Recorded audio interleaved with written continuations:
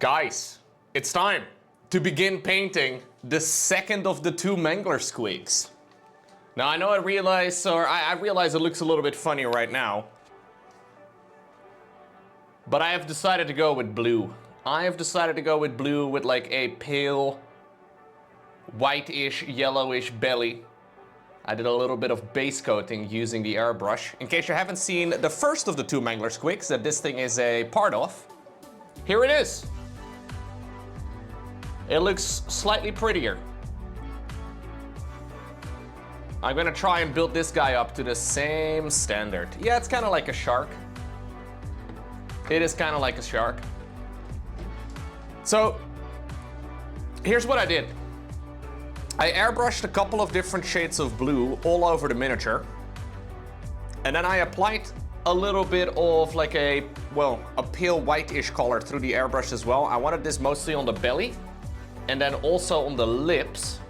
So I used the good old airbrush for that. And then I realized, if you look very carefully, I don't know if you can see that, but there is a tongue inside of this thing's mouth. Now this felt a little bit morbid, but basically when I was done, I like jammed my airbrush in between his teeth, and then I pulled.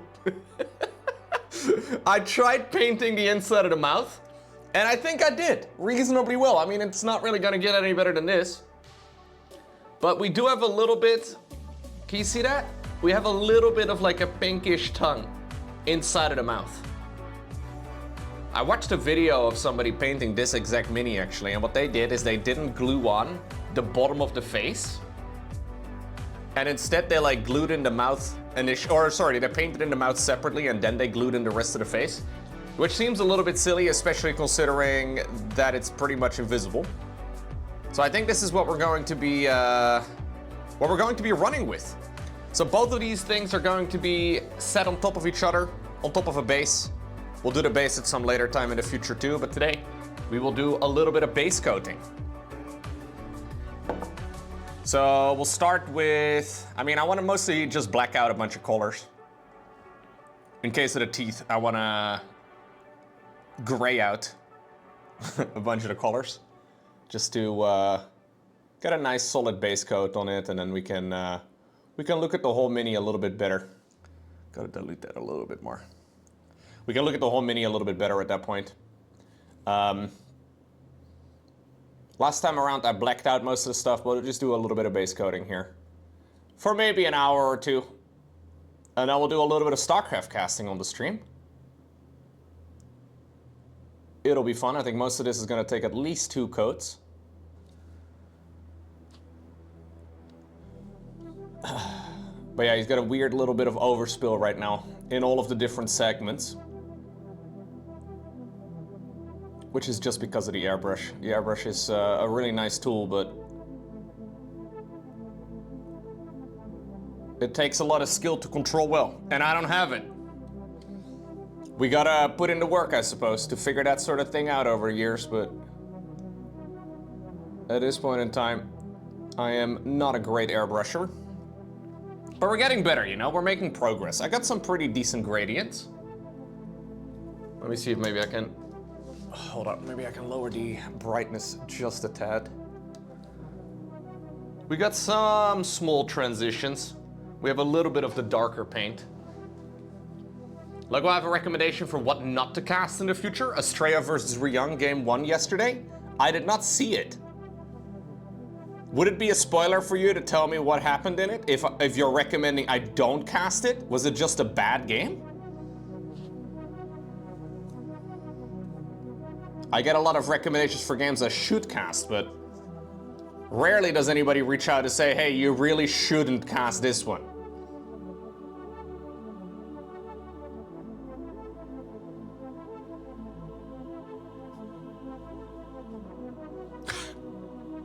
Estrella had Ryung beaten by minute 10, but played with his food for 30 more minutes. Nice.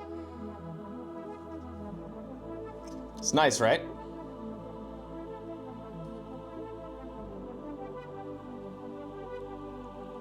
Could be a few things. Could be a misread. Could also be commentators kind of leading it on a little bit too much. I mean, it's a perfectly legitimate playstyle, right? To not, like, finish a game when you're very far ahead.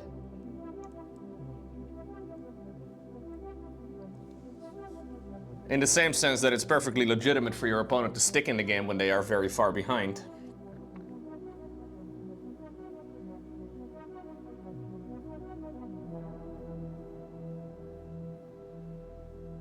I think it's also the task of the commentator at that point to explain what and didn't, or what happens, and how maybe there could be a misunderstanding somewhere. But yeah, the game is hard. And ultimately, I saw that, spoiler alert, Estrella did qualify for the EWC, which is pretty sick.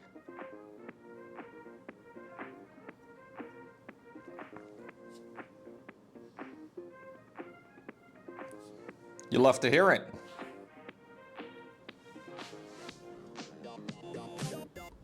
I mean, maybe especially for a game number 1 in a series, you know, when you can really tire your opponent out and frustrate them. Maybe there's an argument to be made we should see players, well, play with their food more frequently. Just because pro gamers are also human, if you can waste a half hour of their time where they're basically just behind the entire time, I mean, it's maybe not even that bad of an idea. Just make them feel like trash going into the rest of the series. Yeah, exactly. Try to make your opponent tilt in game number 1.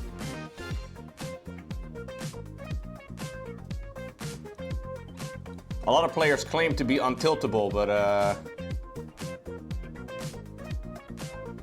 I think we all know that that is not always true.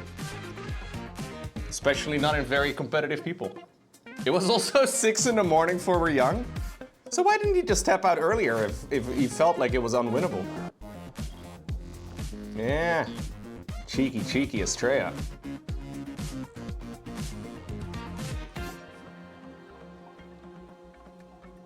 Poor We're Young.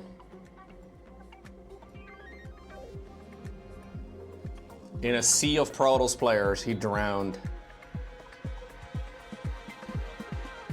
Pretty wild though that Gumio didn't make it. That is the more surprising thing there. Because We're Young is good, but not Gumio levels good.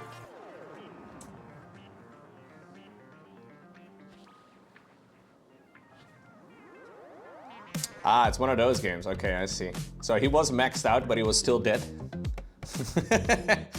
It's like one of those games, I guess, where you can only win if the opponent makes a sequence of 17 mistakes in a row.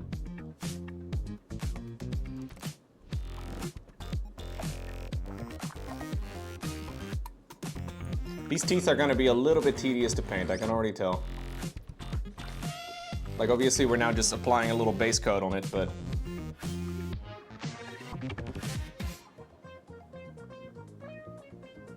I can already tell that this is going to be a bit of a tricky area to get some transitions going. Because some of those teeth are hardly reachable.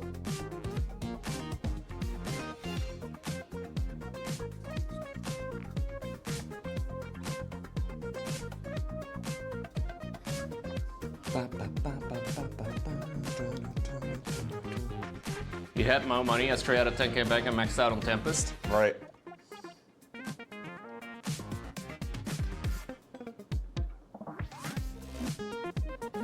Terrans also are a little confused though. They're like, wait, I got Marine Marauder Medevac. How can I lose? I've got 200 supply worth of Marine Marauder Medevac. It's kind of like maxing out on Ling Bane. You're like, but normally this is quite good.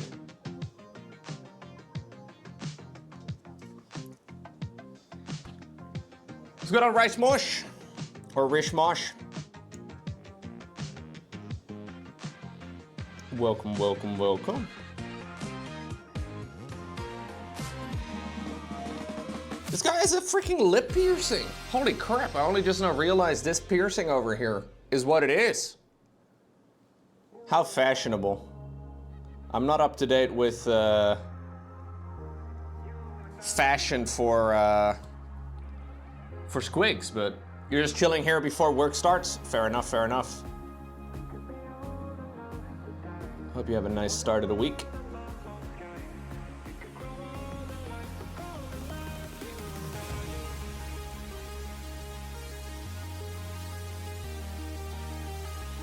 We have a lot of people that are currently quote-unquote working from home. No, some people are actually working.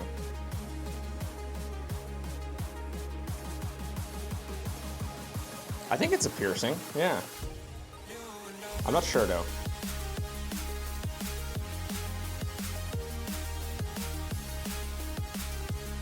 You teach like 3 lessons today online, so it's not that bad? Oh shit, okay. You may have mentioned this before, but what do you teach? We have quite a few teachers in the chat, I feel like, these days.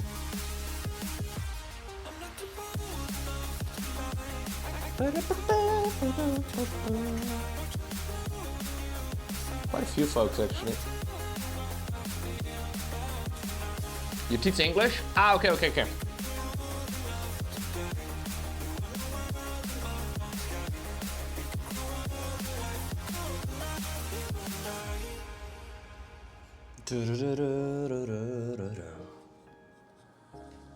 Imagine teaching maths? Ugh.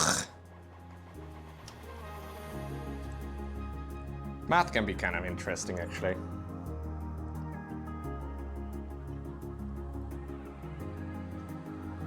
I know it's kind of universal for people to hate on math, but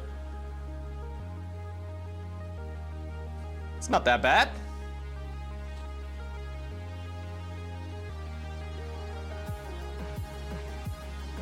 I mean, I suck at it personally, but still. I can see why some people might enjoy it. Much in the same way that I understand some people enjoy playing League of Legends. I mean, I don't really get it, but... Yeah, you probably enjoy playing League of Legends too, don't you, Invisi?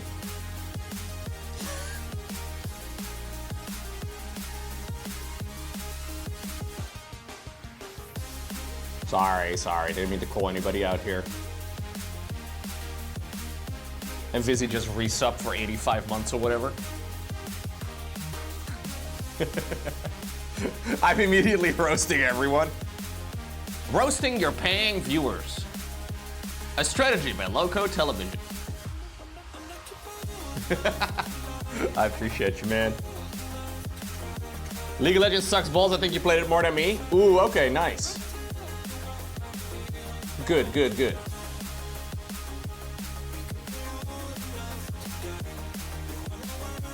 How have your streams been going, Invisi? You've been streaming a little bit, right? Maybe more than a little bit, but I've seen you live a few times. I've lurked in your chat a little bit. You did play League with a friend, it wasn't too bad, just very toxic. Yeah, fair enough.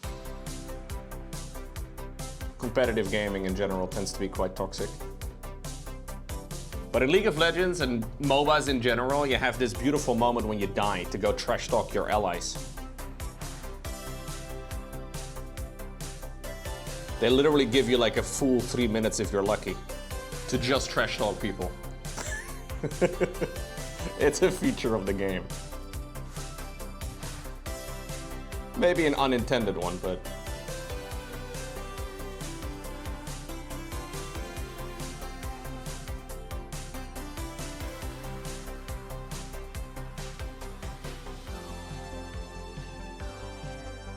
You didn't last week, you were waiting for emotes, but got bored, so decided Saturday as a new ARC map came out. I was going to today, but you saw you and wanted to watch my stream? Yo, good choice, good choice. You're still playing World of Warcraft? Ooh. At least you can still blame your team. In Starcraft 2, you have to blame the enemy race. Yeah. Taking responsibility for actions is tough as a gamer. I judge myself based on my intentions, you know? And my allies based on their actions. It's entirely different.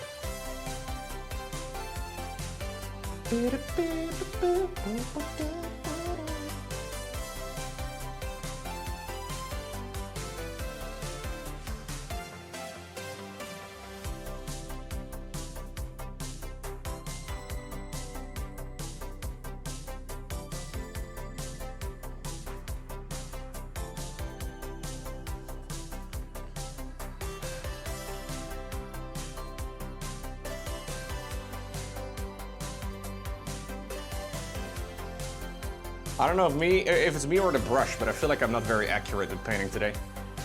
Feels like everything is a little, I don't know. It's probably me. I tricked you into subbing? Wait, who did? Me? Or Invisi?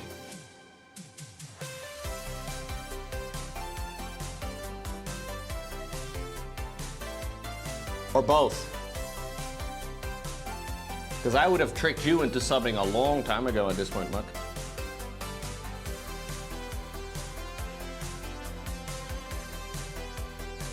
You do for 5.5 hours and you feel drained? Yeah.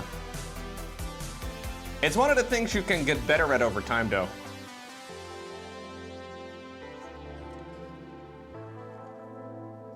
Streaming is not so much physically draining, but mentally can be a little bit tiring for sure.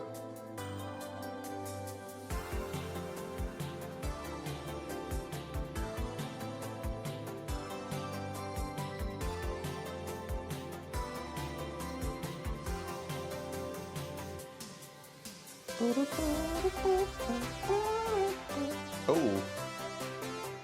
Bro is not particularly secure. That doesn't help the stability of painting. Hold up. I think I'm actually gonna make these things a little shorter. Hold up, chat. You did a tier 1 loco sellout and it worked? Very nice.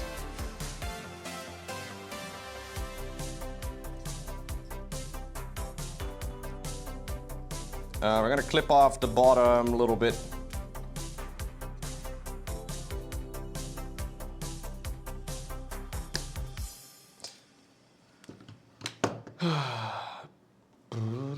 My genius plan is buying 15 starter brushes for 15 euros and throwing them out when they start to go bad. Okay, for the next brush you buy, Mr. Shine, pay 15 euro for one brush. You'll have a great comparison.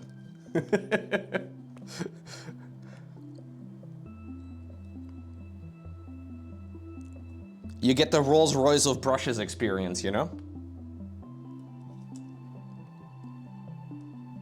It's like, yeah, the nice car is nice, but also the really nice car is also really nice. And now I really want that. Nice brushes do make a big difference, actually.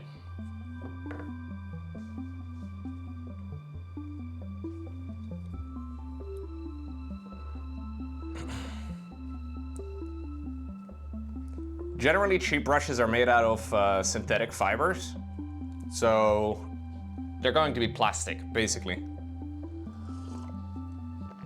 Which is fine for some things. And usually, they're gonna be good for like the first usage, but they don't keep a point for very long.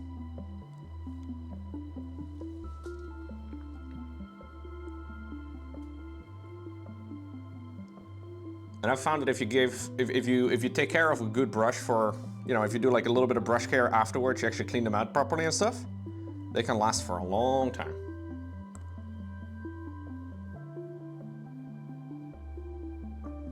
Like this brush I've been using here, I used this for the entirety of the other mini, basically. This one is about 1.5 years old. I paid about, I think, 11 euro for this one. Which is pretty good. I don't think that's too bad. It's a great brush.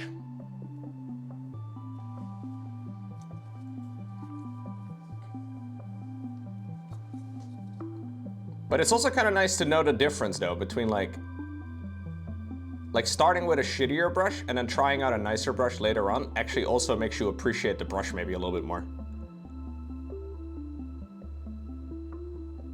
In a weird way.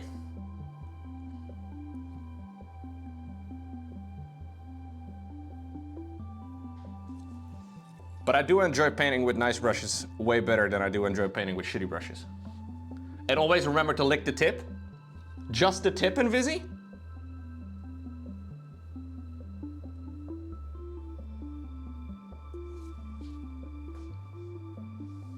You got the Fosterling some crappy razors for the same reason? These are called razor bumps, son.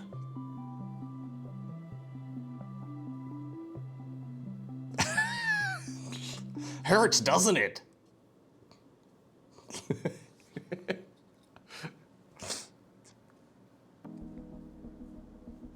It is true, though. It's hard to appreciate the nicer stuff if you've never tried the shittier stuff, I guess.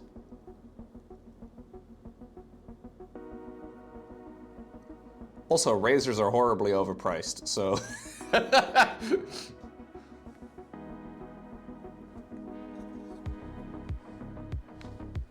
Yeah.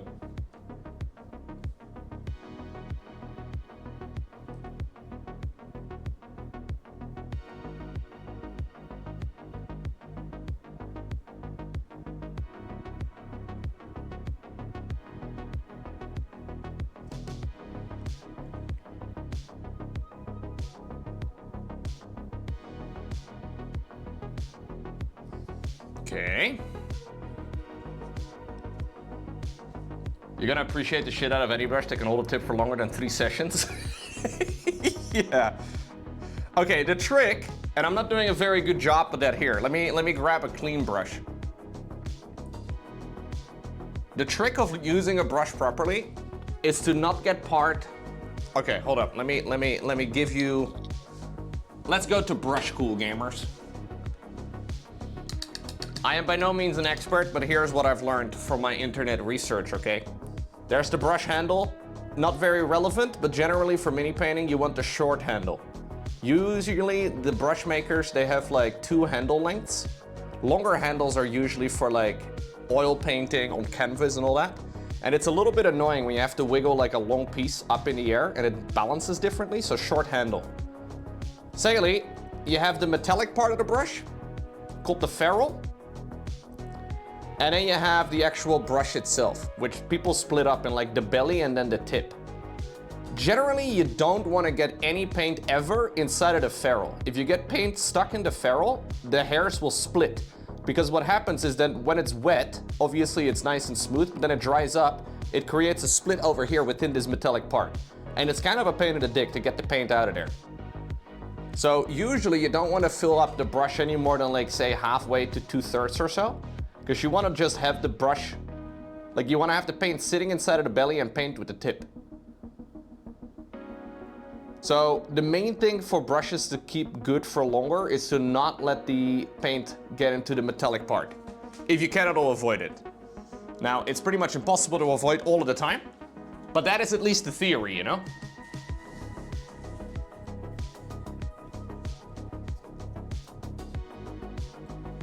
So this is the brush I'm using today. I'm trying to make sure that we don't fill it up all the way.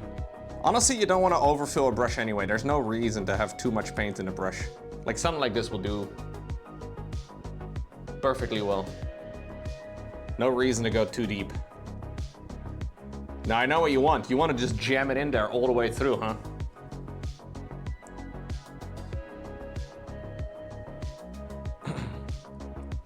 Don't do that.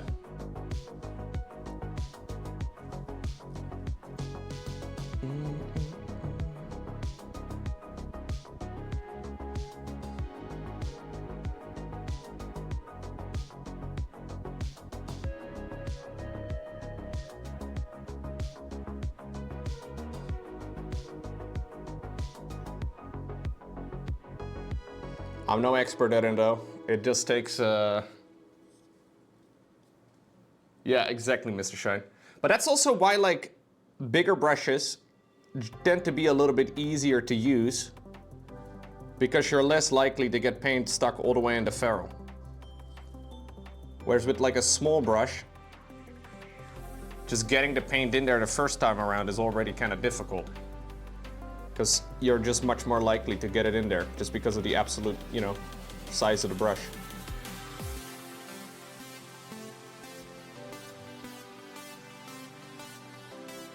Thank you for listening to my TED Talk.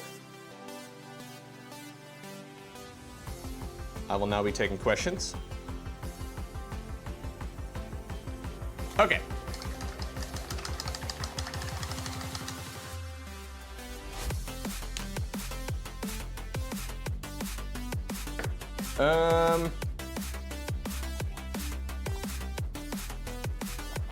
What about the horn on his head? Do we do the horn on his head in the same way? I think we do, actually. Bro's got a giant horn. It's definitely not gonna be blue. I think we'll paint these around the same time as I do the teeth.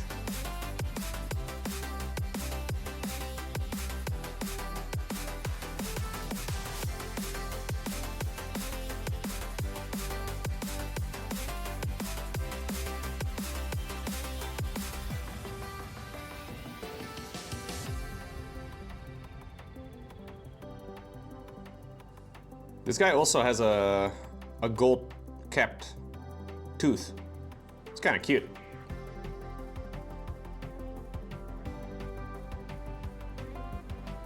At least I'm gonna make it gold, just like the other one.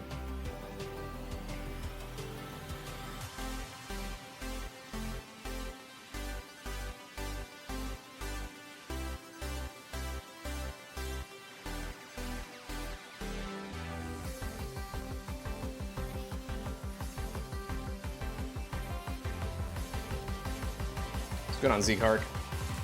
You're May, yeah? Wait, was I supposed to point fingers at you and say it's your turn?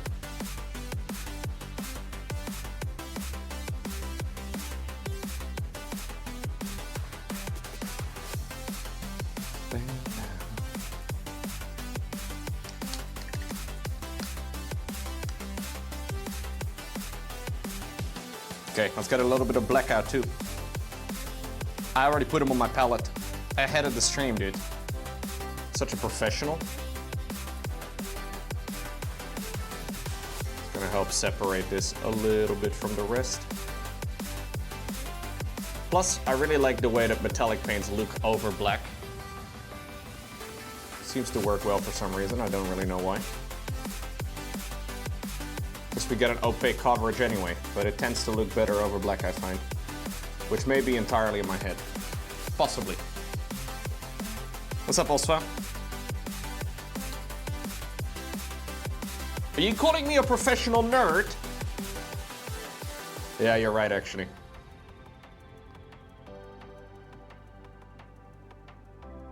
Basically, what I've done, Osva, is I have tricked people into subscribing and effectively paying money for content they could have watched for free. Shh. Don't tell them. Don't. Let them know. They might unsubscribe. Yeah. They basically pay money. They could have done it for free. Cool, right?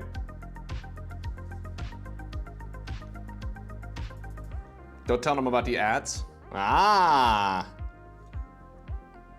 Dang, I thought you were subscribing to support me, Weebuck. But it's just for the ads, huh? Bullied by the advertisements. Dang.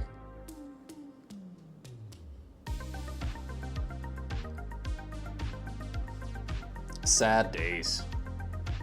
Oh, you too, Zeke? Ay, ay, ay.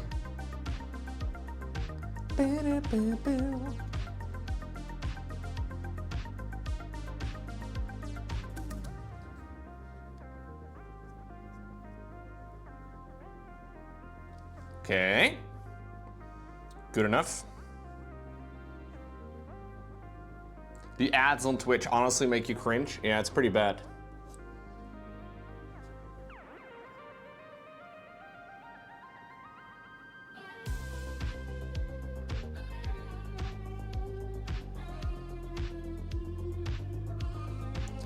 The Dutch ads are all for joining the armed forces. Whenever I watch anything on Twitch and I see an ad, it is always about the Dutch military.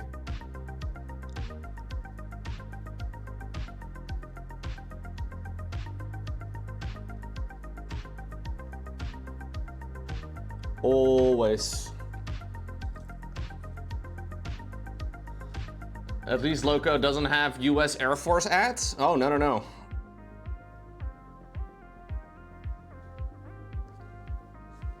Basically, we've like tripled our budget for the military, and it turns out tripling the budget alone doesn't do much. Turns out you need people as well. And everybody's like, eh. I don't know about that, dude.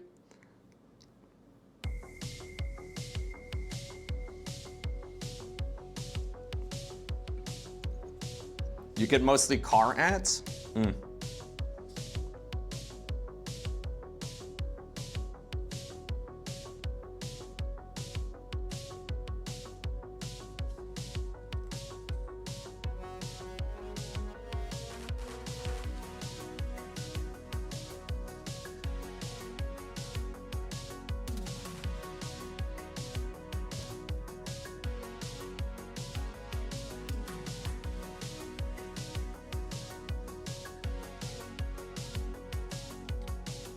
Oh no, I'm not gonna join the military, dude. I'm good, I'm good. Wasn't planning on it, Snowy.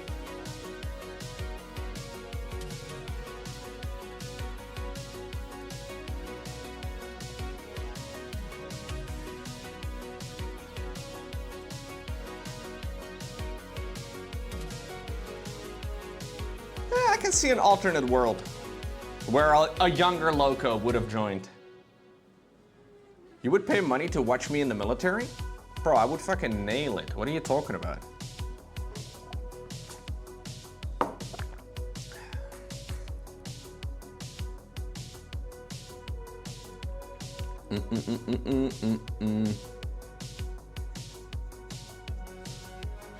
No, I think there is an alternate world out there where I would, but...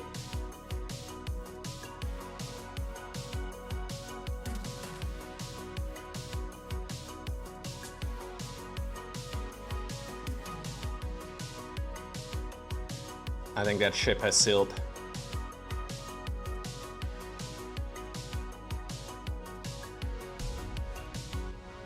There's a little tiny skull on the base. Huh.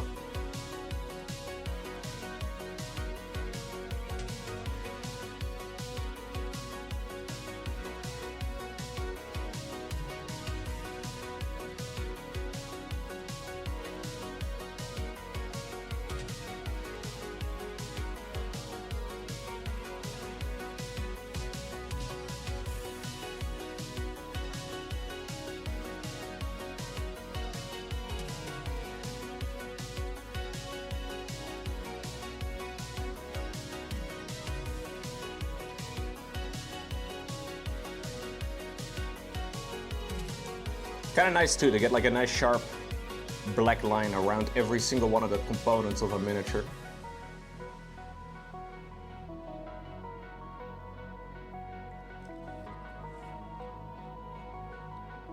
Yo, what's going on, Echo? Yeah, we decided to go with a blue. An icy blue.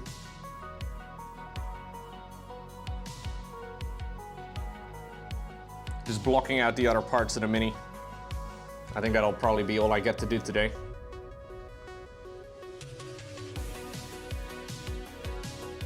Because it's gonna take a little bit.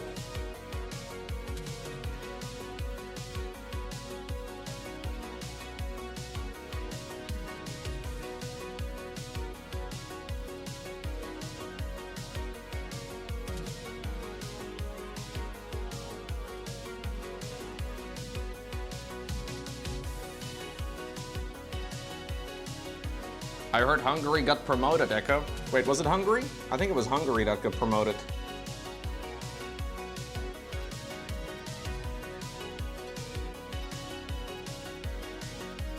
To like poorest country in the European Union. There was like a recent article that Bulgaria and Romania had overtaken.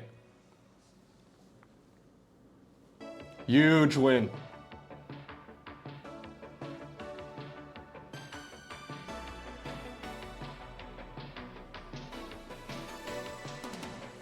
We really showed. Yeah, it kind of sucks, huh? Big win. 5 gifts to celebrate.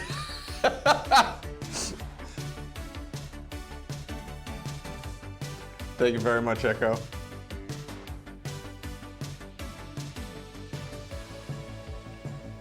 Echo Stu is watching this in an ivory tower in Hungary, dude.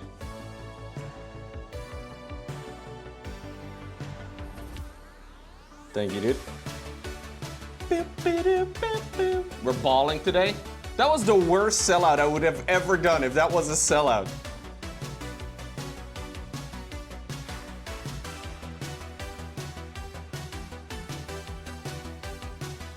You're at the office looking to do an unpaid overtime again? Ay, ay, ay, ay, ay. Getting bullied at work.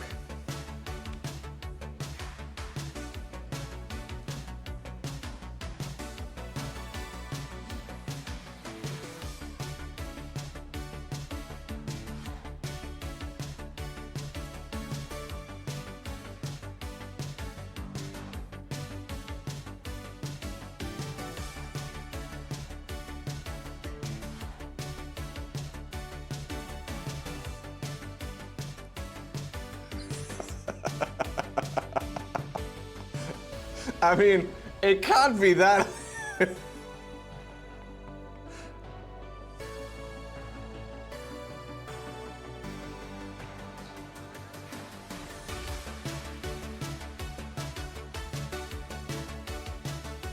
Maybe the strategy is to reduce the general economy, so therefore Twitch is gonna have to reprice the amount of money a gift sub costs, you know? Because this seems to be related to like a country's average GDP. Which would be kind of a long play, I'm not gonna lie, but would make a lot of sense. Yeah, this, before you know it, we're gonna get half a euro subs.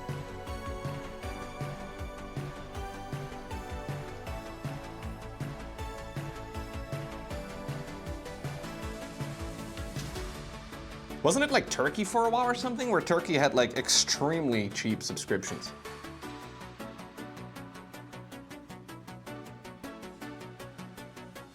Ever since they introduced the localized pricing. I don't know if it like ever updates either. No idea.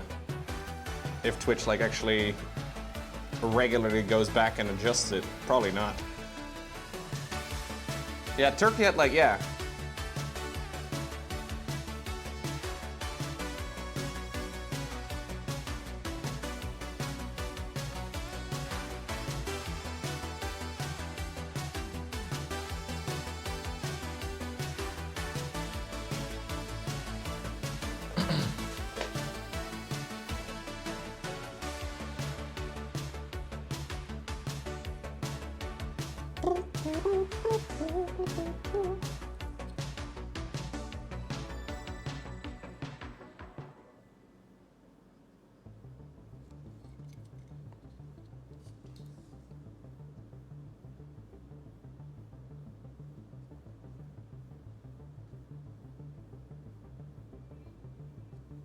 Good enough.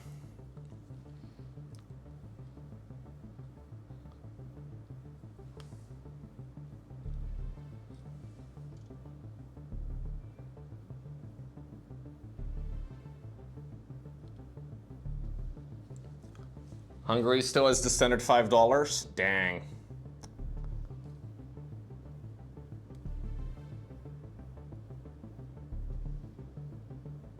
Hungarian government needs to try a little harder. Keep it rolling, man.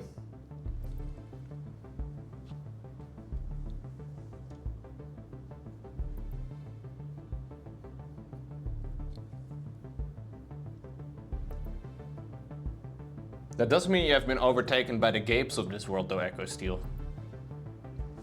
Oh wait, you're from Hungary too, Mr. Shine. I forgot about that, actually. I think you may have mentioned it before.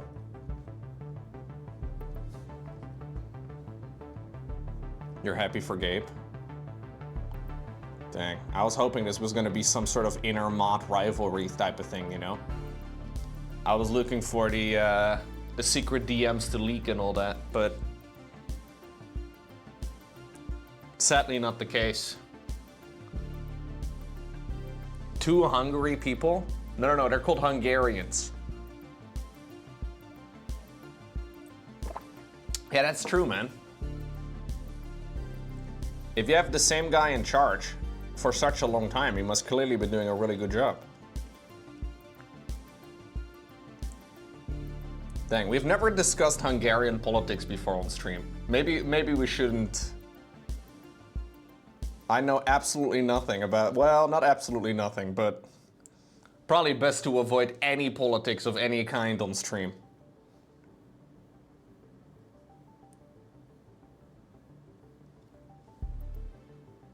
What's good on Eddie? Eddie, save us. We're on the brink of Hungarian politics. Quick, introduce a new subject.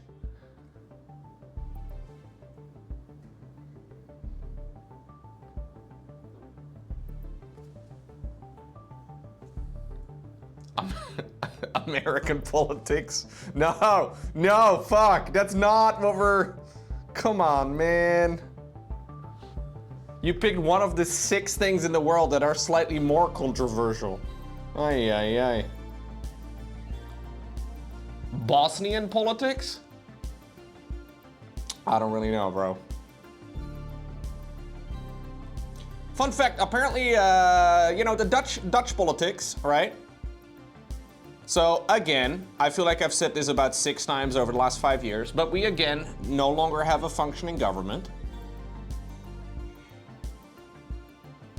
They once more had a bit of a falling out with one another, and again we're gonna have general elections coming up, which this time around takes place on my birthday!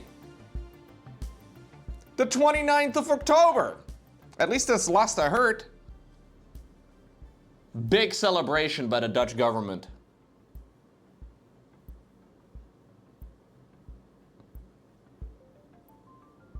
Yeah, over the last decade or so in Dutch politics, we basically had a cycle of general elections that are supposed to last for 4 years, right? Like the entire setup is supposed to last for 4 years before we have elections again. Happy birthday, Loco. Thank you, Imba. But then we never actually make it to the 4-year mark because they all hate each other before the end of the whole thing is up. And then we have elections again, and it's the same people that are in charge again that are still not getting along. It's a brilliant cycle, really.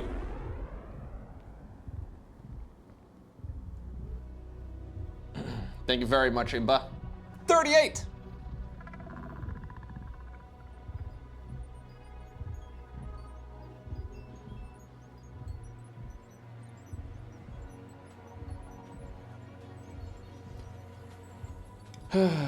So now we're back in the moment, you know, where politicians in the Netherlands are making promises again, and they're like, yo, this time around it'll be different, and, you know, now we're gonna do this and this and this, and then vote for us, and then, you know, they get in power, and very little happens.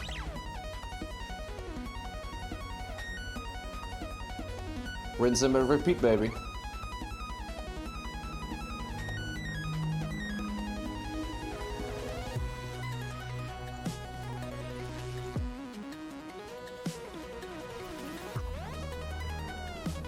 Yeah, it's pretty clever.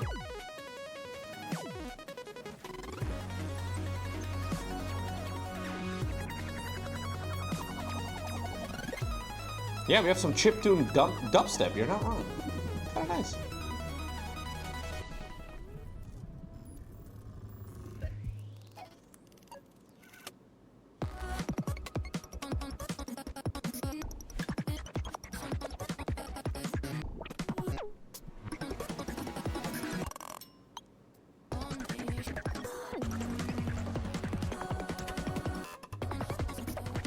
Oh.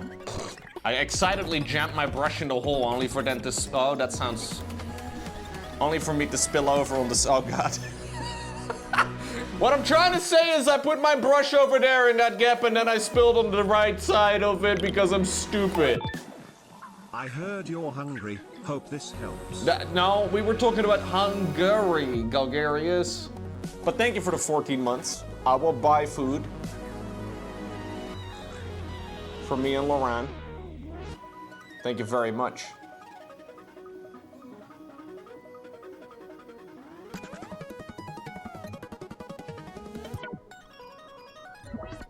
I'm just kidding, it's Lauren usually doing the grocery shopping.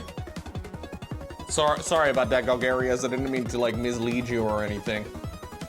She's usually the one spending the money. Does that count? I guess it works. I guess it works.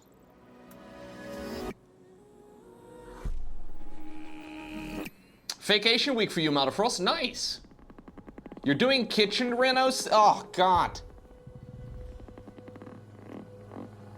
That's the best thing, man. Finally a week off. Let's do kitchen renovations.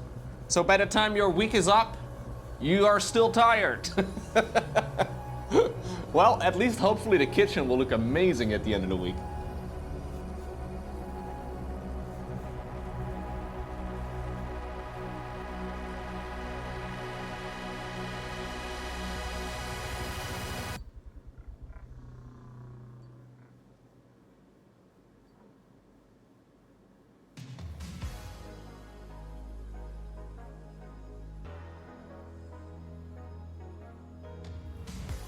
There's always something to improve on, huh?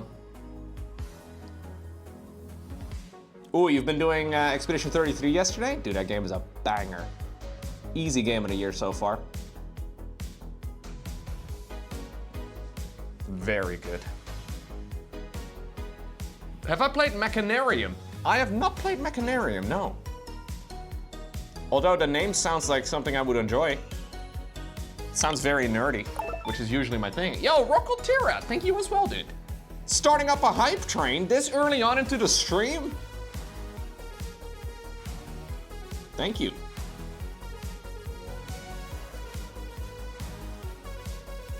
Thank you very much. I don't feel like there's been many great games this year. Oh, it's very, dude, there have been a couple of good games this year so far. Most notably, Expedition 33 is very good. So Claire Obscure Expedition 33. I think if you're into strategy games of any kind, or into adventure games of any kind, it's very good. Although it does certainly, it is a very mature game, if that makes any sense. Like, it's not a game, like it carries emotional load, if that makes sense. You know, like it's not like a sit back and relax. Oh, you can sit back and relax and play too, but it is a pretty heavy game, which I really like. I feel like for years, for decades even, we've had very predictable storytelling in games. And over the last few years, it's really been much more of a focus, it seems. And I love that games like, for example, Expedition 33 are becoming more and more popular. It's kind of like reading a really good book, but then in video game format, if that makes sense. Which I really appreciate. Now, I know some people just want to sit down and play Call of Duty and gun stuff down and all that, which is fair. But I'm glad that there is a market out there for, like, you know, a heavier game. I think Expedition 33 does that really well. If you're more into puzzle games, another game that recently came out is called Blueprints.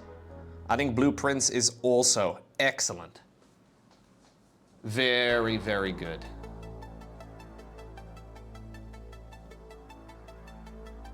You would love to see a paperback Expedition 33 book? Yeah, easy. Easy. I don't know about a movie, but I mean, yeah. Hello, everyone. Hello. What's going on, Bladicius?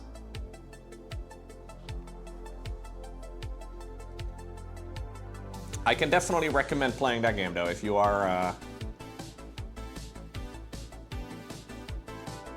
As far as AAA releases go, I'm trying to think what, like, the biggest release of the year is so far.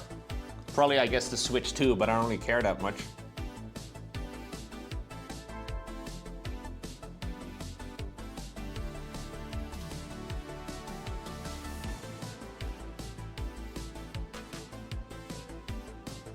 What even is the biggest AAA release so far this year? I'm trying to think.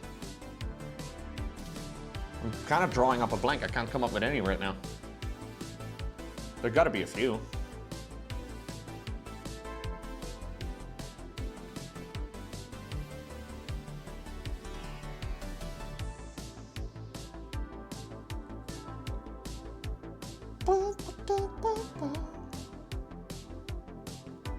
I own the game, actually, Mr. Shine. I just haven't played it.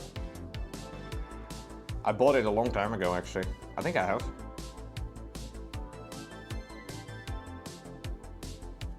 You're not the only one that has recommended Pyre to me. I haven't yet played it. I feel like the story of Expedition 33 is going to be difficult to put in a single movie.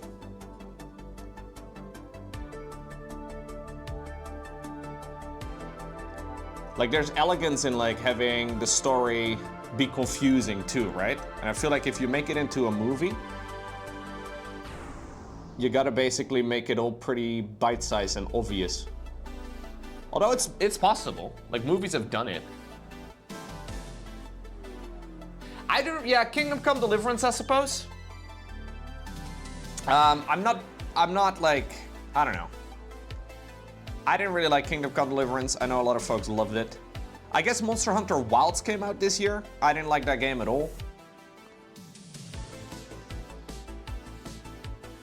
But I know a lot of people did. I actually looked at the Steam review of that this morning. Monster Hunter World apparently is now overwhelmingly negative. Yikes. Now, Steam reviews always have to be taken with a grain of salt, but that is the worst rating you can have. I didn't like playing it at all. And everybody was like, Loco, you're crazy, this game is amazing. I was like, I don't know, dude. So I feel a little vindicated. Thank you, Cardigan. This is the second of 2 Pokemon. I have finished the other one. You're catching me at the very beginning of this one, though. Give it about another 20 hours in the oven and it will look nice. Oh, Split Fiction. Split Fiction. Oh yeah, dude, you know what? Split Fiction and Expedition 33, I mean, I didn't really like the story of Split Fiction as much, but as far as gameplay goes, it was excellent. Highly recommend Split Fiction as well, though.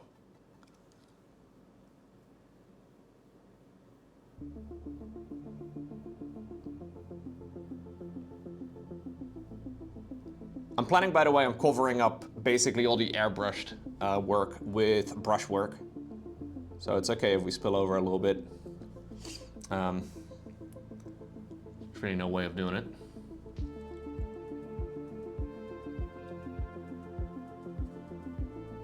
Yeah, you do need friends for that game. I hired Rushy to pretend to be my friend for several streams. So we played that game together. I was like, Rushy, please? I already bought it. All you need is the friends pass. He's like, okay. Yeah, a lot of people played Doom. Doom also did come out this year. Dude, I kind of feel like I'm becoming more and more of a gaming diva. I feel like for like, I don't know, 2 out of 3 games that release, I'm just not interested. Or not much interested. It's not that I don't like Doom much, but it's just, I don't know. After playing too many video games for too many years, it feels like I have a more delicate palate. No, it's just, I don't know, man. It's probably really fun, but I don't.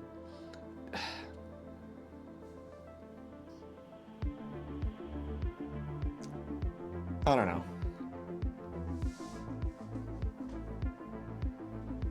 What's going on, Lena? You have become old, Loco? That's what it is? I don't know if it's because I've become old. It's just that I've played a lot of video games. And I kind of know what games I will enjoy.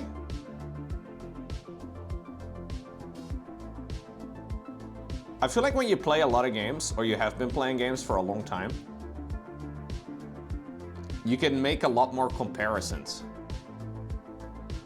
Like, I just don't find myself getting excited for another Assassin's Creed release. You know what I mean? Like, I just look at the Assassin's Creed releases, I'm like, yeah, okay, sure. Maybe it'll be really good. I'm happy to give it a try. If it turns out to be really good, I'm happy to play, but I don't really find myself anticipating the release, if that makes sense.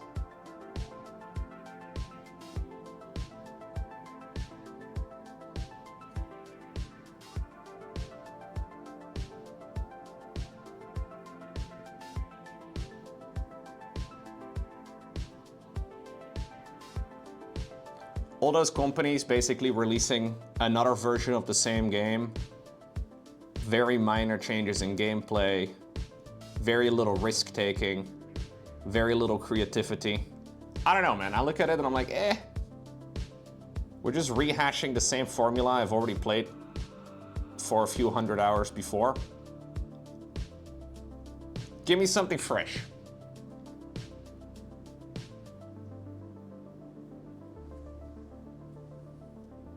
Yeah, I haven't played Night Rain. I'm sure it's really good. But Night Rain is like, in my mind, like the first From Software game where they've kind of just like, they're kind of like cashing in a little bit on the success of, it's their right, they can do whatever they like. But they've basically just rehashed most of the release of Elden Ring and just, you know, basically sell 90% of the same game a second time around, which is okay. Like, you can do whatever you like, it's just...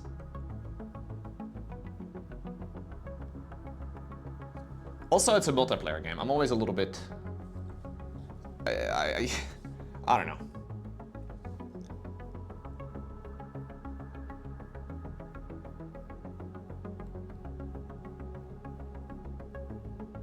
I've become a gaming diva, apparently. I don't know, chat. But it's also true that there's like just so many games that you can choose to play. Like the competition is massive, you know what I mean? So it's not like there's nothing else to play. There's always more games to play. I have a long list of games I have not played before that I know are gonna be really good. So why would I play the 69th edition of you know, whatever random franchise that's been going for 2 decades?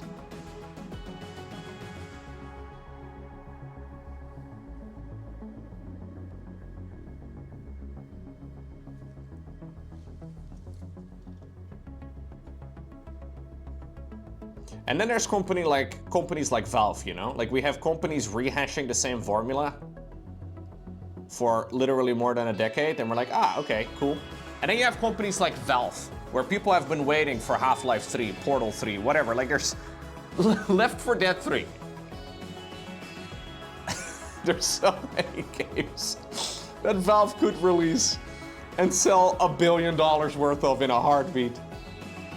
Imagine owning the Portal franchise or the Half-Life franchise and being like, whatever. Actually insane, dude.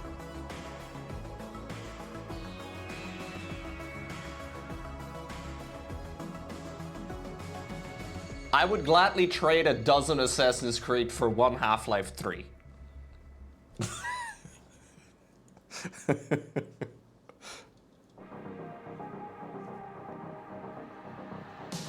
Yeah, imagine sitting on the Starcraft franchise and not using that either. That sounds insane.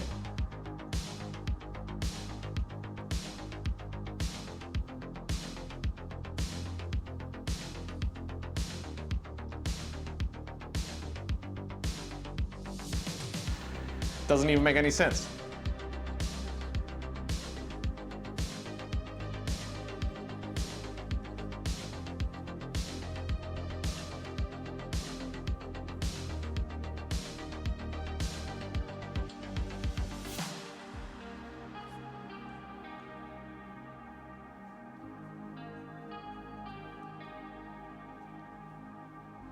Now, I've said this many times over the last few years in particular, but indie game releases are generally more interesting these days to me.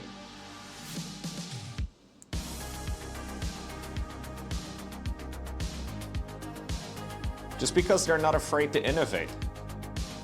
It's harder, obviously much harder to innovate when you have a large company, but...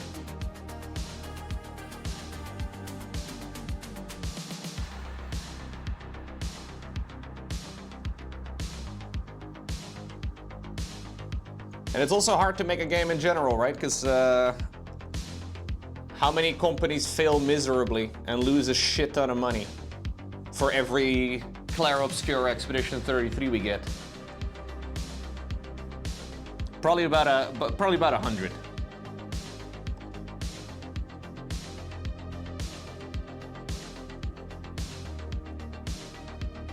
Which is exactly why a lot of the bigger companies are like, innovation, don't care.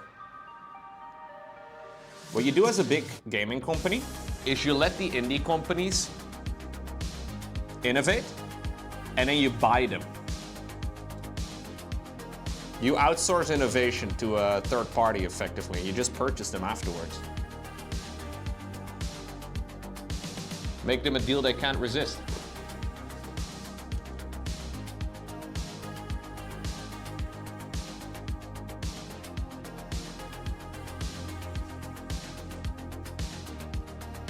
Yoink! Yeah.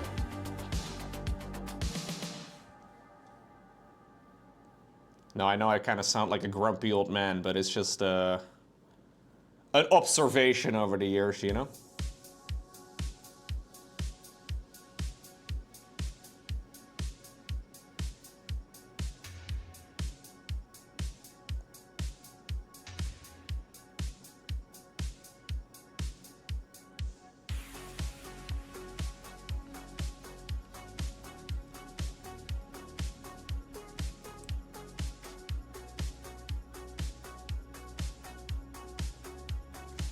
Yeah, so I haven't played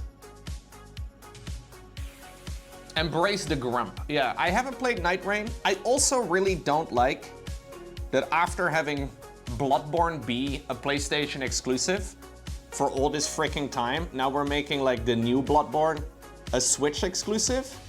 It's like, come the fuck on, man. Like, what are we doing?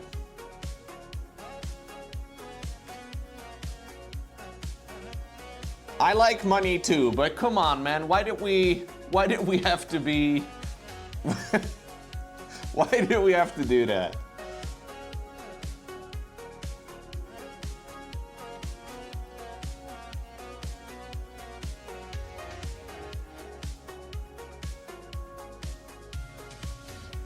Am I really gonna buy a Switch 2 just to play one game? No.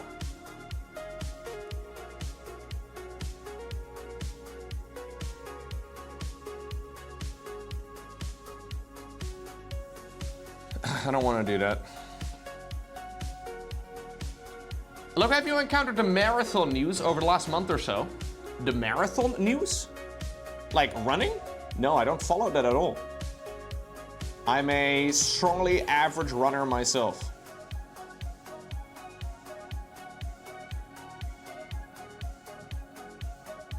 Oh, the game marathon.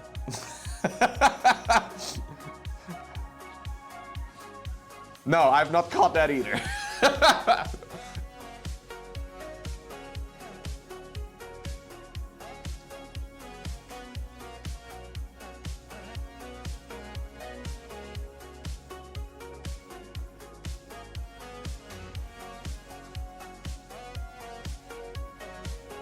I think we're gonna retire this brush after today's painting session, chat. It's gonna go from the rack into the drawer, which is a obvious downgrade if you're a brush in Loco's arsenal. But this brush is a little splitty, and it no longer deserves the prime spot, I think. Sad days. It's okay for base coating like this, but the hairs keep wanting to go other ways.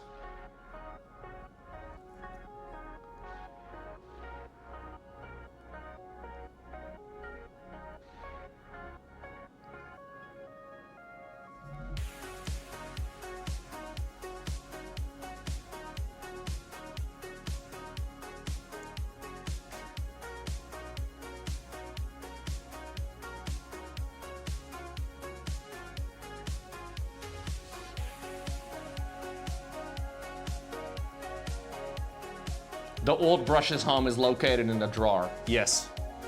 That's where the somewhat shitty but still usable brushes live.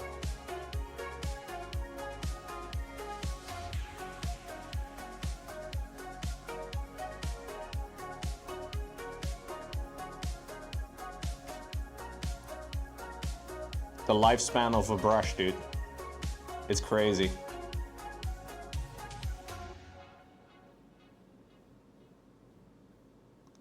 Now, brushes are always still useful. They just become slightly less useful over time.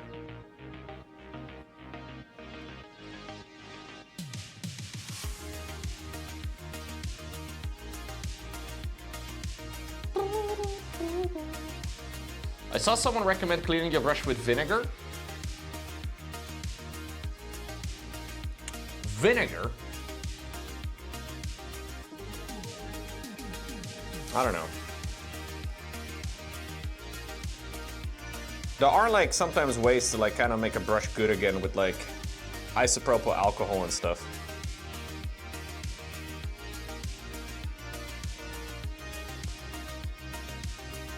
But for obvious reasons, it's not ideal to be hanging brushes into a near 100% alcohol solution, right? Because like it's mostly animal hair. Like at least good brushes generally are animal hair. And I don't know what would happen if I were to use, I don't know, if I hang my own hair into 99% alcohol, it's probably not good for my hair either, right? Like even though it would be super duper clean,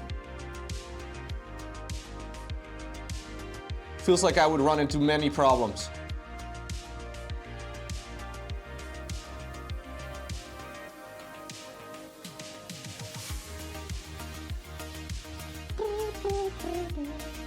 What's going on, Tim?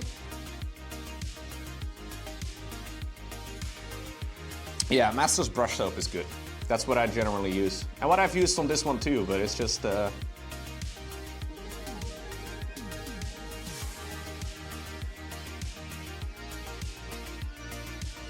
it's just not sharp.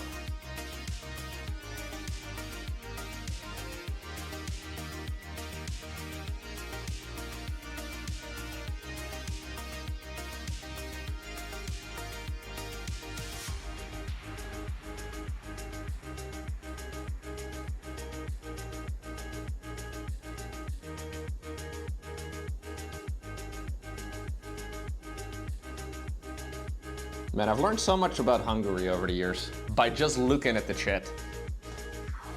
Incredible. I've learned that mental health issues get resolved by Palinka, which still cracks me up. Not a good bit of advice, by the way, don't do that. Maybe, okay. What's going on, Nolan?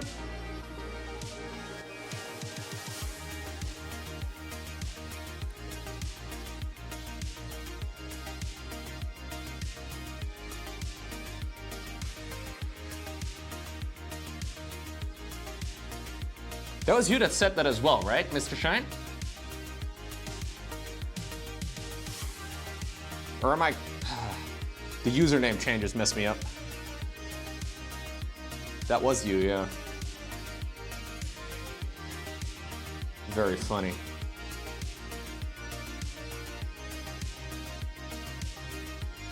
Therapy? We're Hungarian. Just get drunk. It's like, no, bro. That is such terrible advice. Yeah, no, that's so funny.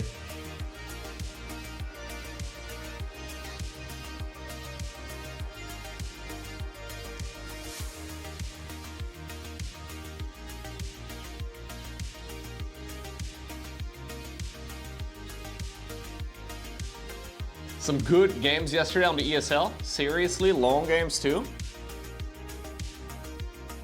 I just heard of the Ryang versus Estrella game of match number 1. I didn't really get to see a lot of it. I watched a tiny bit of it live, but I wonder if I can get the replays for those games.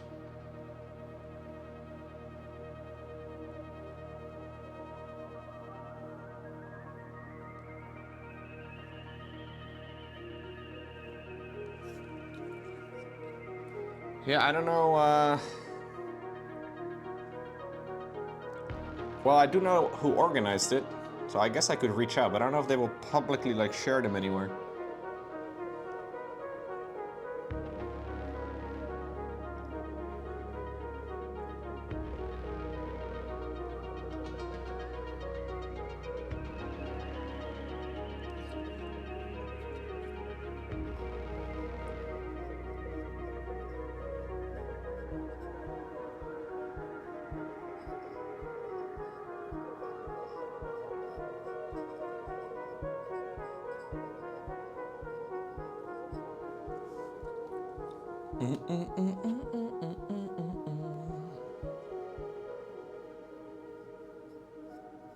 Yeah, I'm very happy to see Lembo doing well. I haven't seen the games that he played. Like, I saw a little tiny bit, but...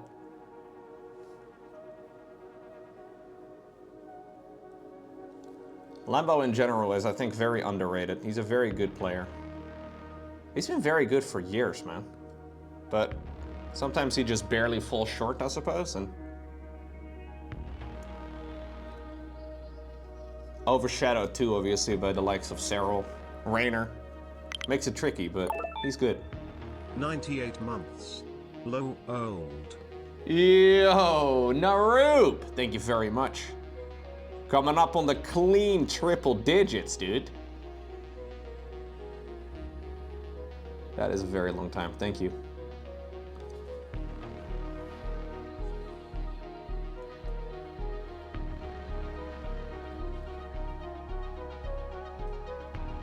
Lembo was playing better than I've seen ever before. He was on a roll. That's awesome. Yeah, so they call him the Professor. Lembo is, for a lot of the normal strategies that we see these days, the man that came up with the stuff. And then we have players like Cyril that are like, ooh, yoink, thank you very much. I'll just do the same thing, but ever so slightly better.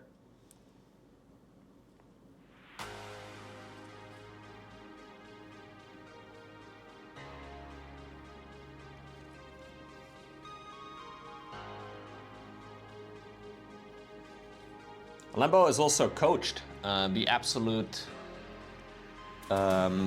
best players in the world, which is pretty cool as well. Like, not just with practice, but also at tournaments. So I know players like Raynor have hired him to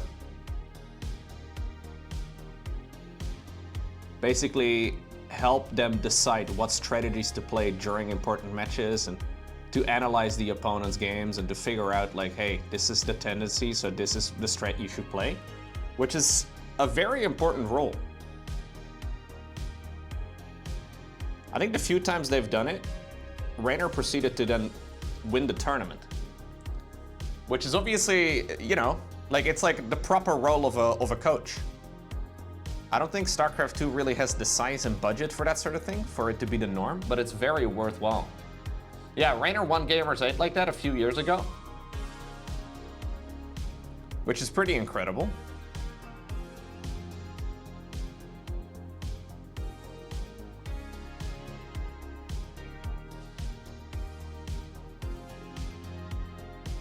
Like, basically having a second set of eyes of a player that is like 99% as good as you to figure out what the opponent's tendencies are and then help you make the decision as to what you should probably play throughout a series is very, very valuable. But there's only so many people that could fulfill that role, you know? And then you also have to be able to be somebody that is actually capable of communicating that information. Because a lot of pro gamers just kind of play on a hunch. Like, this is good because it's good. It's like, all right, that's that's not very useful, but it's good on deck now. Yeah, we're doing red and blue, although like an icy blue.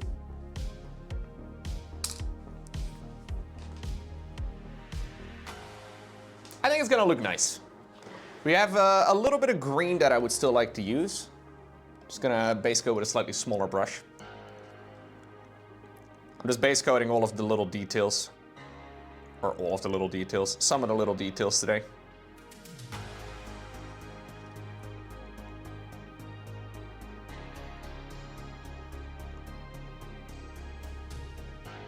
We have to refine all of it, but you just fought against these things in Total War, they're really annoying, yeah. I heard the Mangler Squigs are very annoying to play against. Very fun, though.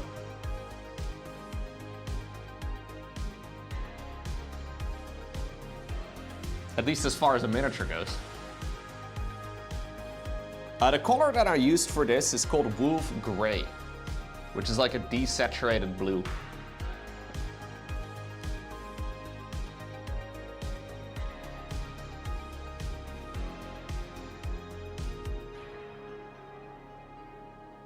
I think the reason it's called Wolf Grey is because it's probably meant to be used with space wolves.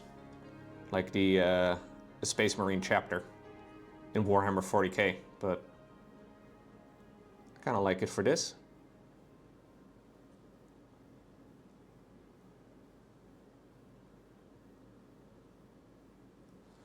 We'll get to painting all of that skin later. It's named after the furries? Dude, they're releasing some new ones next week, I think. I think they're going up for pre-order next week. Some of the new Space Wolf minis are really, really cool.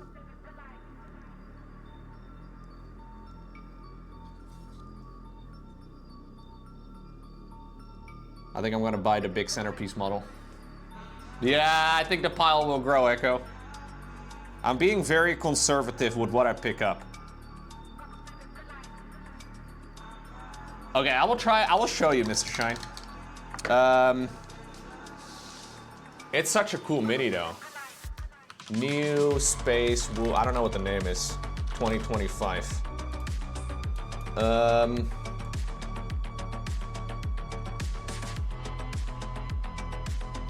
What is the centerpiece model? I can't find it.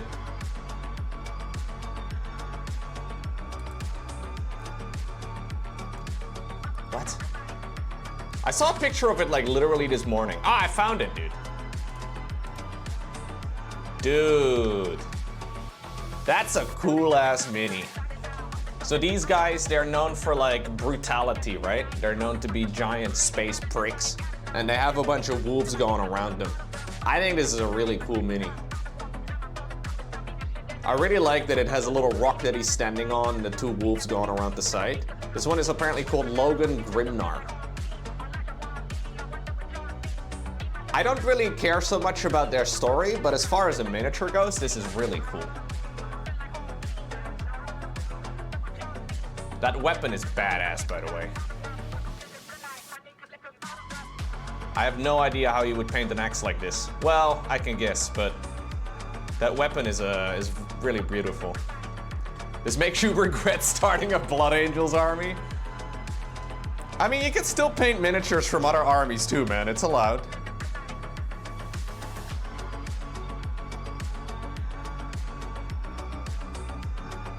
I would paint it perfectly. I don't know about that, Degno, but I'm glad you have faith in me, man. That means a lot.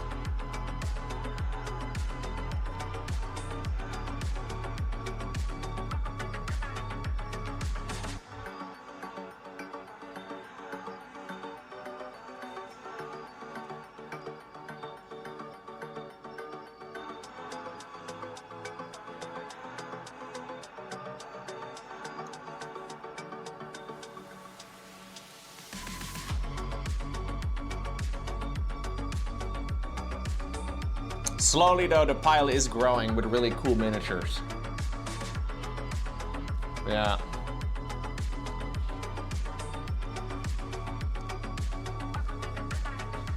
My current rule for buying miniatures is to only buy ones that I think are like a 10 out of 10.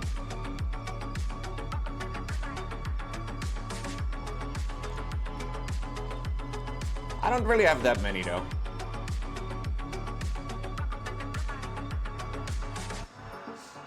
I don't think I have a consumption addiction. There's some folks out there that will buy literally all of the things that Games Workshop releases. Which is like, you know, it's a lot. You're fighting your inner demons not to buy anything until you paint at least half of what you currently have. The thing is, man, if you do buy something, it's delivered tomorrow or like, you know, later this week. It's not like you really need to have it right now anyways. It'll be available, right? Like you can find it.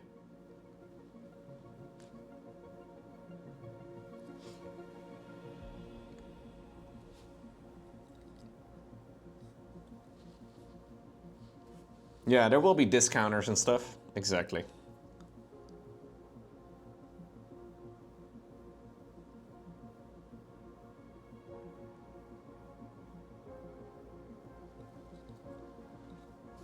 No real reason to,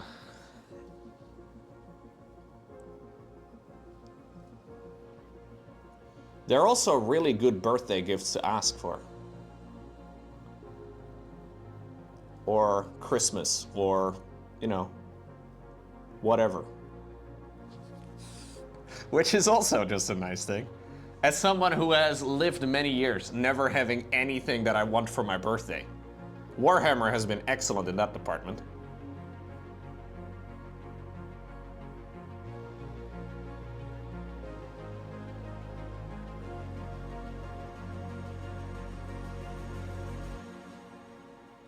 Is that a hint, Loco? I mean, my birthday isn't for a while, man. But just in general, you know?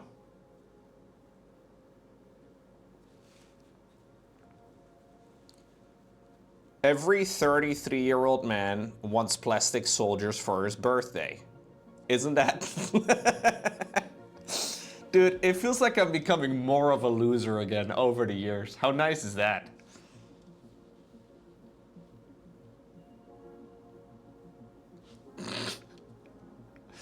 There was a moment where for some time I may have not been a complete... Nope, we're back. Straight back down the gutter again. Oh yeah, the Gamache is this year. Or is it Echo Steel? Cue the Vsauce music.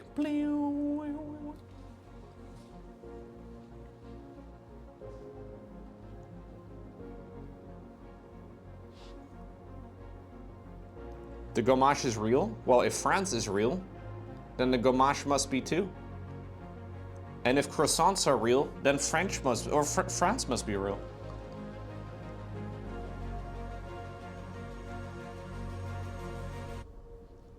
And if Degno is real, then, well, actually, the jury's not yet out on that one.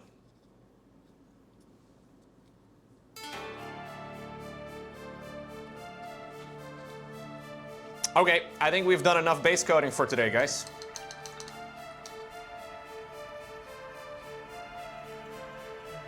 Now there's a little hair over here. I don't know if I can grab it. As long as Luxembourg isn't real? Have you ever heard anybody say, hey, I am from Luxembourg? Have you ever heard that in all your years on the internet, Weebuck?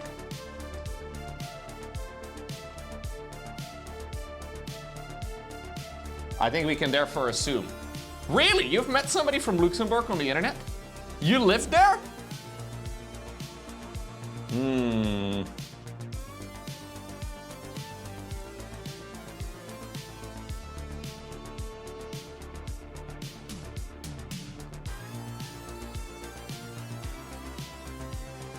As a Dutchman, I have learned that the only reason Luxembourg exists according to Dutch people is because you can get cheap petrol on your way to another location.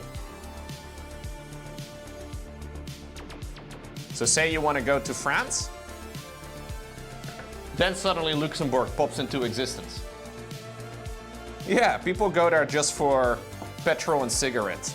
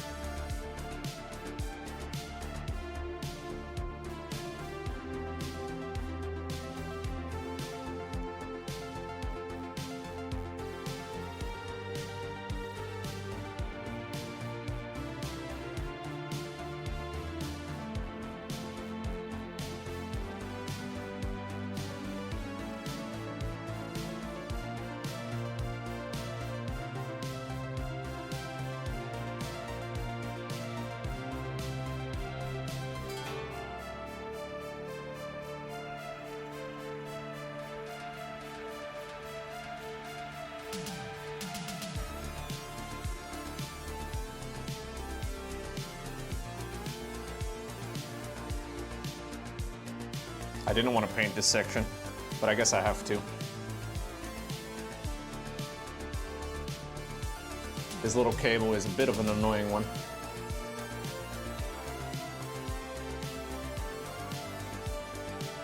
But it will look better on the finished miniature if I do it.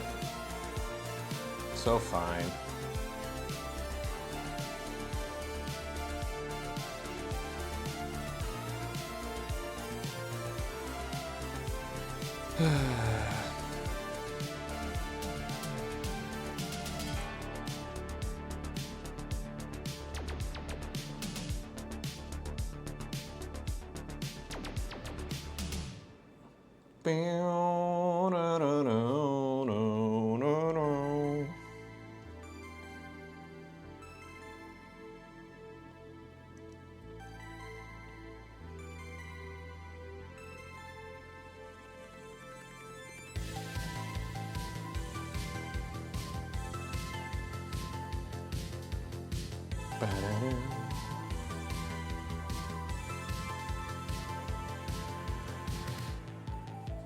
Okay.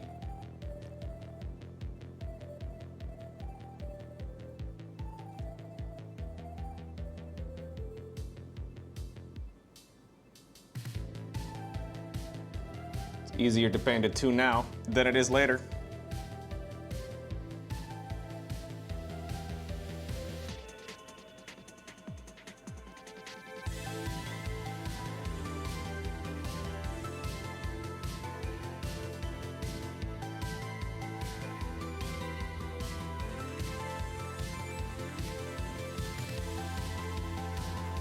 Why does it have to be chains?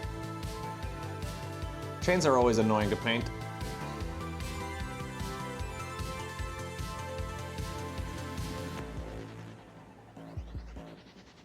The other guy had a leather strap going around his body instead. Well, I guess this guy does too in the back, but I think I'm more of a leather strap kind of guy. This feels like watching rejuvenation surgery for men. That is a very specific thing, Funky.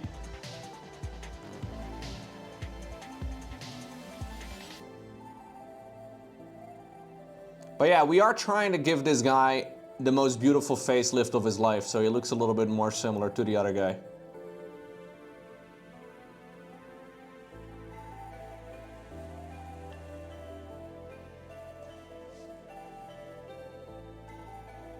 What is rejuvenation therapy?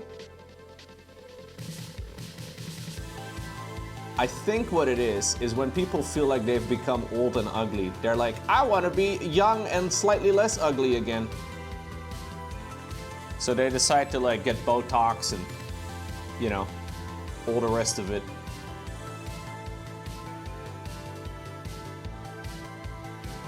Which is okay. Nothing wrong with that.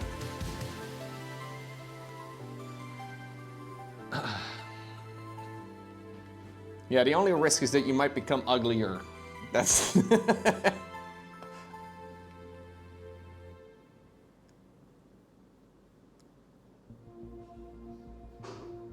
I feel like it's gotta become... It's probably very common these days. It is quite literally a surgery? Oh.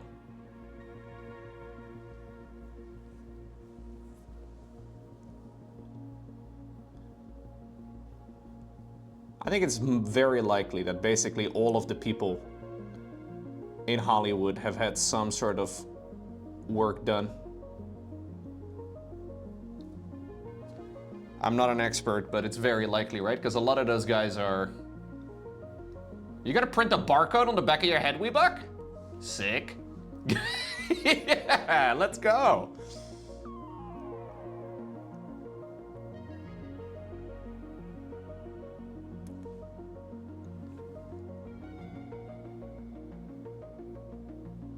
Like, a lot of the big Hollywood actors are like 60 years old now, man.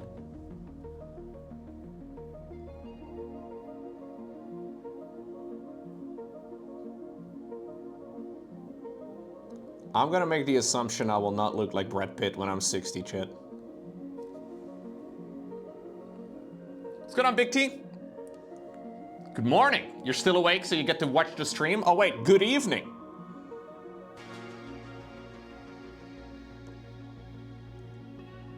I'm gonna be switching to a little bit of Starcraft 2 in a moment.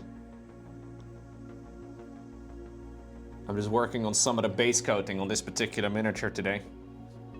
Just so, like, this is like a first step before it kind of feels like we can begin painting, if that makes sense.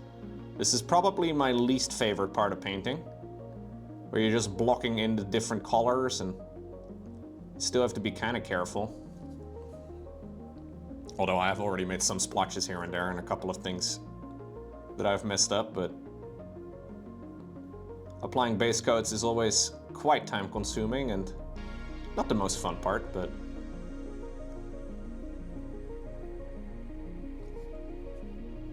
it's gotta be done. It's gotta be done. You wanna look like The Rock when you're in your 50s? Gotta start blasting steroids, my man. I don't know, dude. There might be some other issues you run into at some point because of it. The man's twice your age. Yeah.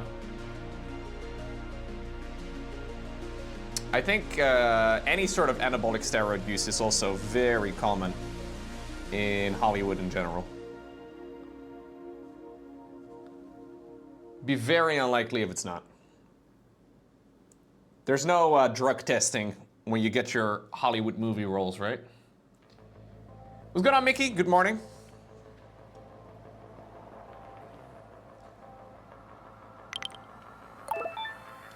Hey, Are Fox. we in the Area 51 now? Lol. Maybe. Do you see any aliens around yourself? If yes, stay quiet. If no, post a kappa. Area 51, yeah. Dangerous, dangerous. Well, he's saying nothing, Chet. Oh!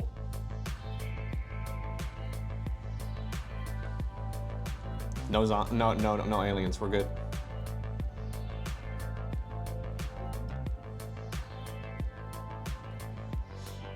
No, I've got nothing against steroid use. It's just, it bothers me whenever there's like very obvious signs that people use performance-enhancing drugs, like a lot of Hollywood actors, and then claim that they're not. That I find very suspicious. That I'd really, it's just disingenuous. It's very clear that some of those guys are most definitely using stuff.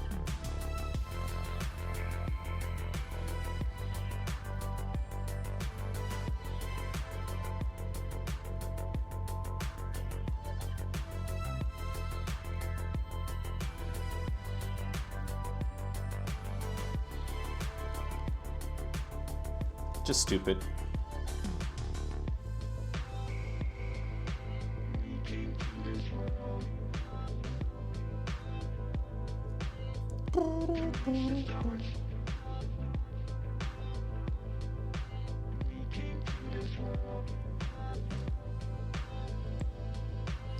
Yeah, exactly, Tim.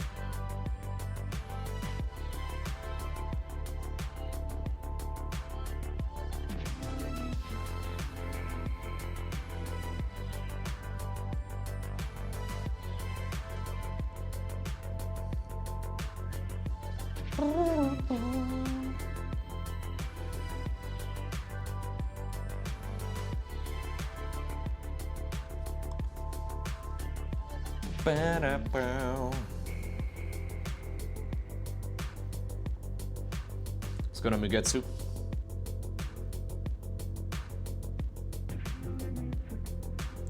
Mugetsu.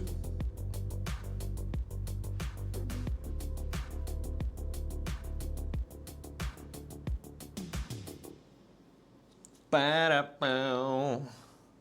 Blitty-blew. Oh. Don't know what this song is, but I like it.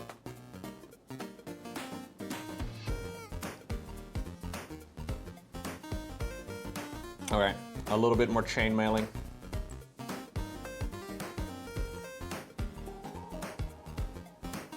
Guys, yesterday me and Laurent went to IKEA. Guess what we bought? Absolutely nothing, we just had food. We just went in for the meatballs. GG. We did make a little tour around some of the parts of the store, but that was about it.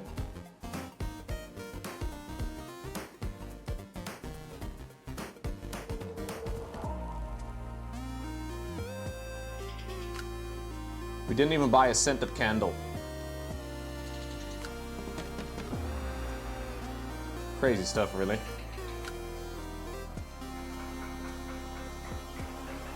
Yeah, we had dinner. You posted a picture of the meatballs, they look pretty good? Yeah. They are good, they are pretty good.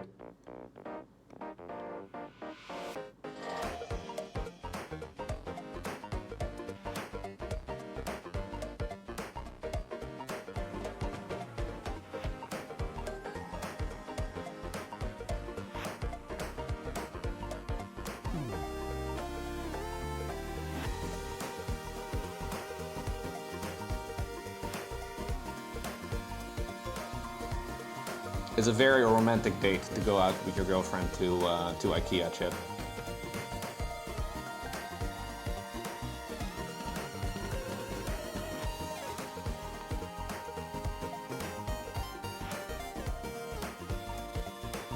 You used to love their hot dogs, but lately they've been awful. What happened to their cinnamon buns? Ooh, I don't know. I'm not big on either of those two things.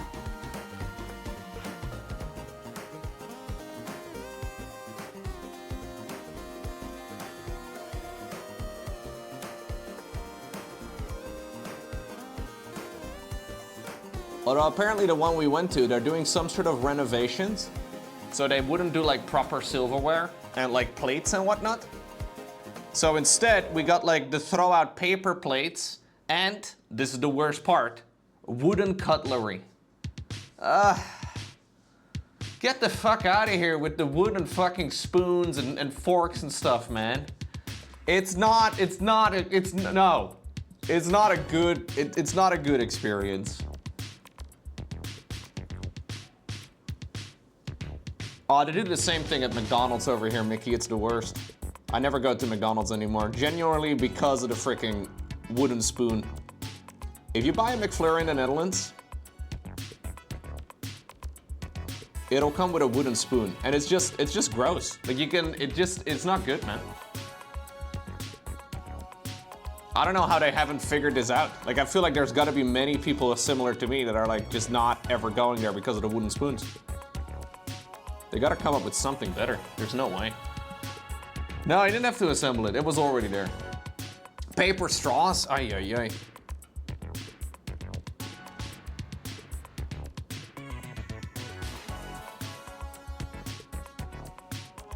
There are better alternatives out there, okay?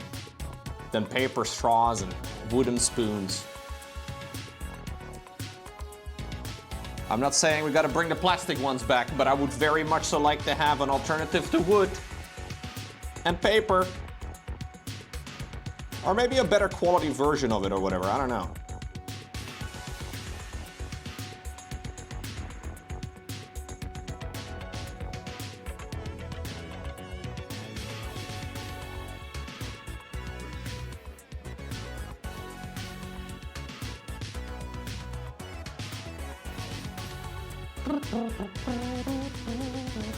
Good thing the wooden spoons and paper stuff is also not recyclable. It's not?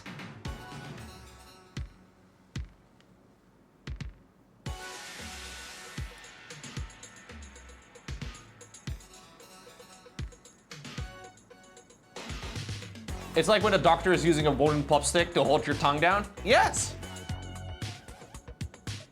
Wait, they still burn it anyways?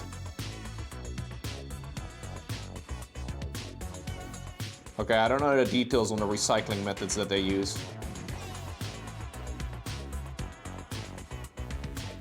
But that would be really dumb if that's the case. Yeah, you'd imagine it's compostable, or at least they can do something with it. If it just gets burned anyways, it doesn't really do anything.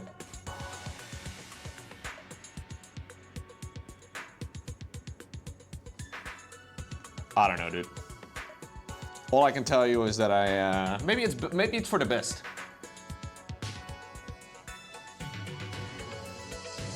Maybe it's for the best that I don't go to McDonald's anymore.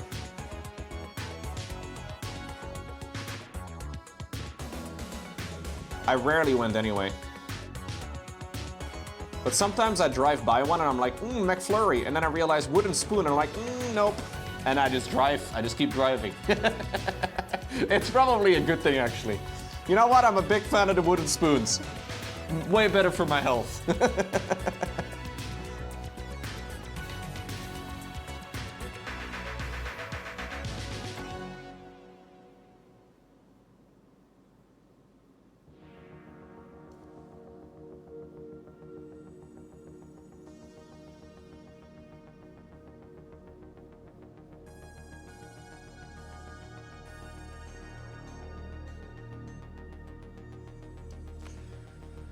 Okay. I think that is the base coating over here done.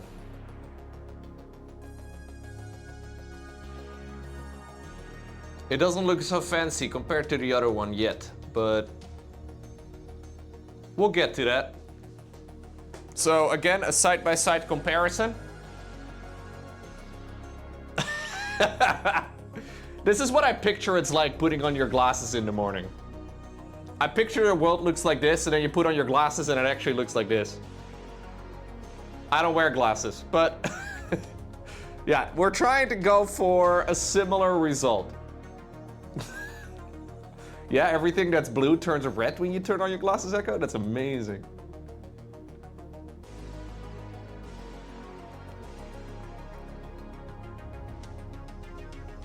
So what do we do first on this miniature? What is like the worst looking part?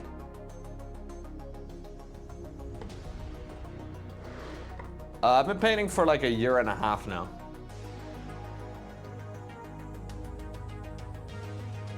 I guess we have to do the teeth first or something. But I don't really want to do the teeth first. I think I want to do the leg first. We'll just do the same thing as we did on the one. I think I'll start over here with this leg.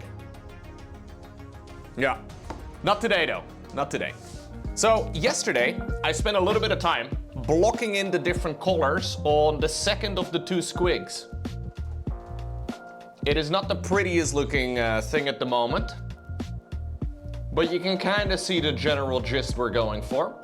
Today, I want to start by painting one portion of the leg.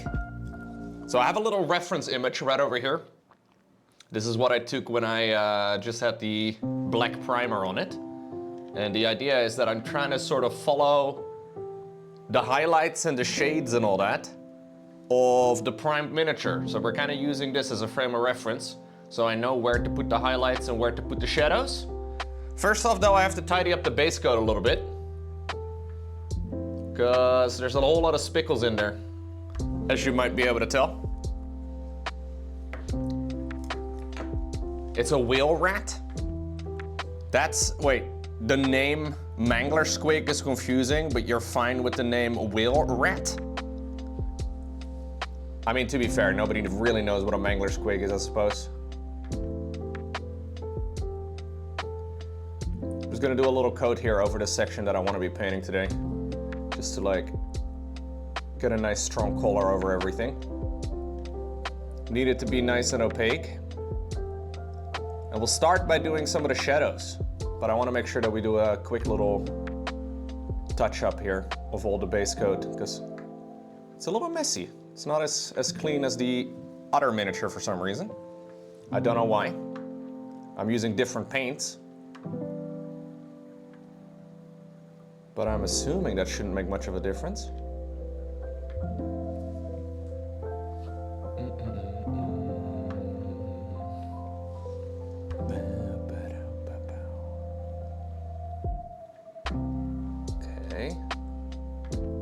Okay, if we spill into the black section a little bit, I don't really mind that.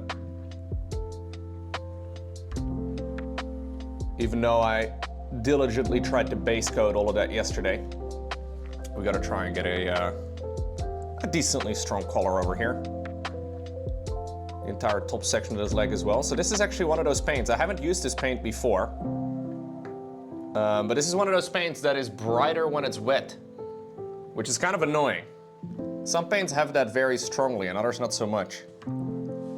But yeah, this is one of those where it still seems to dry pretty rapidly, especially when it's thin like this, but that is something we sort of have to keep in mind, I suppose,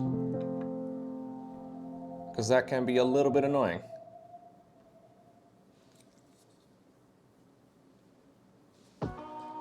Can't judge the color too well when it's still wet.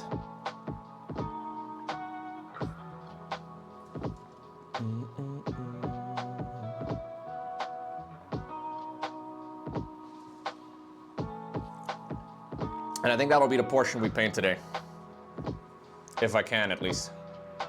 Roughly this section of the mini would be nice. I think.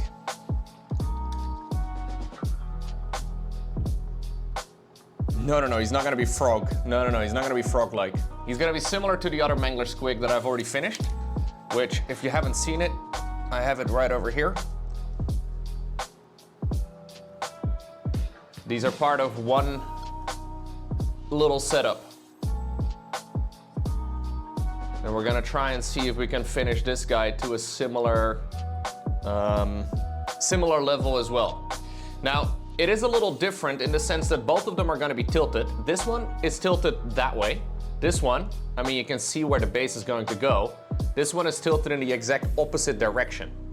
Meaning that on this one, this is the shadowed side. This is the sunny side. On this one, it's in exact reverse. So this leg needs to be brighter than this one.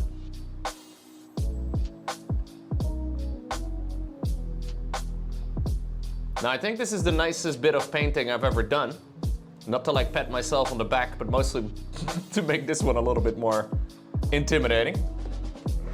So we'll try and see how we get along, I suppose. But I'll just try and follow the same step or the same steps rather, as I did in the previous one.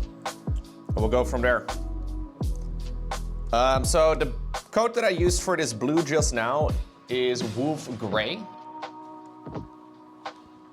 And I'm gonna be mixing in a little bit of the Fang next, which is also like a pretty dark, but nice looking color.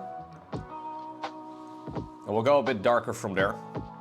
I think we'll start with these like hard scales that are all over his back. Some apparently on his legs as well. Gonna try and see if we can get a slightly different base color on those. I think making those look a little darker is already going to make things a little nicer. Gonna try and get a little bit of a 3D effect here.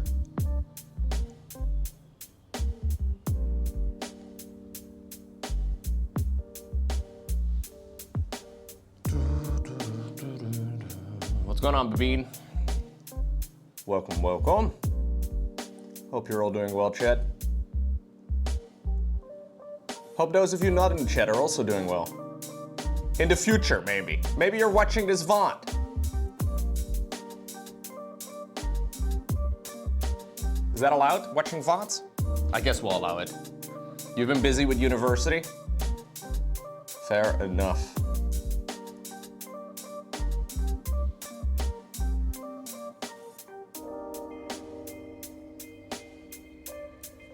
Sometimes university can be a little bit tedious, huh? A little bit of work.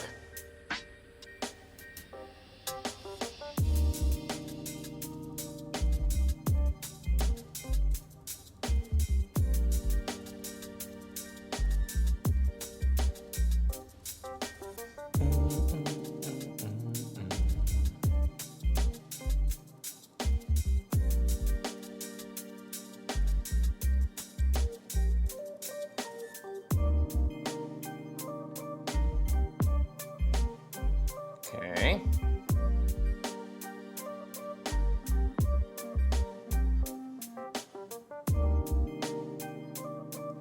I'm not sure exactly if I should shade around these things as well. I probably should. A little difficult to judge exactly how we can set these dark scales up properly. Like, what about the section in between the scales? Should that be darker too, you think? Not such an easy question, dude. It's supposed to get up to 38 here, feels like 42. That is pretty warm, dude. It's not that warm over here right now. The Netherlands has cooled off quite a bit over the last couple days. Although it's still warm. It's a rainy type of warm again. I believe this weekend is going to be quite hot though. I'm traveling to Krefeld in Deutschland.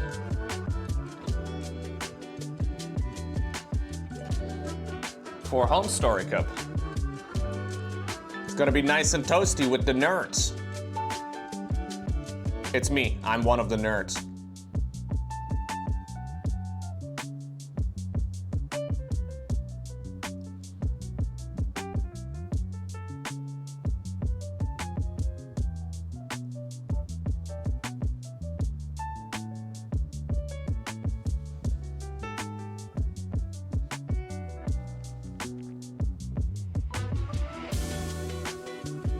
I don't know if it's gonna be as hot as last week though. I feel like last week was very warm.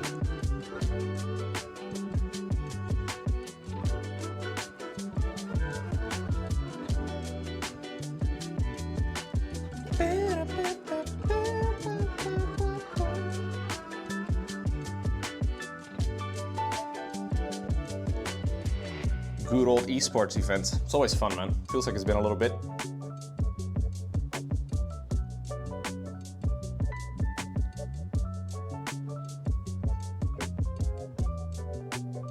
I saw the non-published highlight, or the non-published player list this morning, actually.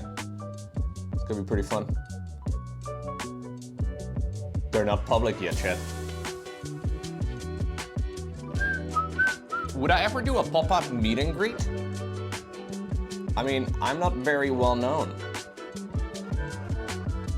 I could do a pop-up meet and greet and then have nobody show up. How fun would that be?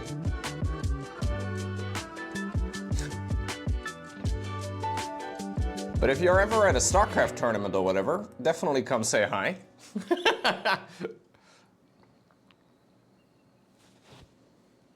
Okay, we're gonna do a little bit of shading. I'm gonna mix in a lot of water, and not a lot of water, but quite a good bit of water. And with very small amounts of paint on my brush, I wanna try and get a little bit of shading off. So this section over here, below the muscle, needs to be darker. So I'm using my reference picture for this mostly. We need this transition to be smooth. Any blow drying today? We'll see, man. No promises. I know you're all very excited for the blow drying. Sometimes it's best to keep the blow drying as a surprise. You know what I mean?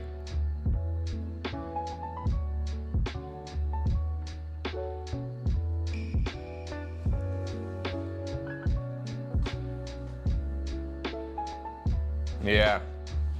It's more fun when you just suddenly surprise everybody, Pete.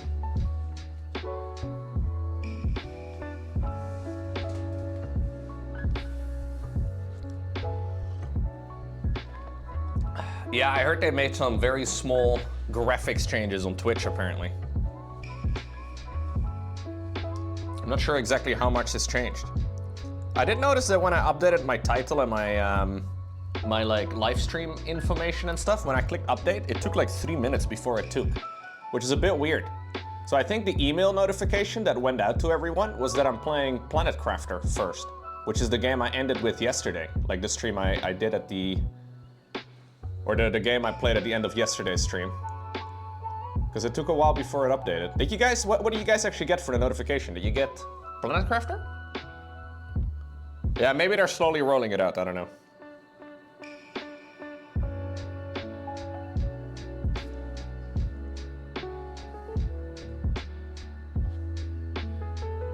You came here on my own? All right, good. No notifications for you.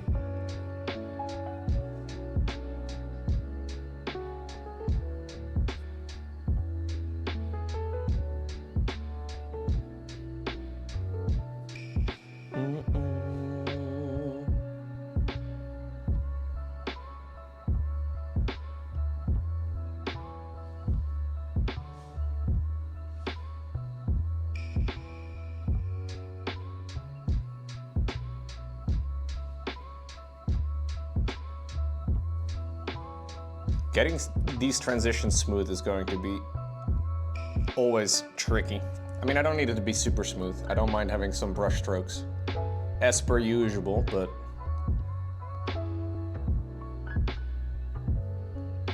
don't want a super harsh line in between the colors either if I can at all avoid it.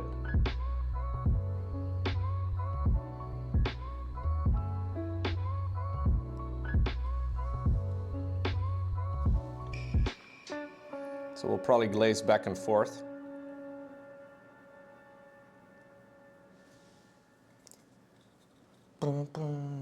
Just establishing the base shadows for now.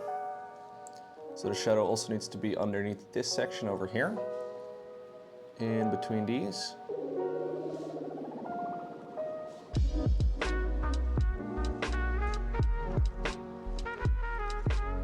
In his little paws over here.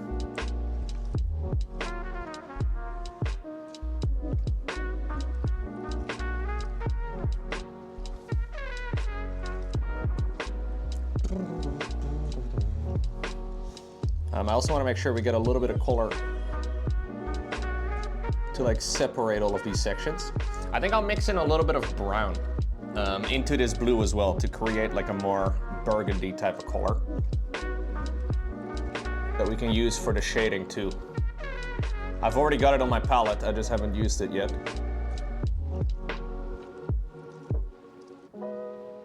Much like I used green for the other mini for the red miniature here for shading. When we need a stronger shadow, I think mixing in a little bit of brown is going to be the way to go.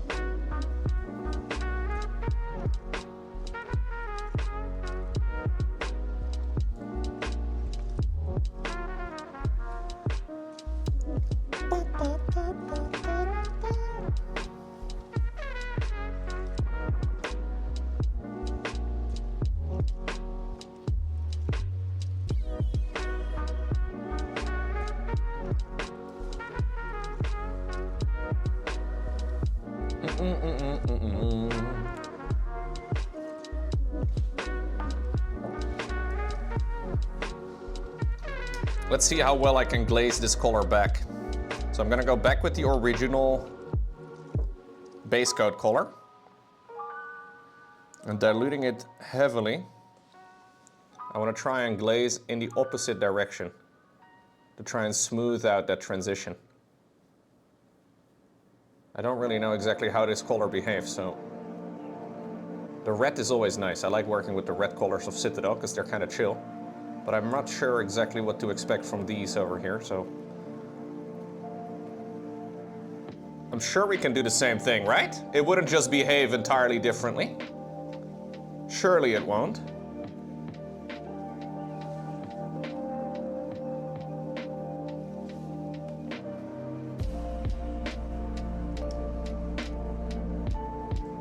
So I'm gonna add a touch of Rhinox hide. Rhinox hide is a brown color. I'm gonna mix the dark blue with some of the Rhinox hide together to create a, not quite purple, but adding black into the color. Like I'm trying to avoid, basically what I'm trying to do is I'm trying to use less, oh, I need the color to be darker, so I'm using black. And I'm trying to use less, oh, I need the color to be brighter, so I'm using white. I'm trying to use more interesting colors than that. And so far I've been liking it quite a bit, but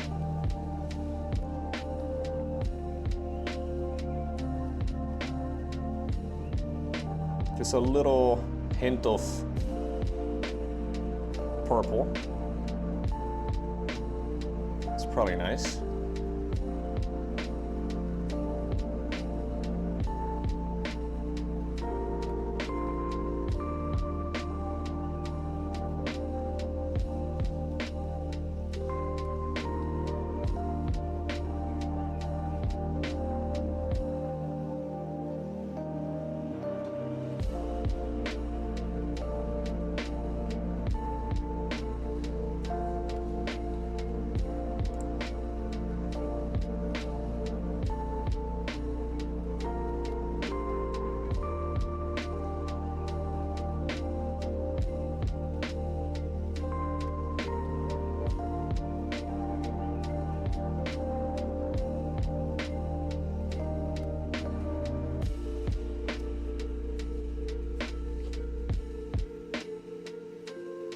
Yeah, no, this mini is in one of the Total War games. It's true. I haven't played it, or not enough to encounter these things. But from what I understand, this is in Total War Warhammer 3. If I recall correctly. Somebody mentioned it too, which is pretty neat. Apparently they're extremely annoying creatures to play against, because they like explode when they die. Yeah, we're still at the very early phases, Echo.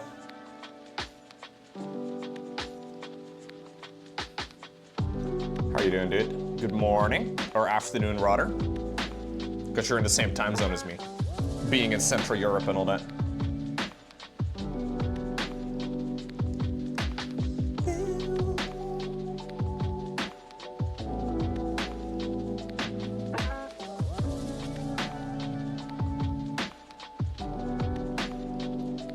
I'm trying to do legs today.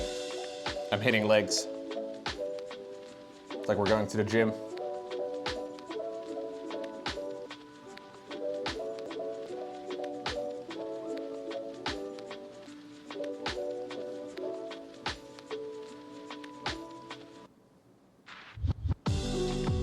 This whole section over here actually is supposed to be quite dark.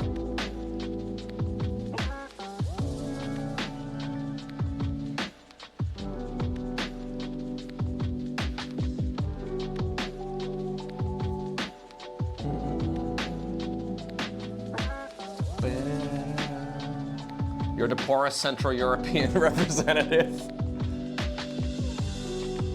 I need to know the Hungarian national anthem so we can sing it together.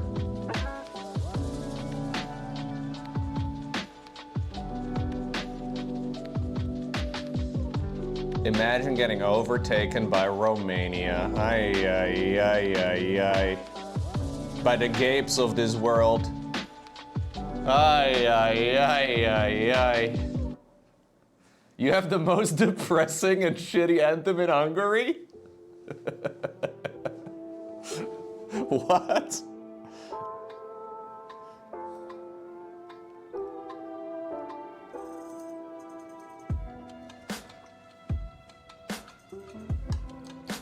You guys have the best, yeah, I've seen the Romanian anthem. The Romanian anthem was like, yo, we are fucking cool, everybody can go die, because we are the fucking greatest.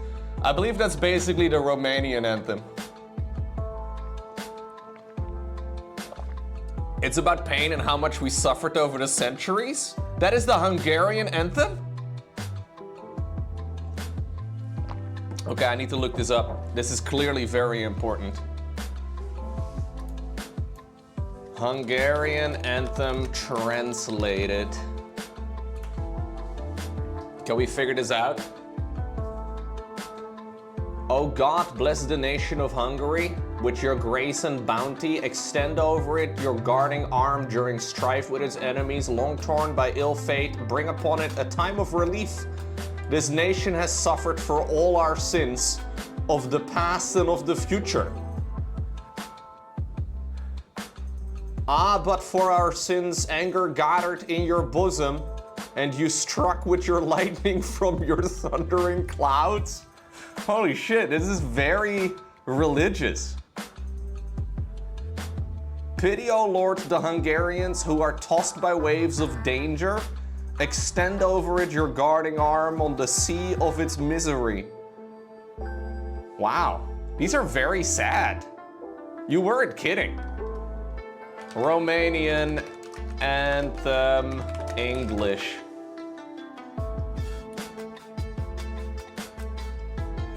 Do we have a similar article here? Oh, geez.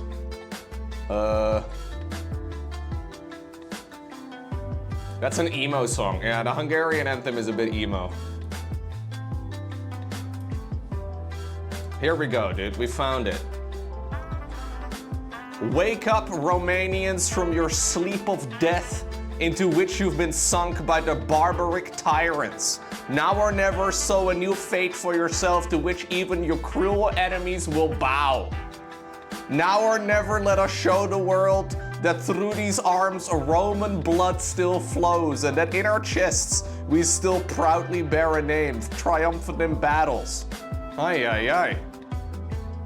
Priests lead with holy crosses, for this army is Christian. Its motto is liberty and its goal is all too holy. Jeez. Behold mighty shadows. Michael, Stefan, Corvinus, the Romanian nation. Your great... This is, yeah. This is pretty badass. This is Christian death metal right over here. Different vibes. Different vibes.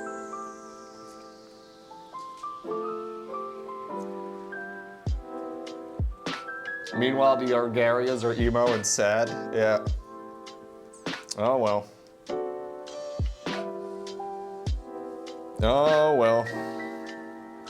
Don't worry, the Dutch anthem is also kind of cringe.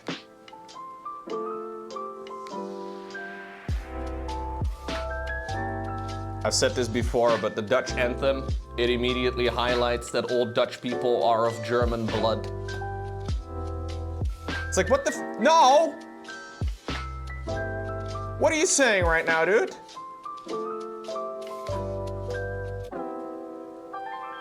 Once upon a time, the Dutch kings came from Germany. The Holy Roman Empire and all that. Yeah, we honor the King of Spain too, even though he's a bitch. Do they have internet in Spain? I don't know if they can hear me. Nah, they probably don't have internet. We're good. No, I don't really know anything about the Spanish king. But the fact that he does pop up in a Dutch national anthem is a little funky.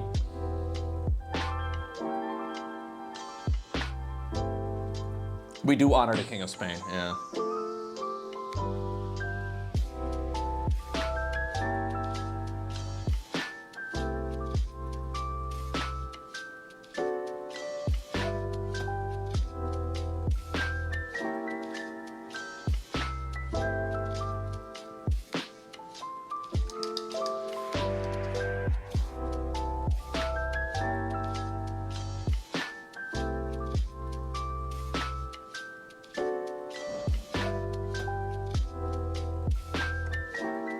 Gotta try and smooth a lot of this out.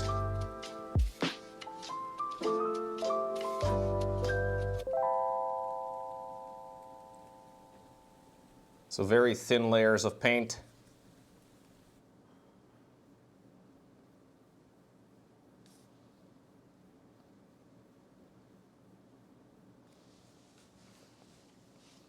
This whole section needs to be darker though.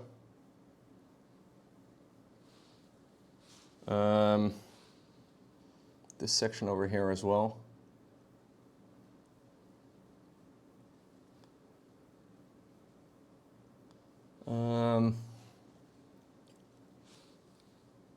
Yeah, anthems are interesting.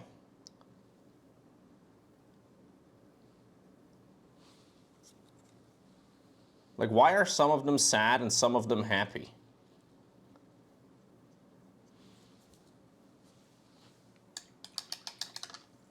Yeah. So that's what I'm looking at right now. So I have this thing right next to me. So I am trying to mimic the lighting that I got from the miniature. So this is what I'm trying to, like, I'm working on the shadow bits right now. We'll do the highlighting and all that in a bit, but trying to make sure that we get the smooth colors there first.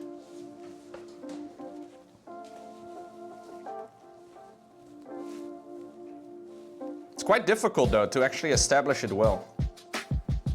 Because even with a reference image, it's not so obvious. Like, it's easy to get carried away, I suppose, and look at it and be like, ah, I'm gonna be a stubborn guy, and I'm just gonna do it by myself.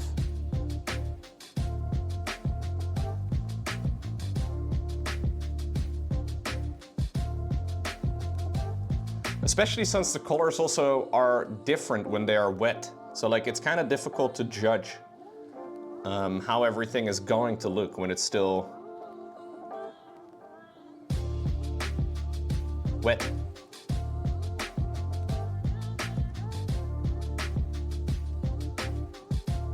And we need multiple like grades in the darkness too, so it's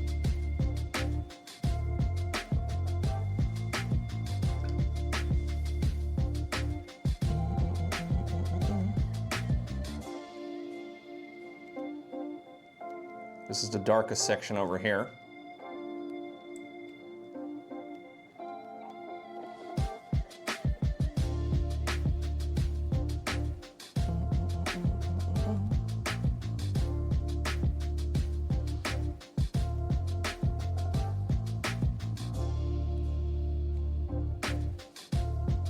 So we'll try and just push a little bit of these colors into those sections of the miniature.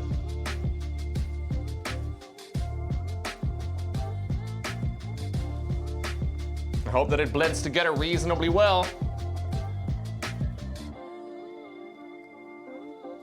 And we'll basically go back and forth a couple of times between all of these colors. And hopefully over time, we can get, you see that this little section over here, right above my brush, right over there. These like coffee stains, you know? We want to try and basically prevent those coffee stain lines.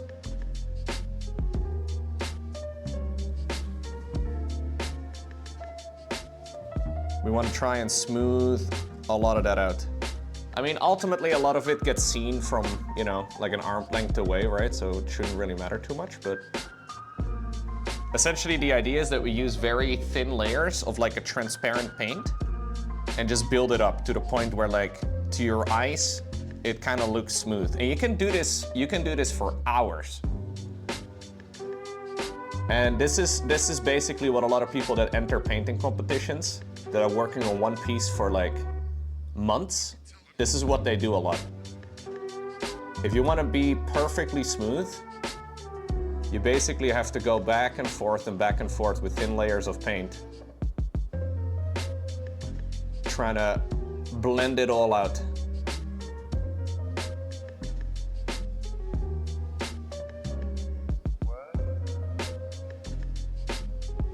Because you can make it smoother every time, right? You've never painted in your life? Blending seems much easier with graphite or charcoal. Yeah. No, it is. You've always wanted to get started painting Warhammer figures, but then I remember my best artistry in the past was dropping a bucket of paint on the floor. You know how you want it to look in your brain, but something happens from concept to hand movements? I still think it is very nice to like pursue something creative. Even if you're like, fuck, you know, I suck at this. In school, I wasn't any good at it. That's like kind of the last time I did any sort of like creative. It's still very satisfying.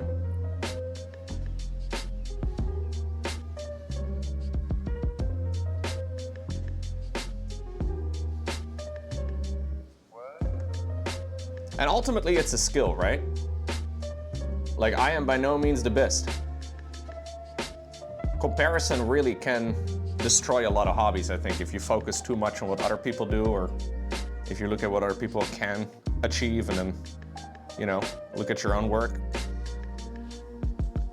There's a lot of people out there, though, that like create educational video content specifically for mini painting. Like it's a pretty big thing on YouTube. There's like loads of channels with loads of subs that help people out. Apparently the hobby grew a lot, especially in like 2020 or so, like during COVID and stuff. A lot of people pick this sort of thing up. And ultimately, you know what? You don't have to share anything online, right? Like you can just, I mean, you can. We have a group channel on the Discord if you want to share your work. And I do appreciate it, but, you know, I think it's still kind of just fun to sit down and paint some miniatures if that's your jam.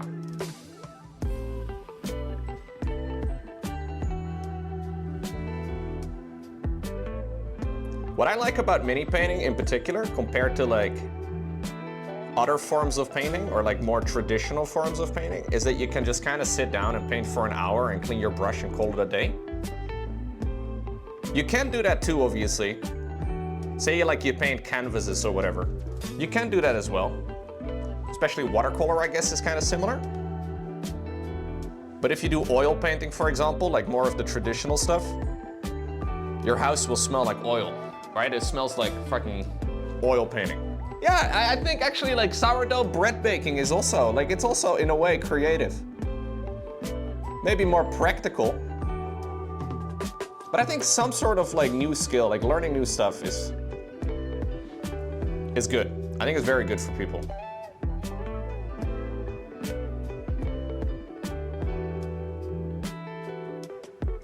Especially if you think like, fuck, I would like to do this, but I know I'm gonna be sick, like I'm gonna kind of suck at it. I feel like that is a good idea to like give it a shot, you know? Like that's a sign to like actually maybe just give it a try.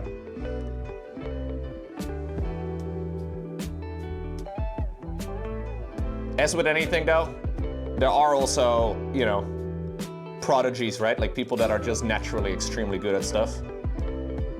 But I think the majority of people have just painted for many, many hours.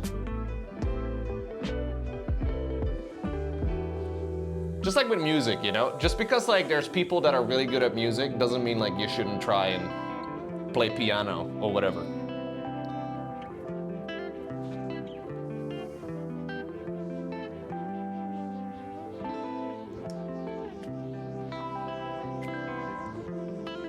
There's always gonna be that one kid on YouTube who's like 8 years old that is better than you after 3 decades of practice.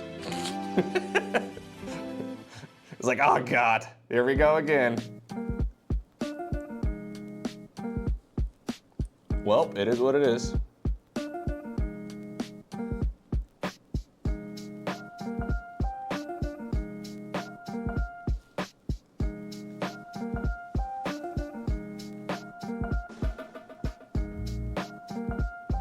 A bunch of people got athletic during the pandemic years as well.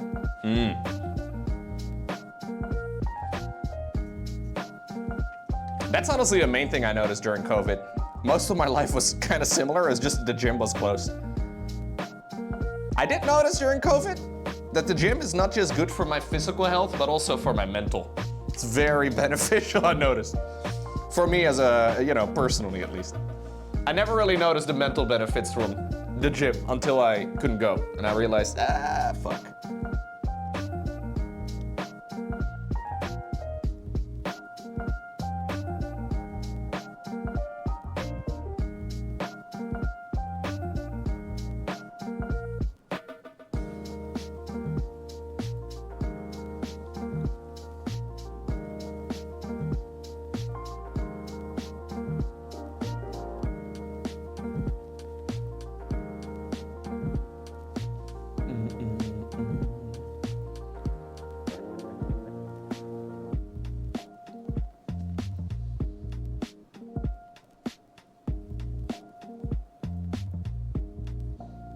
Yeah, I did try exercising from home, but even if you have all the right equipment and stuff at home, it's still so fucking easy to be like, nope. That computer is looking mighty tasty, dude. Let me go and...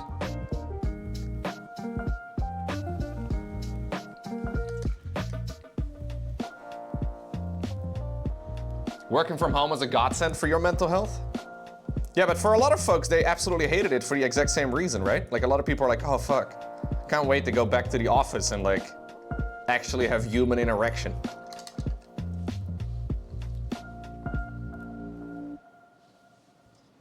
Which also kind of blows my mind, I'm not gonna lie.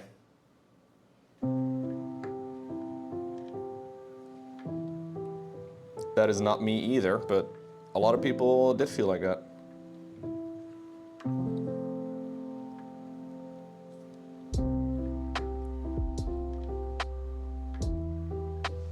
Lauren being one of those people.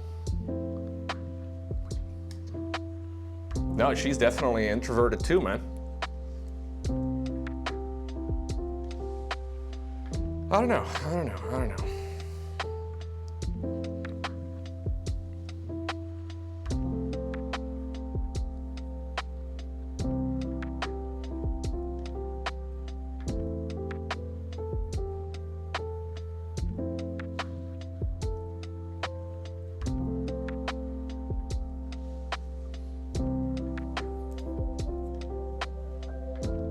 Introvert versus extrovert is also kind of tricky in general, I feel like. Like, as a content creator, I feel like you have to be at least somewhat extroverted, right? Like, but sometimes it feels like I'm masquerading as being extroverted, dude. I'm like, oh, geez, I would like to sit in our room and do nothing. Please don't have me talk to anybody.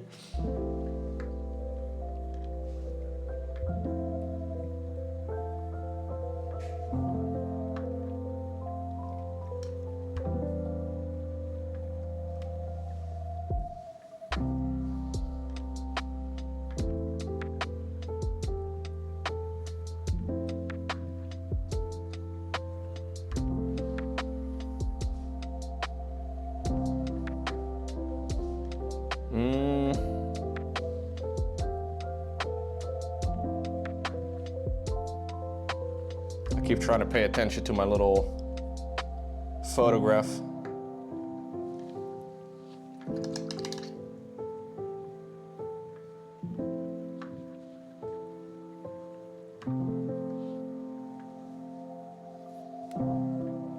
I'm definitely more extroverted than I was when I was younger, though. It depends on the day. It depends on the situation. It's not that black and white.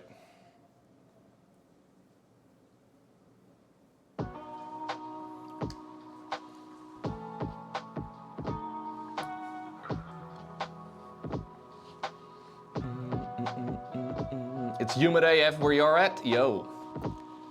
That sucks.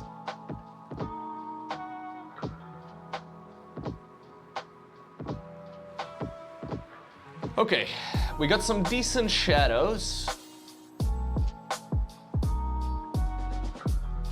Is that good enough, you think?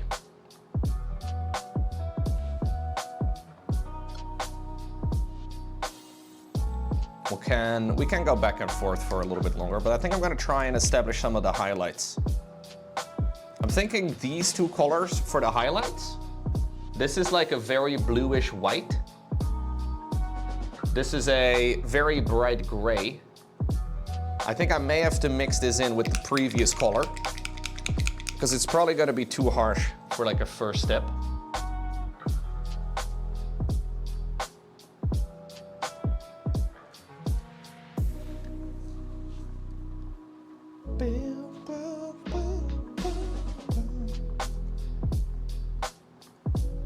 Maybe not. Looking at the palette, it doesn't look that extreme. I'll just mix a little bit of the wolf gray, which is that base color I used. We'll try and see if we can establish this color into some of the sections. Again, very diluted. Should be good. And I want to pay special attention again to the little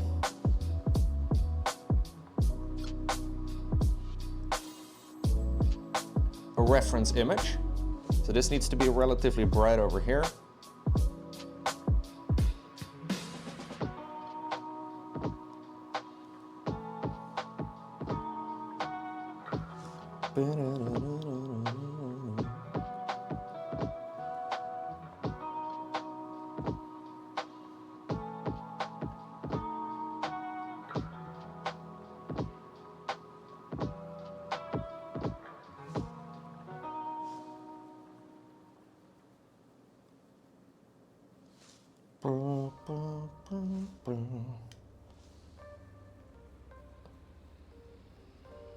There's like a circular highlight over here on this particular muscle.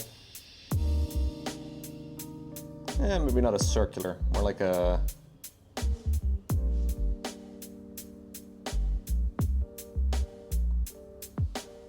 a little round-ish.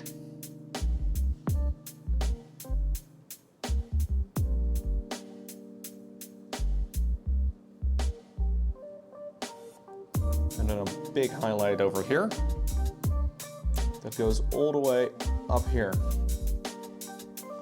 Yeah, and then a smooth transition coming in from that direction.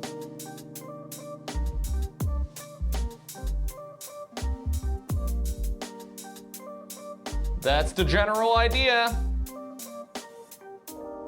How do you get the Citadel paints in dropper bottles? I transferred them. This was a giant pain in the... Okay, I'll be nice about it, Star Cities, but I transferred them manually. Long story short, I took the little, like the general ones, right? Here I have a cold press paint that I do use from the regular one. So I'm considering transferring these too. These are pretty easy to transfer because they're very liquidy, but basically I took like these general pots, used a little bit of airbrush medium, which is like a thinner and a flow improver in one. And I added like maybe 10, 15 drops or so, and then I very carefully transferred them into like dropper bottles that I got from Amazon. And then I peeled the sticker off, the label, and put it on these bottles instead, which is way better, but it did take a long time. It was a little bit annoying initially, but we got the job done.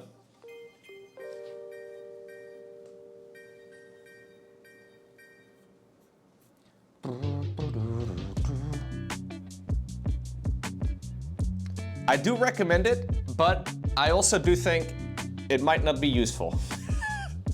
Like the end result is nice, but it might not be worth the effort.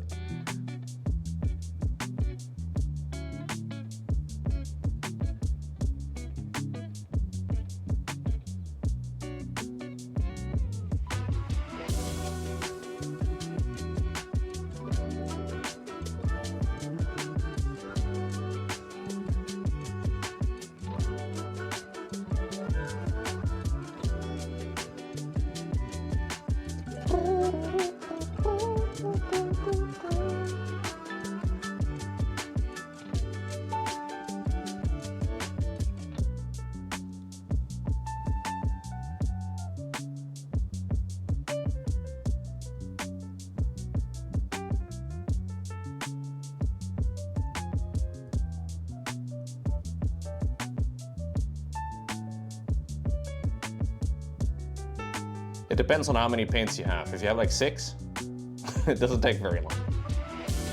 If you have like 60, it can take a little bit longer. What's going on, Bob? I'm trying to paint the leg today, Bob.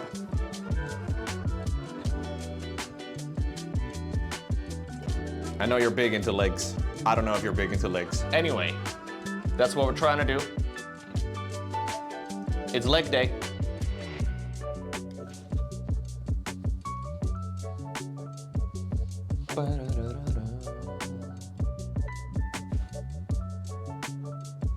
I think I'm gonna do a little bit of the pure Fenrisian within the previous step.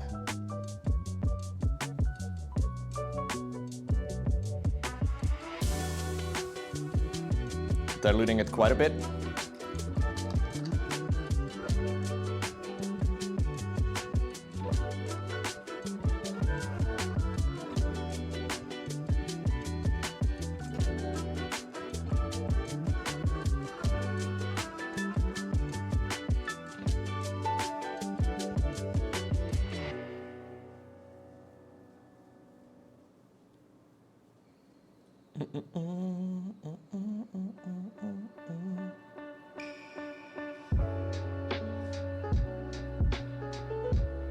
There's a little bit of a speckle of a highlight over here on the top of the elbow, which I guess makes sense.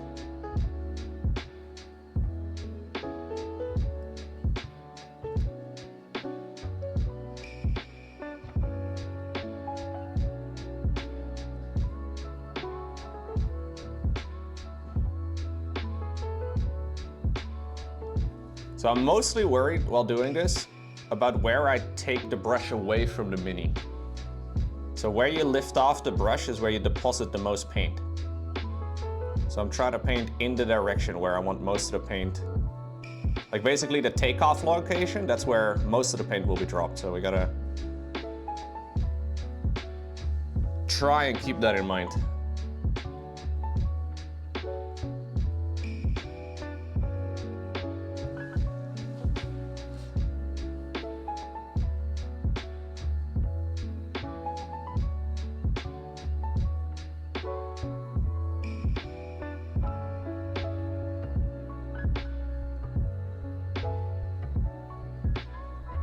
Never lift off the brush? No. What are you guys talking about in the chat? I gotta wait a second, let me scroll up.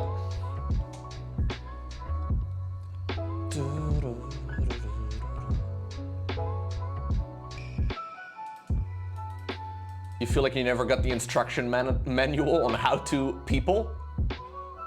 I see, I see. We've had quite a few discussions similar to that, actually.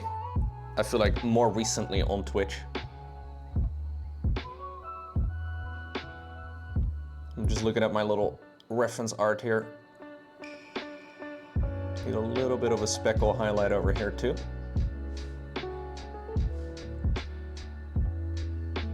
And same over here.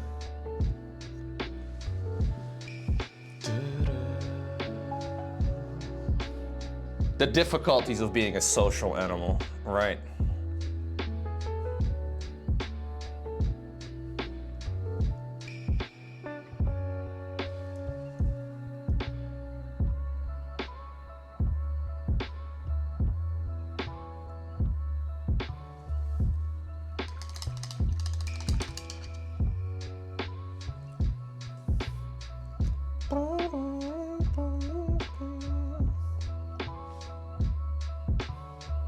It's definitely something that is a lot more openly discussed these days, which is awesome.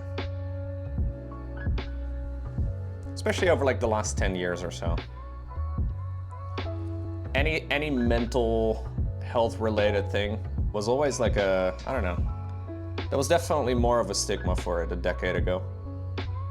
Good to see that that is slowly moving away, it seems.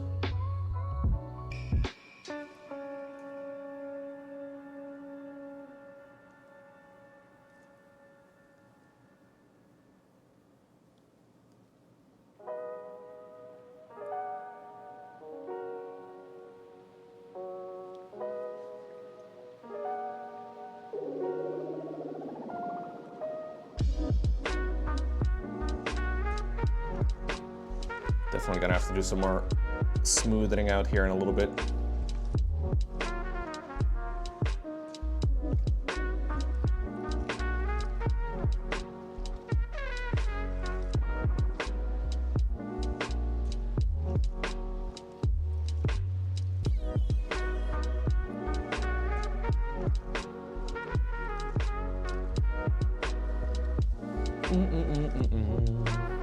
Turns out the odd uncle was actually neurodiverse.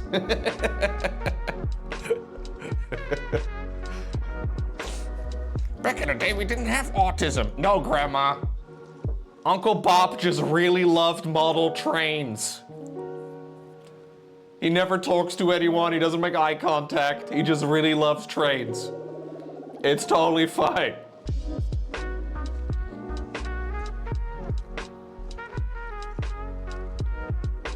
I'm gonna mix in a little bit more of the original color again. Heavily diluted.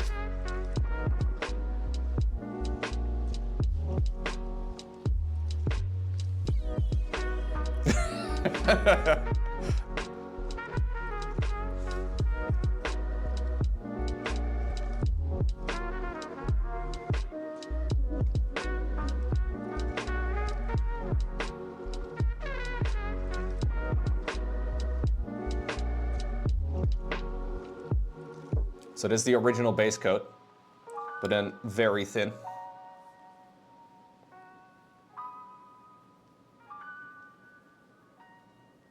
to hopefully smooth out some of those little highlight sections.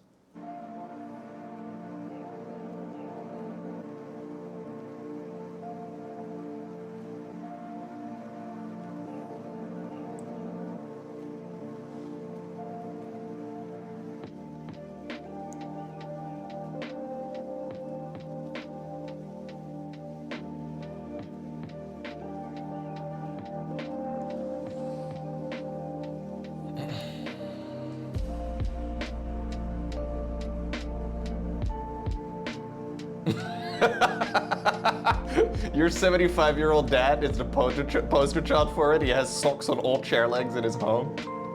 There you go. That is kind of cute. I agree.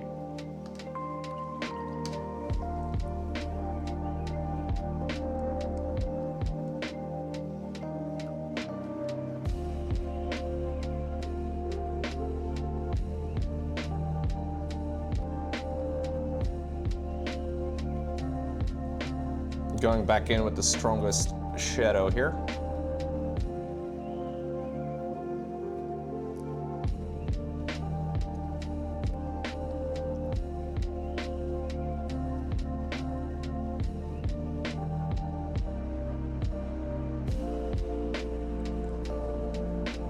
The strongest shadow color, that is. Trying to run it a little bit into the most recessed sections. Oh shit. Okay. Wiped it off, good.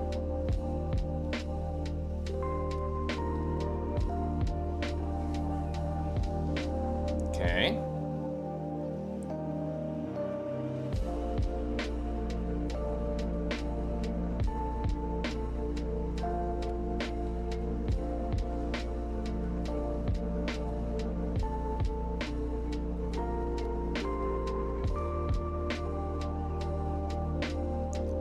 Trying to pay attention as well to the way that the model is shaped, because they have actually sculpted in some pretty good details for a lot of this darkest section, and for a lot of those shadows.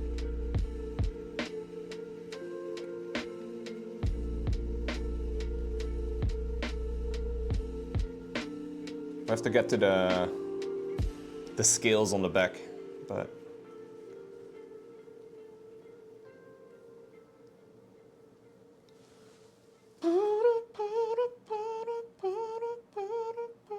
if I would ever get married, would I want to read my vows to everyone at the ceremony? Whew, I don't know, dude. Never really thought about that. I'm guessing you're getting married and you're trying to make up your mind, Gideon?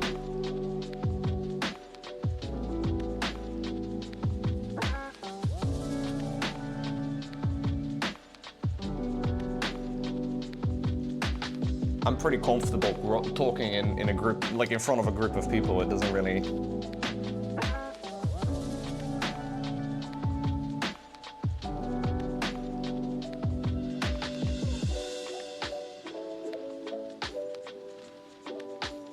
You're getting married in 25 days? Oh, nice.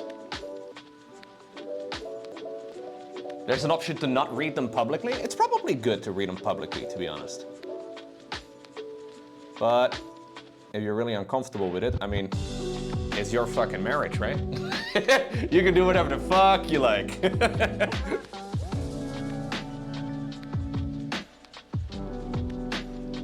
How nice is that?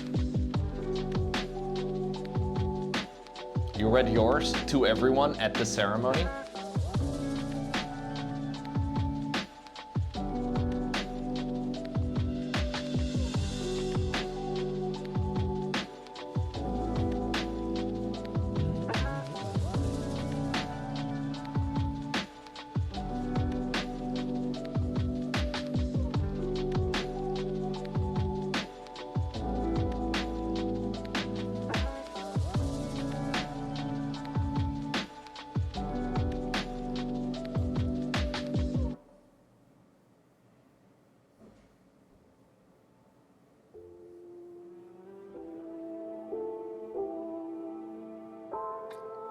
I think in general my shadows are a little bit too dark.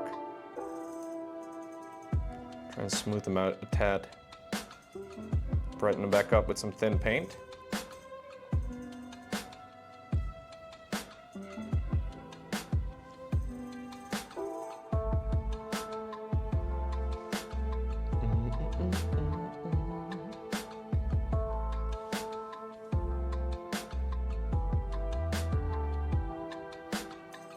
I mean, there's obviously parts that are just ceremonial, right? And people have just kind of come up with, and then there are parts that are probably mandatory by law.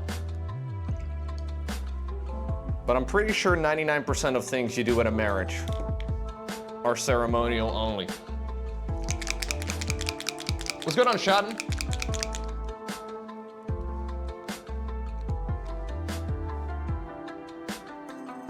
Dang, you guys in the chat, man, it really sounds like you love your wives. Ugh. Gross, dude. Ugh. Loving your spouse? Ugh.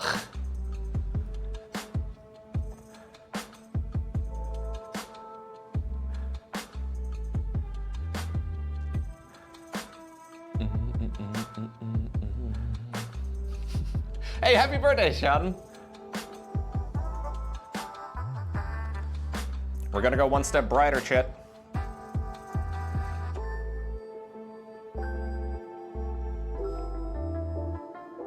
Do I mix this in? Yeah, I think I actually do mix in a little bit of the previous step, so we don't get too harsh of a transition. So this is going to be the absolute brightest spots. I want to go maybe one step brighter after this, but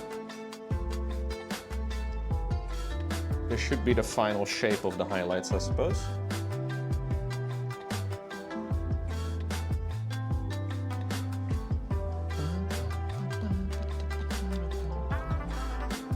Jokes on you, loco, I'm single. Ah, there you go. You got me, dude.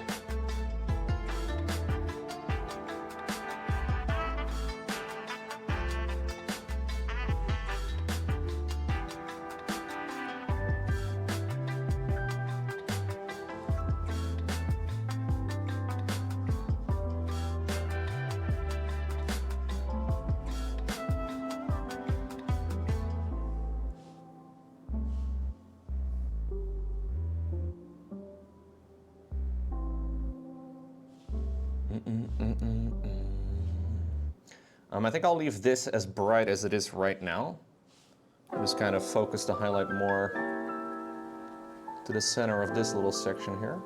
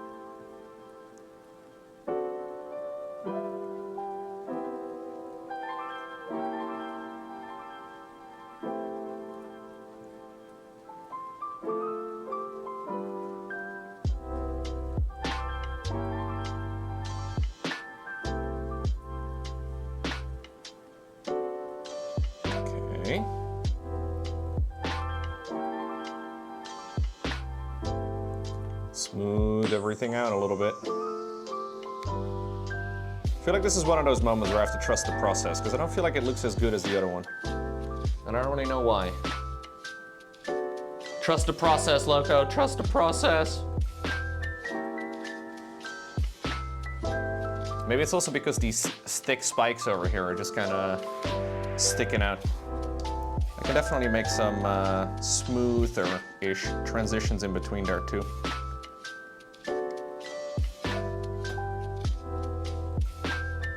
Let me actually look at the box art real quick.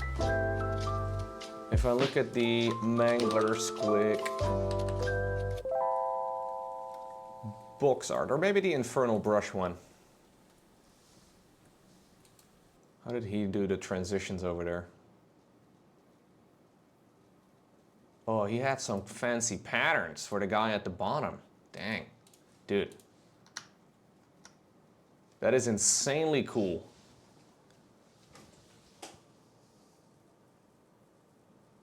Oy, oy, oy, that's cool.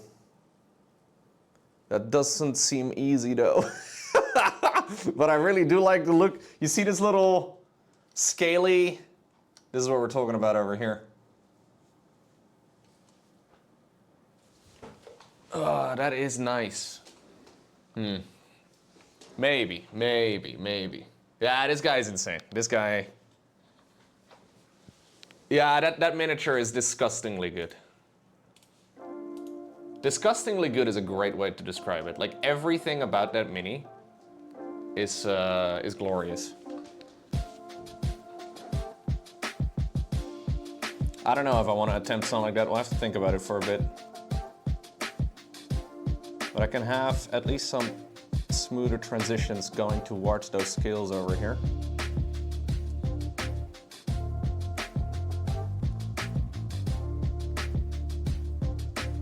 Yeah, some people are insanely good at painting, man. It's insane.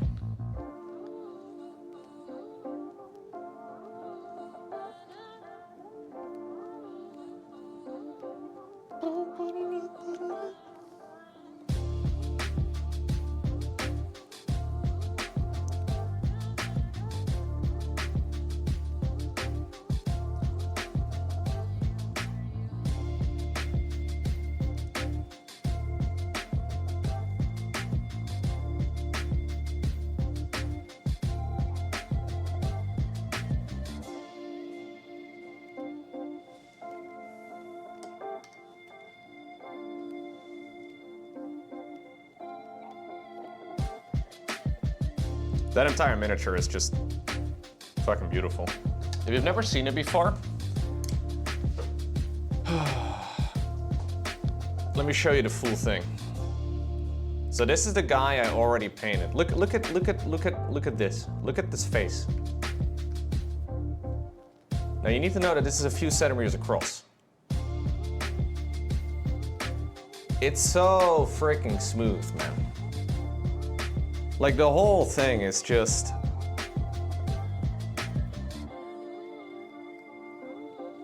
pretty much flawless. Look at the little checkered pattern over here at the bottom of the handle.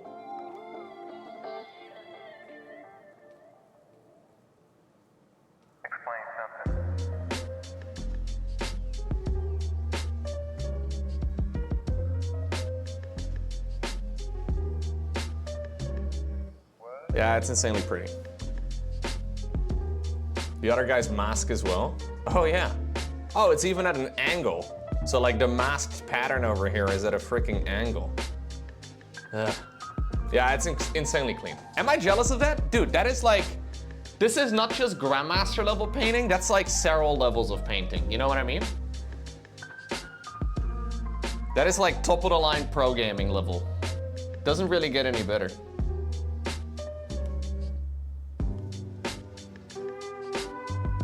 I do get a little jealous of that, absolutely.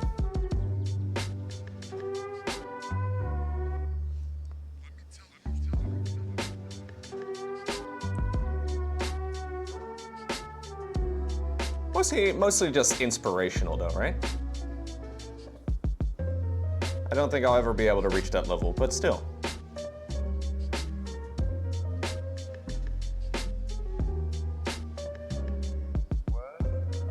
It's disgustingly good.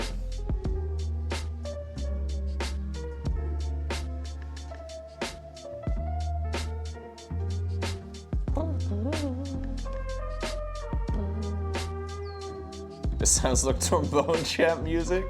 Dude, it's so funny. I somehow ended up in the trombone champ algorithm, Lemon Quiz. And apparently there's a lot of custom songs that people have added to Trombone Champ since last I played it, and some of the songs are just glorious, man. For some reason, every song becomes funny when you add a Trombone Champ to it.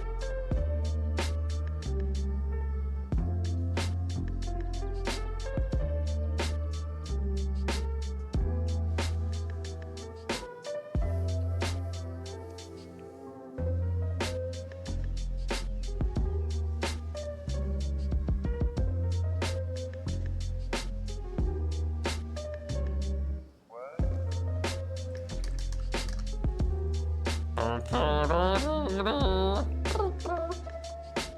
have to head out for a run before the temperature hits 30 C. All right. Have a good one. Twitch chat running, Twitch chat getting married, Twitch chat getting PhDs. Holy shit.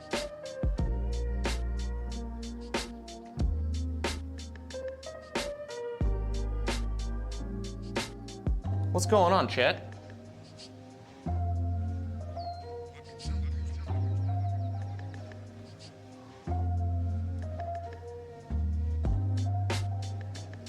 Where's my World of Warcraft addicted audience at?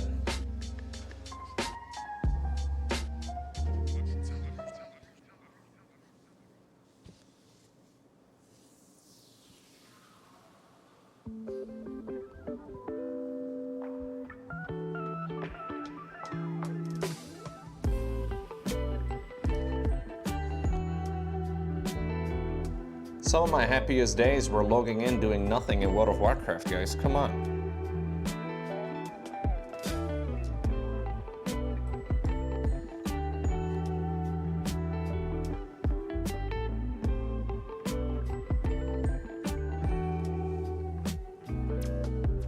They're playing Warcraft? You're probably right. They're probably AFK jumping up and down in Stormwind or something. I don't know.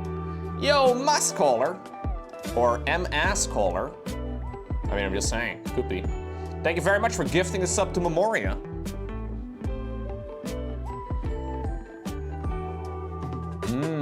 Ass-Caller.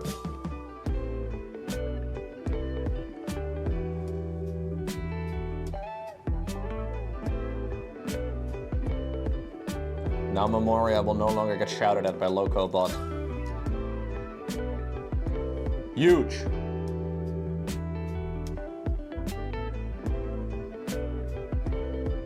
Locobot doesn't shout at subs. Fun fact.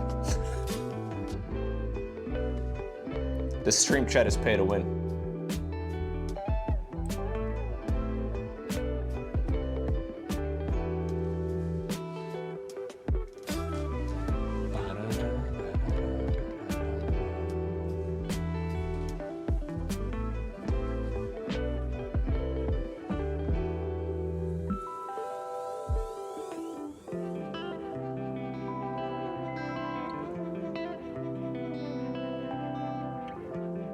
I don't know why the color is called Blue Horror.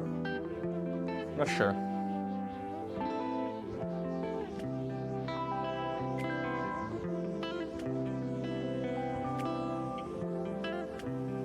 Trying to do some slightly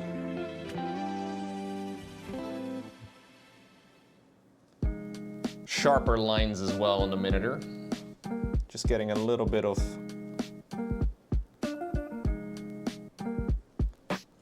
definition on some of these muscles. I'm not sure why Blue Horror is named Blue Horror. I don't know. There's probably somebody who's more familiar with the Warhammer world than me though in the chat. But the color that I'm painting with is called Blue Horror. Well, it's a mixed ink color now. I'm not doing pure Blue Horror. But this is the near white, but very bright blue. It's like a grayish blue.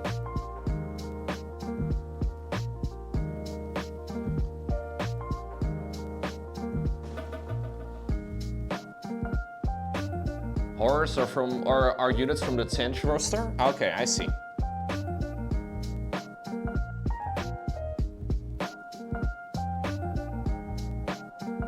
Tinge? Never know how to pronounce that.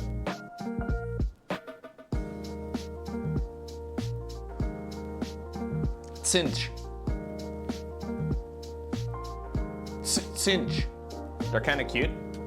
I think I know what you mean, actually.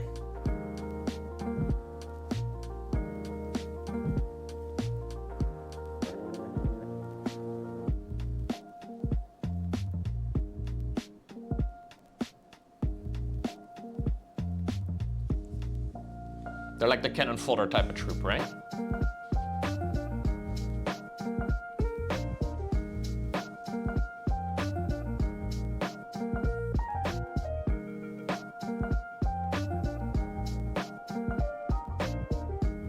like the Zergling.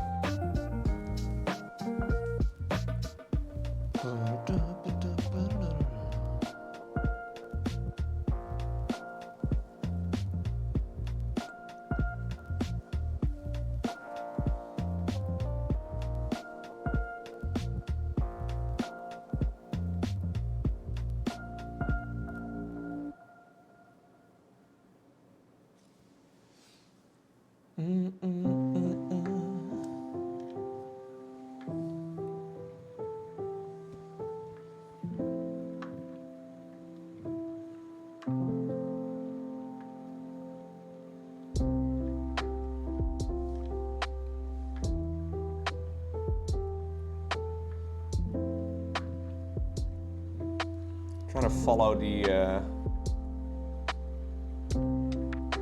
edges here that are sculpted into the miniature.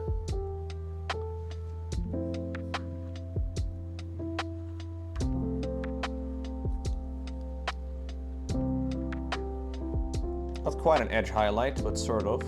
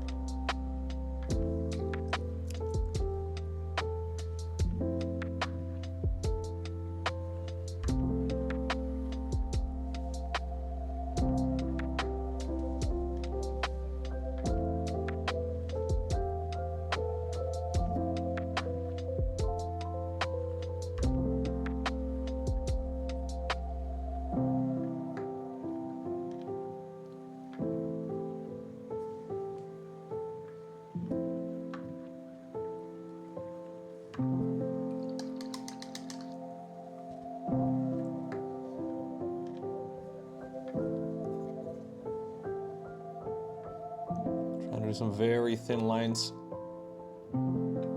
around every single one of those defined shapes.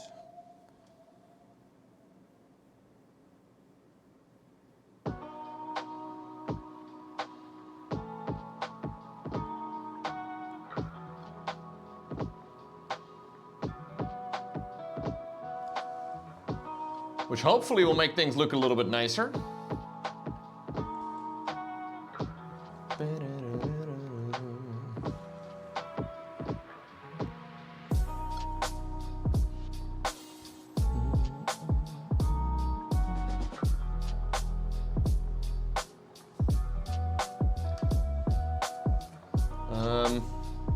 I would like to go a little bit brighter too, actually, and I think I'm going to actually move this one slightly further up still. So currently I have it kind of like circular over here, but I think I want to make it a little bit more... It's too much water on my brush. A little bit further up that way.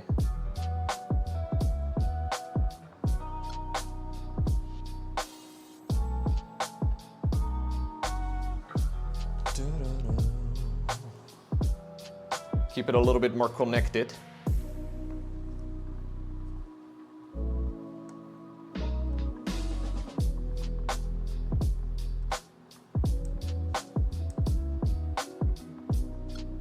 I would like to, Mr. Poops. Definitely not against it. I've got some other games selected for today, actually, but I haven't really thought about the viewer submitted games in a while. I think I have some replays that I could go ahead and check out. Thank you for reminding me, actually, not a bad idea.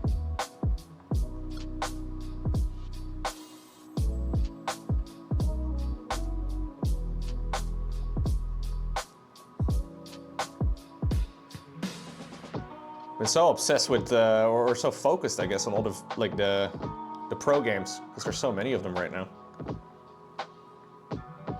Then I'm just casting as many of those as I can. And there are a lot.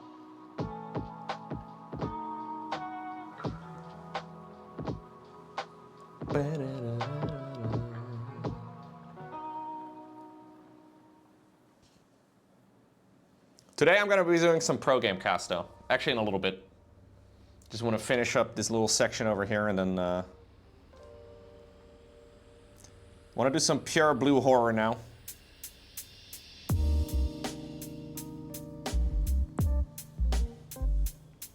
In the brightest spots.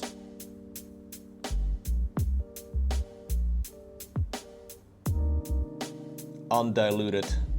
Well, diluted with water, but unmixed. Is that a word? It is now.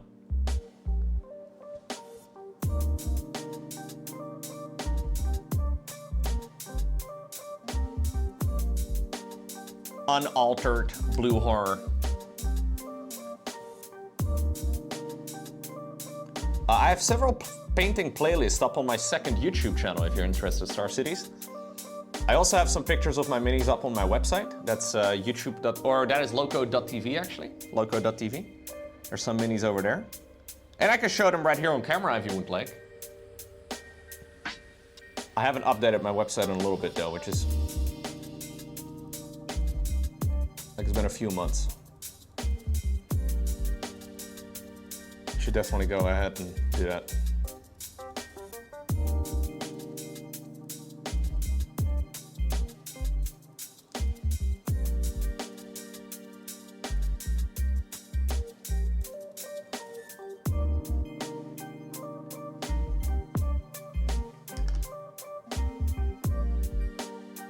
Definitely have to go back to some glazing.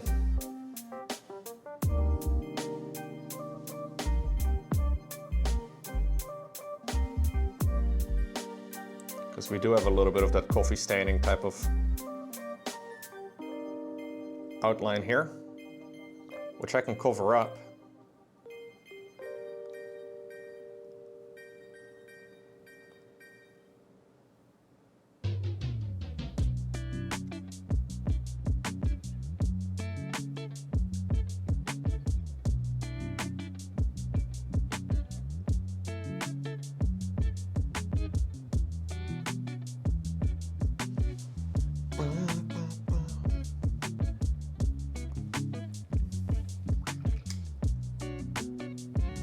I mean, it's starting to look decent, right?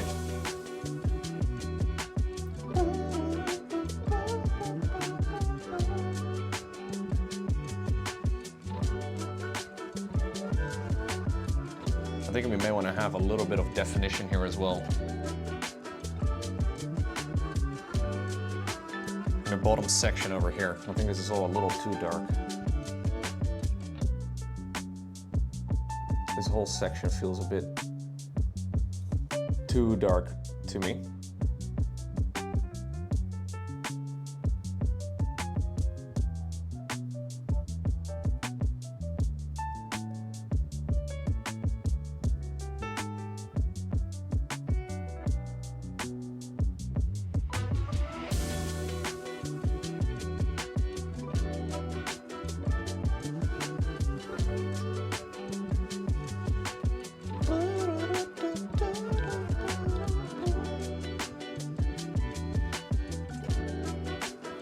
You could never paint like this?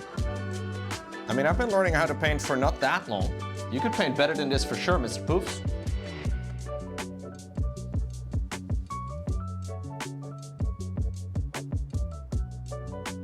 Just a matter of time.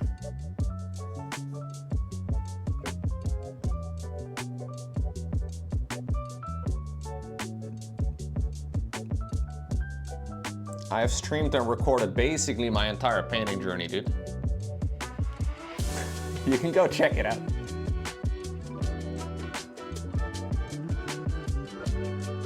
And money? I don't know if I spent that much money on mini painting. I mean, it does take a little bit of money to get started, I suppose, but...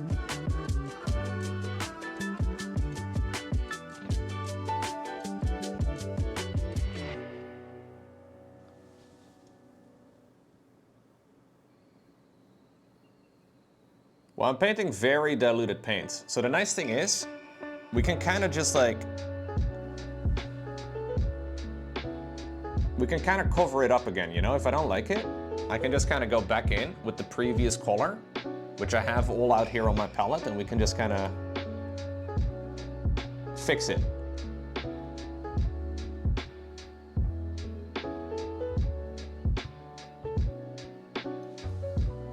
I'm just trying to think, like I'm just looking at it from the side and I'm like, oh shit, this area looks a little bit too separate. I haven't yet painted the base. No, I have the base right over here. I did make it, but I haven't yet painted it.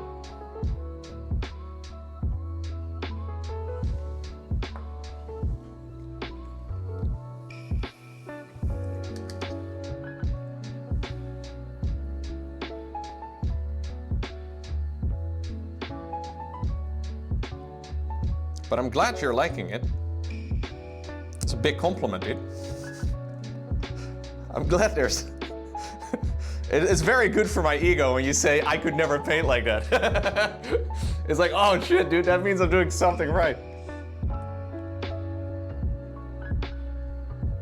That's what people say when they watch Cyril play Starcraft. They're like, well, I can play Starcraft, but I can't play like that. Big ego.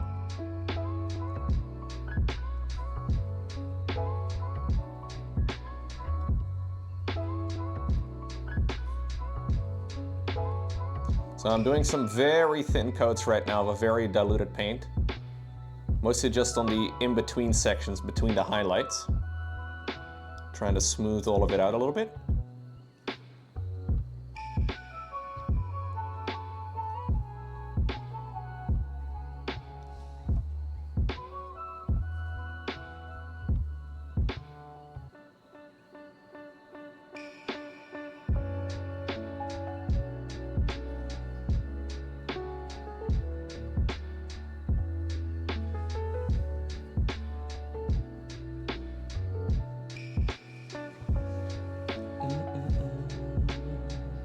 Hey, that's awesome, Vedre. Happy to hear it, man.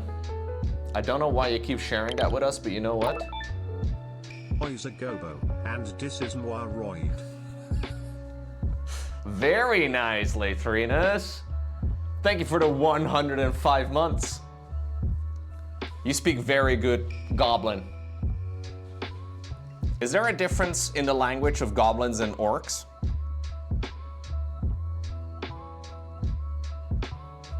Probably. Maybe it's like a, maybe it's an accent difference. Yeah, yeah, exactly.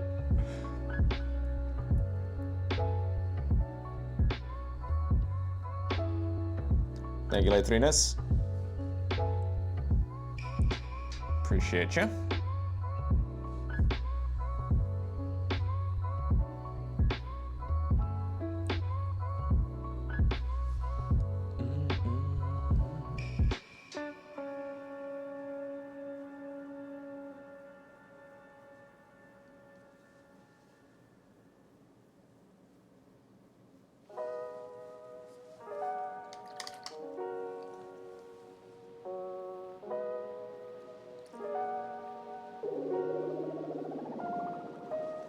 Okay.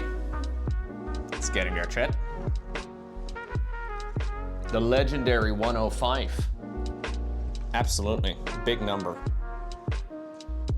Imagine being subbed to this for 105 months.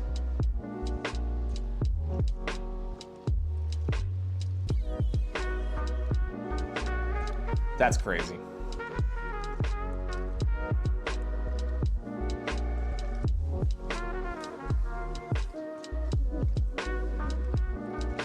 I can definitely show some past projects, absolutely. I keep showing the same ones when people ask, but... Okay, I think actually my proudest thing I've painted so far is the other part of this miniature. So I showed this one earlier today already, but this is the other of the two Mangler Squigs.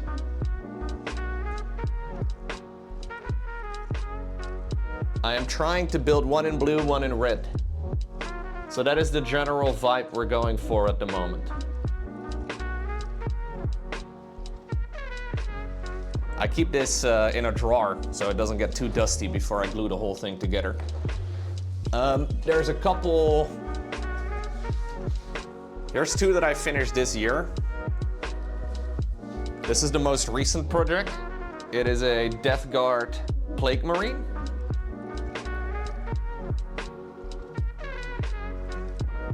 Which took maybe 20-25 hours. I love the little nurgling on his base. That sassy nurgling is very fun. One of the funnest thing in Warhammer, I think, in general. I think this one's neat. And then I also painted an orc earlier this year that I'm pretty proud of.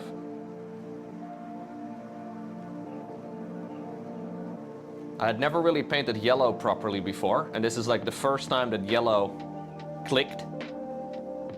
I also did some different techniques on the metallics here in particular. So I'm very pleased with how like the blade turned out, and then the axe as well. I think the axe also looks really cool.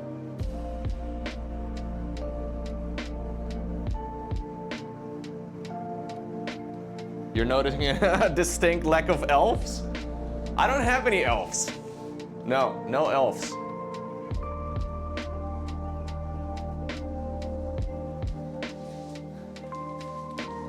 There is something about Nurgle and orcs and goblins and that sort of thing that I really like. I don't know why. Yeah, I do like monsters, it's fun. What's going on, Mickey? Welcome, welcome. Hope you're doing well.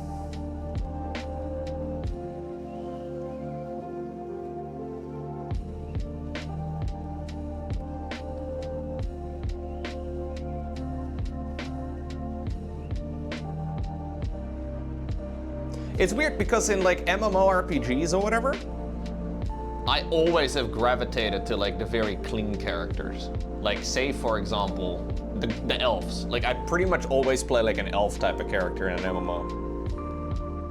If that's an opportunity. Or like an option to play. Now I do have one of the Luminite Realm Lords. I'm pretty sure those are considered elves in the Warhammer world, in Age of Sigmar.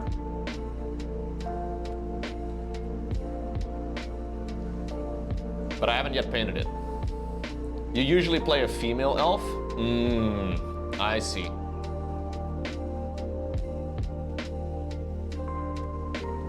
That's sus? Okay.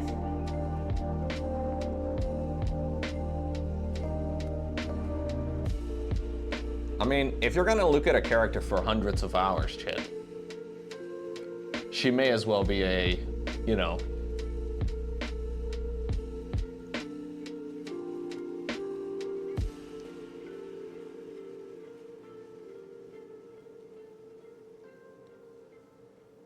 You know the most important thing about choosing an MMO character? The voice. The voice of the character, dude. And I will say that the Night Elf voices in World of Warcraft are excellent.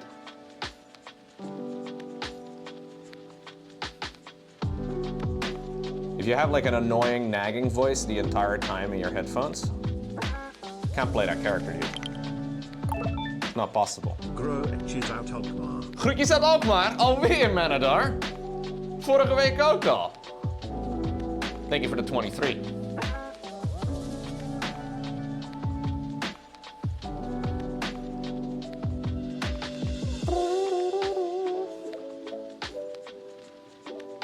Alkmaar. Beautiful place, Chet. You should visit. If you're planning your European trips right now, and you're coming from the States, I suggest you put Alkmaar at the top of your list. Alkmaar de gekste. They don't say that in Alkmaar, Manadar. Come on. We talked about this a week ago.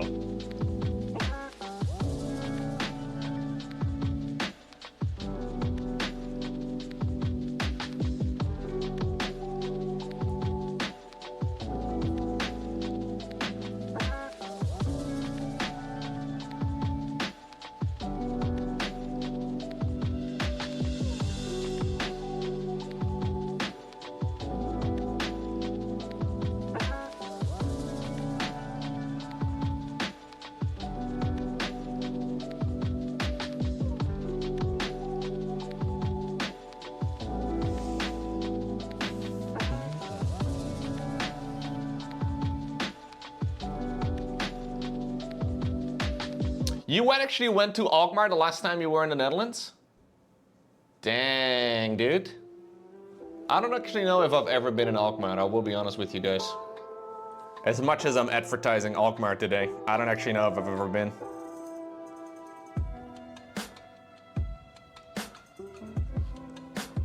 Where have I been? Nowhere. I never leave the house.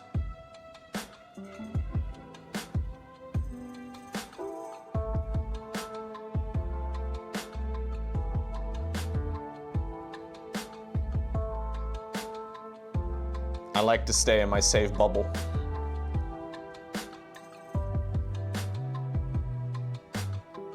I see, Phil. It's too early to have that talk on stream again, though. We have this discussion every year.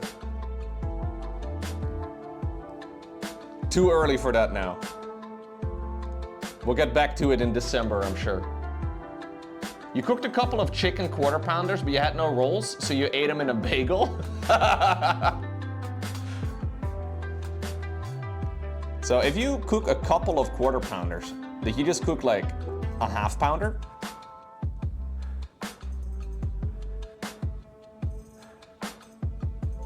Just like 2 half pounders? Oh wait, no, 1 half pounder. Like 2 times a half pounder. You only ever go to the IKEA just across the border in the Netherlands? I went to IKEA on Sunday. We looked at furniture and we had dinner. Even though it was only 4:30, but we're old. Normally we have dinner around 8.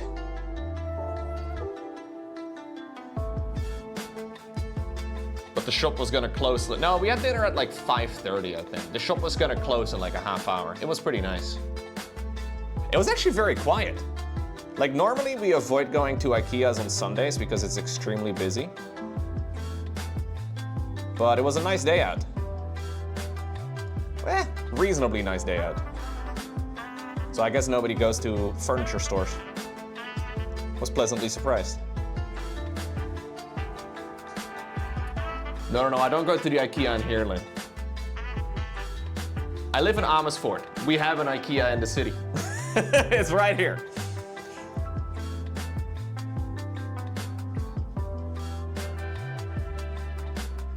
The call for the meatballs, exactly. The call for the meatballs is strong. It's dinner with some jam on the side, exactly.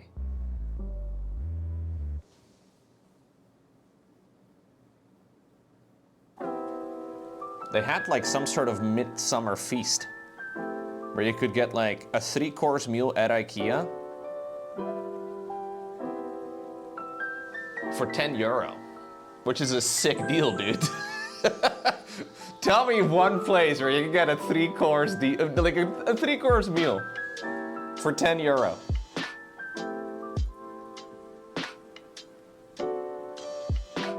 Pretty sure that's the type of thing they just give you just to get you in the door, you know? Just get you into the place. It's kind of like checking into the Hotel California. It's very rare for people to not buy a whole load of stuff they really didn't know they needed at IKEA.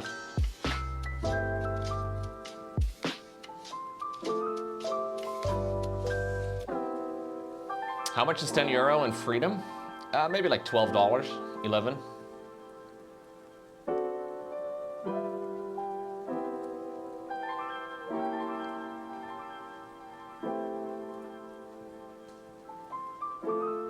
I don't know what the current exchange rate for the dollar is, but something like that.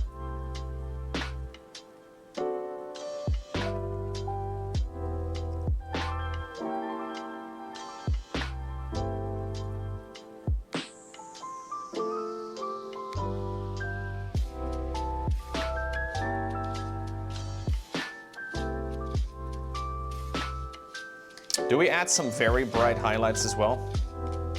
I think I will. A couple of little tiny dots, just like I did on the other one.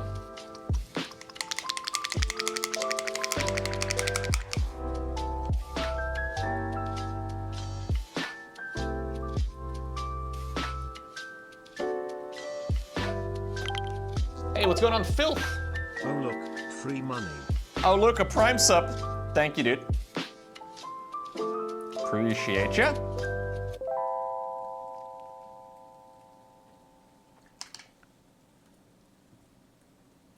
Basically free.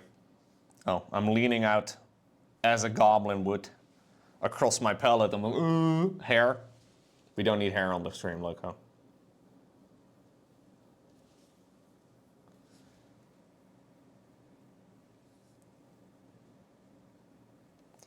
I want to do some tiny highlights in the center of each of these brightest spots. Just to give them almost like a glowy effect, which I think is good. Oh shit. Will I be trying out Death Stranding 2? No. Not planning on it. Did it already come out? Death Stranding 1 had all kinds of issues with copyrighted music. I can't be bothered.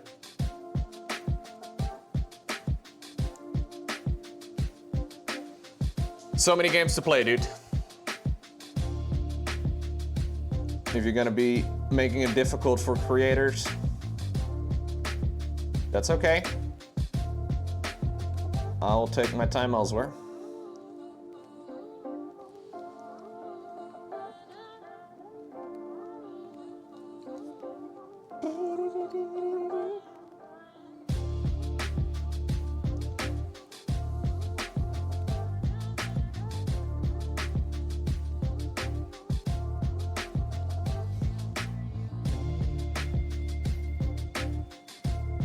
I don't know if they have a streamer-friendly music option in the second game. I just know from the first one it didn't.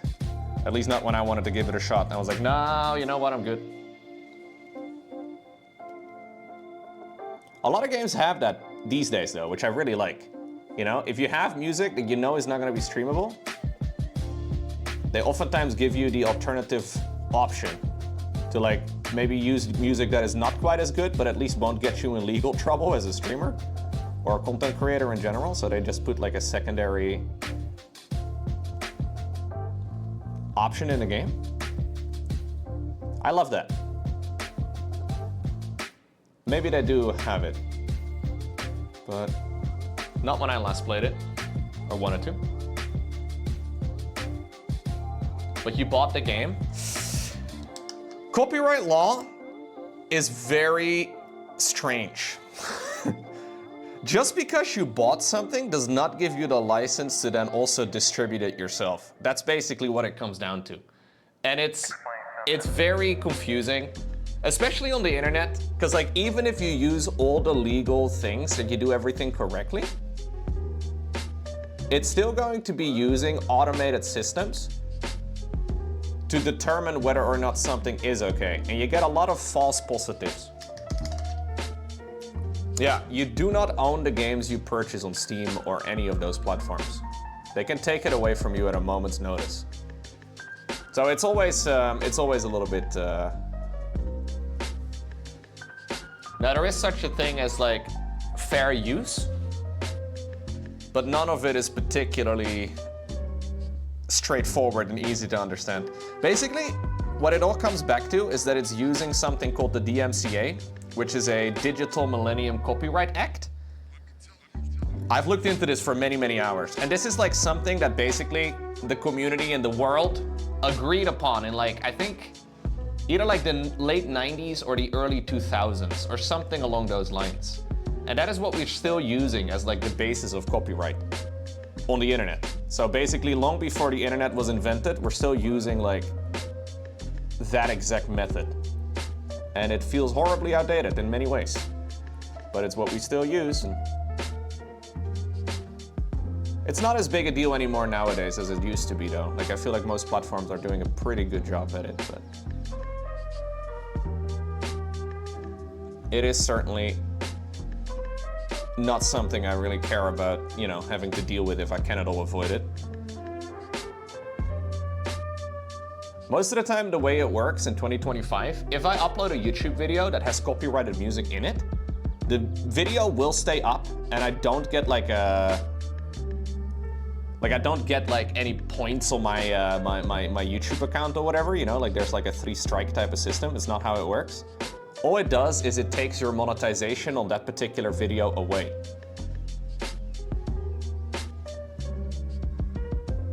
Which is a pretty reasonable system, I guess. But it also makes me, you know, like there's so many games to play. Why would I bother with the ones that are always a little bit finicky? If you don't like free advertising, screw you. Like I just, you know, it's your right. You have the right, but I also will just, you know, screw you, man.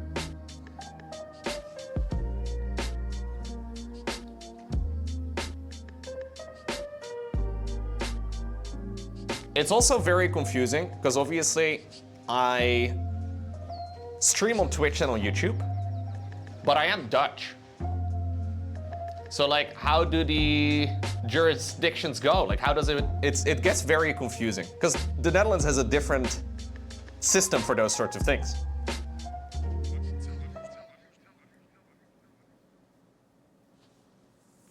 It gets confusing. If you look into the real nitty-gritty of copyright law, it's basically confusing for everybody involved.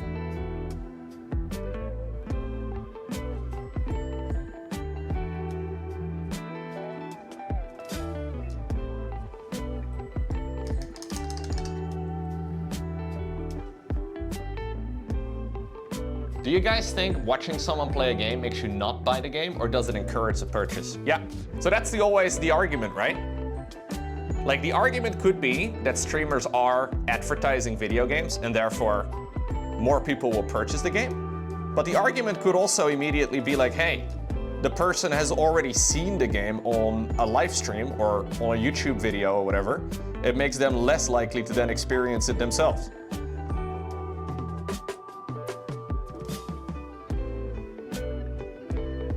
Now, I belong firmly in both camps. Sometimes I see games being played, and I'm like, well, I've already seen it, don't need to watch it anymore. Or don't need to play it myself anymore. But other times I see other people play it, and I'm like, oh, that looks awesome, I want to go ahead and play it myself too.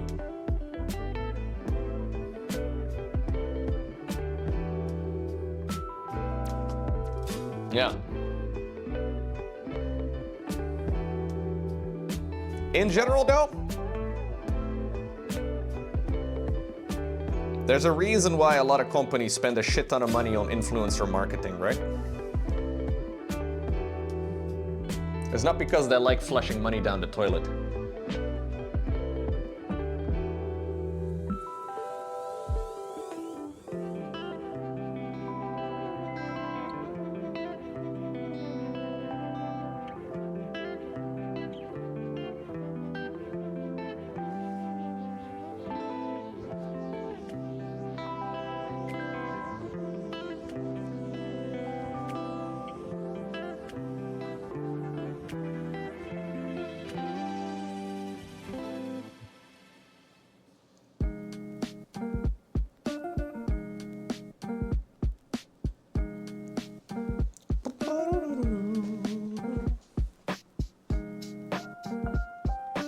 Okay. How do we feel about the leg, Chet?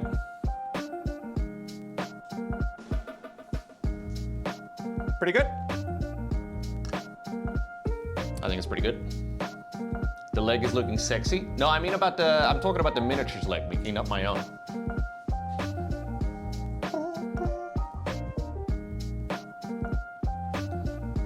Same answer. I'm sorry.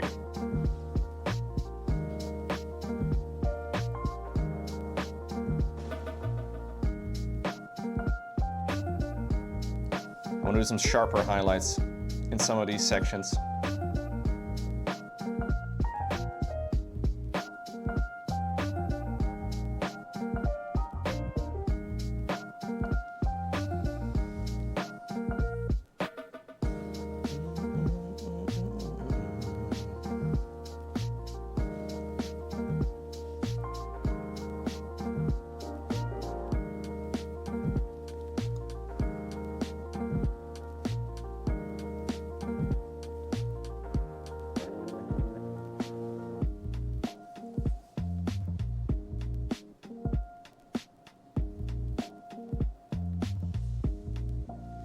Kind of frame them a little bit. Tiny little line going on the top of that muscle.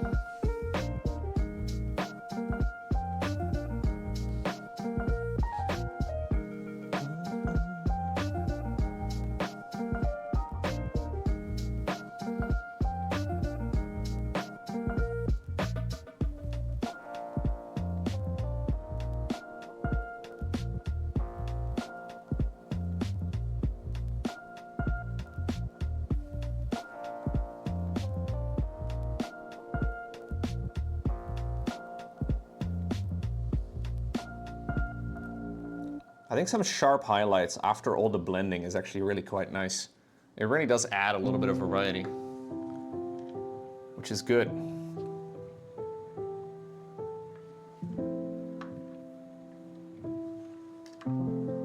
I'd like to blend this out just a tad. Little section over here that I don't love.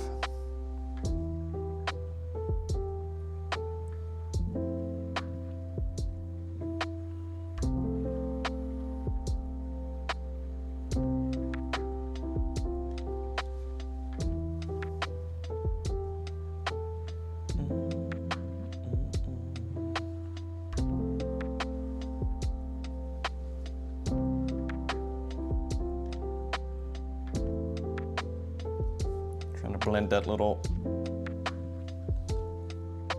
sharp line over here just a tad. Make it look a little better.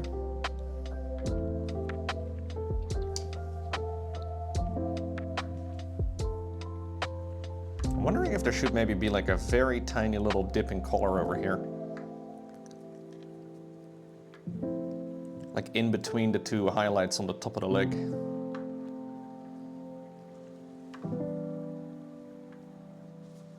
Can I just dilute this a little bit more?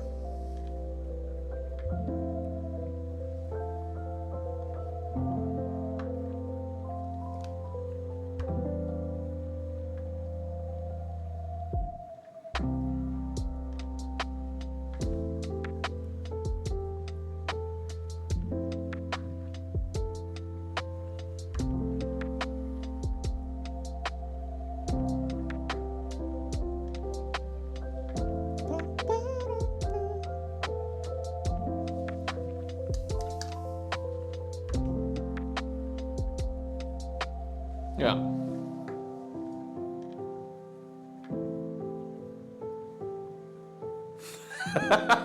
It's not a blueberry, man. Come on, dude. Let me emphasize little tiny stipples over here too. First you guys made the other one, like you called him a strawberry. Now this guy is a blueberry.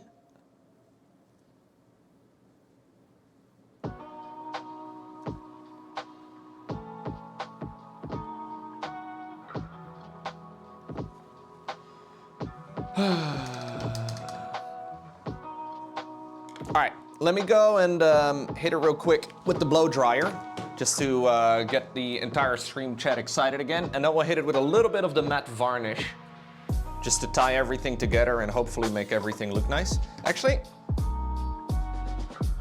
nah, we gotta do a tiny bit more. Ah, Jabeta, chat. Absolutely wrecked. Didn't expect that now, did you? Holy crap. You thought I was done? Boom, he comes back with more. No, I just want to try and see if I can blend this out a tiny little bit more.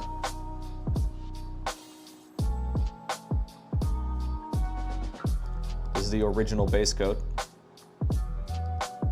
Between the section that I have just painted. I'm going to try and keep it pretty smooth.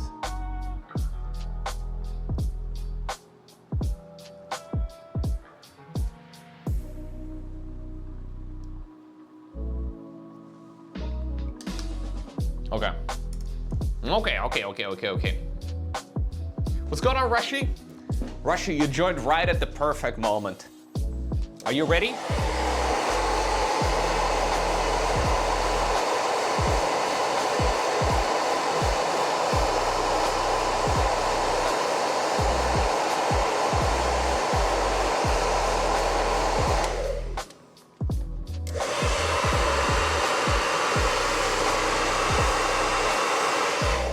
Okay. Hope you enjoyed that, Rushy. Yeah, I did another quick second blast with the cold air because I don't know if it does anything bad. All right, we're gonna do a little bit of the ultra matte varnish and then we'll let it dry. Thank you, Loco. No worries, Rushy. I know what you like.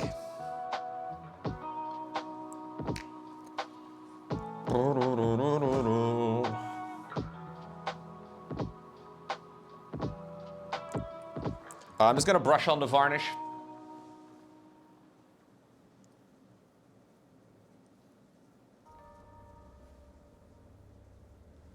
It's a fucking hair. There we go. The scales aren't done yet. I'm not sure yet how I'm gonna do the scales. Maybe I'll try and mimic that that pattern. Maybe I should. I think I can try. You know that like that like fiery pattern looking thing? It would be kind of sick. Not that easy to do though, I don't think, but might be a good challenge. Okay, so this is going to mute the colors a little bit more. Make the guy very matte. It's not gonna be like that the entire time when we paint him.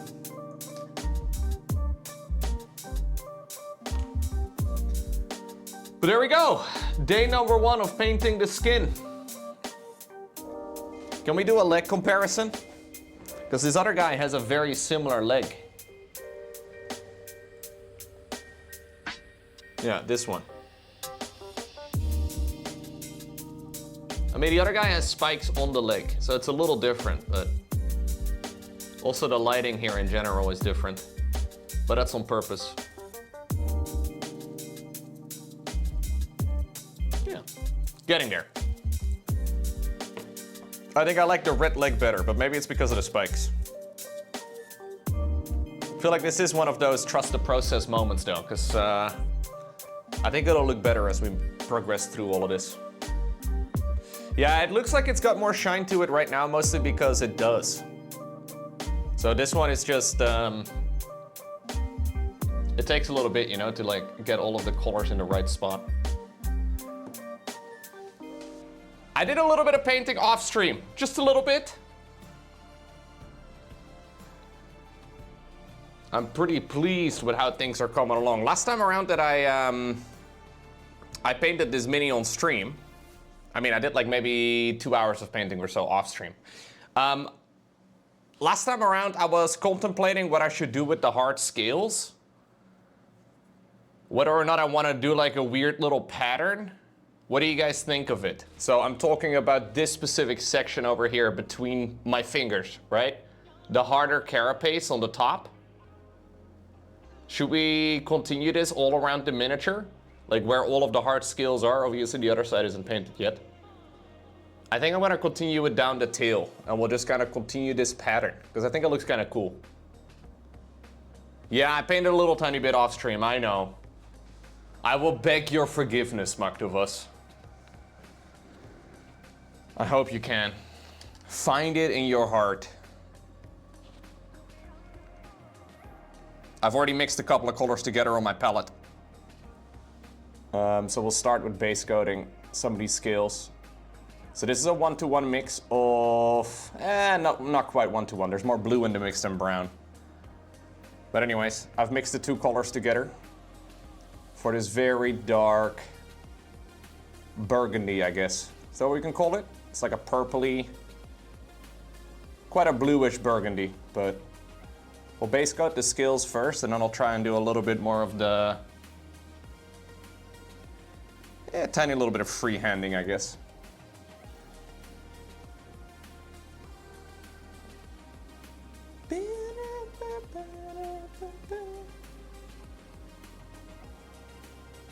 I'll use a smaller brush for that though.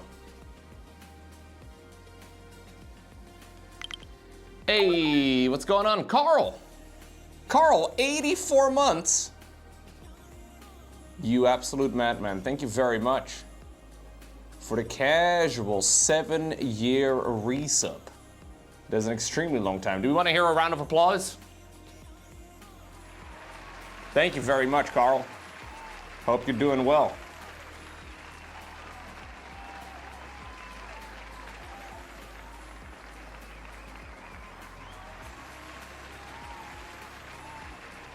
Oh, you didn't want to have a round of applause? Well, too late, dude. Get up out of your chair. Everybody look, it's Carl. Many gamers' worst nightmare.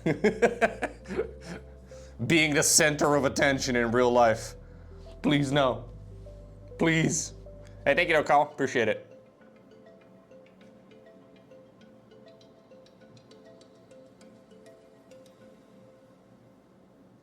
I'll just settle with painting the scales on this side for now. Because it's easier if you just paint this all in one go after I've done the skin.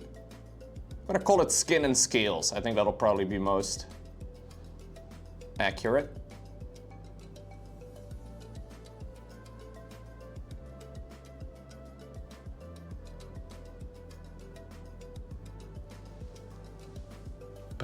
What's going on, Trembolone?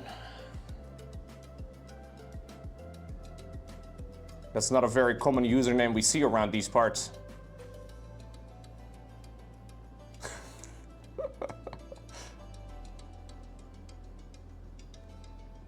Don't do trend, chat. Don't do it.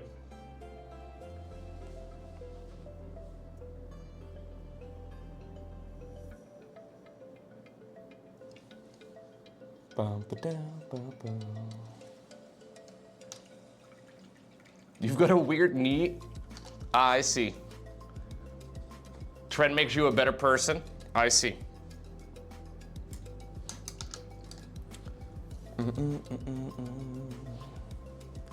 Let's see. We're gonna add a little bit of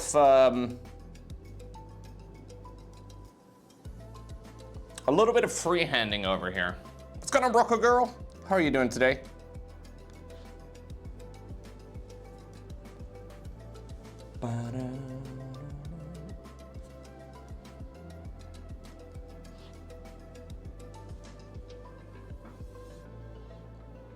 So I kind of have to like sketch out roughly how I want these little circly swirls to go.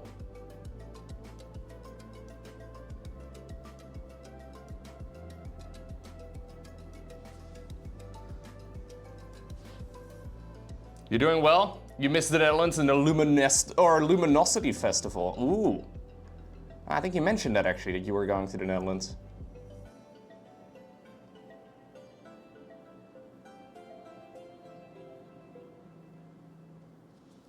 Many parties to be had in the Netherlands.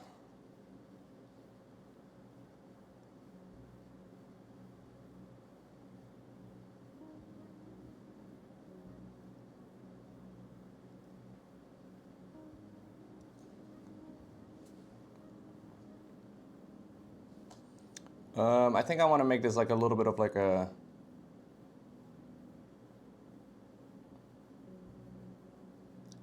dip in. I want it to be quite narrow near the end of the tip, or the end of the tail.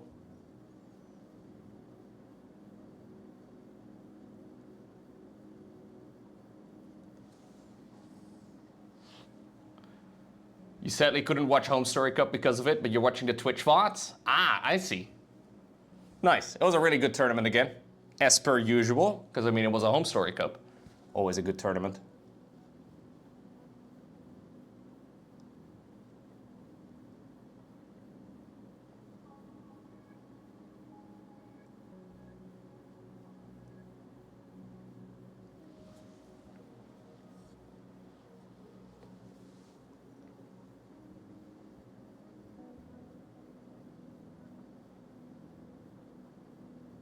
Next one will be next year in January.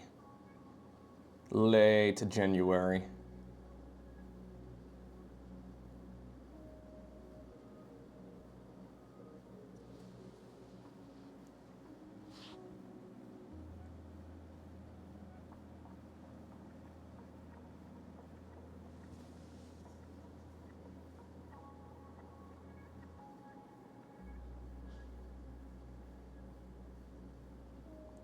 I'm mostly just winging this, by the way. I'm not really being too deliberate with any of these positionings, any of these little doodads.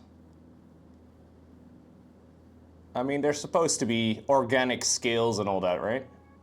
It would make sense if they're a little bit random.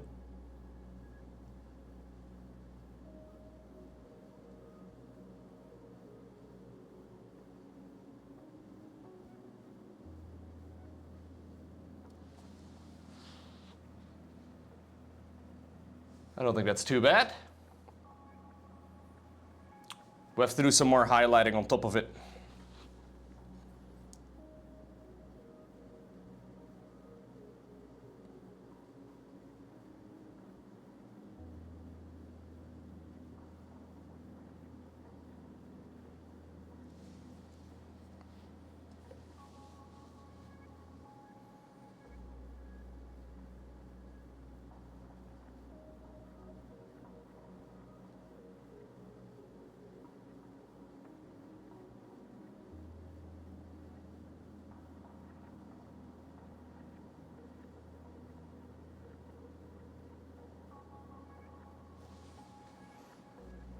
Okay.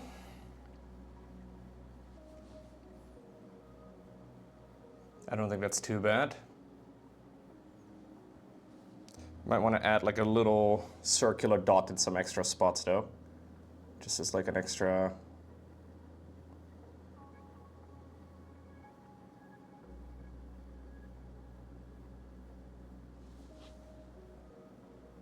These are very small, but...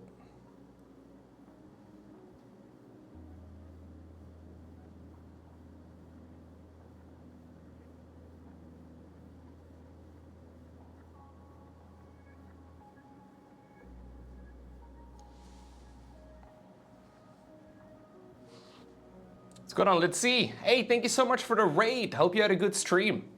Welcome to the Litzy viewers. I just started my stream for today. I'm painting up a duo of Mangler squigs. So one of my squigs is red. I've already finished that one. Like 99%. And the other one I'm doing in like an icy blue, purpley type of tone. And that's what I'm working on today. Gonna do a few hours of painting. Hope you guys decide to stick around. If not, hope you have a nice rest of your day. Thank you for the raid.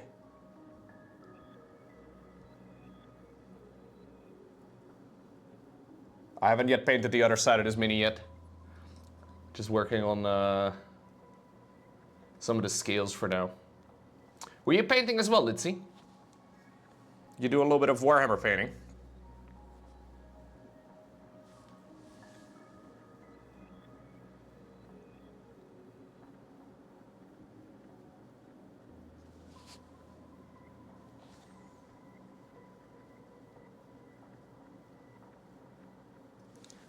There we go. You're doing Harlequin? Ah, okay. Hey, what's up, Zach? Low wave, low wave. Thank you for the resubscription, Zach. Appreciate it.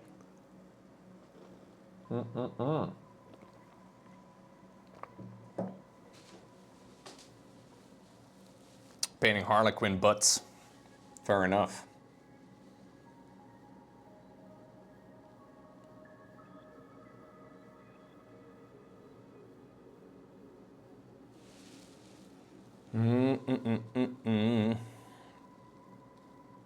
It's very easy to overdo what I'm doing right now, but it's kind of fun, so.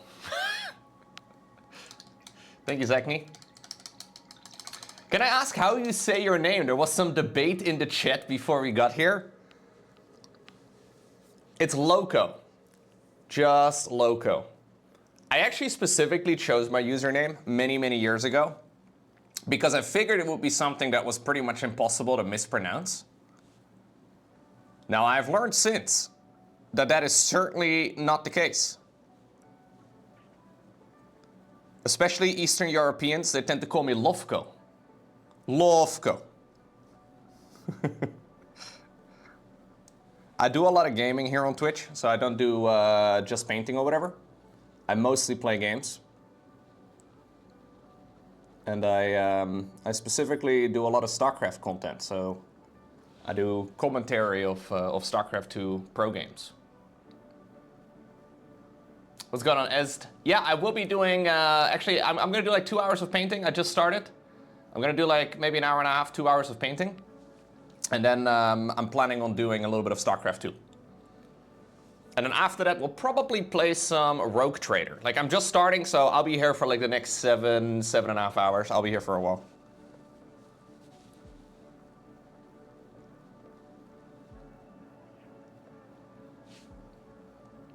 No worries. You can ask anything anytime. I'm easy. I know some streamers can be weird about those sorts of things, but... Gonna add a couple of little dots within the darker area here, hopefully to integrate it all a little bit more. I will be going back to Oxygen Not Included, yeah, but I need a few days, man. I keep failing in that freaking game. Don't get me wrong, I love Oxygen Not Included, but I think I need a couple of days off. Because yesterday I threw away another settlement, man. It hurts.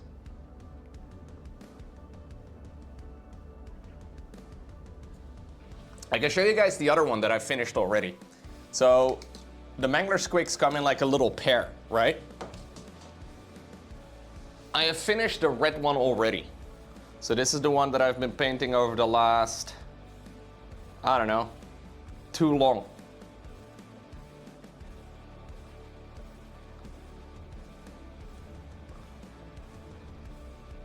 So these are gonna be stacked on top of one another. So the blue one is gonna be on the bottom of the base, and then this one is gonna be stacked at an angle on top of it, which I think is going to look really cool. At least that's what I'm hoping, man. Like, this is definitely the most amount of time I've spent on a single miniature. And I don't know, I'm trying to test how far I can take it, you know? Like, how good can I paint? Maybe I should do some safe scumming in Oxygen? Yeah, maybe. I've been thinking about it.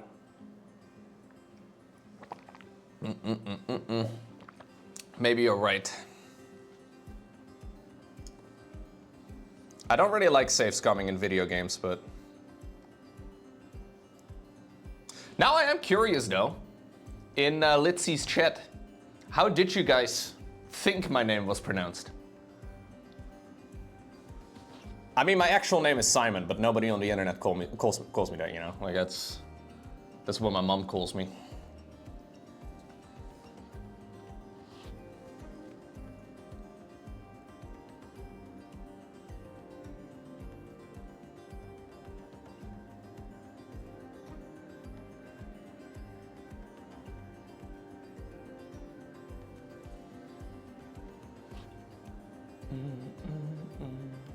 Lecco? Lico? I see. Lexo? I see.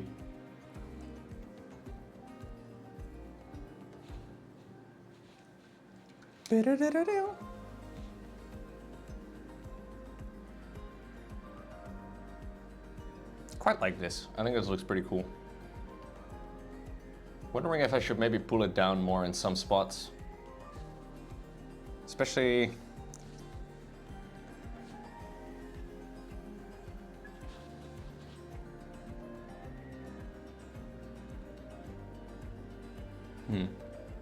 Trying to think if it like goes in that direction, right? I feel like this one needs to be a little bit further down. Even though that's going to cover up my highlights. I painted those highlights off stream anyway. Anything that's painted off stream is...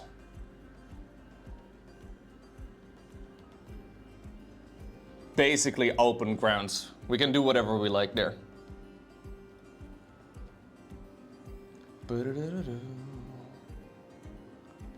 Yeah, cover up the off-stream painting. That part of the stream was illegal anyways, because it didn't exist. All right, I'm gonna add some highlights to the darker scales just so we can get a better view of the whole thing. So I'll start with some of the darker color. I'm thinking actually of adding like a little... There we go. Gonna follow the edges. with a little bit of the dark blue that I used to mix this very dark purpley color. Let's follow the lines sculpted into the model.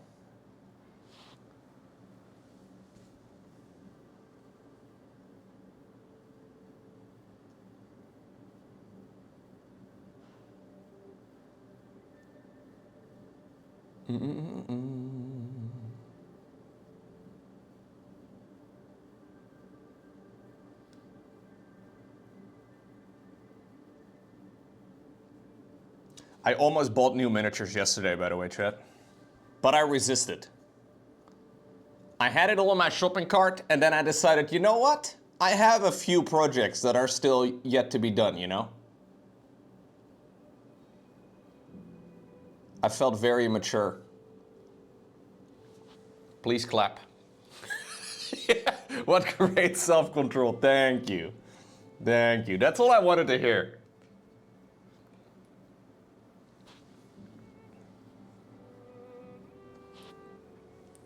You bought 2 sets of sister. I see.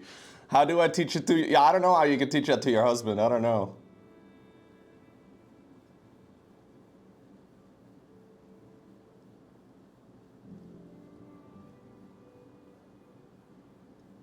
Although, to be fair, if Lauren were to buy Warhammer miniatures, I would encourage her for sure. I would, you know, I would not mind that. I'd be very proud. I have tried, but most of the minis you need to paint up belongs to him. Ah, I see. Dang, he's got his own in-house commission painter?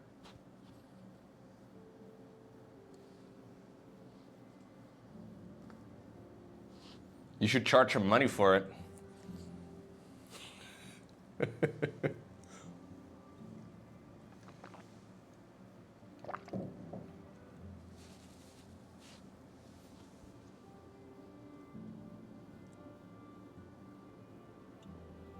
Give him the invoice at the end of the Harlequins, you know?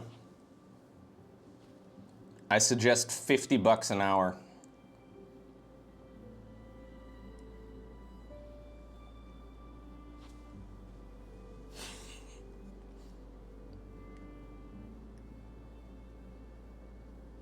Okay. He has like 2K worth of Dark Angels. Nice. You painted all of them?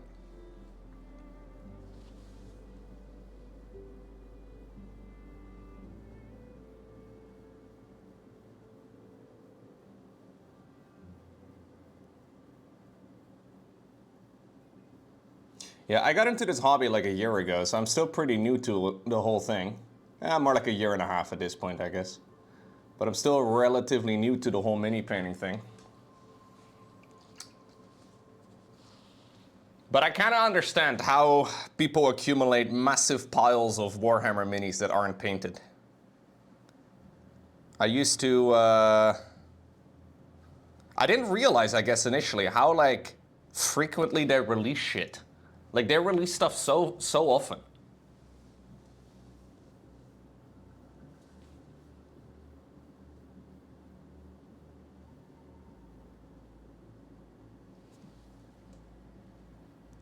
Using a little bit of the blue, by the way, to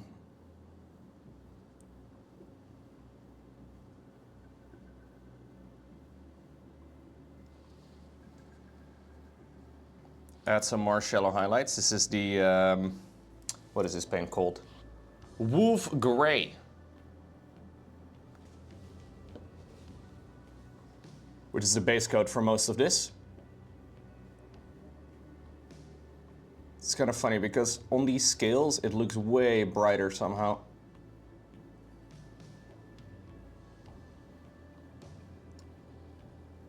Base coat becomes a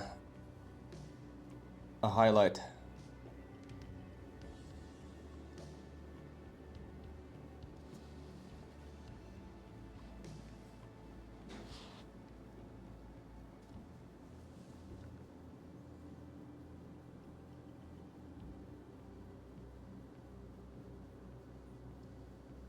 Hey, thank you.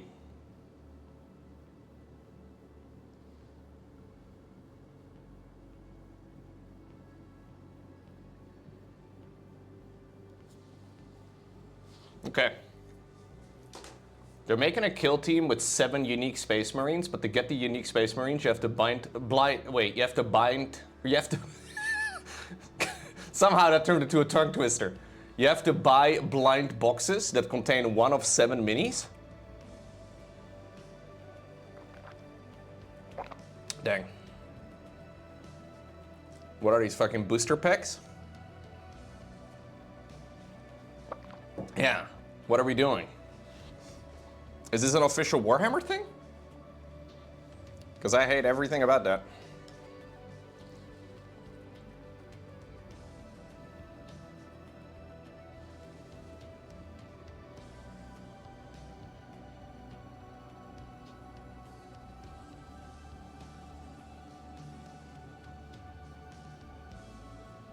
Adding a little line around each of these little shapes that I carved out, I guess. Make them pop a little bit more.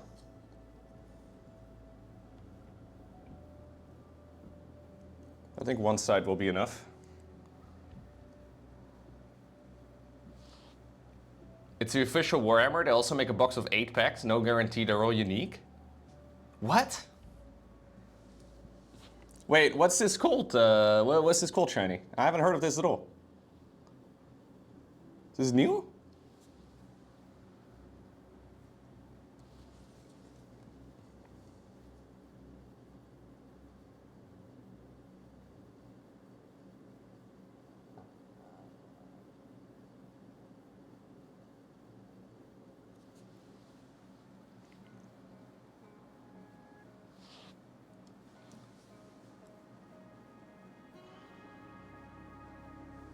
Huh.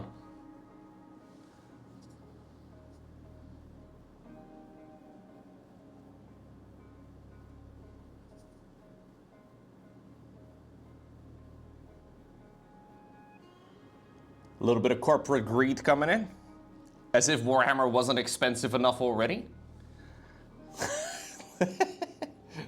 What the fuck? I think all Warhammer fans were like, yo, this hobby's too cheap. If only Games Workshop would release something I could spend my money on.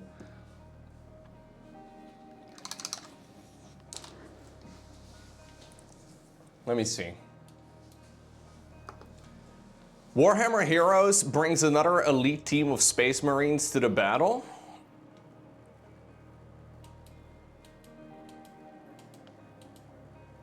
Okay, they look like Warhammer Marines. These come in green plastic. You're welcome to paint them to whatever color you like though.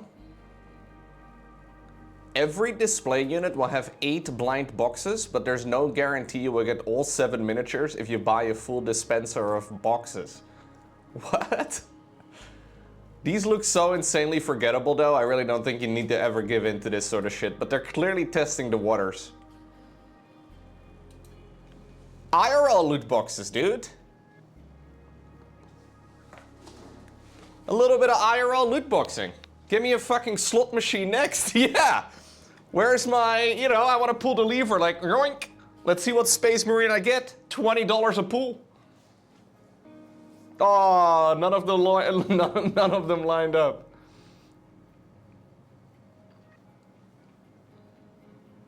A little bit of IRL gotcha. Nothing quite like it, huh? No, I'm not a fan of that sort of business practices in general.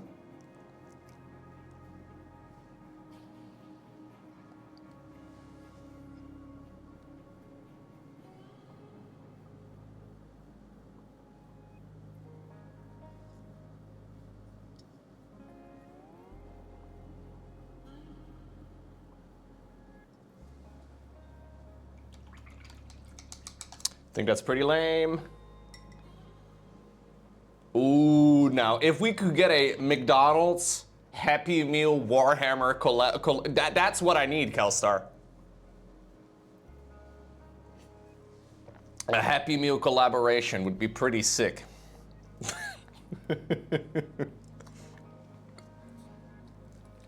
Fucking McDonald's scalpers coming in, you know?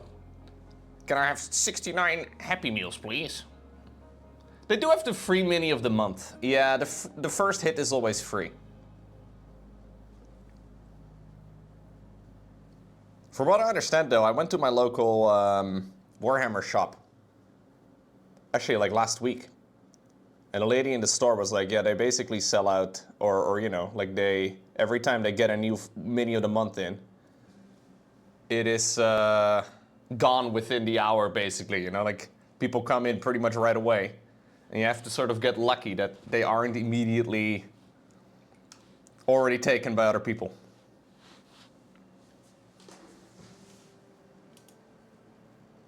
So apparently they now have a rule that you have to actually build them in shop. Like you can't just, you know, you can't just pick them up and then build them at home. You have to build them in the shop.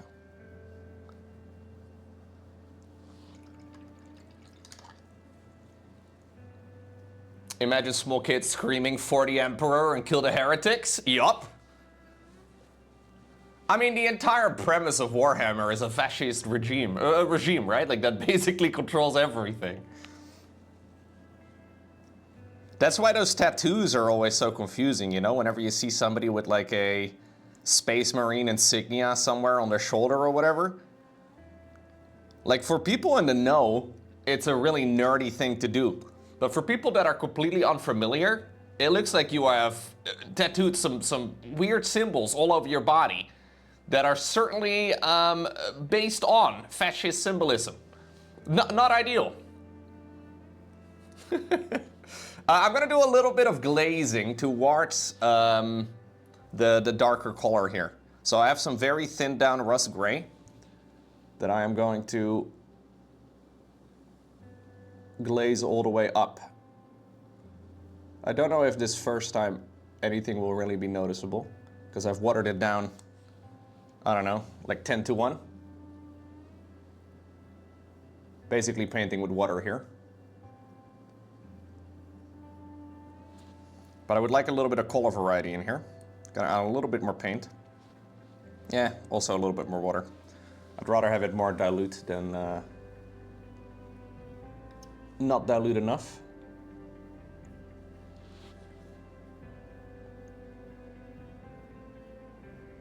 This is going to numb some of the highlights I've done, but that's okay. I've purposely painted them too bright.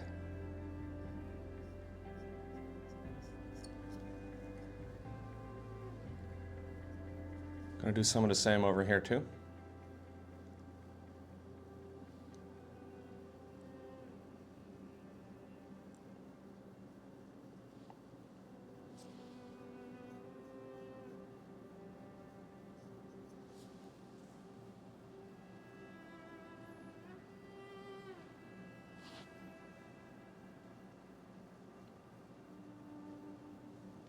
A friend of mine goes with his kids and he always gets like 5 or 6 of the minis of the month for them. Right, yeah. He probably is a good client to that shop because I'm feeling like the one over here in this city, they probably wouldn't give you 5 or 6 for kids. Maybe if I purchase all my shit in their shop, you know, they'd be like, well, maybe we can, you know. I would never buy anything from the official Warhammer shop though, to be honest. It's just more expensive. There's nothing to be gained. Hello Loco. Excited to be catching streams again for the summer as I do my annual travels. Ooh. Hope streams have been going well and happy 31. Thank you, Kelstar. Thank you very much for the 31-month resub. And enjoy your trip. I can't complain, dude. Life is pretty good.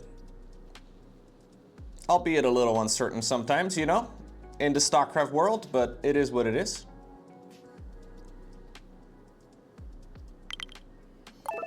Gonna connect this one. Yeah, I'm gonna connect that one with the rest of the thing. Hey, thank you also, Hoppa J, for the 3 months. Yeah, maybe I won't actually.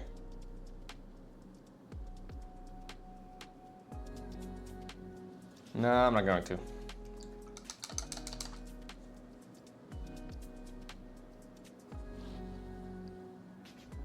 I think I'm gonna make this one slightly smaller.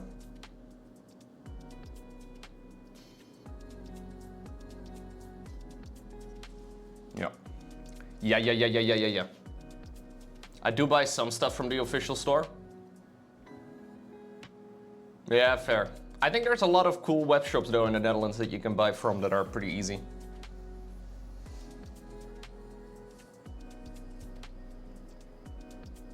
Honestly, pretty pleased with the tail.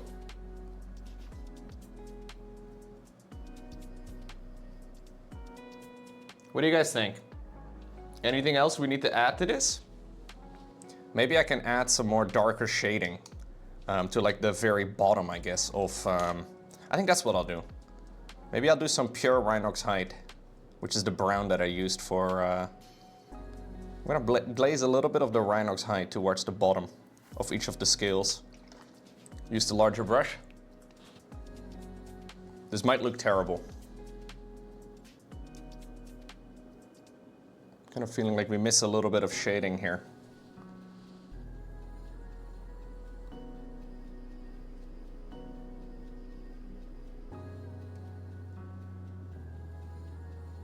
So this is straight up brown. Very watered down. So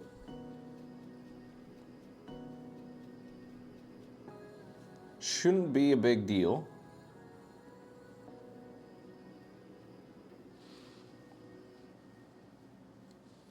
Just to see what it looks like when we're fully dry. I've been doing a lot of paint mixing for this particular mini. And while it's a little tiresome sometimes, I feel like it helps with creativity, which is good.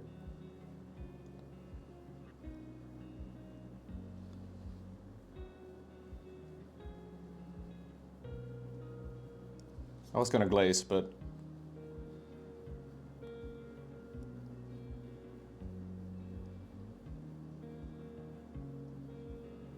turning more into like a little bit of a line shade, I guess, which is fine.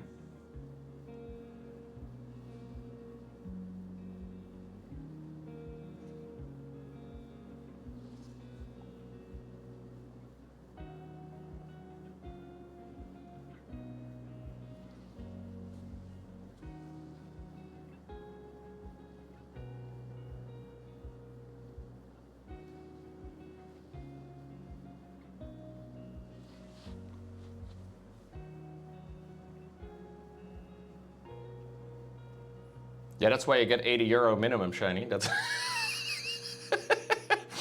that's how they get you. What about the two bumps behind the horn? Oh no, I haven't done the head yet at all. I'm kind of like splitting them into segments, you know? So like the middle segment and the bottom, or the back segment is what I'm trying to work on right now. The head is not yet done. The head is a little bit of brush painting and then a whole lot of airbrushing. I did jam the airbrush in between his teeth. I don't even know if you can see it. Hold up, maybe I can show you with my flashlight. There you go. You can kind of see a little bit of pink inside of the mouth. Because bro does have a tongue. Basically what I did for that is I jammed the airbrush in between the teeth. And it seemed a little bit morbid as I was doing it, because I basically jammed it like bam, right in between, and I like pulled the trigger. But we painted the inside of the mouth on this mini too. Even though it is basically invisible. There's a little bit of leakage over there on the lip, but yeah.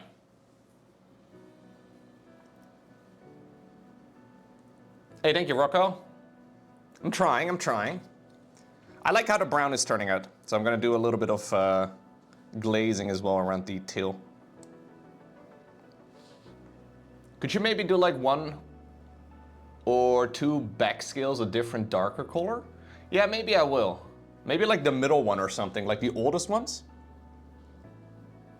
I guess it would make sense if maybe some of the scales have a slightly different color. Not a bad idea.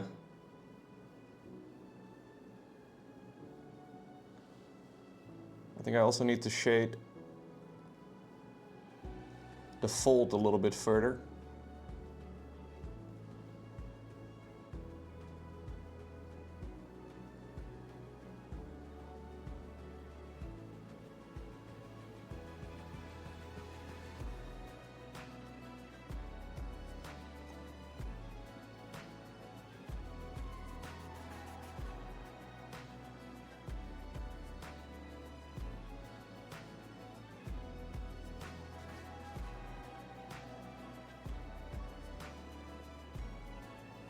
Maybe in general, like the ones in the middle can be a bit darker.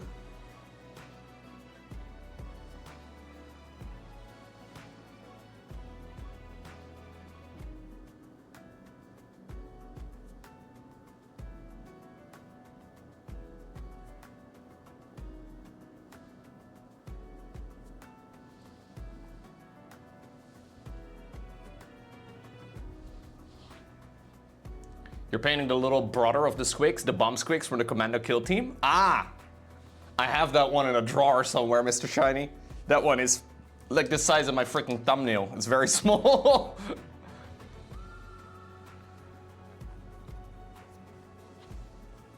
Yeah, we'll have to go back with some highlighting, I think. But I'm happy with how this tail is looking for now.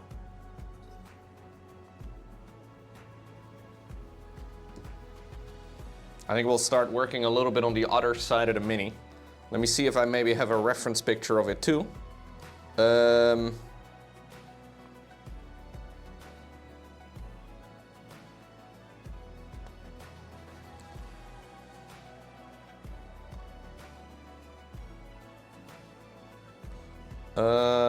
This is... Okay. So I took a picture of the Mini before I started painting it. This is it, just as it is primed. So basically I used like a relatively glossy black primer and I hit a light from the very top to give me an idea of where the shadows need to be. So I'm kind of gonna leave this as like a reference to help me figure out where the lighter spots need to be compared to like the darker spots. So most of the bottom of the tail over here needs to be pretty dark. I mean, it is quite obvious, I guess. So we'll glaze a little bit in that direction. What's up, Ramble? This does kind of look like the low prime emoji. Little bit, little bit. Ramblé. Goedemiddag, Ramblé. Oh, I said prime. No, I meant primer as in like, you know, paint primer. Anyways. You hit 300 followers with my inspiration? Yo, nice. Hope you're enjoying the journey.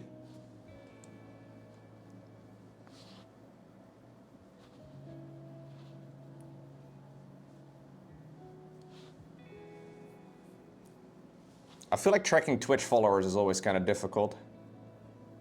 Getting people to hit follow is also not that easy.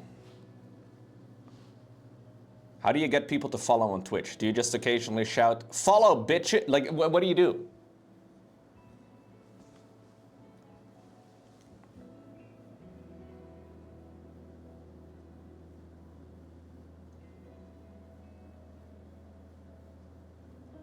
Do you guilt trip people into following? I think that might be the most effective method.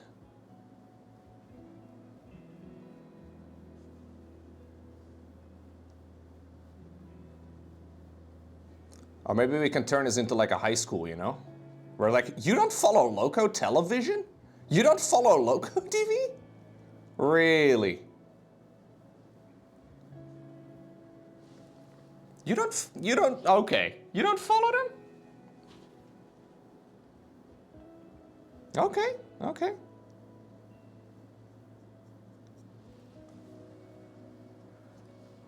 Guilt trip the viewers.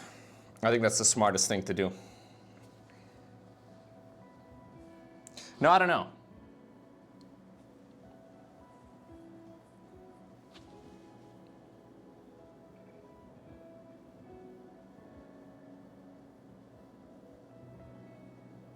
Gotta bring it a little bit further down.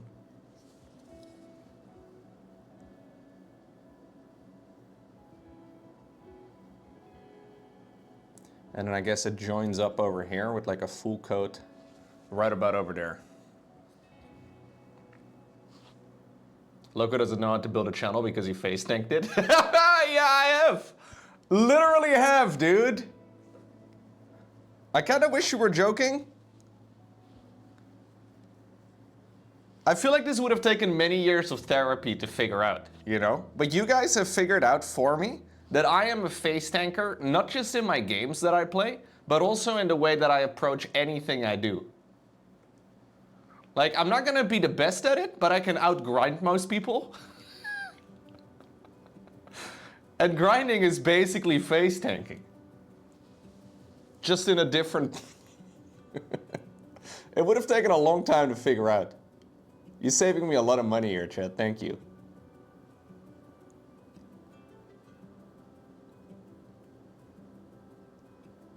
The Twitch chat therapist coming in clutch.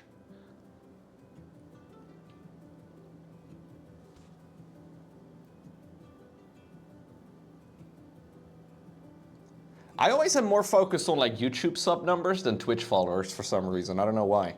Even though I'm pretty sure Twitch Twitch follow numbers are more important than, anyways, I don't know. The YouTube sub number is bigger. Look at Pirate Software, he streams 340 days a year and got him a lot of success. Yeah, that's true. And look at him now.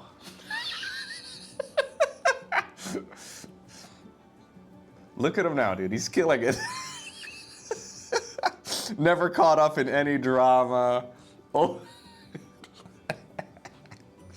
Yeah. Not accused of anything. Zero narcissism detected.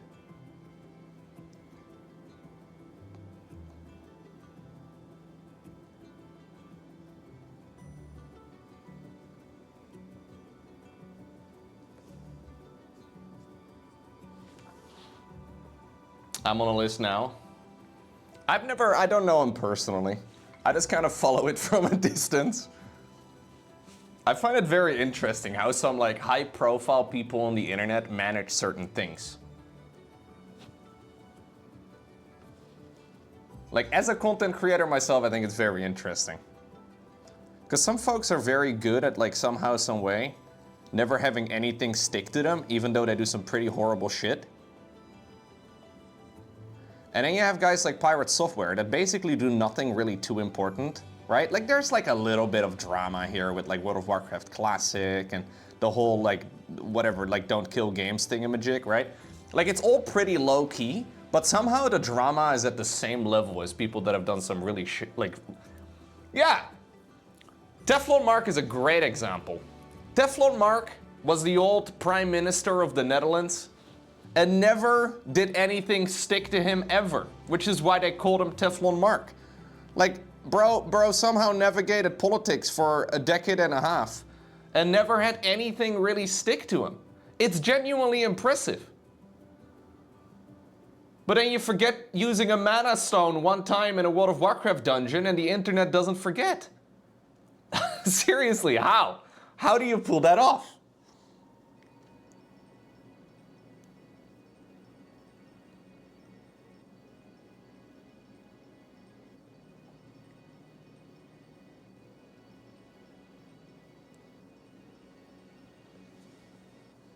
He never got eaten either, no. Good point. And Teflon Mark is also a grinder, dude, 100%. He grinds a lot.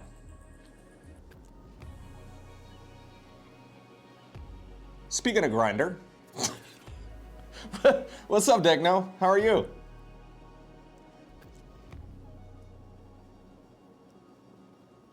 Degno, did you know the Tour de France is almost beginning? Holy shit.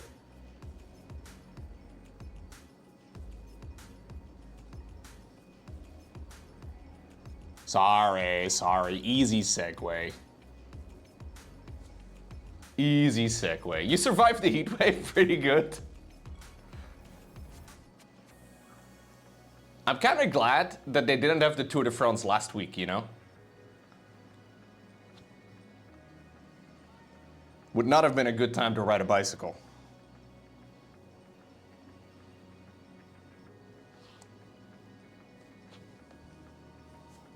Do they have some sort of the 40 plus degrees in your apartment? Oof.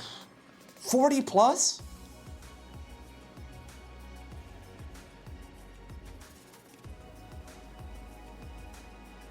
Yeah, that's too hot, Dick, no? How do you sleep at 40 plus degrees? Like, I don't think you can, right?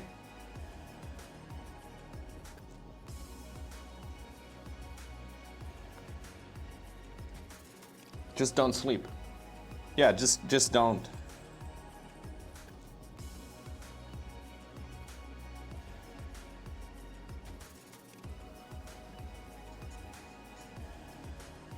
Sleeping is also highly optional, right? Like, one of the nice things about being human is that sleeping is just an optional feature.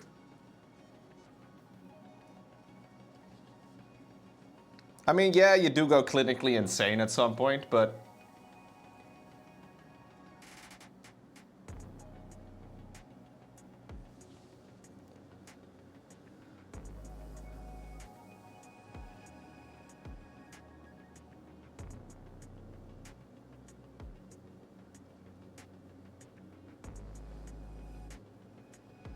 yeah, enough fun. Well, it's a lot cooler over here in the Netherlands today.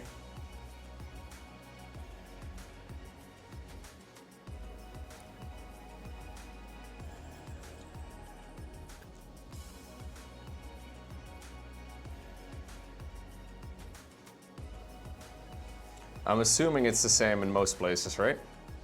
Where the heat was really bad. Something's gonna have to be done because in 30 years it'll be 30 or 40. Yeah?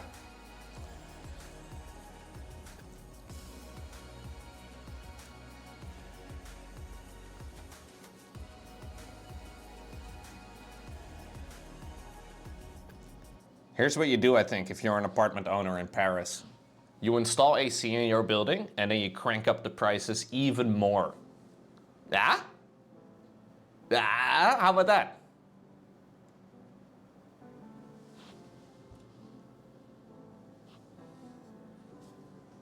You have a buddy that doesn't sleep for weeks on end? I don't believe him. Is he a human? He could be a reptile or something. Have you checked? Maybe he's a reptilian.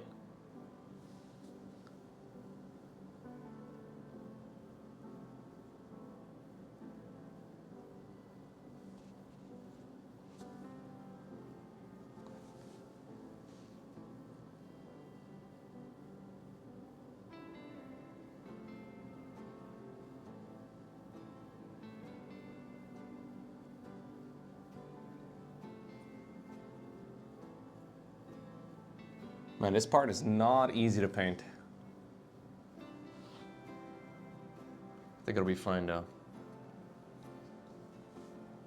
The problem with AC in Paris is that it gets very dense and narrow. If everyone gets AC, you're gonna have heat the air in the city by several extra degrees. Yeah. So then you crank up the AC even more.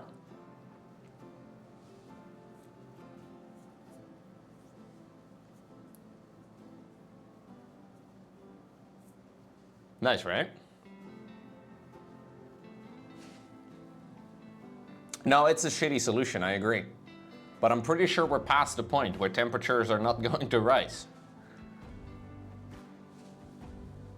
As shitty as that is,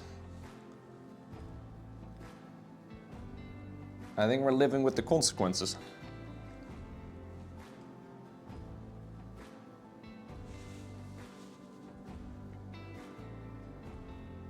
But the shareholders were quite happy, I guess, so, you know.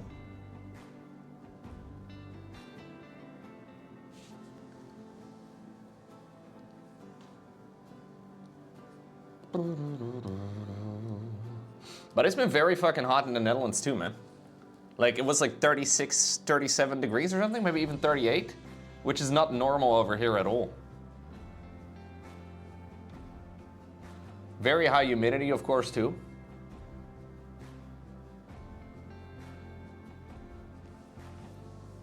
Not a fun time.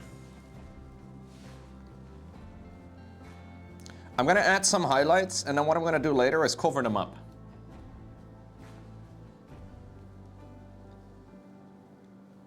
The thing is, it's only a few days now, right? It's only a few days. But it's definitely going to get more common over the decades. Global warming isn't real, it's just the sun's cycle being warmer for 8 years? That's what your dad said? Oh no, Shiny. I didn't realize that that was a thing in the Netherlands. Well, I kind of knew it was a thing in the Netherlands, but also I haven't heard of anybody thinking that way.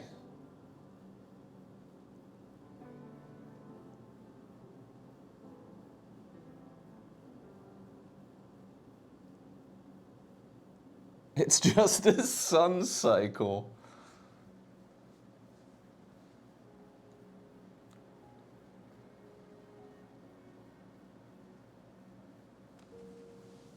Sad days.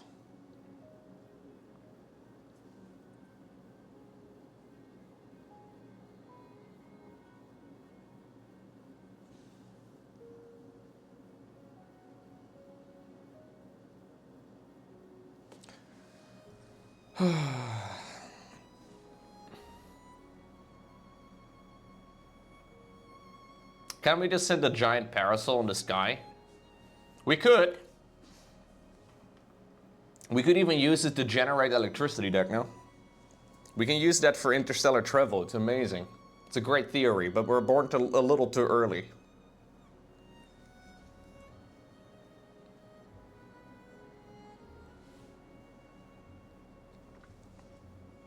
Yeah, we were very close.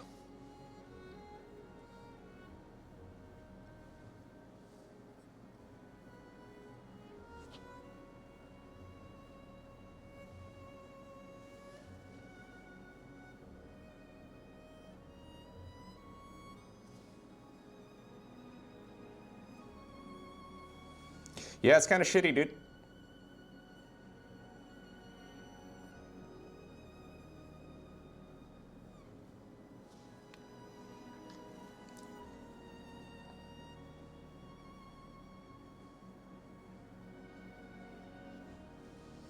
It is a little bit shitty.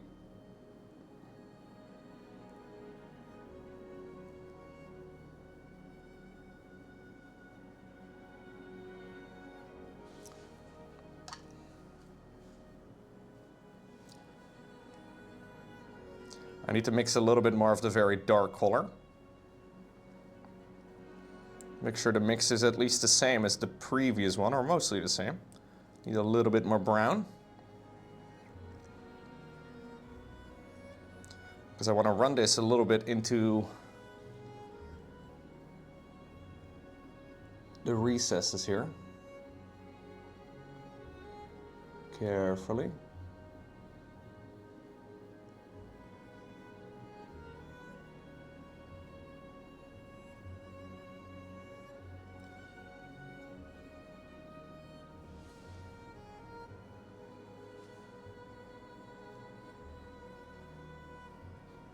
First, we will have to hook ourselves up to a Minecraft server permanently. We should. I can't wait for our brains to live forever in a community-run Minecraft server.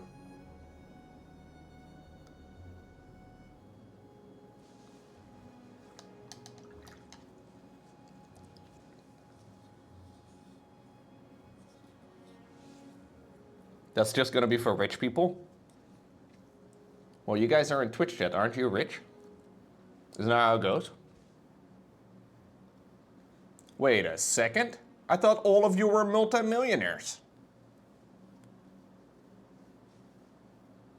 Hold up. Hold up. Blow, blow, blow, blow, blow, blow, blow, blow.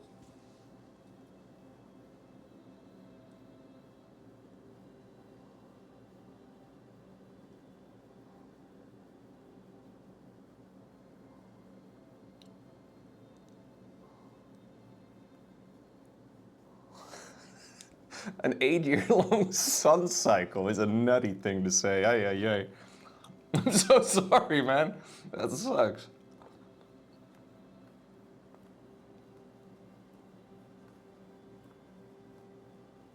You don't want to hook up your brain to a computer, Mr. Shine? Come on, man. It'll be fun. We all get to live forever.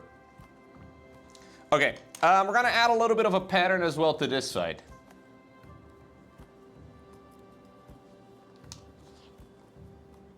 Depends on who we will be moderating. Me. I will be moderating the server.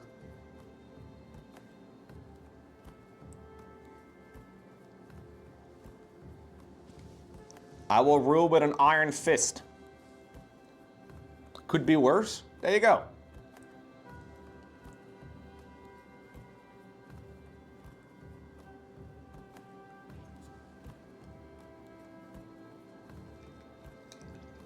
Why is my brush not brushing? What the hell?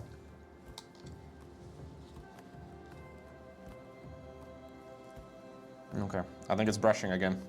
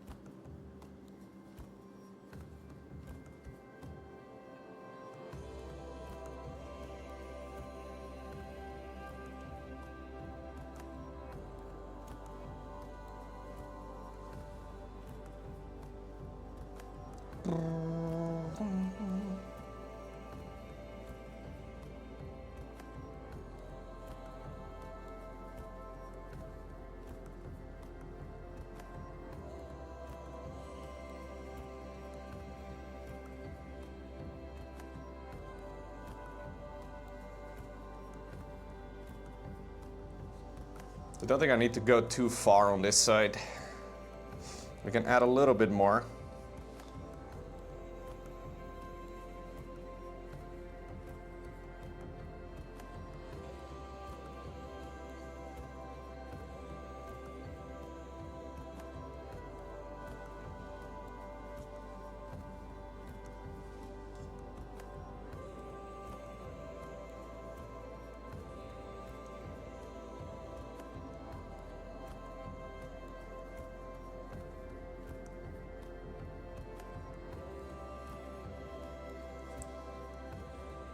Baby's first freehanding. Yeah, I'm adding extra textures. Yeah, so I did this already on the other side.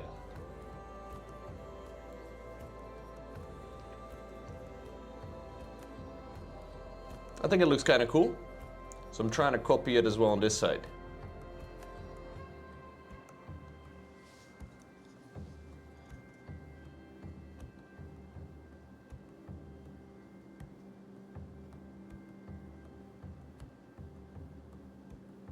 This is kind of nice because it's, you know, it's supposed to be organic, right? So I can't really freehand wrong, if that makes sense. Like it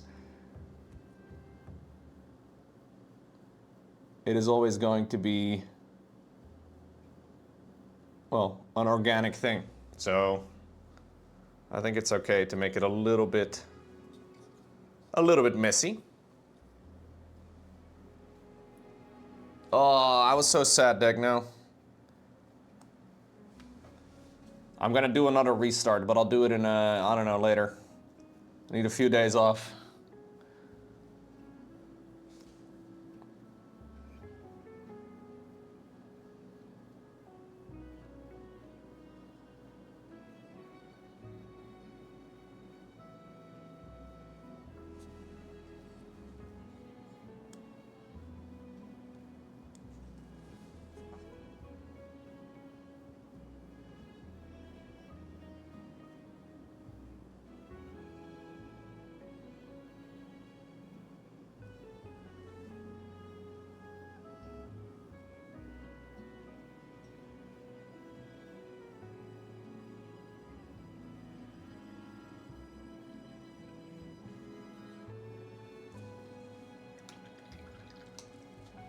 Oni is fickle, yeah. Beautiful usage of the word right there. Ay, ay, ay. I should turn on spaced out, otherwise you might run out of things to die to. No.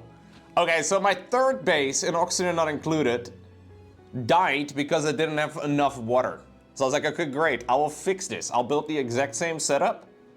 So hopefully I won't die this time around. I built the exact same setup over the course of several days, and then died to having too much water. It's like, come on, man.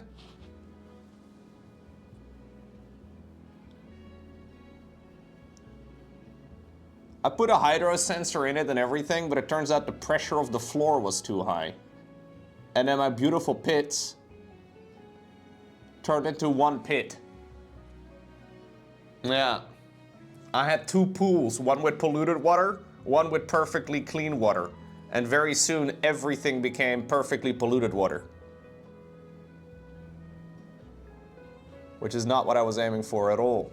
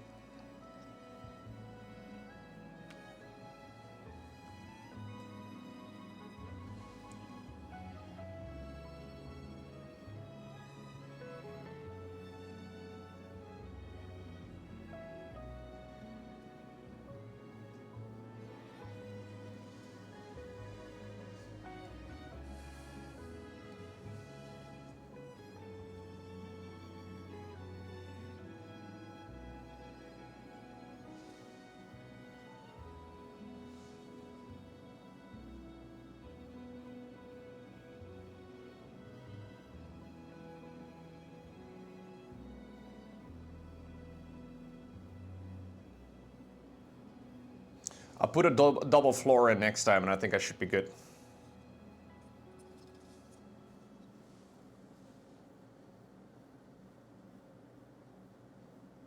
I'll make one of them out of granite. Or maybe a different kind of... like, I think one of the tiles is completely unbreakable. Yeah, it's rough. What's up, Ugro? Thank you very much for the 52! We're backseating a game he's not even playing? Hell yeah. That's just showing you guys the passion, okay?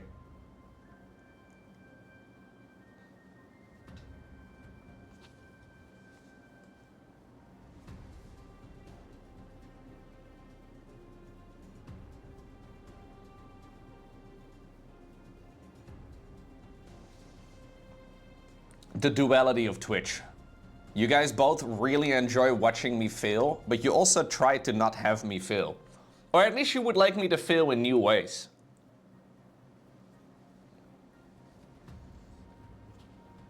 Which is really nice of you.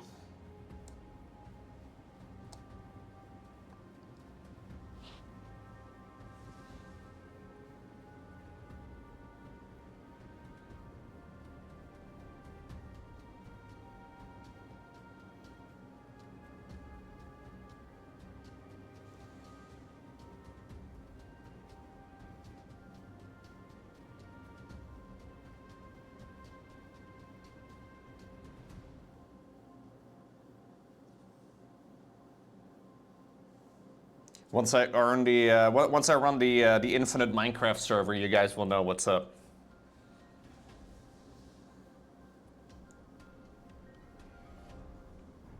When you've all uploaded your brains to my Minecraft server, we'll know what's going on there.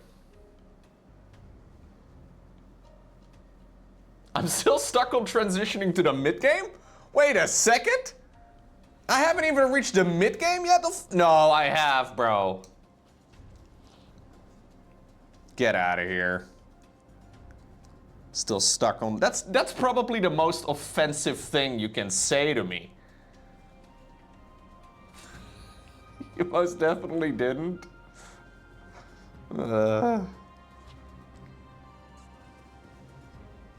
Haters. Haters as far as the eye can see.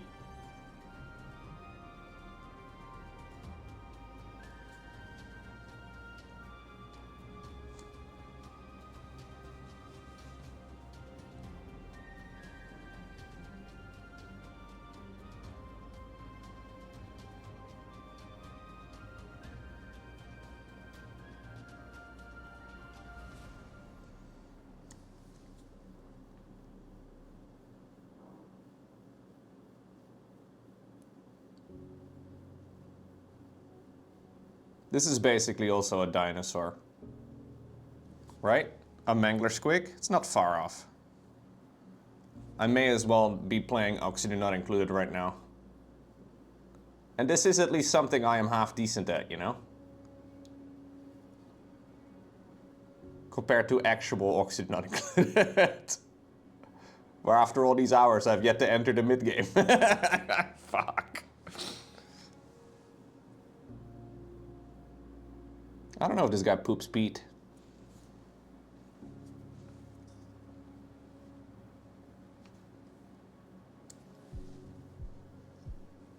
This part is very tricky to paint because I can't hold it very well.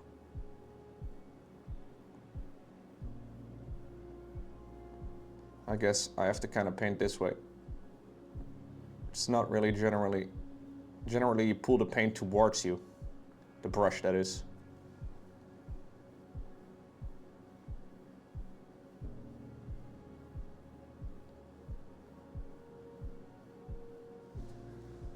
This little segment of the tail I filled up with some milliput to fill the gap, because there was a giant gap in between the two panels there.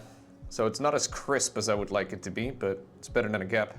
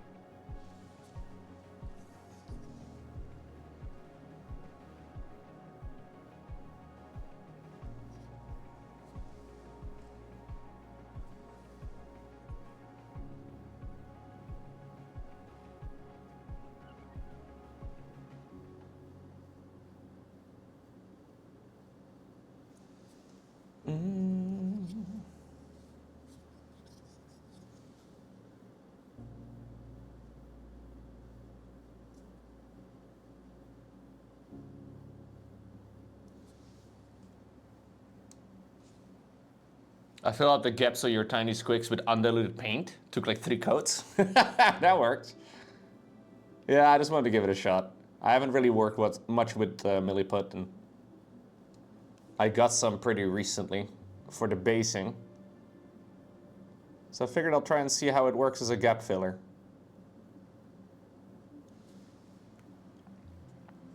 Worked pretty well. I'm just not very good at using it.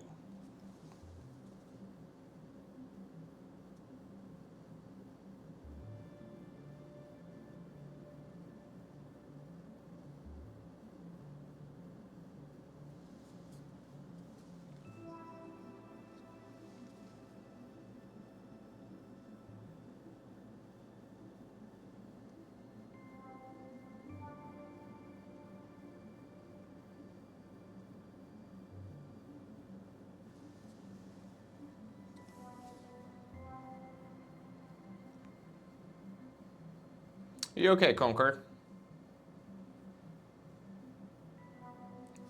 Are you okay, or are you just 12 years old?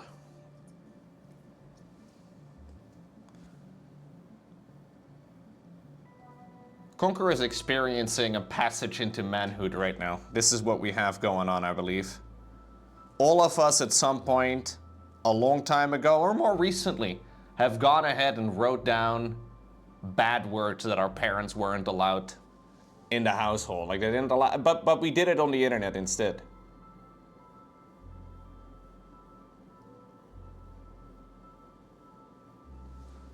I think you gotta fix it, man. You need to add one more word to really complete the passage.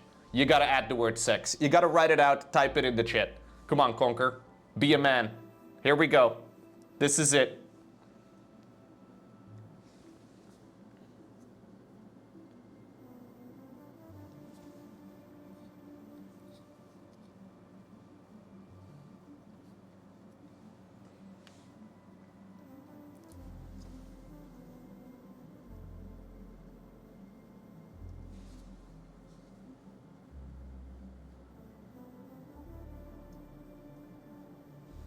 Okay.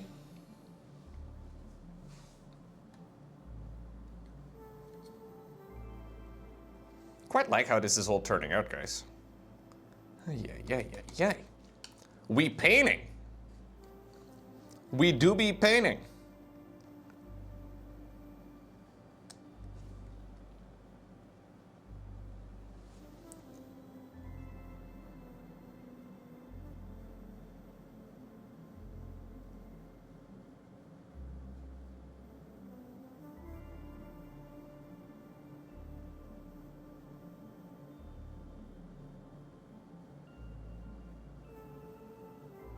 Painting, we do be doing.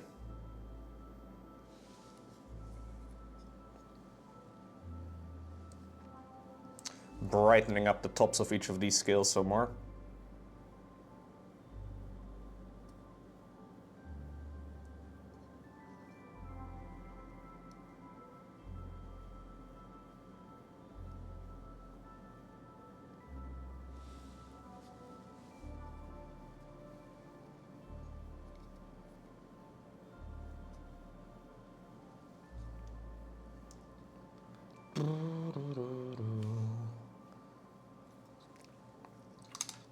I did it a bit too much over here.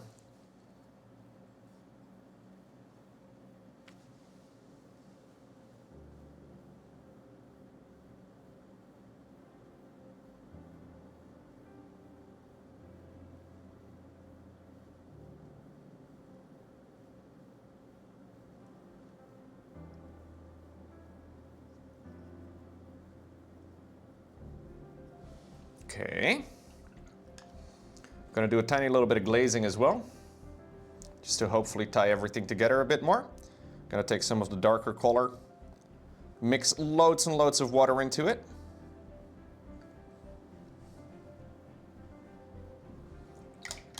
Clean the brush, tiny bit of paint. We'll try to glaze mostly in that direction. Remove a cat hair off of the model, very important. Don't want to have cat hair on your model. If you can, it'll avoid it.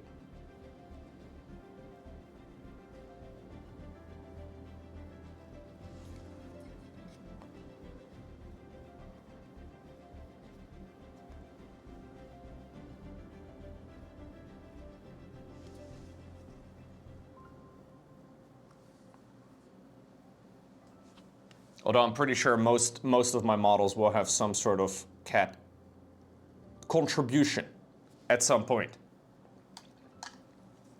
I have also glazed over some of the highlights I did, so it's gonna mellow it out a bunch.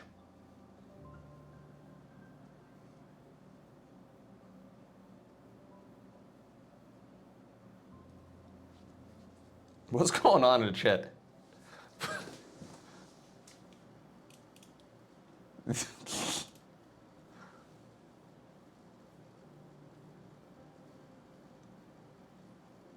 Okay, buddy, I'm just gonna get you out of here.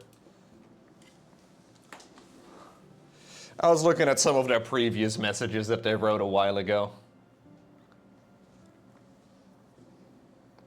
And I figured after today's contribution, I have seen all I need to see from that person. That is all we need.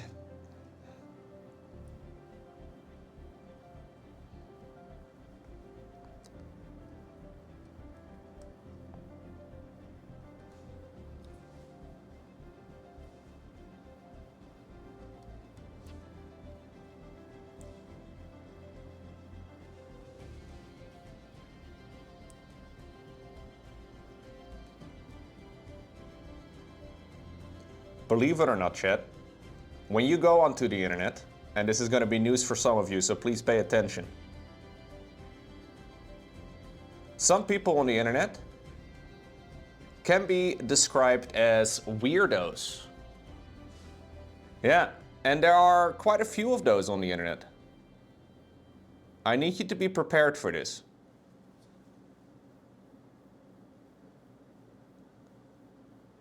Now, if you're thinking, I have been on the internet, and I haven't encountered a single one of those at all, what's going on?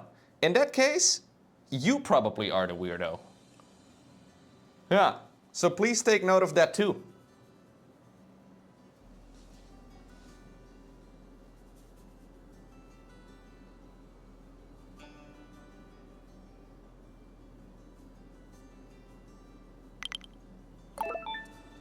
Gosh and at. Begone, fiend. What's going on, Zelky? Thank you, thank you, thank you. You just thought you had curated your online space properly? Well, you're on my stream a lot, Techno, so clearly you have. That is the best way to curate anybody. Or what? I can't even use the word curating properly in a sentence. See? You've done a good job. You may be a weirdo, but you're not that kind of weirdo? All right.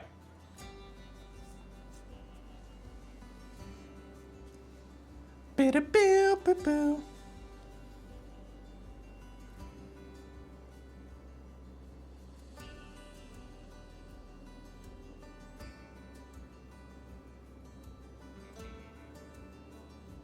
Adding a little bit of very dark brown into the middle of some of these scales to hopefully make them look very old. Because I think in my mind, the older the scale, the darker the scale becomes. Maybe that's dumb, I don't know. But I think it'll look nice. So this is pure brown. A very dark brown at that too.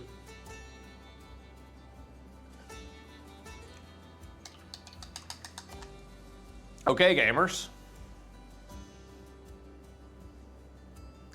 What do we think?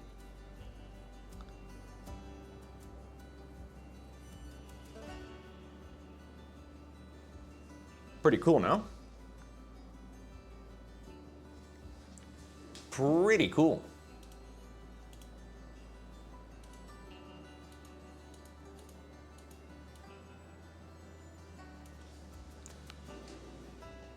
So I still have to do the little bottom of the squig. We'll have to fade that properly, which is not going to be easy, but I'm thinking I can maybe add a little bit of a highlight as well around some of the little bobbles over here.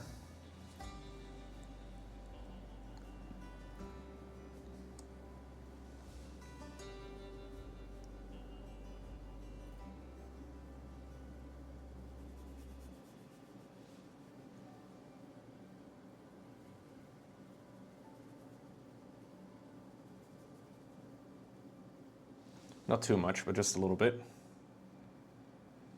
I'm thinking maybe we can add some very thin lines as well over here.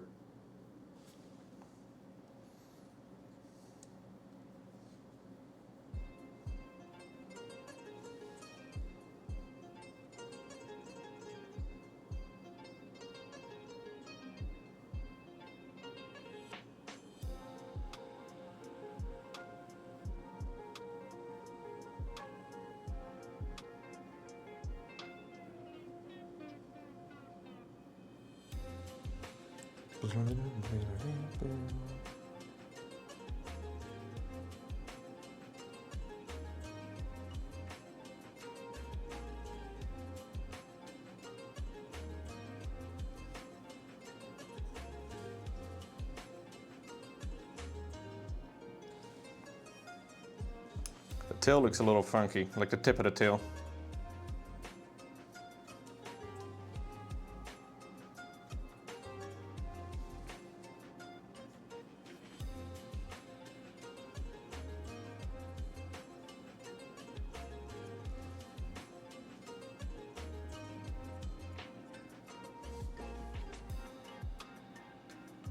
So this side, by the way, is supposed to be slightly brighter than that side. So that's the idea behind it. So I'm adding some more brighter spots on that side than I am on this side. Purposefully not shading all the way up to like the brightest color. Just to hopefully make it look nice. In theory.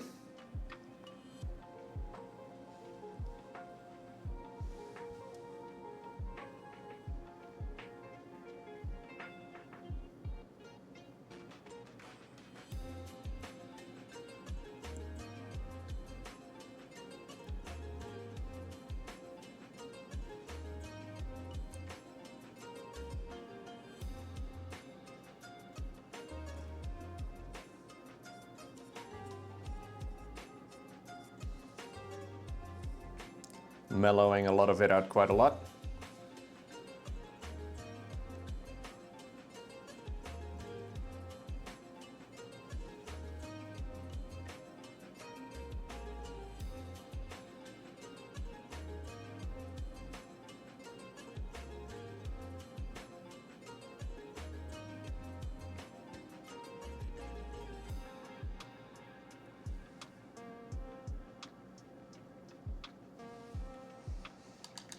Okay. Are you guys rioting? Wait, what's going on? I didn't pay attention to the chat for like a minute and you guys immediately start rioting? Ay, ay, ay, ay, ay. Okay. Well, I'm sure you guys can get over it. I am pretty pleased with how this is coming along. Oh, the rioting was a few minutes ago already? Oh, yikes. Okay, my bad, my bad. Well, I will be very angry with you, and if you guys aren't angry anymore, I will not be angry with you anymore, and we will all calm down instead. Yes, okay, perfect.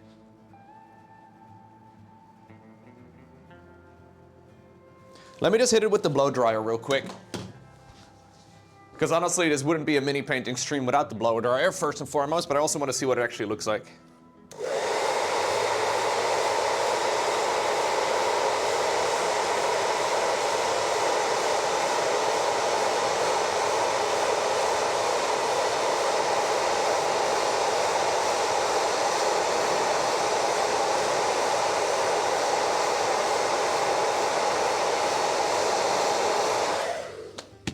Okay.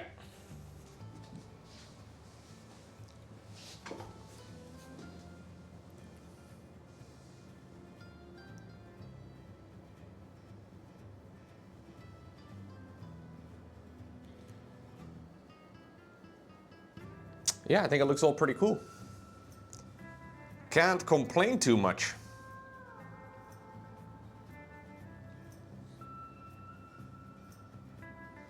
I think I will do a little bit of the quick save, aka a little bit of ultra matte varnish, which I will just do all over, diluted with a little bit of water. Shake it, gotta shake it well. Yeah, I can compare the two, absolutely. So we have a little bit of a different vibe, right? So both of these squigs are a little different in the sense that the one on the right, the blue one, has the darker scales and this one has the spikes instead. Looking at it now, I might want to go a couple steps brighter still on the highlights on the spikes. But, I mean, they can be individuals, right? The faces are not quite...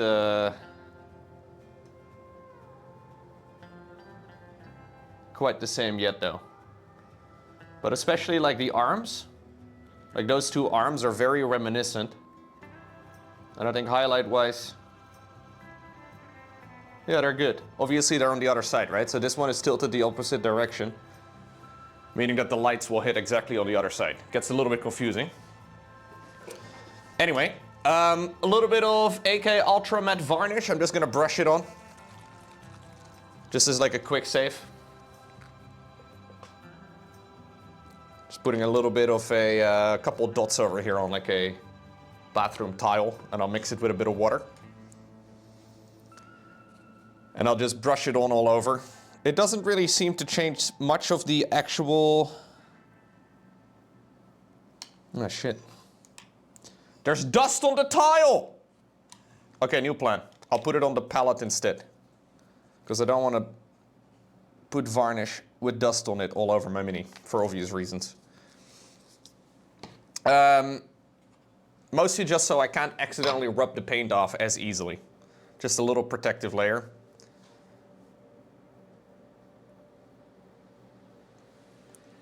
So I'm not really going to be too specific about any of it.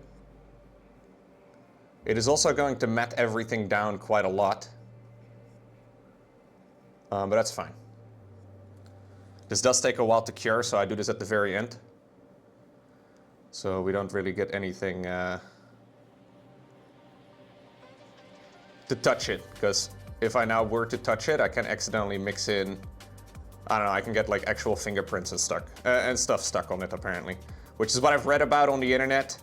And I'm sure everybody on the internet is always truthful. As we have already discussed, there are some people that go onto the internet and spread lies.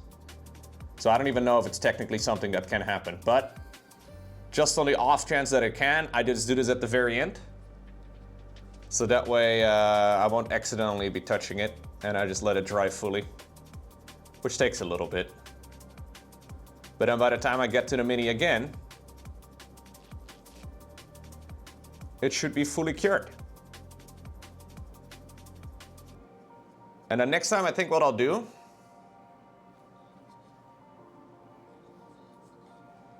maybe I should do a little bit over here too, because I did do all of this now.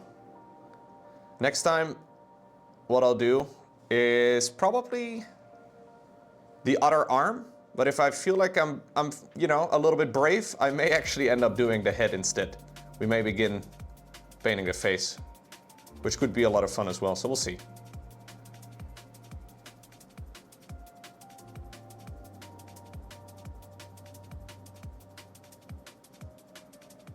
Because I still have to do this side, obviously, but maybe doing the head is a bit more fun. Feeling pretty confident right now, I guess, with how this is going. So I think we can probably start tackling the head. Yeah, maybe I will. All right, gonna let this dry.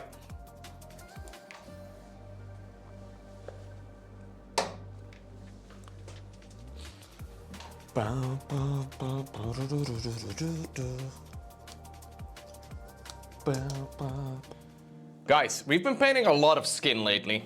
I feel like the last streams of me painting the Mangler Squig has just been more and more skin. It's just been skin all over the place. And the skin is not yet done.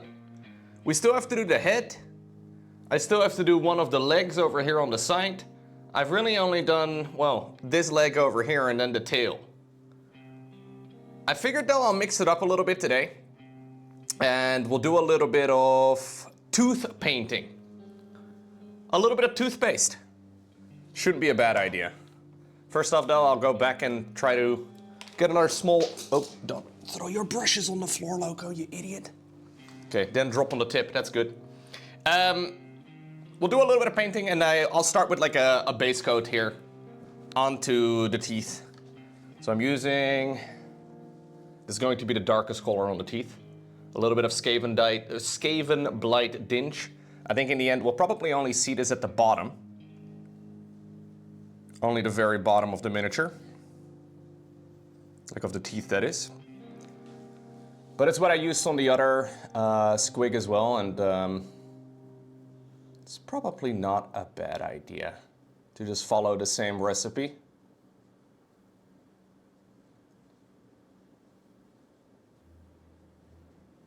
There's also, again, a gold-capped tooth over here. This guy right over here is a little bit more gold than the rest of them. I will try and see if I can maybe get a little bit of paint as well on the inside of the tooth. But for most of these, it's going to be invisible anyway. So I guess it doesn't really matter too much if we don't.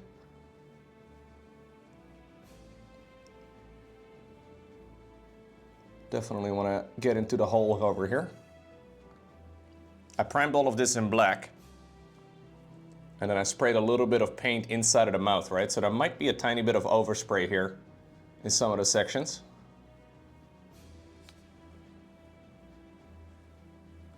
You know what I realized today? I apparently had a bunch of Serral replays from the Staras Agora tournament still sitting in my Starcraft 2 replays folder, and I hadn't actually checked them out yet. I was like, wait a second, did I even cast these? And I was like, no! I have multiple series! Next thing I should paint is a Dark Templar, maybe with like the Starcraft board game that they're working on right now. Whenever that comes out. I'm hoping there's going to be some really cool Starcraft models included in that, Magic. It could be really fun.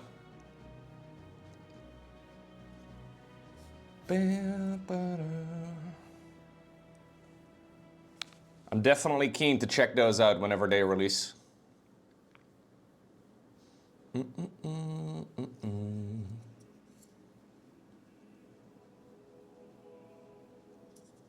Maybe I'll do an army. How about that?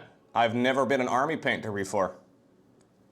But I'm wondering if maybe an army of whatever they release is going to be the way to go, you know? Could be a lot of fun.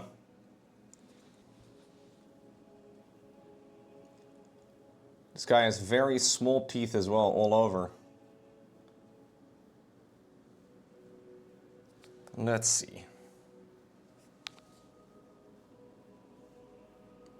I think my headphone cable is tapping against my microphone. Hold up, let me move it around a little bit.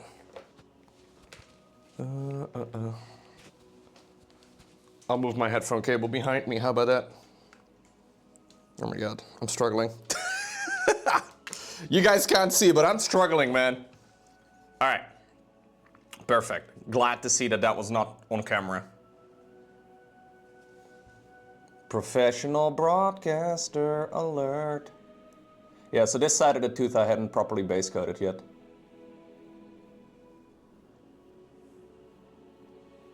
I'll have to paint the gums as well. I don't know if I'll be able to get to it today, but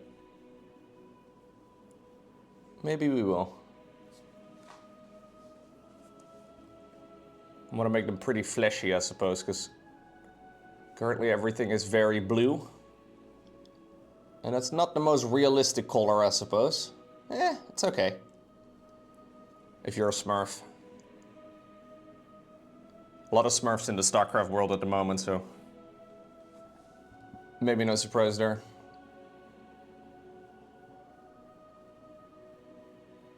Got some very holy music in the background, man.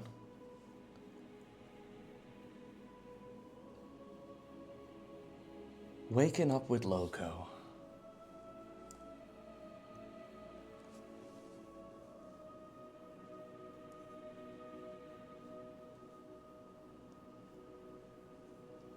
Contrary to the music, believe it or not, I have not died, as far as I'm aware.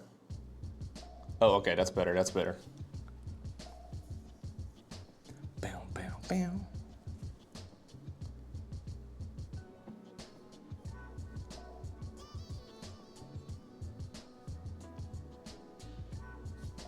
Doo-doo-doo.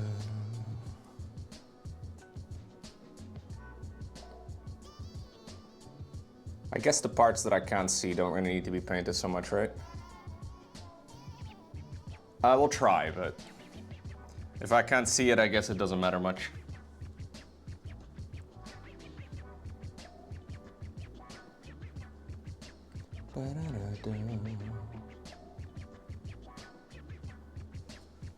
Hey, thank you, by the way, Don Pedri, for the 96-month resub. Nice in reverse indeed. Thank you very much.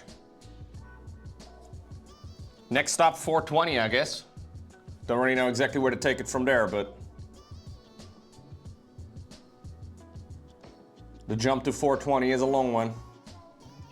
Is there a funny number between 69 and 420? We can make anything a funny number, I suppose.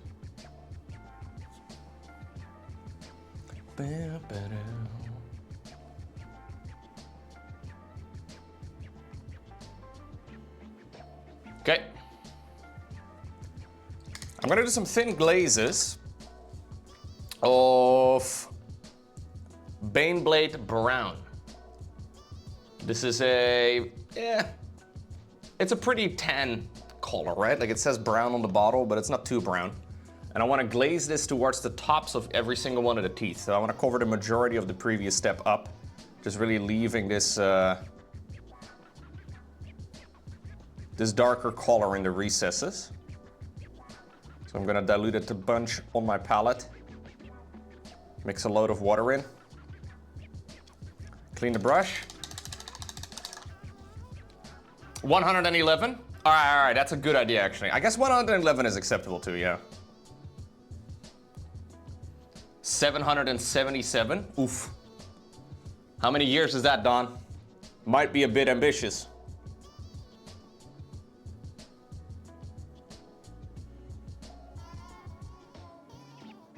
How many years is 777 months?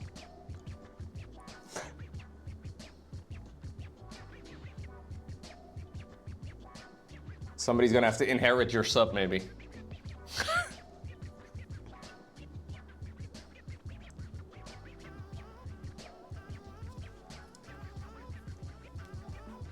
I'll have my children inherit my stream. How about that?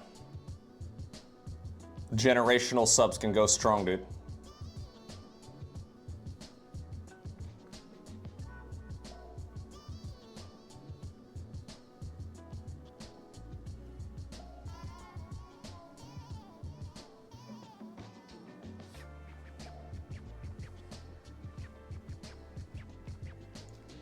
What miniature does this go to?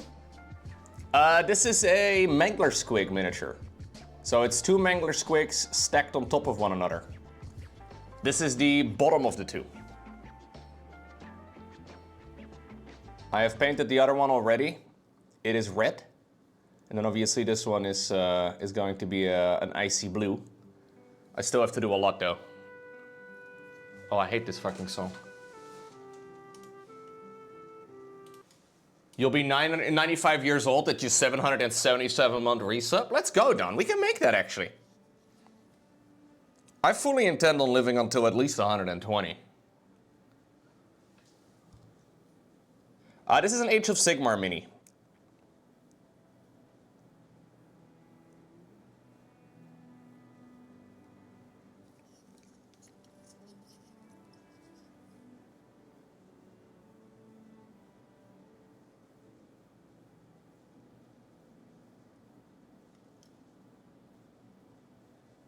I never know exactly what the difference between Age of Sigmar, fantasy, whatever, all of it is. But it says Age of Sigmar on the box. Does that count?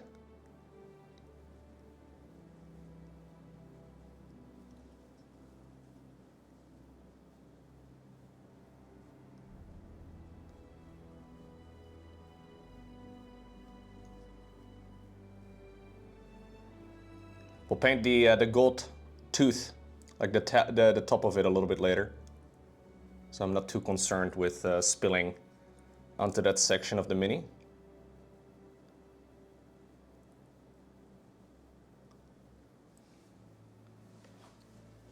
It's sort of Warhammer Fantasy. It's like how there's 30k and 40k. No, it's Age of Sigmar.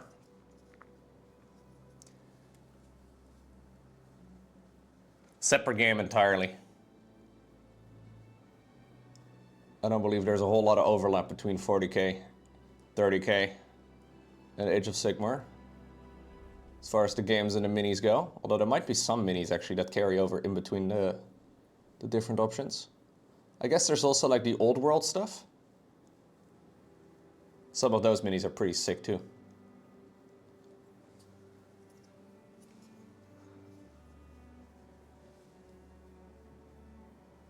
Yeah, it sounds like that, I guess, Don. I don't know.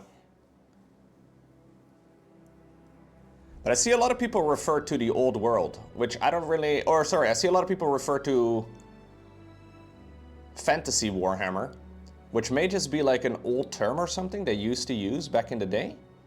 But I don't think it's an official term that Games Workshop uses anymore, unless I'm mistaken, I don't know.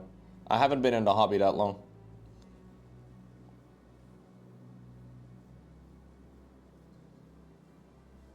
I haven't seen them use it though.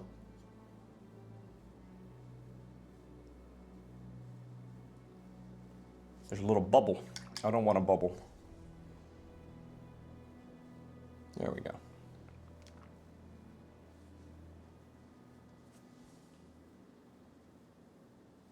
Maybe it's something they used to use. Or maybe they still do.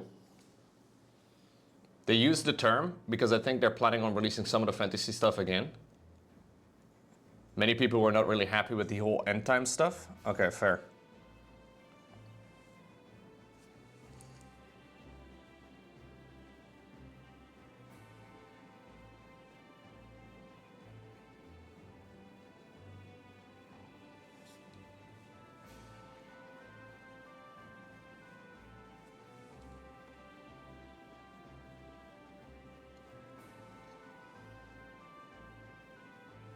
Keep on glazing. There's been a lot of glazing on this particular miniature. Not just this one, but also his brother.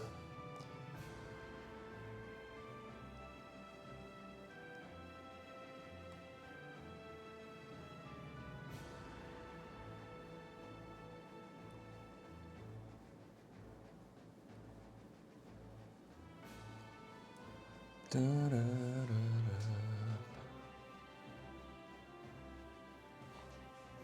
I think I'll do a couple of passes of this. Really want the color to be built up a little bit more strongly than this, especially towards the tips.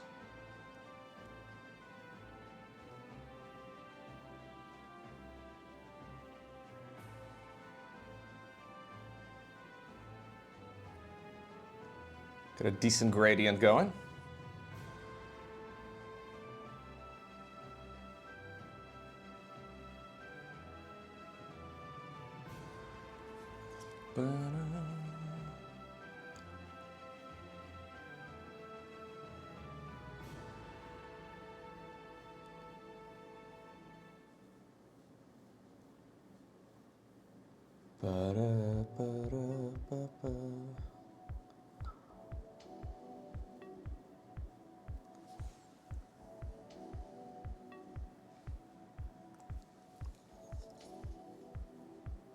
Yeah, Warhammer lore, I guess, in general is always a little bit confusing.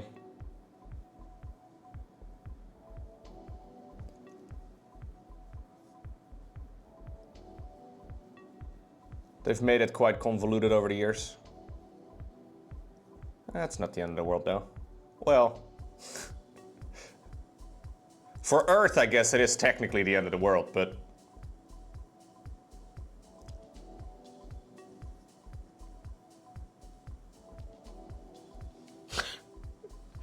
Now they use the old world as a trademark. I don't really know exactly what the old world is based on, though. Is it what, like, Warhammer used to be back in the day?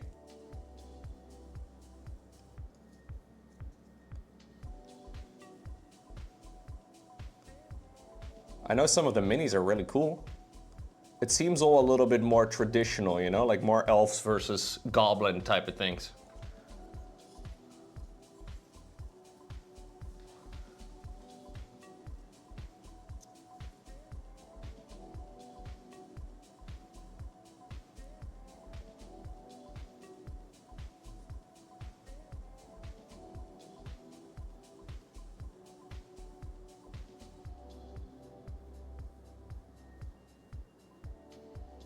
But I think as a game, it's entirely separate, isn't it? Like it's like an actual tabletop, I mean.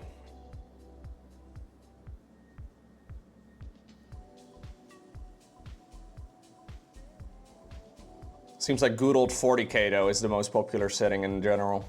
For games, but also for the board game and the books and all the rest of it.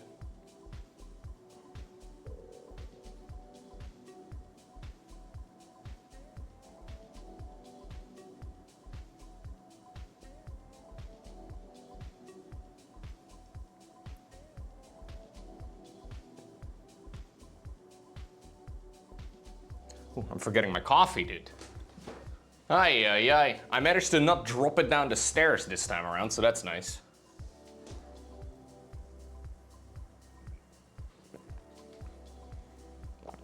Okay, we're getting a little bit of color variety in there. I'm obviously gonna have to go way brighter for this to read as actual, like, teeth.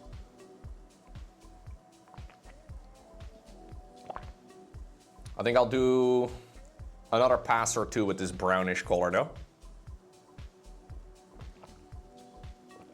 The old world uses the same as IRL, with the new world being colonial stuff? Ah, okay. If you look at the map of Warhammer Fantasy, you will totally not see our good old Earth with slight geological changes. I see. So that may be more like a, I don't know, like a BC type of setup, you know? Like IRL, it's like Warhammer minus 10K or whatever. Back when magic was still a thing. If we want to age it, you know, we want to like put it in a similar group as the other Warhammer games. That makes sense, I suppose. So I didn't realize there was actually like a world map for that sort of thing.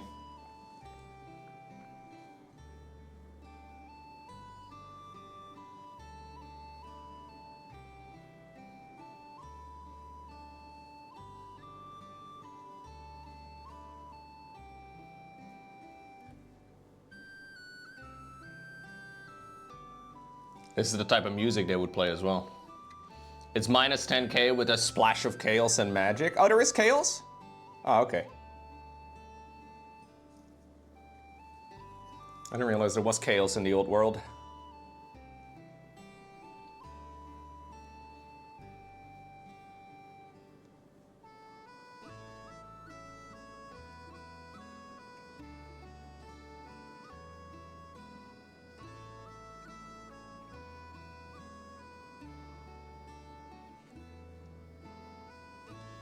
Okay.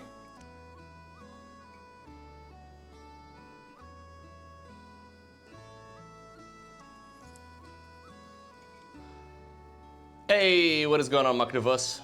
You were just 30 seconds late for the stream? No worries, man. Hope you're doing well.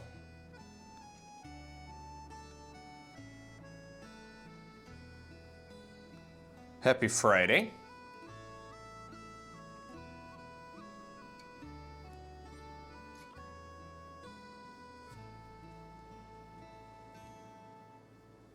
I'm painting tootsies today. Just a couple of tootsies. He's got quite a few of them, I suppose.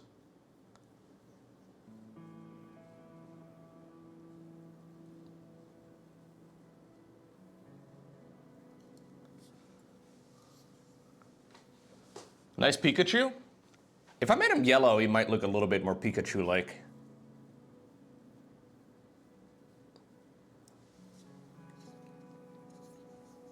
I was thinking about painting him yellow, but yellow is kind of a notorious color to paint.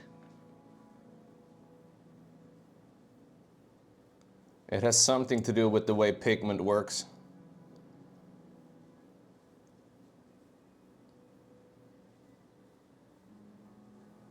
I could have made like an orangey yellow though. That would have been reasonable.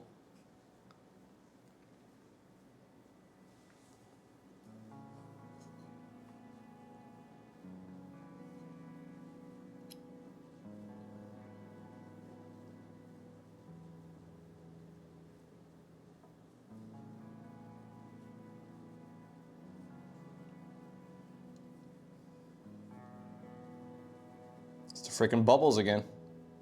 This is a little gap over here on the tooth. Yeah, when I wipe the brush across it, a little bubble appears. There we go.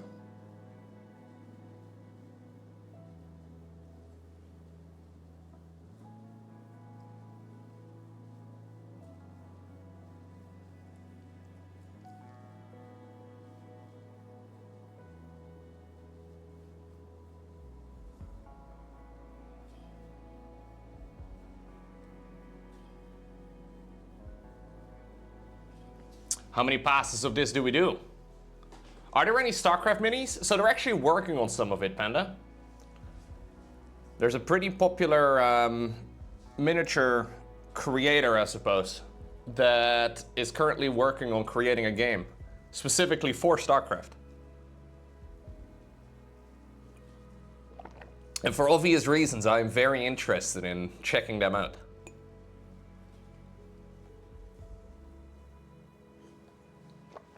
It's probably an insane amount of work, but I'm hoping it's gonna be sick.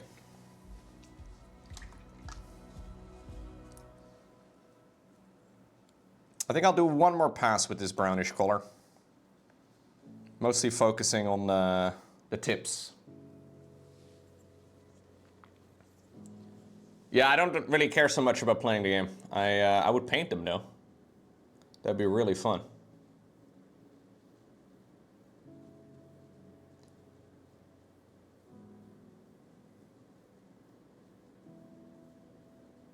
It'll be a good challenge as well, because I don't think there's going to be as many creators out there on the internet that will make videos for that sort of thing, showcasing how they would tackle a project like that. I would have to give it a shot by myself. What's going on, Shaden? Hello. I think I can figure it out, though.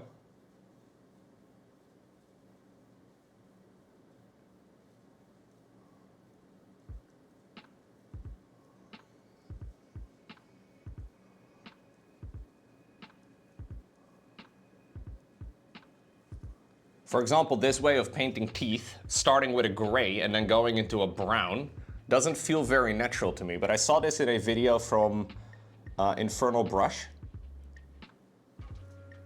who painted the exact teeth, actually. The exact same teeth, and he started this way.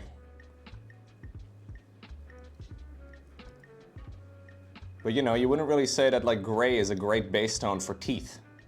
You know what I mean? But these are more like bony teeth, rather than, you know, they're an animal, right? Like they're not supposed to be pearly whites. What's going on, Shaden? Are you our first American for today? Happy 4th of July, sir. There's probably Americans out there. I don't know where everybody's from, obviously. You've been here for a while. What's up, Squeaks? What's up, Tychus?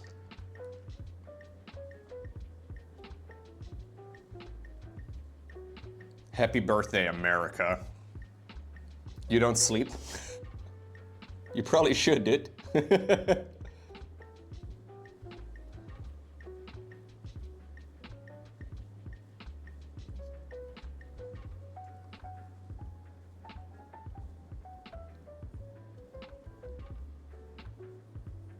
Sleeping is kind of important.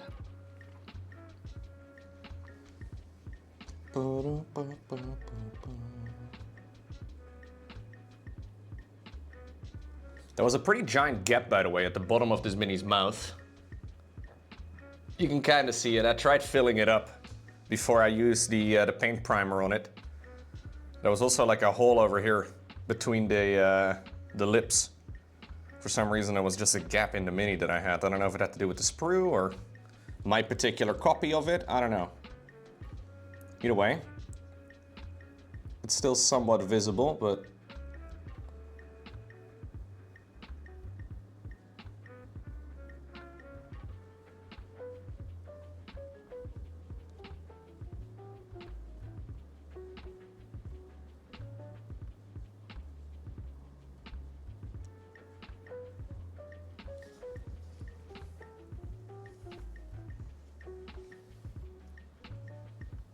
you could also turn that still visible row into a scar. Yeah, but it's going to be, so this guy is going to be glued down like this, right? Meaning that like the angle you look at the mini from is gonna be like this.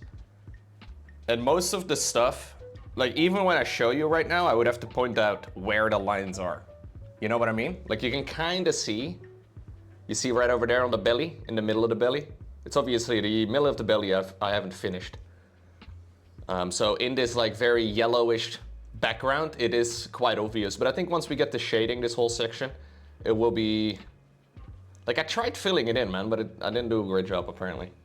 Kind of sucks. What's up, Nolan? Happy 4th of July, dude.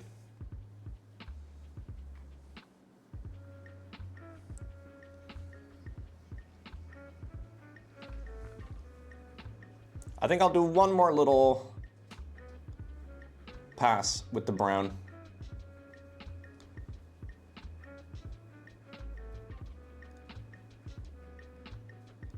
Really focus on trying to lift off where I want the majority of the paint to be deposited. That is ultimately what glazing is. Pushing paint in a certain direction. And then repeating ad nauseum.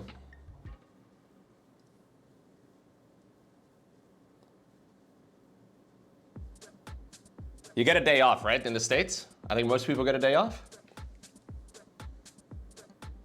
It has to be a national holiday.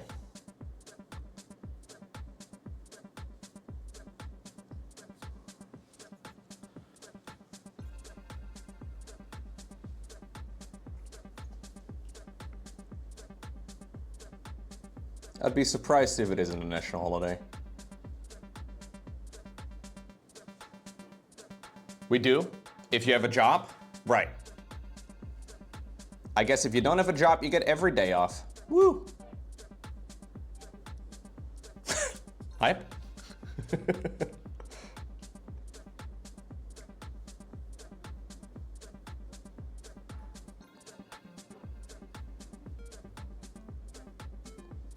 Anything fun planned for the 4th of July? Does anybody have any celebration plans? I think it's usually barbecue and fireworks, right? Yeah. You have the day off, your daughter and you are visiting friends out of state, and your son is off defending freedom. All right. He's in a submarine, right?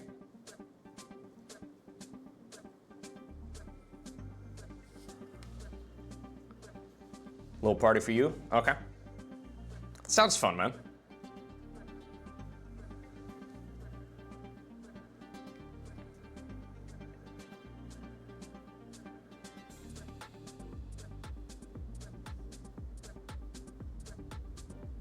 When people say visiting people out of state, does that usually mean flying there? Or does that usually mean road trip? I mean, obviously it depends on where you go, but does out of state imply next state over?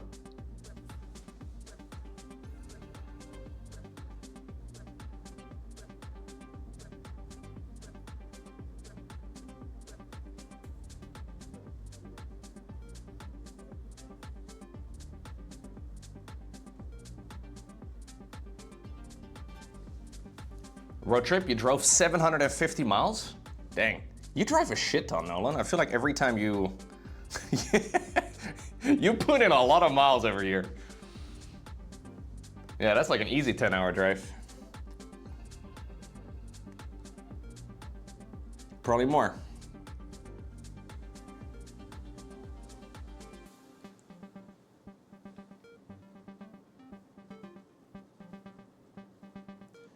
I'm assuming it would probably take more like 13. 1,207 kilometers? Right. Yeah, I've noticed Americans are really chill with just driving very long distances. Dutch people have to mentally prepare for a 2-hour drive. I wish I was joking, but it's... a casual 14-hour drive or whatever is not a common occurrence. You enjoy it? It takes around 13, 14 hours? Yeah, makes sense. Depends on the state. Growing up, we do 14-hour drives from Maryland to Iowa. Cheaper to fly, especially to a Midwestern state. Yeah, it depends on how many people you go with, right? Yeah, road tripping is not nearly as common a thing over here.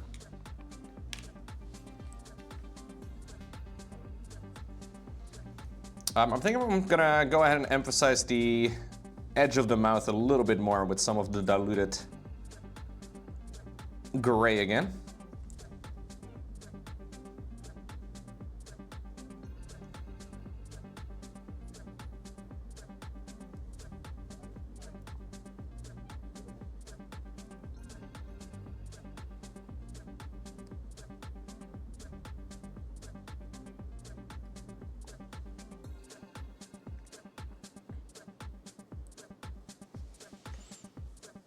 It's cheaper to drive usually. Really? Ah, okay.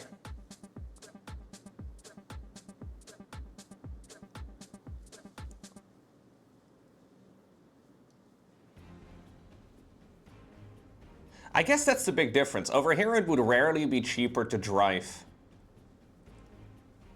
If you're going 14 hours, like if you're going like more than 1,000 kilometers away, unless you're like going with a whole family, I think it would generally be cheaper to fly. If you're like with 1-2 people,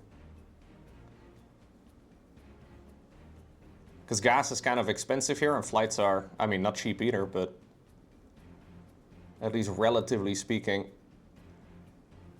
Obviously, you can't pack as much stuff, right?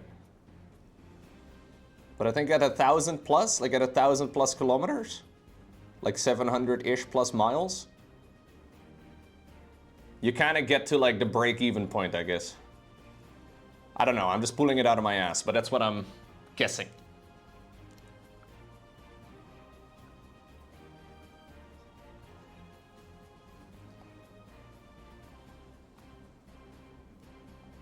Let's go on Lion's Roar Gaming. If you're looking for some sponsored content, you can reach out to the email address below.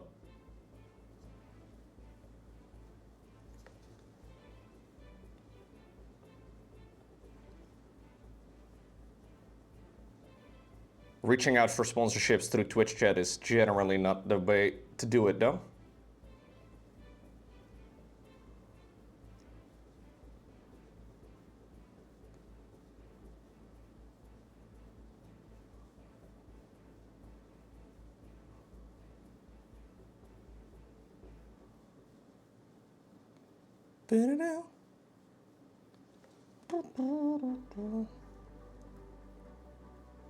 Okay.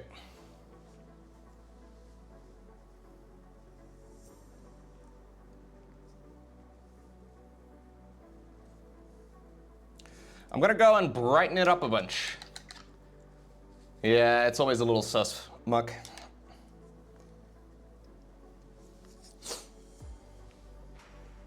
Boom, boom, boom, boom, boom.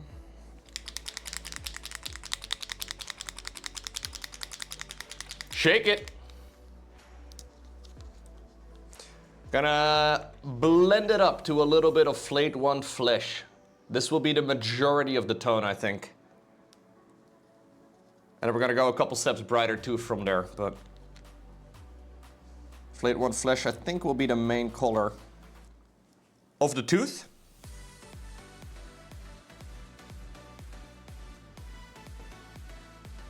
I was saying, Lion's Roar, if you're interested in any promotional work, most Twitch streamers will have some sort of like email address below their streams or something along those lines.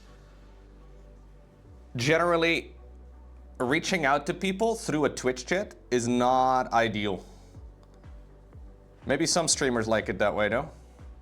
But if you're interested, you can reach out to LocoTV at sidequestmedia.com. There's an email link down below as well.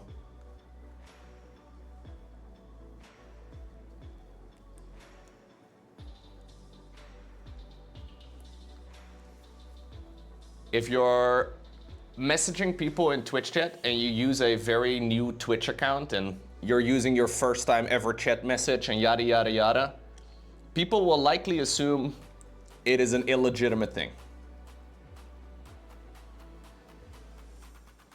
I'm not saying what you're doing is.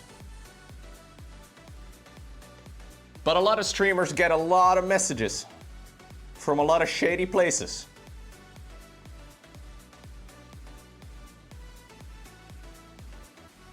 I get dozens a week.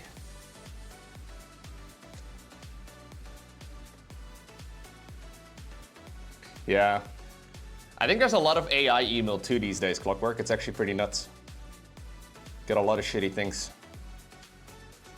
The latest trend in email marketing is companies pretending that they work for like big partners. So like, for example, I get people reaching out that say they represent, for example, Logitech or whatever, but they clearly don't. It's pretty wild. It's a very scummy and shady thing to do, but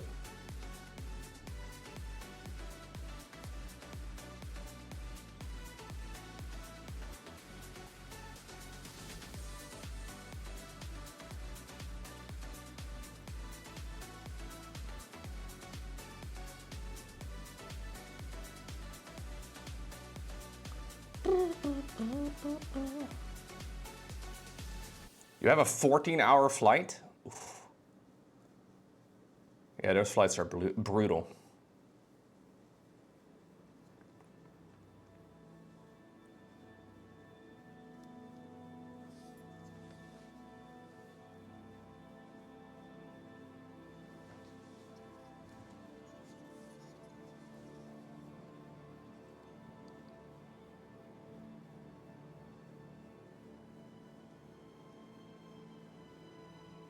Especially if there's any delays or whatever.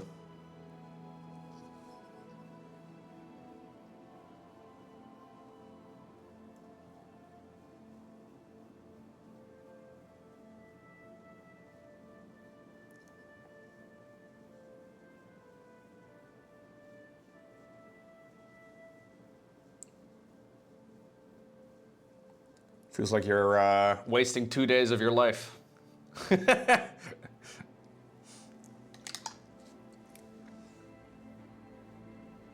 There and back again. You've driven from Central Florida to Seattle, Washington? Dang. That's an extremely long drive.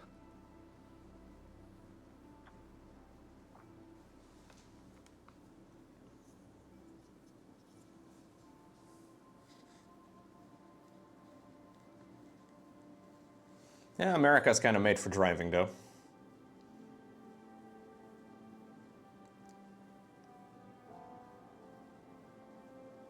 I'm assuming it's quite easy to find places to stop and stay if you need to, or like maybe things to do along the road if you're kind of tired and bored.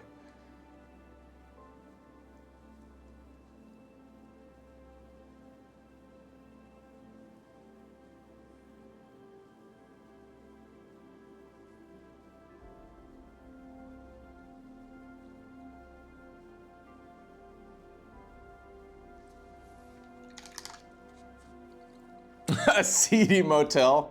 I've seen those in the movies. I don't know if they're like that in real life, but I have seen them.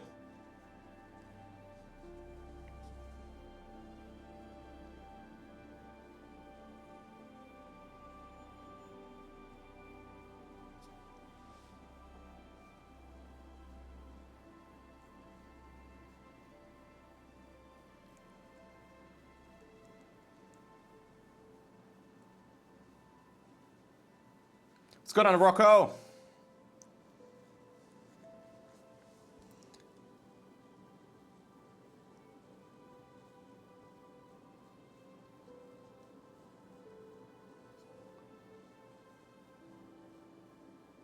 I'm painting teeth.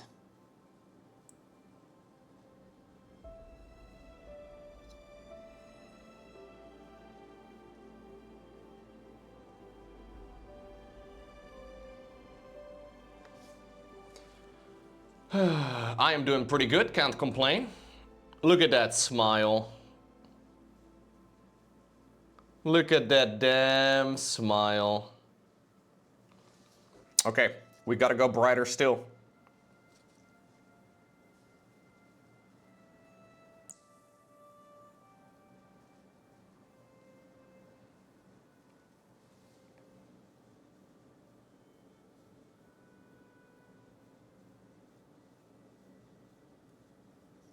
It all started with a smile.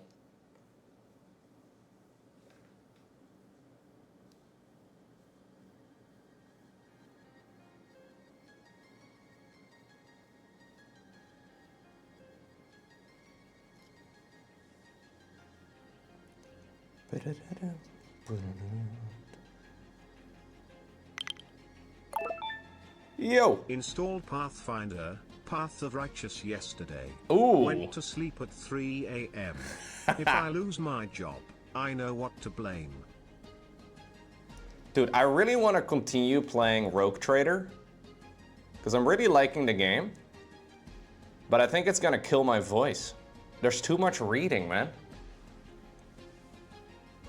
I think I'm gonna have to put it down just from, like, you know, a content creation point of view. It's just not... I really want to continue playing, but there's too much.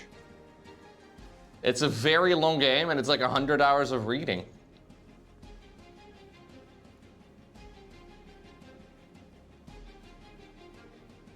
Kind of sucks though, because I'm really liking it, but I don't really know a solution for it. Yeah, a shitty text-to-speech bot for it is not very fun though.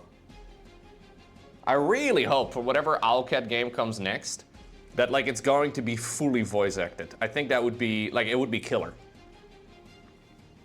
I know it's expensive and I know it's very hard to do reliably. I get it. But, God, it would make the game so much better.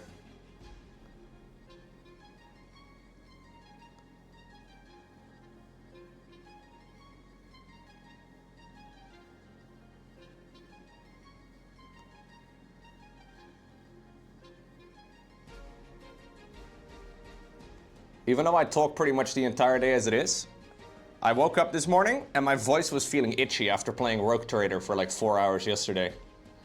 Maybe 3 hours, I don't know. I was like, oh, well, probably not what we want, which is really unlucky because the game's great. But I read so much yesterday. And I'm only like at the very first chapter out of like, apparently like a 5-chapter story. And I'm only at like the first step of the first chapter.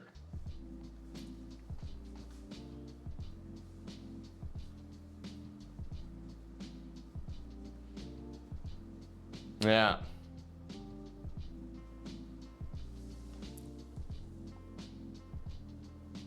So I think I'm gonna shelve it, Don.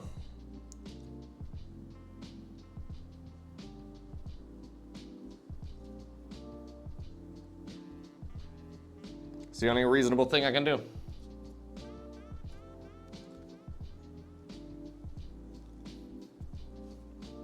Yeah, what's up, Bunny Warren? You come back and it's a hand stream? Yup. How are you doing, dude? I am painting up a Mangler Squig.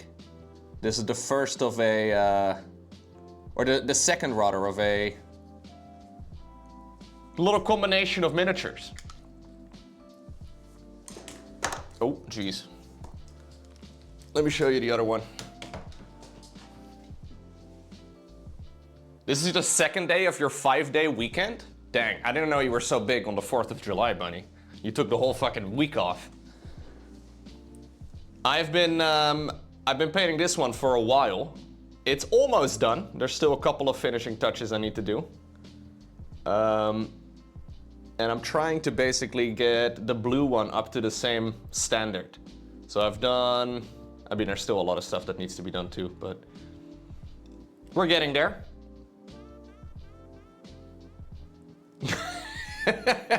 You're celebrating the removal of the US traitors? Okay. All right.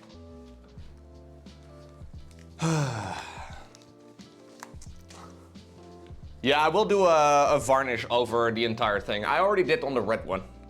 So I used a ultra matte, like a brush-on varnish for this one, which is why a lot of the colors are a little bit muted and a little bit dull. But that vibrancy will come back when I add a little bit of shine to it. I just kind of use it as like a quick save, you know?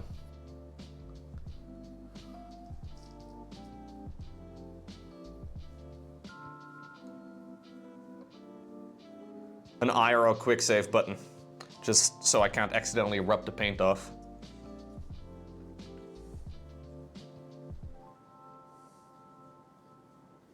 I think we'll do one more pass with this color.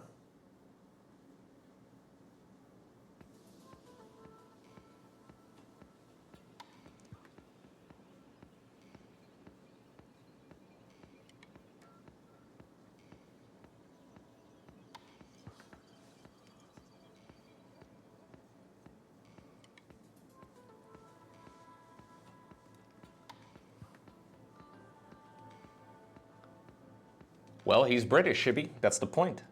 There are British people on the internet. Sadly. I mean,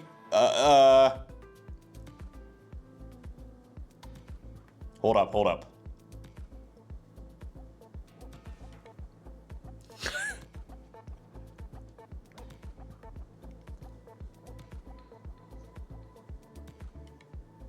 They do have internet in the United Kingdom.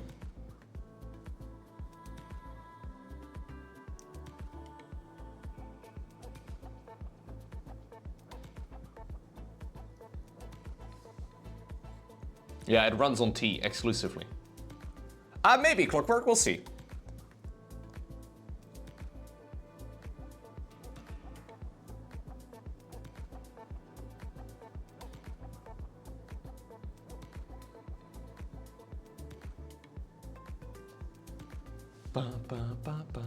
How good is British internet? I don't know. I heard it's terrible in London.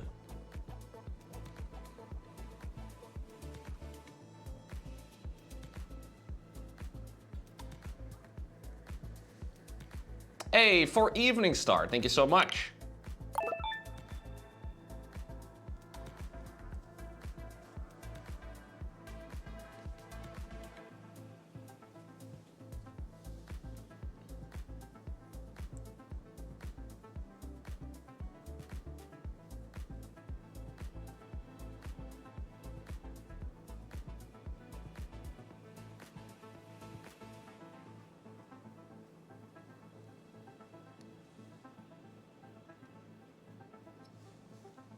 You woke up after 2 hours of sleep? Oof. You're going back to bed already? Have a good one. Yeah, 2 hours of sleep is suboptimal, dude.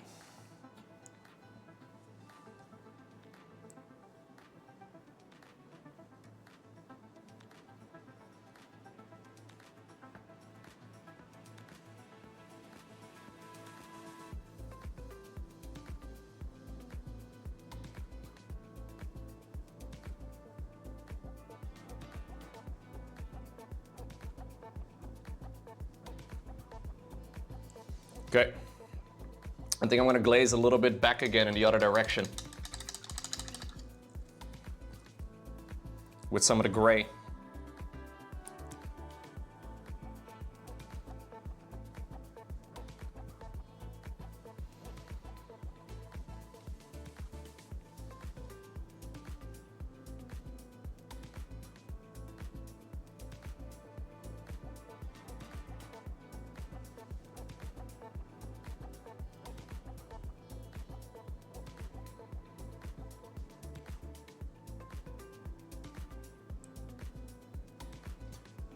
I'll redo the gums and all that later.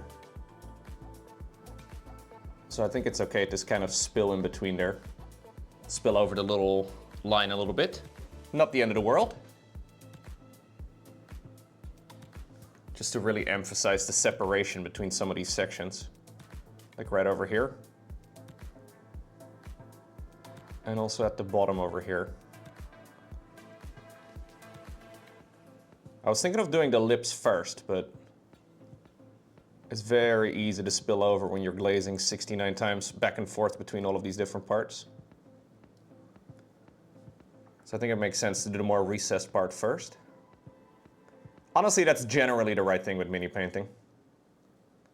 Most recessed sections first, and then anything else later.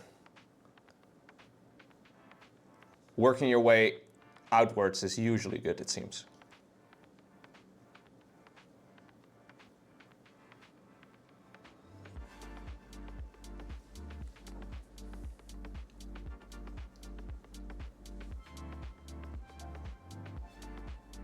Yeah, I did have someone ask me last year on stream whether or not in the Netherlands we also celebrate the 4th of July.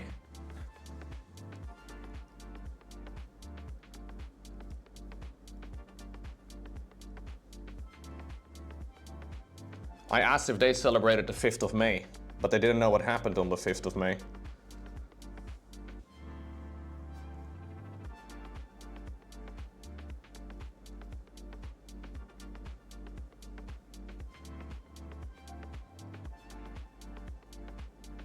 I would love to be in the States one time for like 4th of July celebrations. It seems fun.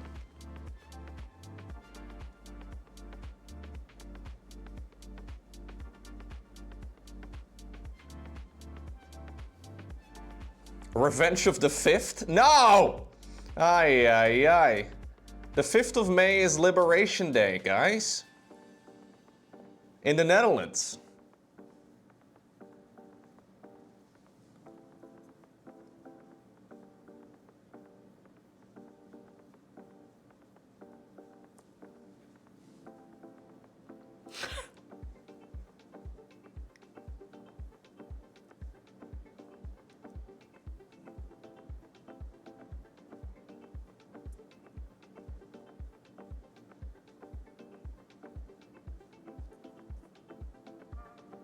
Can't believe it.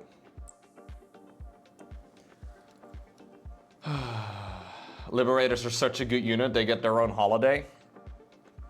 Yeah, the Liberators in the Netherlands we call Canada. How weird is that? What a strange concept.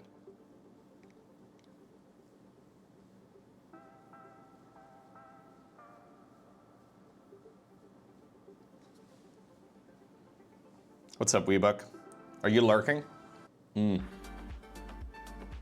not very good at lurking if you're announcing you're a lurker.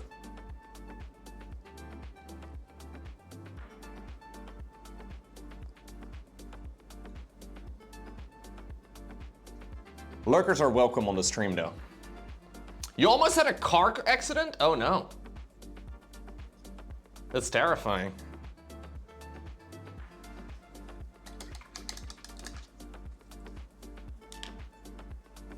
Hope you're not doing too bad.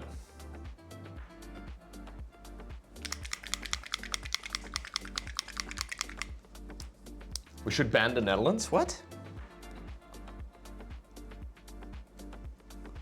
Why would you ban something as amazing as the Netherlands?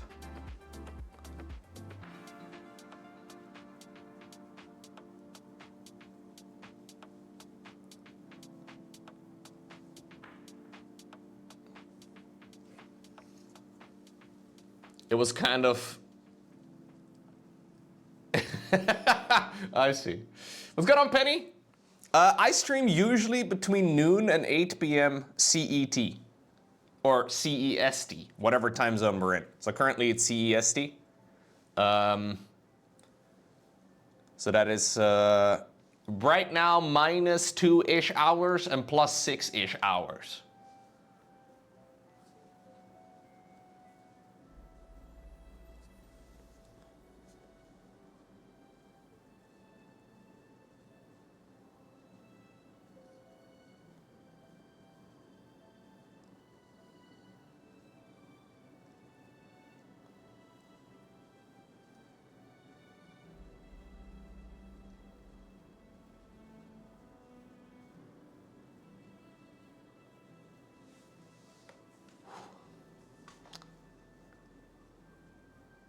Please don't ban the Netherlands, it's your second home. Whoa, no, we're not banning the Netherlands. Hello. We have electronic dance music, chat. That's the only reason Rocco Girl cares.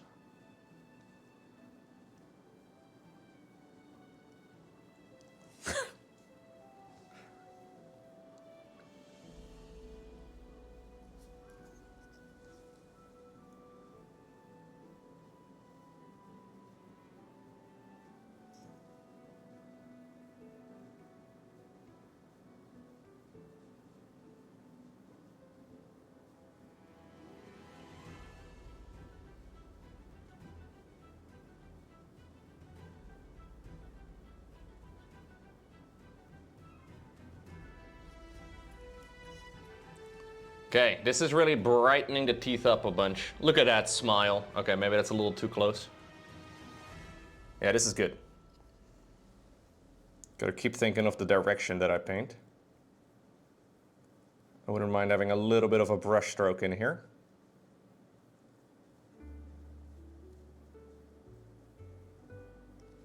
I may glaze back a little bit though with the grayish color.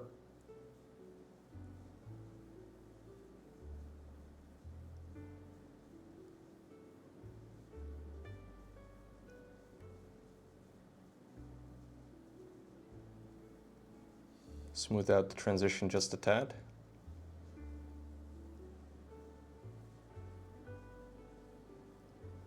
At least the heat is kind of gone, dude. It was very hot last week. Or not even last week. Earlier this week.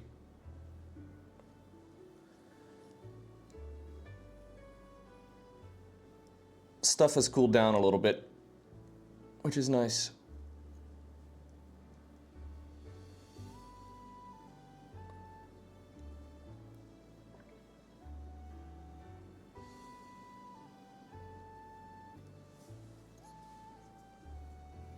You ordered one of those mobile ACs and it came just in time for the heat wave to end? Yikes. Unlucky.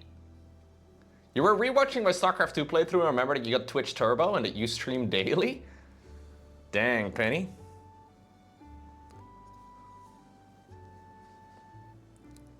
What a flex. Hey, thank you for watching.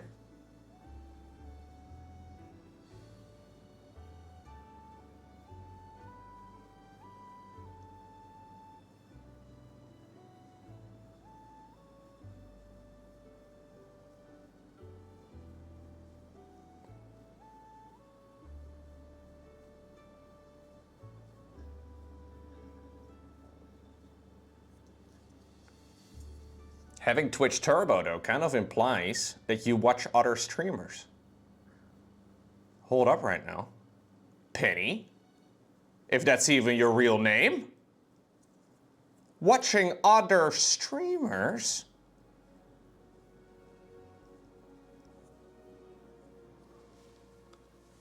Wait a second?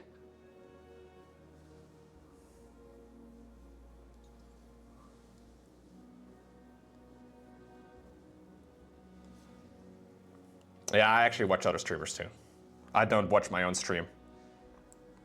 Sometimes I check if the audio levels were terrible during a certain stream, but that's about it. It's a bit weird to watch your own stream, dude. It's a bit weird. I don't know.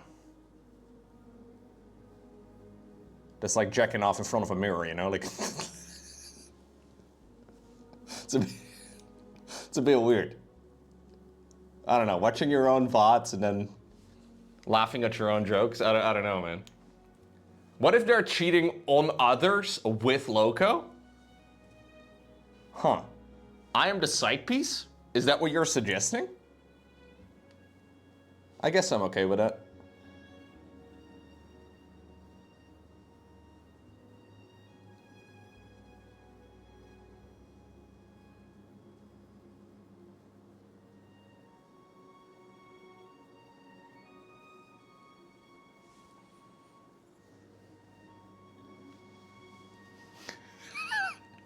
For me personally, that is your main... Okay, well, you know what, Chad? This is all getting a little too personal.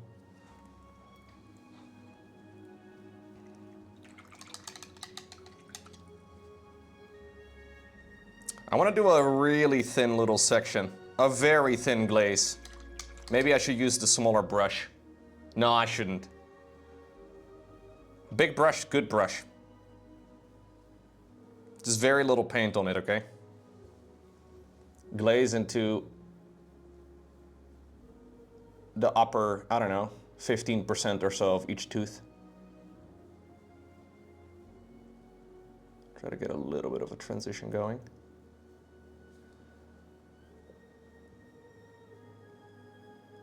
Make these edges a little bit less harsh.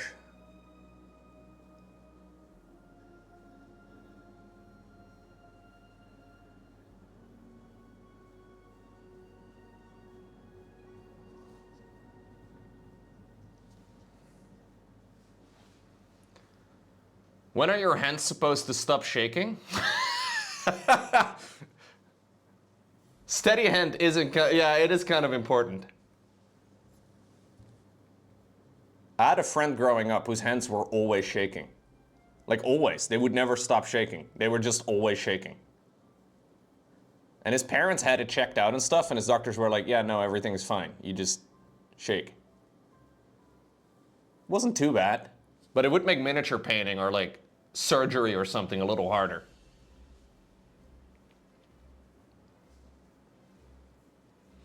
You're subscribed to another Dutch streamer for 17 months longer than my stream? Whoa. Who do I have to beat up, Don? Tell me, Don. Who do I have to go and beat up?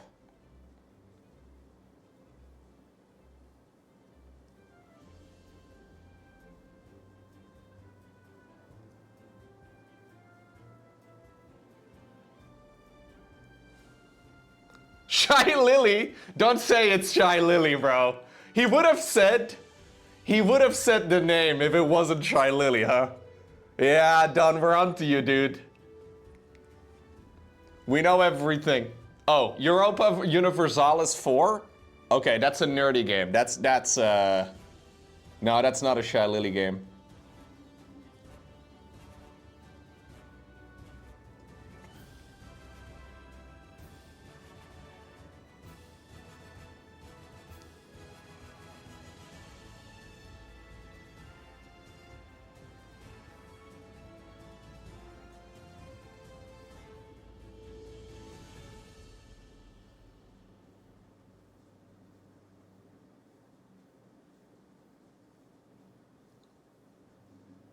We have to settle this with a boxing match.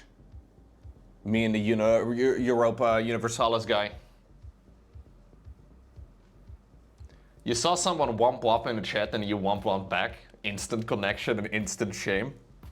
Did you know? Did you know Shy Lily recently celebrated her 1-year sub to my channel, Bunny Warren? Now she's never been here. She's never posted a message. She doesn't follow, but she did have a 1-year sub. Someone has been gifting.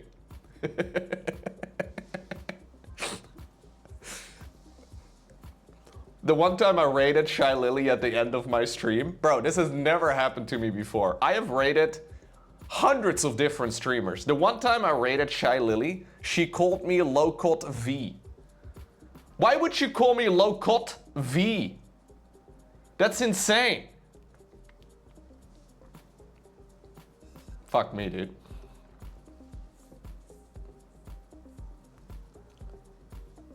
Low-Cut V. To put you in your place, Loco? Yeah. My ego was getting ahead of myself. She did do that, I guess.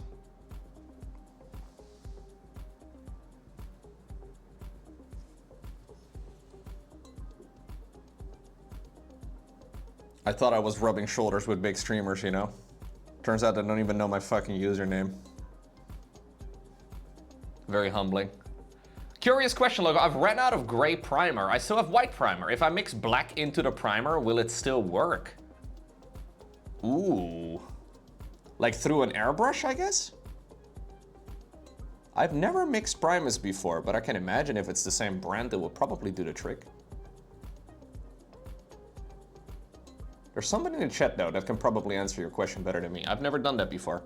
You could prime it all in black, and then, like, if you're using an airbrush, you could just, like, hit it from the top for, like, a zenithal primer. That's something a lot of people do. So basically, you prime it all in black, let it dry for, like, a half hour or an hour or so, and then you hit it only from the top with white. I think it should do the trick, Anubis. I've done that a bunch of times, but I've never mixed the two colors together. Probably worth a shot now. You can test and, you know, see what works. Please report back, because I'm curious now.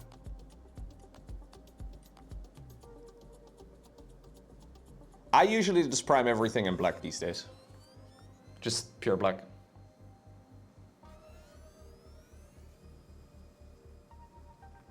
Okay, I'm gonna do some lines across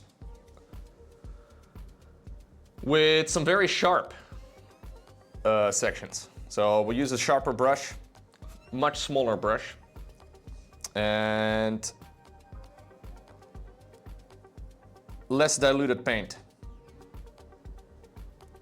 So the idea is to create some stripes going across each tooth. I'll go a little bit brighter here in a moment too, but just want to have some lines going across every single one of these.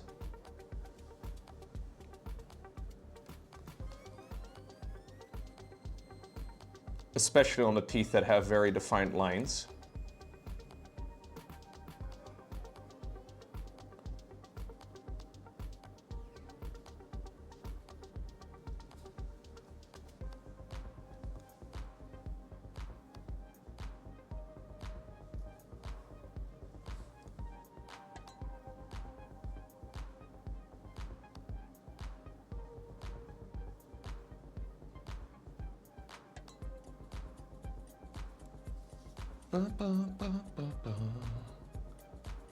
What's going on deck now?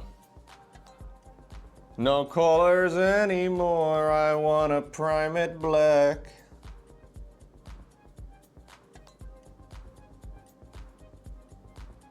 you think the Rolling Stones paint Warhammer miniatures?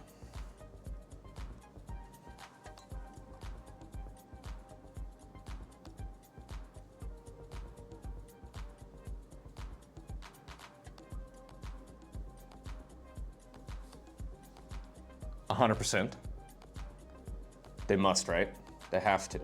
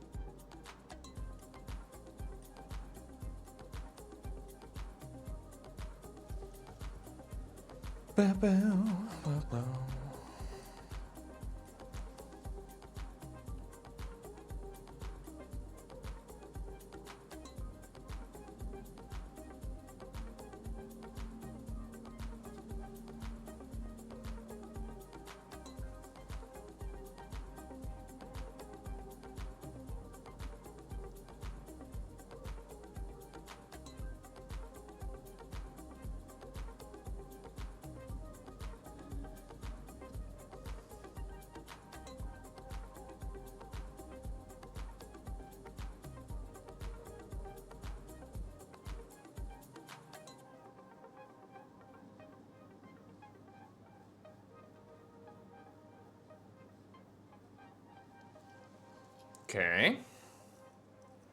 Yeah, these sharp highlights are gonna make everything like look a lot better. Bonjour to all my French viewers.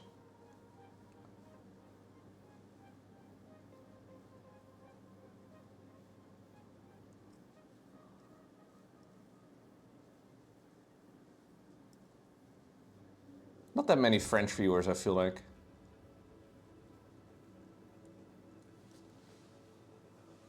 The blue ball is coming along nicely. Thanks, man.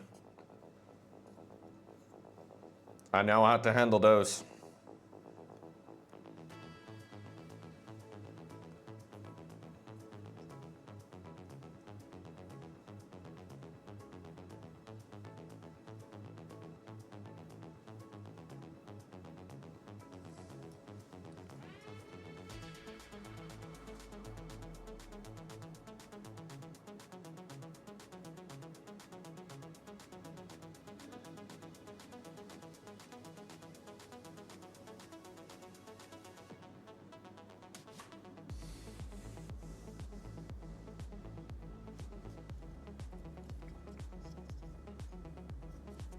Okay, there's a big boy tooth right over here.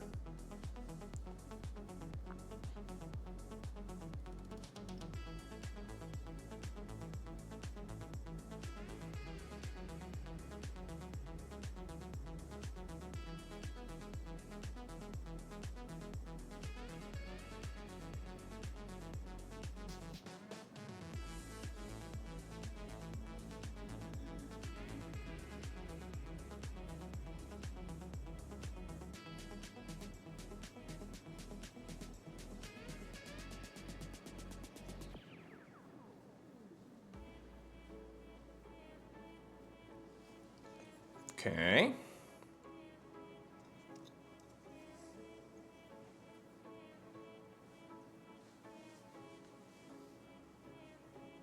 Imagine if French people were real. I know. That's crazy.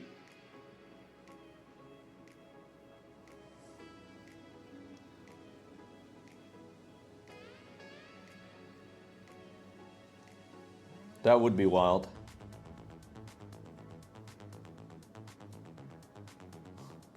Thank you, by the way, for censoring the word French. Do the French and Spanish celebrate the 4th of July? The French do celebrate the 14th of July. They get the day wrong by 10 days. How silly is that? They don't even know the date, dude.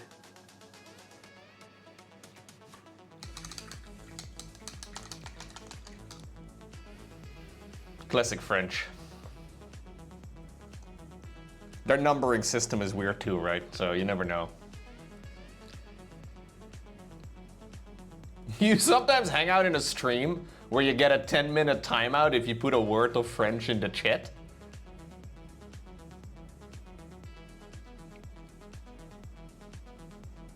We should introduce that rule on this stream too. What do you guys think? You post a word of French, bam! Timed out. Right away. Now, I'm sure there's a lot of French words that we use in English as well.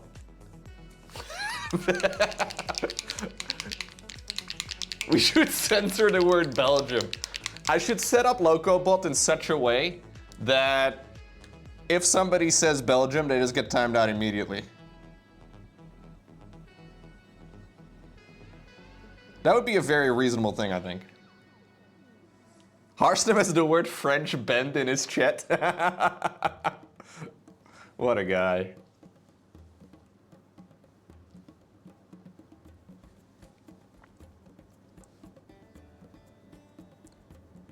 I like France though, chat. I like the French language. I even like French people. I have no beef with France.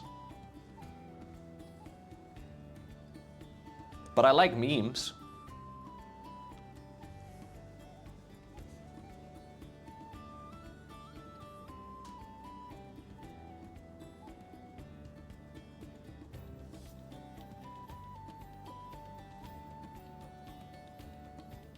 You love French croissant?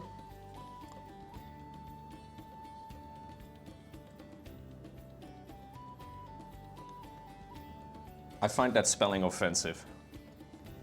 Do people actually spell it that way?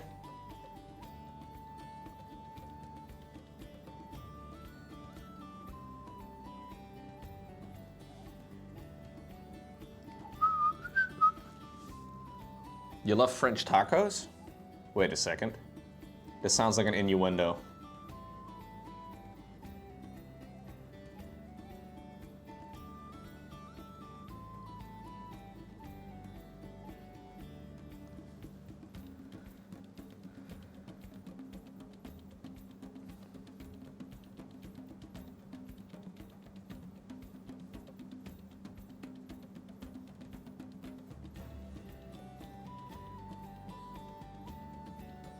I do think most of the French internet, though, kind of sticks to French content creators, too. Like, there's some really large, like, French streamers and YouTubers and all that. And I'm assuming it's only people from France that watch.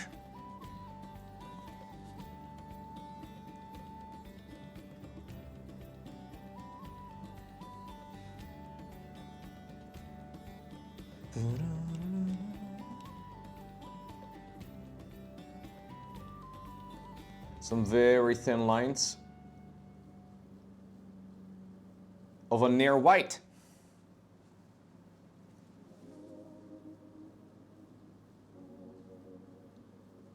I forgot how much I hated this paint. This paint is called Pallid Witch Flesh, and it's absolute ass. Just wanted to share this with you guys. I'm using it again, but I don't know why. I shouldn't.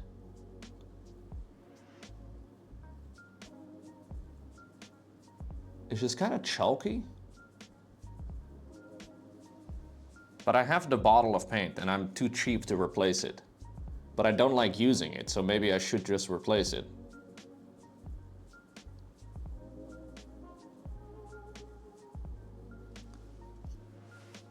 How am I gonna ever financially recover though from a wasted bottle of paint?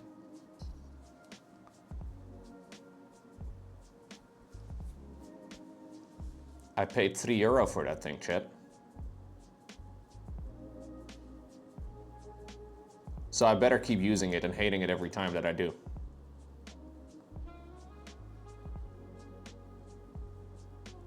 It just feels chalky and patchy. Ay, ay, ay, why is it so ugly?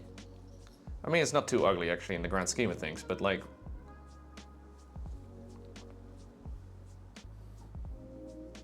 Yo, what's up, Roddy? You got so good at this, I did a tiny workshop at TwitchCon, and I knew it'd be hard, but it's harder than you thought. Thanks, man. I have been, I just showed this one earlier, but I'm working on, this is part of a little combination of minis. So I painted the red one already. I'm doing one in blue and one in red. So this one is mostly finished. It's so much fun, but I have been painting, I've been painting a lot over the last year. Yeah, it's neat. I'm pretty happy with how this one is going along, but it takes so much time. 2 Dutch people in the chat, 50% of the population. Yep. Give or take.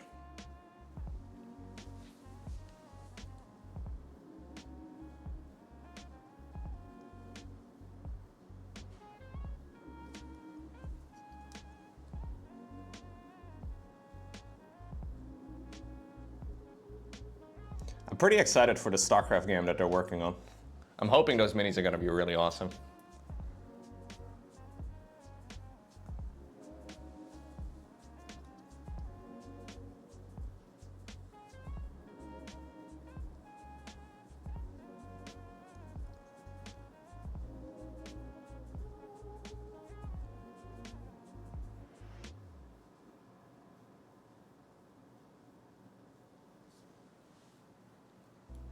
We're just missing Grubby and Hearthstone.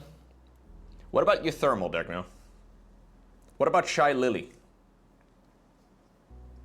Do you not consider them Dutch or do you not consider them people?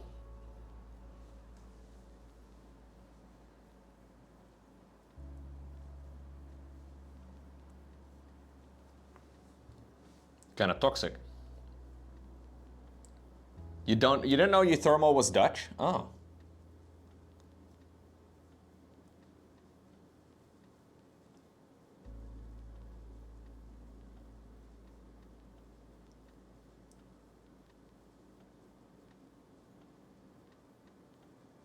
I spoke Dutch with him a few days ago.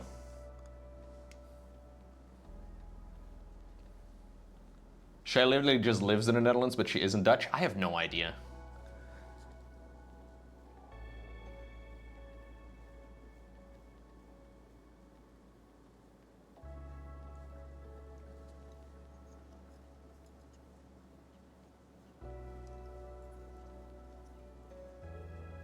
These teeth are coming along quite well. It's too bright, hold up. Can we see this? There we go. I think I have to go a step brighter still.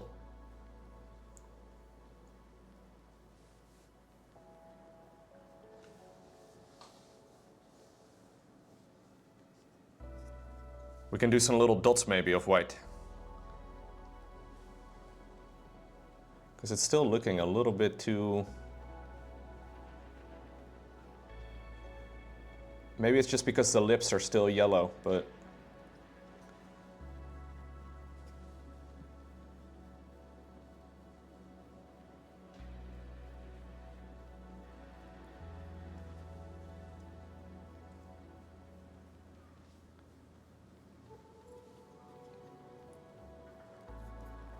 They do meetups at cons? VTubers? Yeah, dude. I've even seen like live VTuber streams at conventions. And basically this is just people sitting in an audience looking at a screen. Because somewhere in the building, the VTuber is apparently doing their thing. It's a little funky, but I guess it works.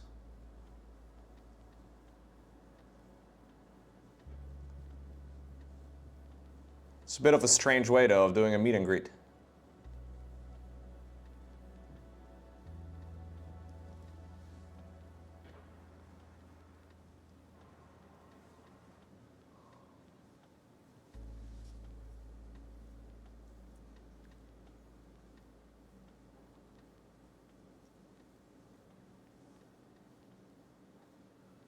Oh, sick. No. Okay. Wiped it off successfully.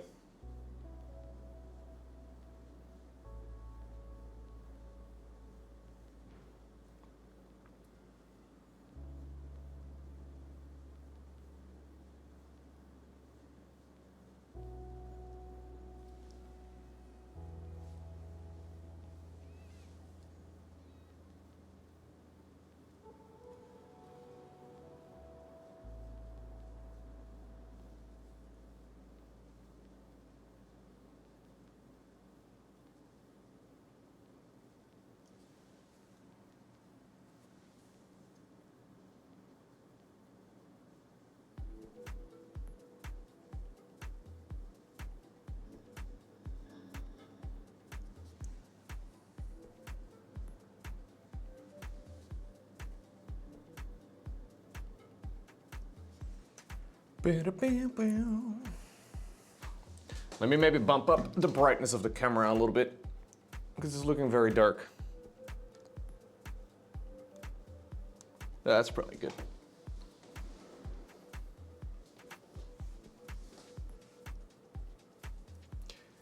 That was Neurodegno, yeah. There's this AI streamer called Neuro.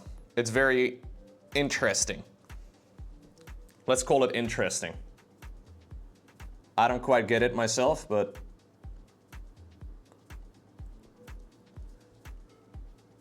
they now hold the world record of the absolute biggest hype train of all time though on Twitch. Like a level 111, I think is what it was. Which is a very large hype train. Especially for an AI.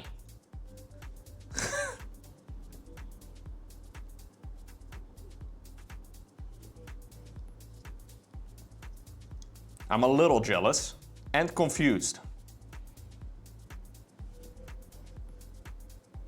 What's up, Edzilla? You can do your Miles propaganda today. We'll allow it.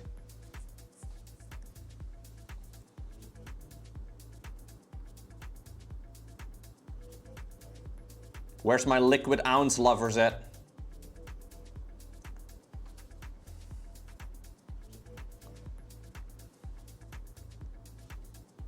My 3 tablespoons and cups enjoyers.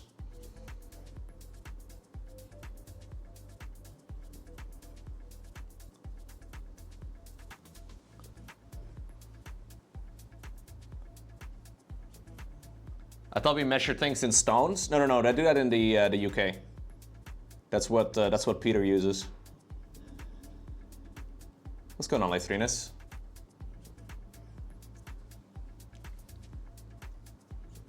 It's the 4th of July. We can allow miles. I don't mind miles, actually. I don't mind feet. I don't mind miles. Ounces, I can't really get behind. I don't know why. Ounces just weird. Doesn't make any sense to have like both liquid ounces and regular ounces.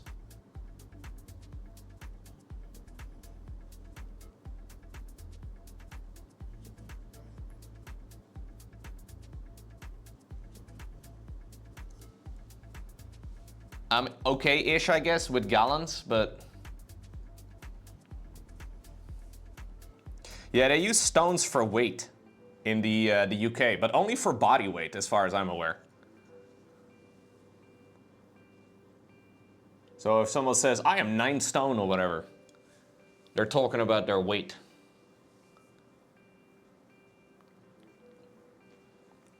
It's weird, dude. But it is what it is. I definitely have to go brighter still. 9 stone would be 57 kilos. Okay, that's pretty skinny. Do you say like I'm like 8.5 stones? Because a stone is like a pretty big unit of measure, right? Like it's just in general like a bit. Do you say like I am 8 3/4? Like how does this work?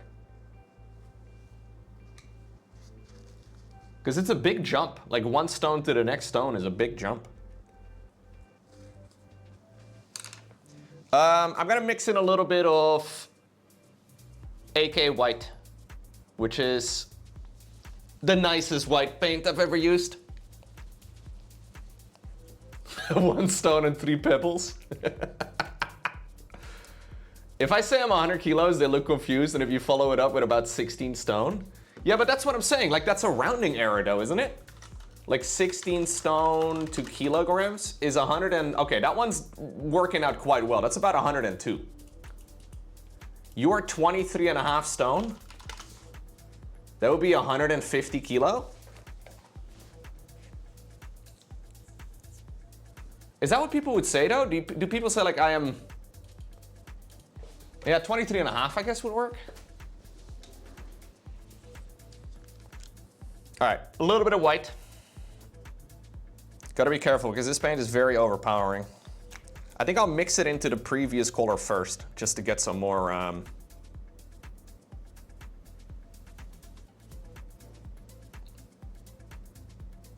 To be fair, weight just rarely comes up in conversation. Yeah, I guess that makes sense.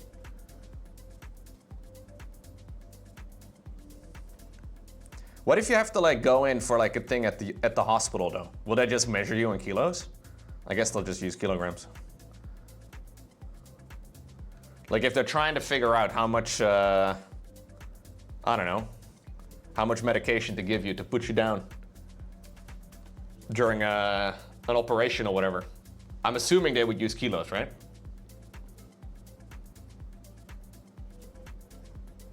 You know a lot of colleagues that talk about weight constantly. I think it depends on you know, the place you work at.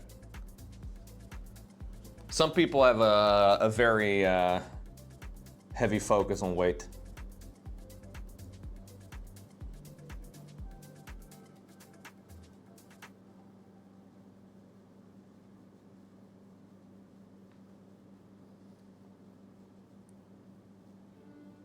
I mean, I weigh myself every day though, so maybe I do too. I just never really talk about it. I've been weighing myself daily for years. You hear about it all the time at work? You work from home? All right. You got yours measured today? You got measured at the hospital?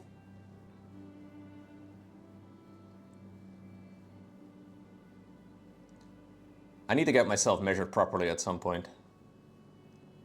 I've been convinced I am 183 tall, like 6-ish foot,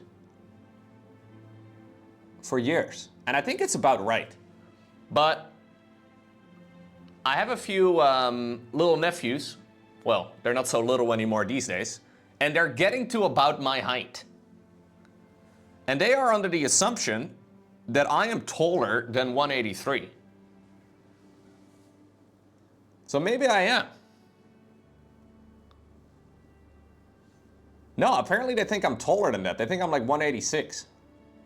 I don't think that's right though.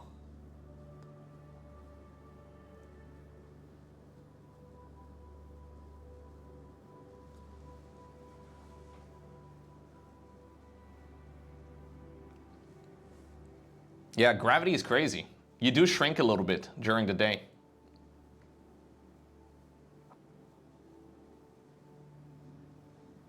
You're 180 talking to women, otherwise you're 178. There you go. You're 6 foot, but otherwise you're like, you know, you're a little shorter.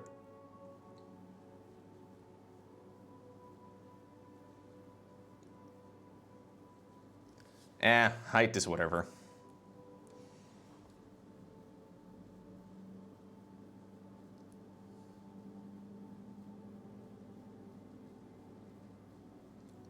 Says the Dutch guy.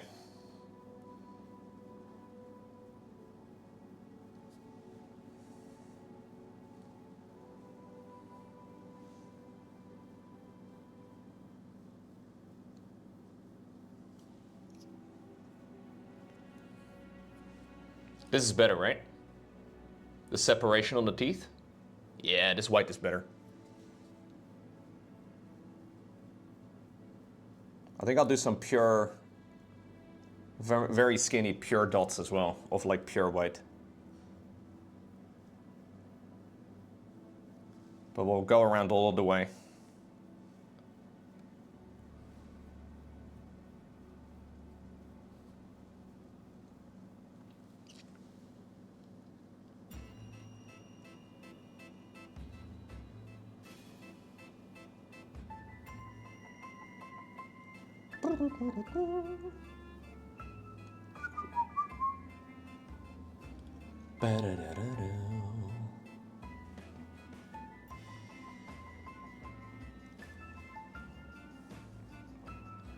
Yo, Dialan. Thank you very much. Good to see you streaming again. I watched a little bit of a VOD that you did a couple of weeks ago, I think. You were painting like a dragon type of thing. I am painting the little tootsies. Oh, what the fuck is that new emoji, Dialan? I can see where that has been inspired. Jeez. That looks awfully similar. It's so cursed.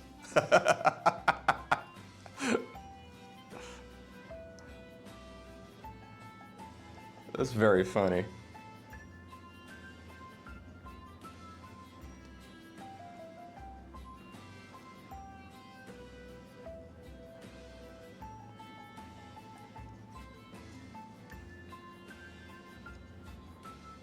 One of your fans made it and it looked like yours, so I guess they're also a fan of yours? Nice.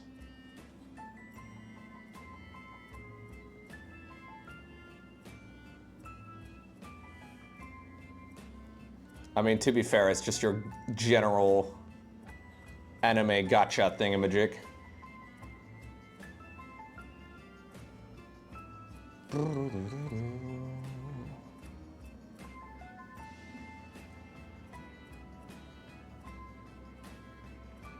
I forgot the username of the person that made Low Hot. It's been a long ass time. I've had that emoji for such a long while.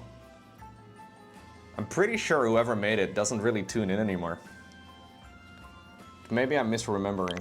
It's been years. Yo, Sumo, what's up? Long time no see. Hope you're doing well. Life's been busy. Good morning, dude. I think. Early morning in Australia. I'm doing well, can't complain.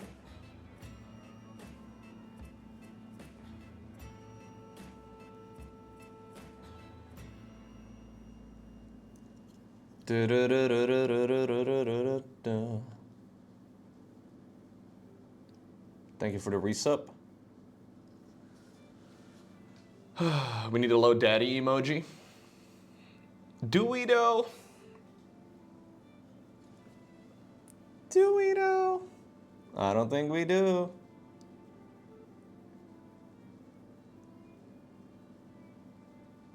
It's a little bit weird.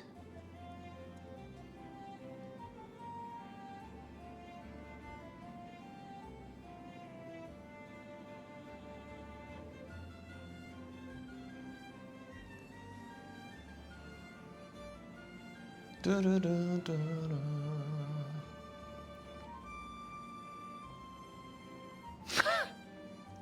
I am not adding low daddy.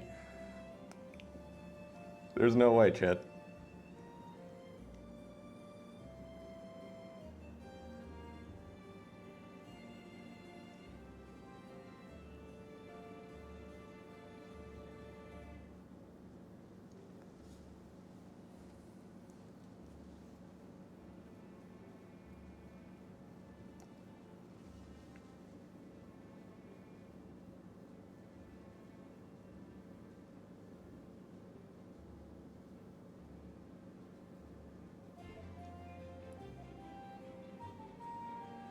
Okay.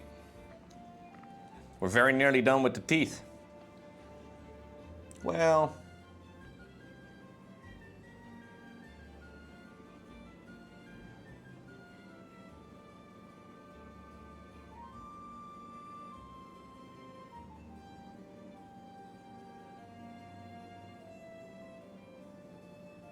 Still want to do a few things.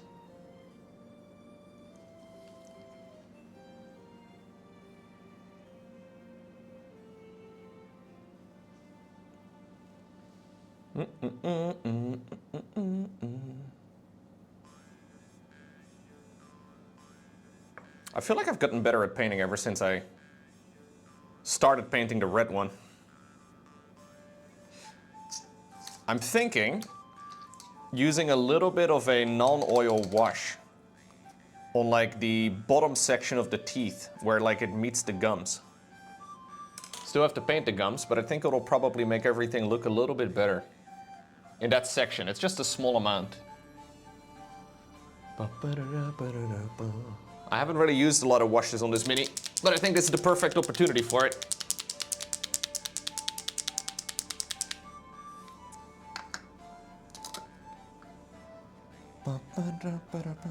I'll dilute it a little bit.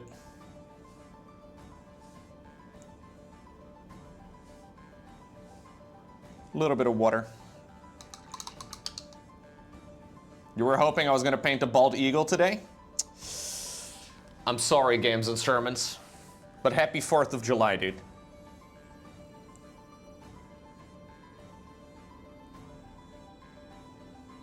I hate to disappoint.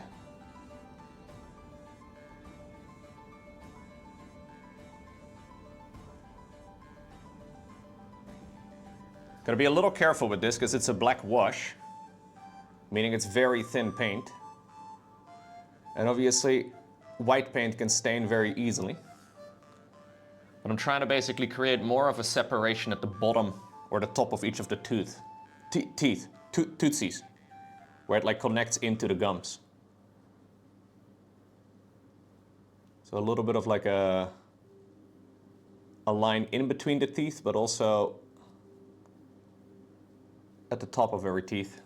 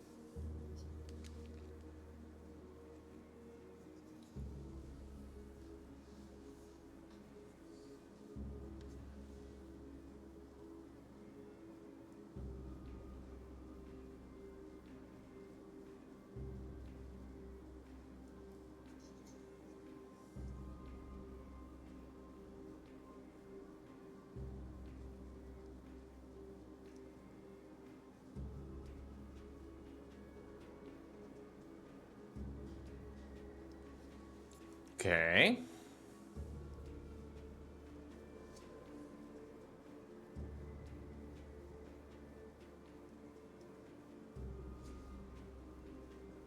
Sometimes it feels like I'm painting with water.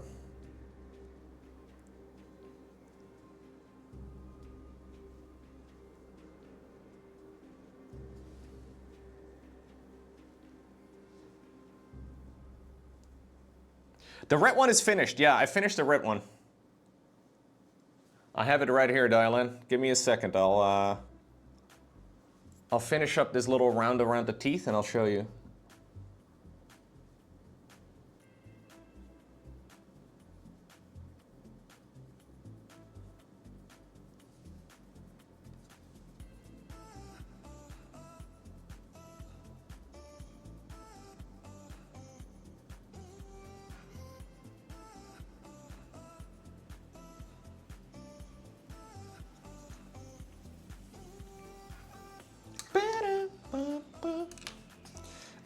Right here.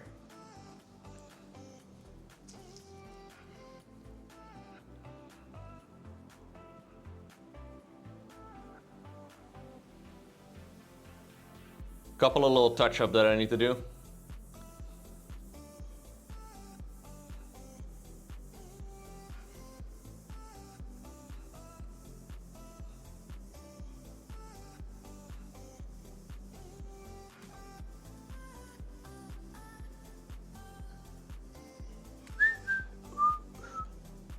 Yeah, so I've been trying specifically to get this guy. So this guy is tilted slightly that way, meaning that more light is gonna hit this side than it would that side. So this side on purpose is somewhat darker than that side.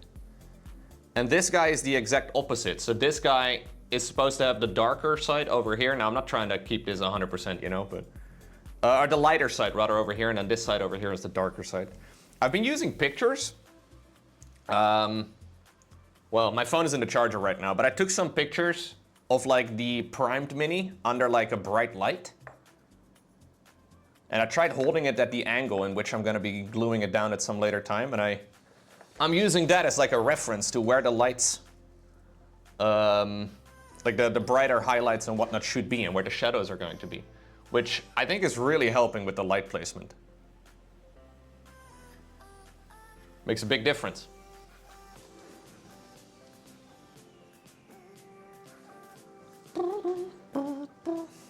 I think I'm gonna do a little bit of pure white as well.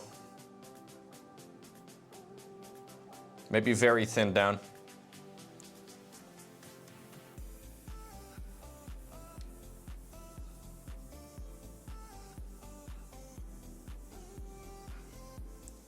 Mostly towards like the absolute brightest spots.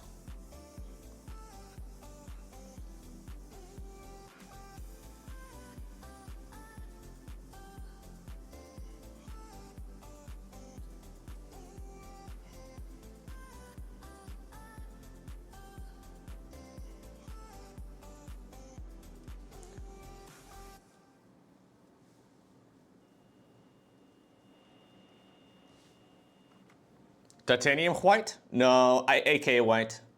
AK 3rd gen white. They don't call it titanium white. But it is excellent.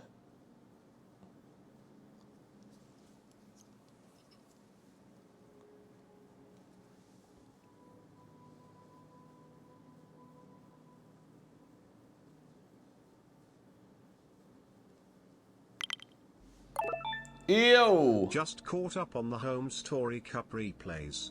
Is it just me or did you do the lion's share of the casting this year? I think me and Wardy split it pretty well. I think we did the exact same amount of series.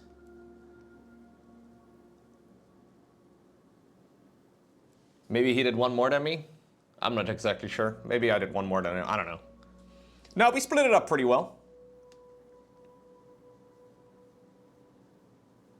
Thank you very much for the resubscription, Solifluction. Oh no, as far as official casting goes, it was just me and Wardy this time around. So basically for almost every series, it was at least one of us in every one of them. And then I know that Roddy did a series or two, Lambo did a few, Harston did a few. But other than that, it was always me or Wardy on the couch.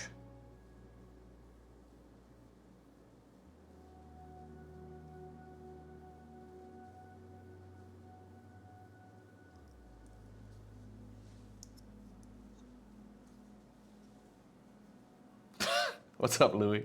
Thank you for the resub, by the way, Soliflection. We're gonna do some Starcraft casting in a moment.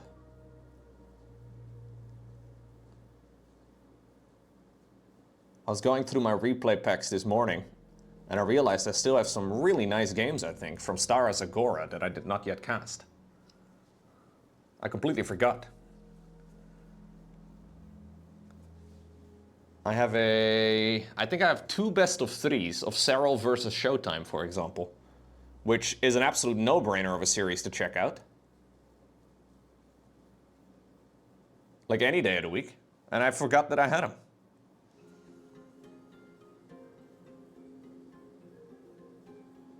They're about a month old at this point, I guess, but that shouldn't really matter, right?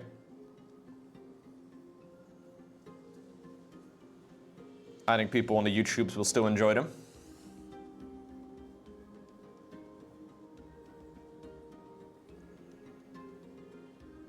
There is a certain shelf life, I guess, for like a StarCraft replay. Like at some point stuff becomes too old, but the strategy is still moving pretty quick.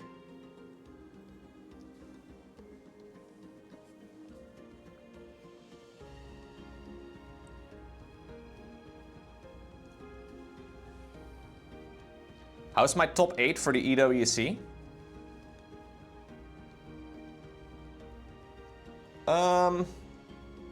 I mean, it's probably the obvious ones. I think Clem probably overall has the best chance.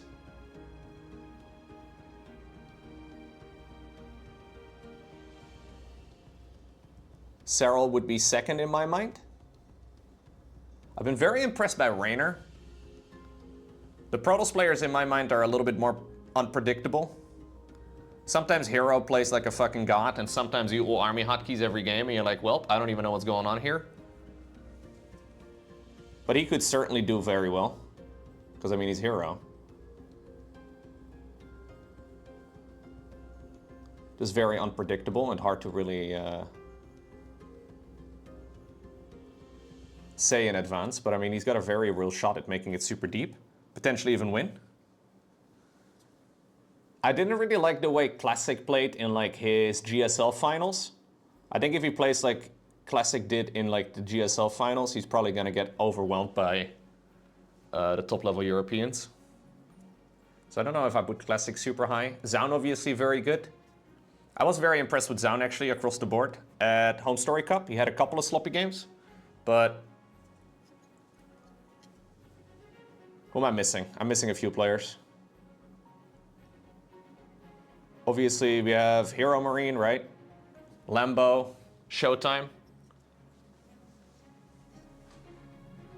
I'm not sure about them winning the whole thing. Probably not. But top 8 might be doable.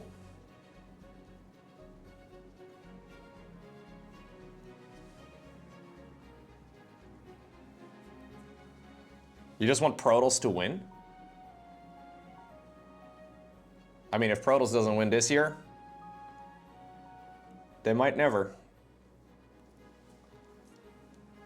This is by far the best chance Protoss has had to win a premier tournament in quite a long time.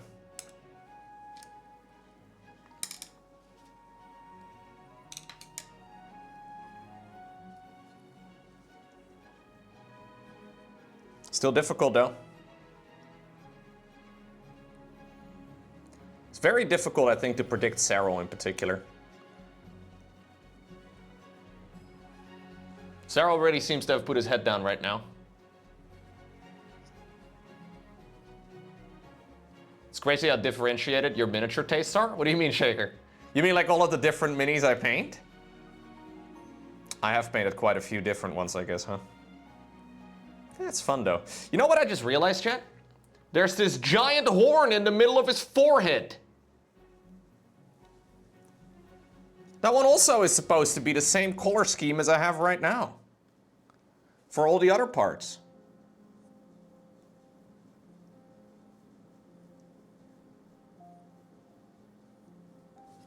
I mean, I have the paints on my palette right now. What time is it? Oh, it's already 2:45? Fuck, I've been painting a long time. Okay, no, I think I'll do those later. I'm holding the horn a lot as well while I'm painting. No, not like that. I just put the tip of my finger on it, you know what I mean? Because it's like a nice, you know, it's a point of stability. All right, anyways, I painted the teeth today. What do we think of the teeth?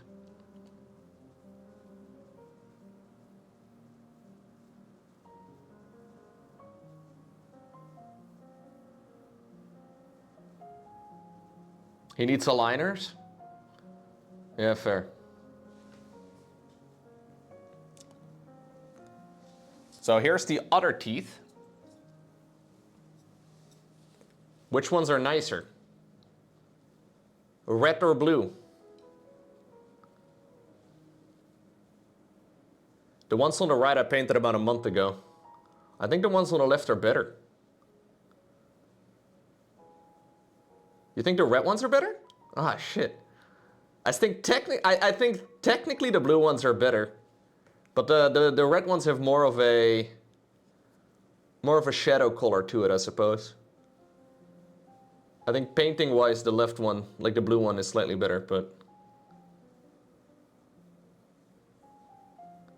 you can't compare. Of course you can. Anyways, I think they're both pretty good.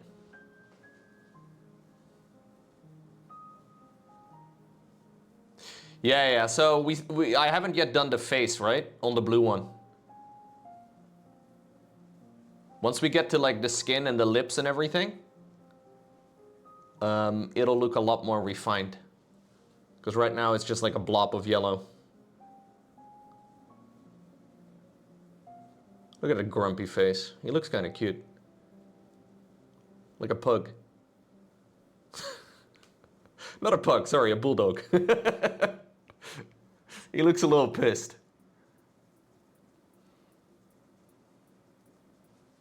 Yeah, the red ones are a little bit more rough.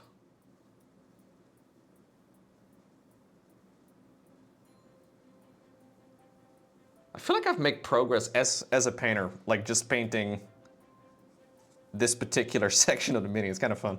All right, I'm gonna go ahead and grab some coffee, clean my brushes, and then we'll do a little bit of Starcraft, guys.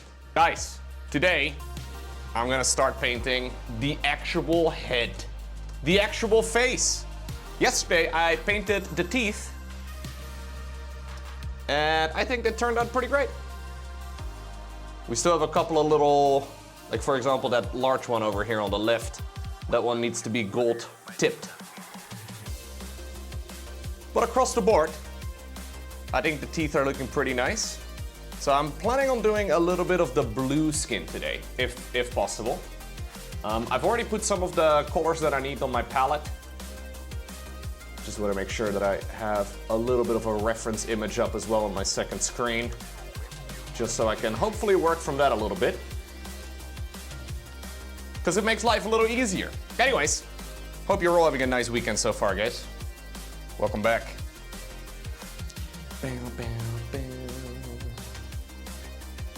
So we kind of have to decide where like the dark color sort of ends. I think I'll kind of like, yeah, somewhere over there. Is that dust or is it just speckling? No, it's just speckling. The paint is not really. No, I don't know if I'll be painting the horn today. We do have the horn on the top of his head, but I tend to hold down the horn quite a lot. You know what I mean? So I want to try and be a little careful with that. So let me see. All of this should have a nice, strong base coat.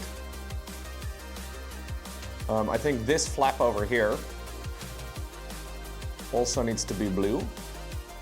We kind of have to decide roughly where like the lips and like the mouth section begins and what part is still considered to be like, you know, the actual skin. It seems to not be a particularly hard line on this miniature, but I'll kind of just guesstimate that it's over there. Same for like the chin area. That's going to be a little bit tricky too. How do I decide? How do I decide where like the chin starts? There's a little bit of fluff. Don't know where the fluff is coming from. I'll blame my cats, how about that? Even though they haven't really been hanging out in this room too much. What's going on, Facilia? Yeah, I'm giving him a bit of a makeover. Exactly. Now, I'm thinking that most of this section over here underneath needs to be blue as well. Probably a different shade of blue than what I've got right here. I'll also immediately paint along this section here. Maybe this little area too. Most of this will be part of the belly painting, but I've got the color right here right now. The belly is definitely going to be a bit of a project, because blending that together properly is going to be quite tricky, I think, but...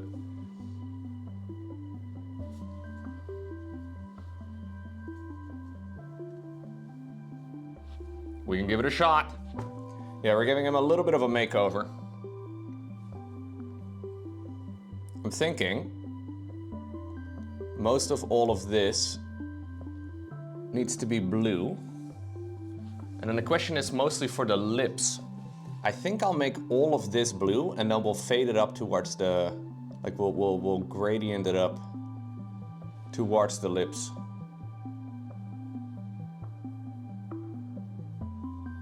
So the same for the chin over here.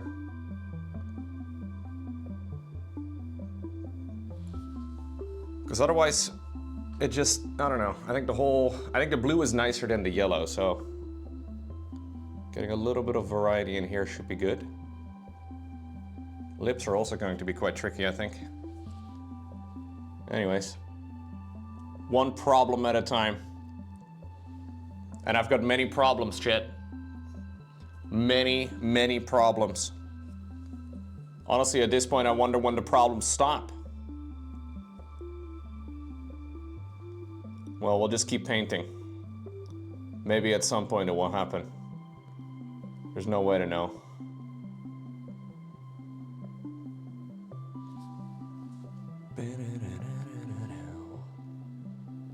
We're listening to a little bit of synthwave today. Always good.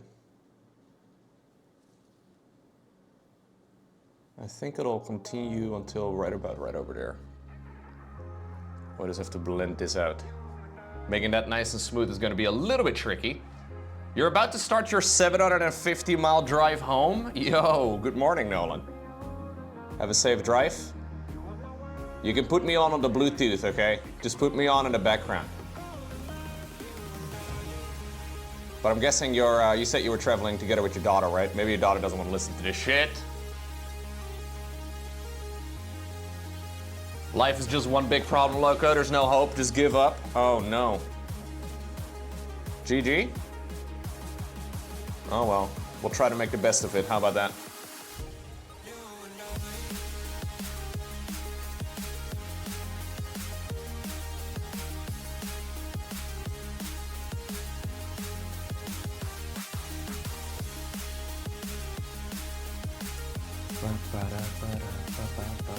That's the plan? She loves watching your stream too? Oh shit, nice.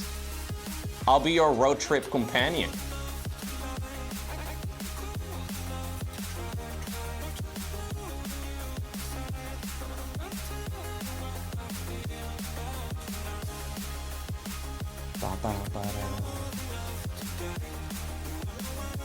Yeah, brush is still a little bit smoother than the airbrush that I used here, clearly. Airbrush is really good for transitions and whatnot though. And it can actually do like really smooth coats as well. Just felt like this paint didn't really airbrush as well. Or maybe it was user error. Maybe it was my fault. Oh no. But that would mean that I did something. No, hold up. I don't like this conversation. Yeah, I think this is right. I think this is about right. How did you know my favorite color is blue, Loco? Yeah. I just figured you would love it, Osva. Why are you in the picture? What's going on, Cree? In the chat box, or you mean you feel like you're represented by this squig? Either way, welcome. It's a huge compliment to be called a Mangler Squig, dude. These are the coolest squigs of them all. Wouldn't be too concerned about it if I were you.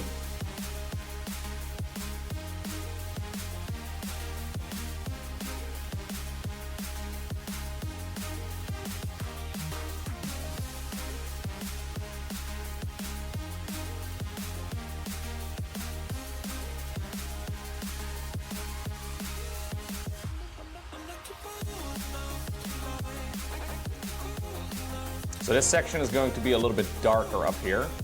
We'll just have to kind of decide where that line is going to be drawn, literally.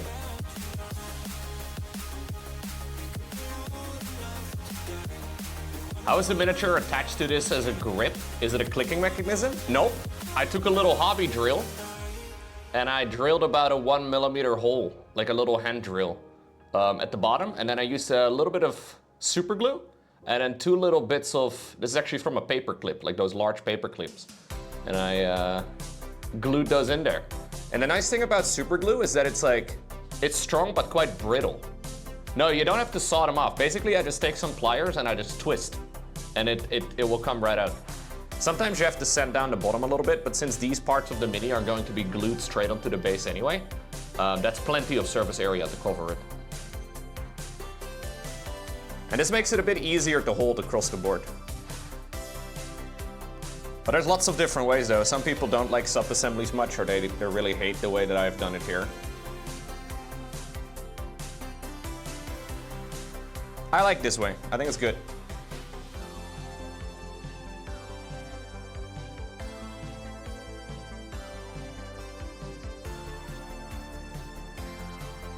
But obviously, as with anything, right? Your mileage may vary.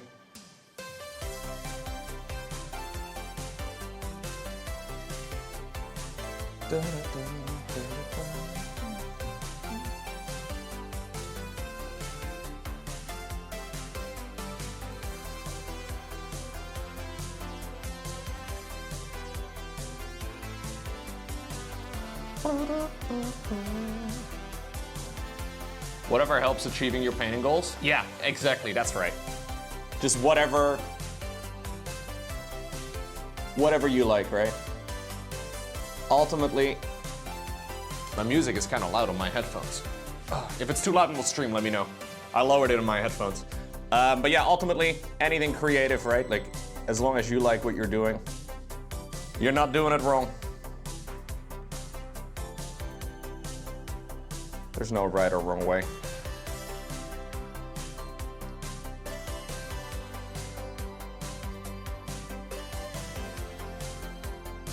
There is a preferred way, though. Music volume on stream is fine? Okay, cool, thank you. I feel like I'm like one of the few streamers that's super picky about background volume. Do other streamers ask as frequently? I feel like I always ask every stream at least once. I find it highly annoying though when I watch other people's streams and their volume is all out of whack. You love my nerdy yapping? Yo, what? You called me a nerd? The fuck? Yeah, no, I kind of am, I guess. A little bit. Little bit. So the nose definitely also needs to be painted blue. Man, why is my paint not flowing as well as it should? Maybe it needs a little bit more water. I've noticed that with some of the Warpaint phonetics, where it just sometimes doesn't seem to want to flow as much.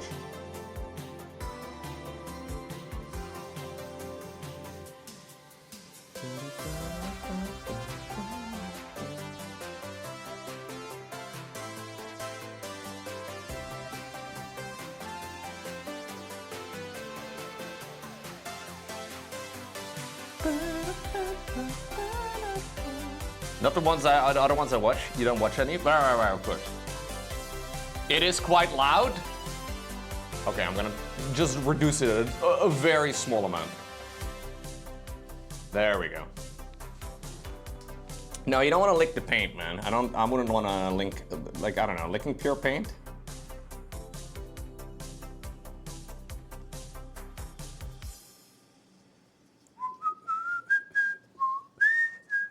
I think this is good, right? Like this. I can definitely base coat this a little bit more. But we'll have to get to some of the actual shading here. We'll start with shading and then work our way up through the highlights. Just like all of the other parts of the skin. I once more have a little reference image. Let me show you, there it is. Ta-da, this is this exact miniature. Held under a strong light. Just to give me an overview of where the light is going to be hitting the most. So any of the wider spots need to be very bright. Any of the darker spots need to be quite dark. Relative. So that means that first off, we'll have to do a little bit of blending right over here on the left. Let me actually put a little bit more color in here, just to get a nice strong base coat. I'm a base coat kind of guy.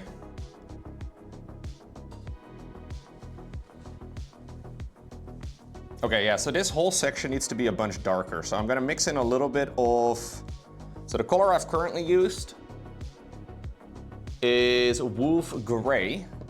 I'm gonna start blending towards a slightly darker color called the Fang. So very thin layers of paint. I will try to run this towards this this section here on the left. Or, well, his left.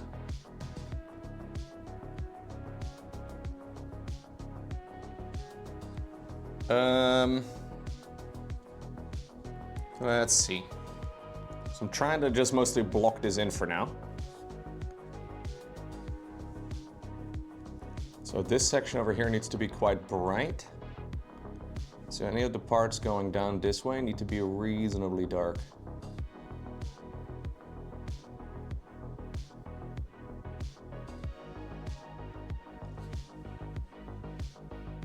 Trying to pay attention to where the highlights would begin. So the highlights kind of begin around this like wrinkly area.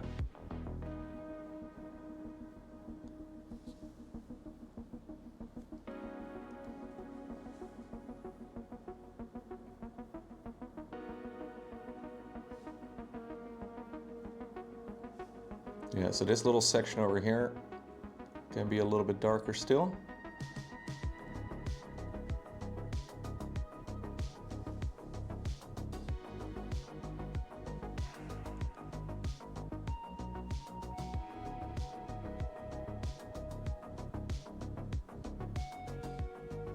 And then this part over here needs to be reasonably bright again. So the inside over here can be a bit darker.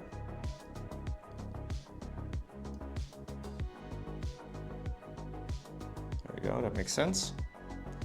Same over here. I'm gonna dilute it some more.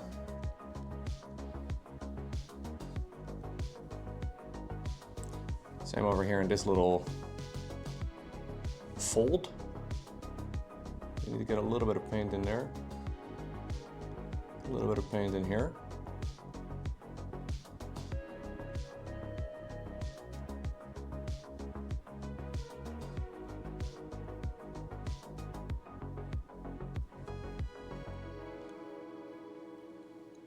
Licking paint is never good. Yeah. You don't want to be eating paint, no. For obvious reasons.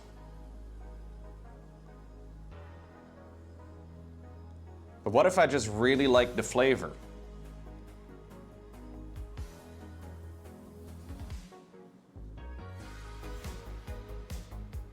Have you considered that?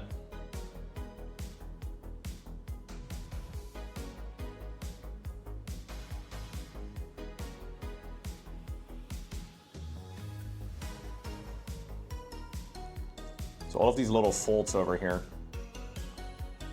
need a little bit of a darker color to separate it. We'll paint the eyeballs separately later. Do want to make sure I don't like clog it with any paint now.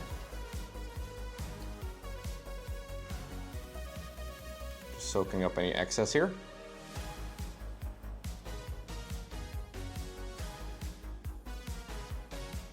And I'll get a little bit of the original blue base coat again. We'll try to blend up in the other direction. Very diluted.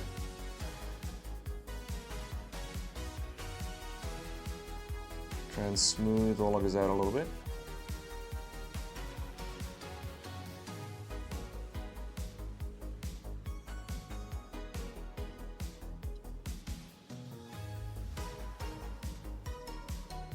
There we go.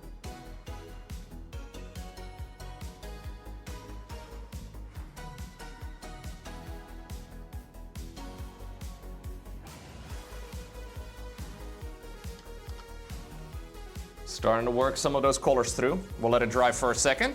Take a sip of coffee, which, by the way, I managed to carry up the stairs without letting it fall. I know. That's like 3 for 3 this time around, man. Pretty impressive.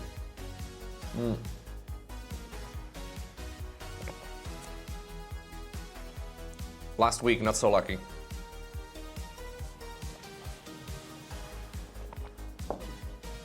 So I'm trying to make sure that this transition between the colors is reasonably smooth. So we're gonna keep on going back and forth between those two colors with very thin layers. Mostly worrying about the point where I take the brush off of the miniature. Sometimes it only takes a few passes. Obviously these two are reasonably close in color value.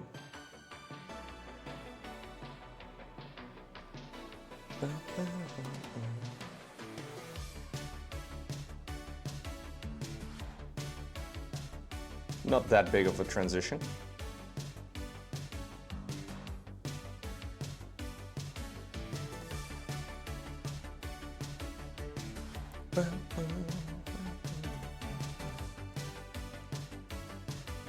We'll have to go a little bit darker here on the side as well, but we'll worry about that in a moment.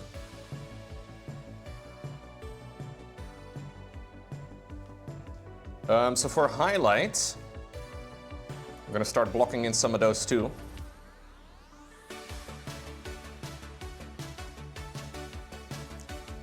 So the very brightest spots here, we have a section over here that needs to be quite bright, I think.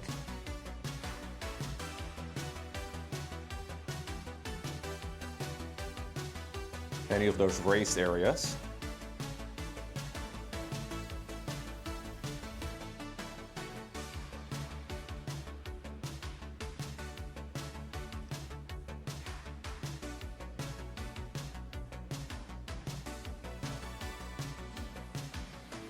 Go that way.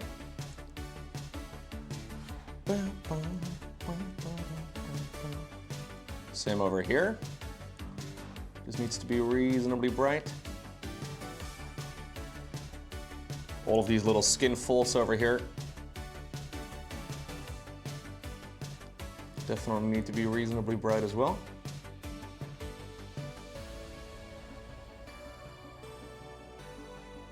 Start building up the values.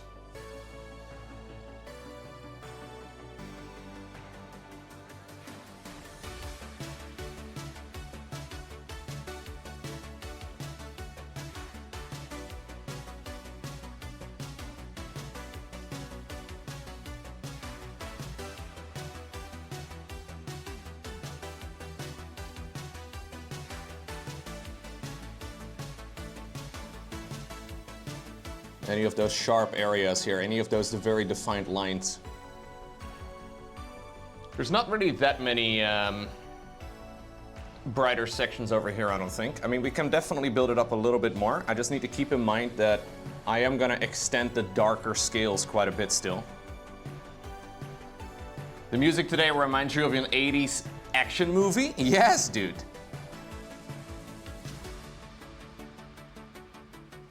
Very nice. That's exactly the vibe we're going for, Damir.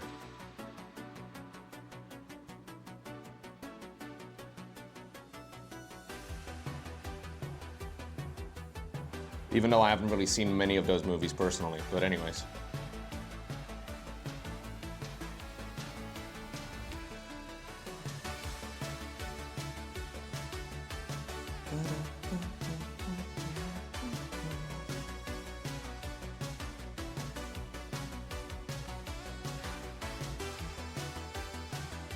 I think I'm actually gonna add a little bit of a highlight here as well, on top of this little fold.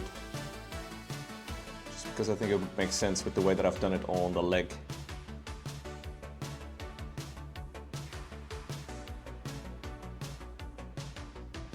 Build up a little bit of a ridge.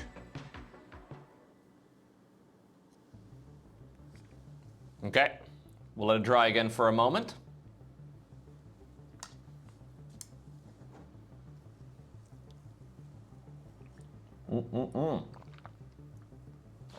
There's not that many very thick folds over here. But I do want to make sure we get some darker values as well near the bottom in particular. So let's see. All of this needs to be quite dark. And then we need to go like one step darker, I think. Which I'll have to mix. But I can do that.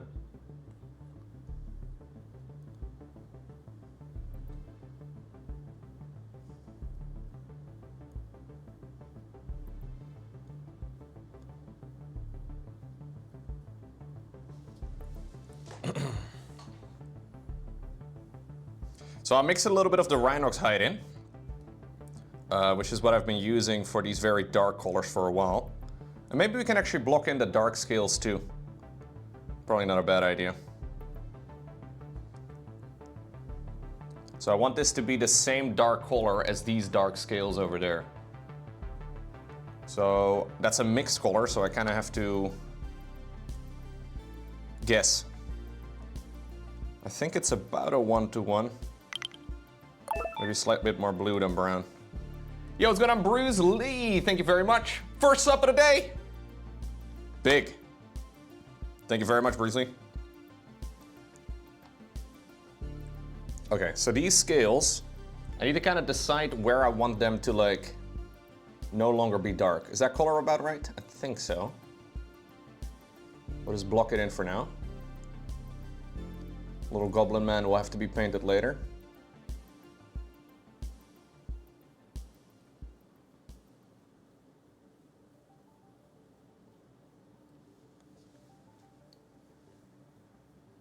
Thank you, Brisley. Speaking of 80s action movies, huh? Wait, is Bruce Lee 80s? I'm not exactly sure. The music we're listening to certainly could fit now. So all of this definitely needs to be quite dark.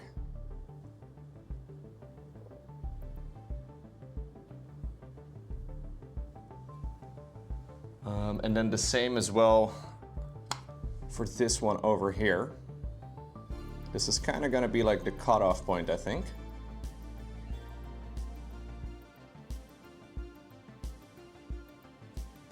Just blocking it in for now.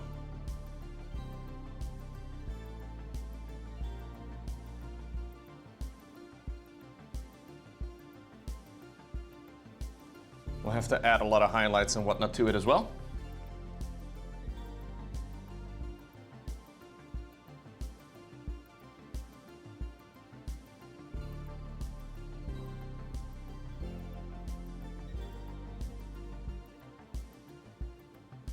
And some fancy swirls all over the place, just like I did for the other sections.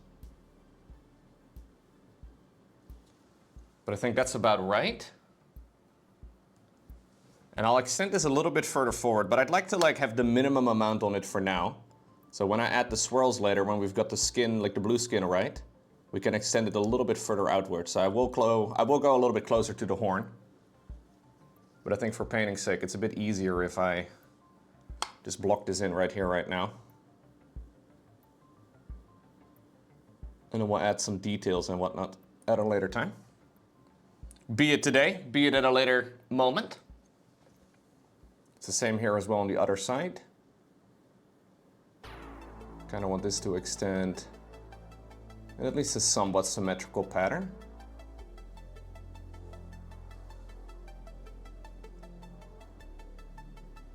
Spilling a little bit on the black parts, but that's okay, I don't care.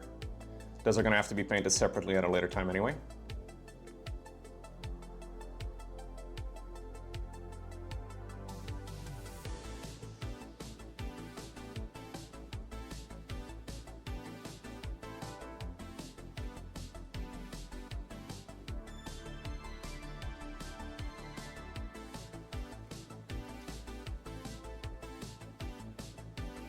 Kind of looks like he's wearing a toupee right now. It's okay. It'll work out later, I promise. Maybe. I think I maybe should also block in this part over here for now. Just so now that I have the color over here and it's reasonably accurate. May have to do some fine tuning later, but I mixed a little bit. A little bit more than I needed. May as well block this in.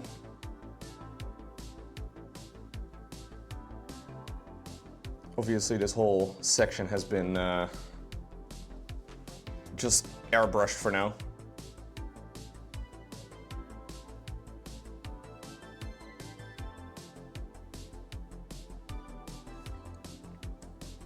It'll probably help as well with seeing like the full picture.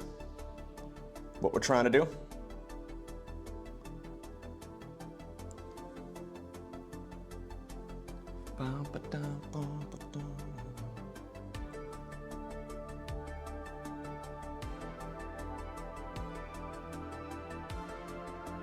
So many cool miniatures to paint, man. Yeah. Too many.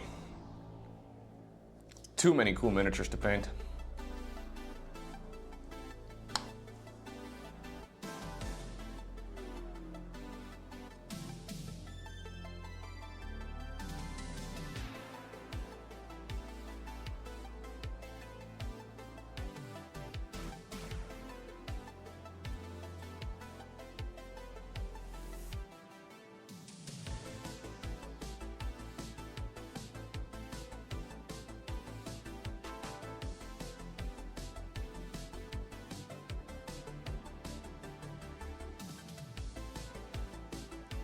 Yeah, so I have to add all of the little swirly bits on this side as well. But I don't think I'll be able to get to that today. I'm really trying to mostly focus on the hit. Just a little side quest. Because I have the color on my palette. Okay. Yeah, make it look a little bit more like One Piece. One Piece? No, no. Hold up, hold up.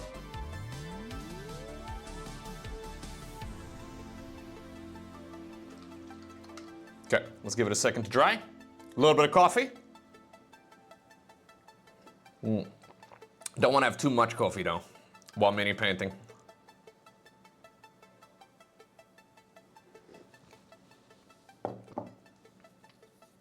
Don't want to be buzzing. Buzzing is suboptimal for straight lines.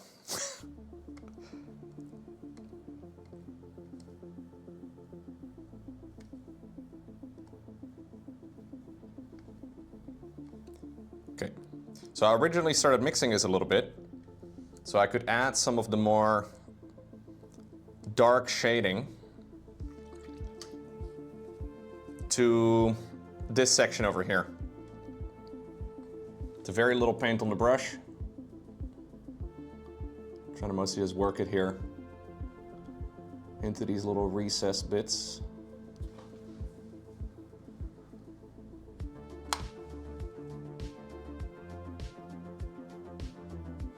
The folds here are not super deep, but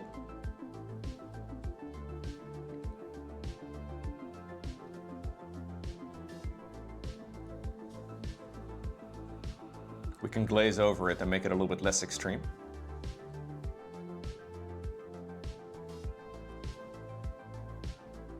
I think having some of this color as well, I'm gonna heavily dilute it. Run it into some of the little sections here.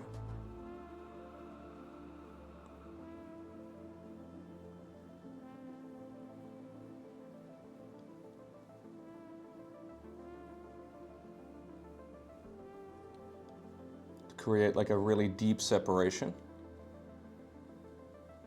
Somehow I managed to spill over here onto the brightest part that I painted. I don't even know when I did that. Oh well. Must have been one little stray hair somewhere.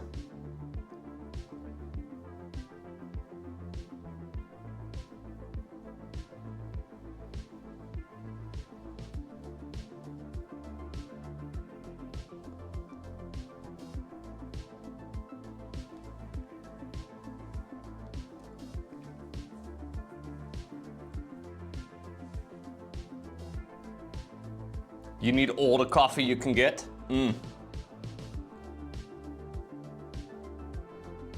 Yeah, I try to like lower the amount of caffeine I consume every once in a while because sometimes it gets a bit out of hand.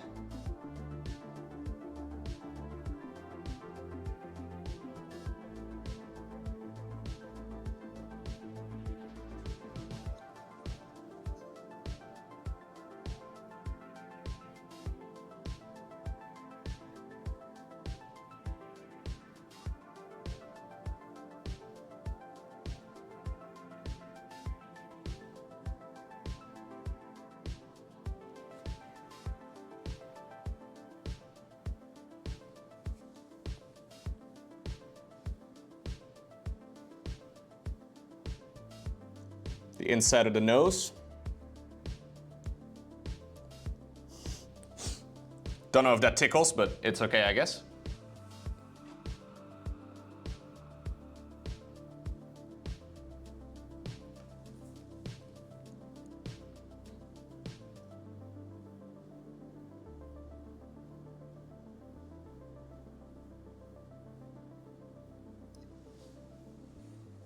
Okay.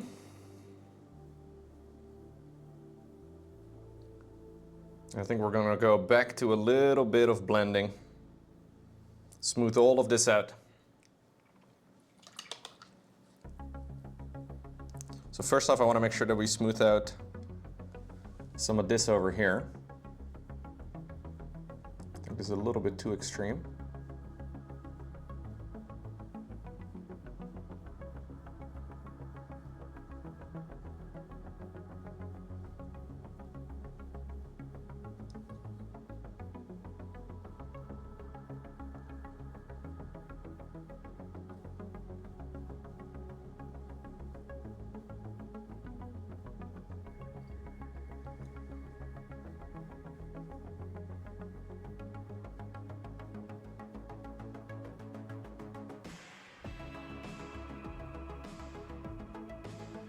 Okay.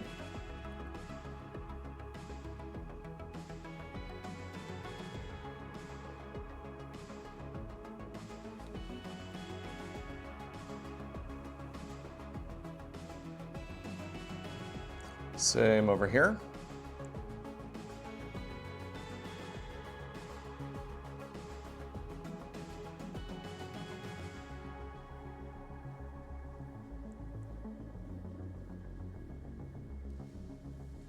Try to mellow it out just a tad.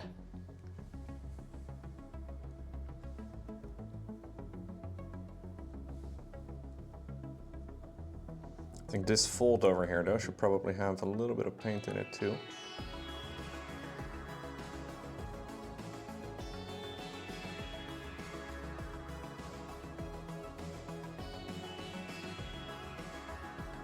Yeah, it's a line of paint. I thought for a second it was like a hair or something. Not a hair, just a little smudge that I've made somehow.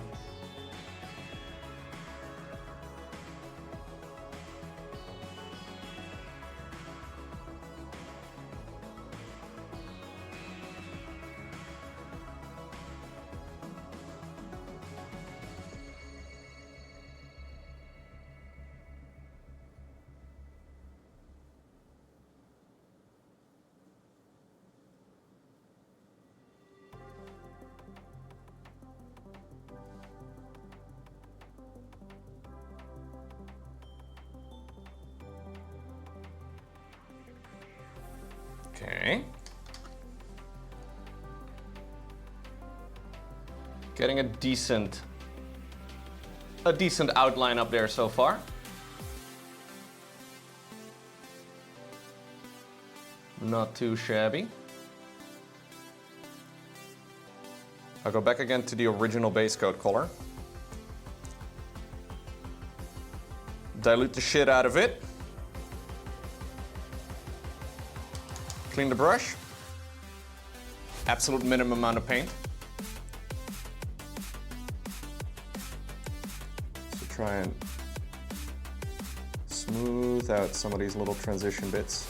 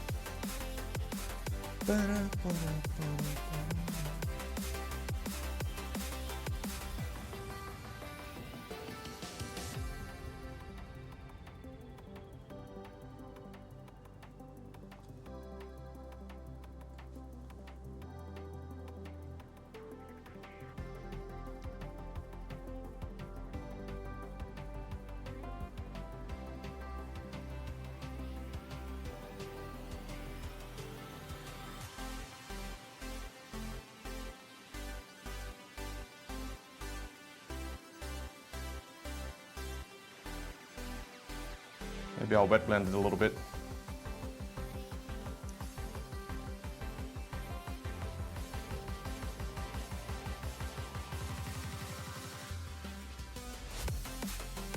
Okay. Got a bit of a transition happening there between the light blue and the darker blue right now. I think that's pretty good. Yeah, not too shabby. Gonna have to build it up a little bit more now to a brighter spot. So let's do some of the more brighter highlights. Back and forth we go.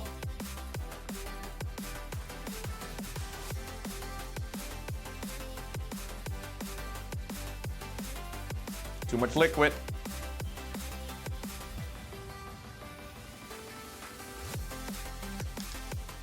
Let's go to Osva.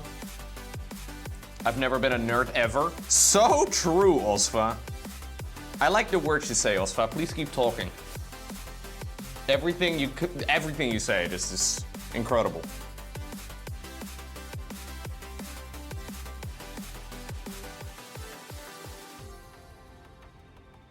No, I'm definitely a bit of a nerd. I mean, look at what I do for a living, Osva.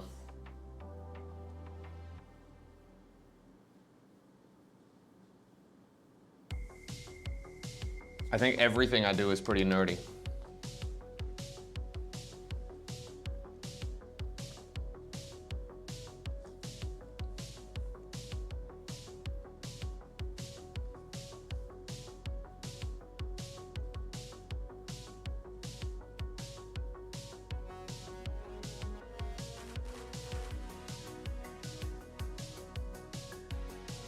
What's going on, little pipsqueak? I love painting miniatures. There's a little hair. Fuck. It is a hair. Can I still wipe it off? Oh, oh shit, I wiped it off. Let's go. That is underneath like 3 layers of paint, but I guess that shows you how fragile the paint is. Gotta be a little careful with rubbing too hard. You know what I mean, chat? You know what I mean? Don't want to be rubbing too hard. Sorry. I let myself go there for a little bit. I apologize.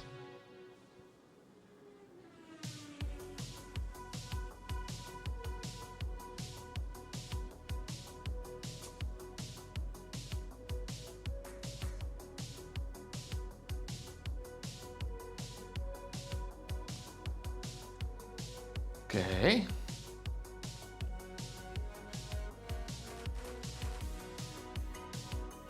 I should have told you that yesterday. Yeah, I'm sorry, man.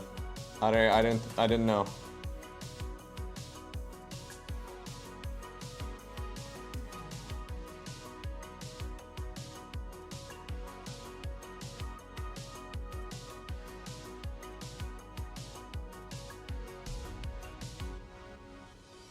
Okay.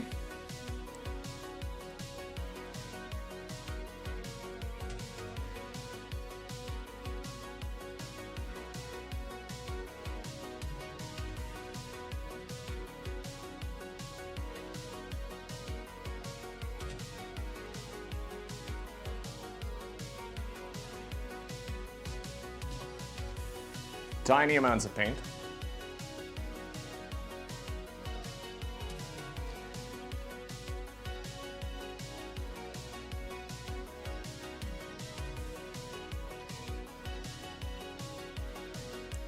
Definitely want to be blending it up a little bit more over here.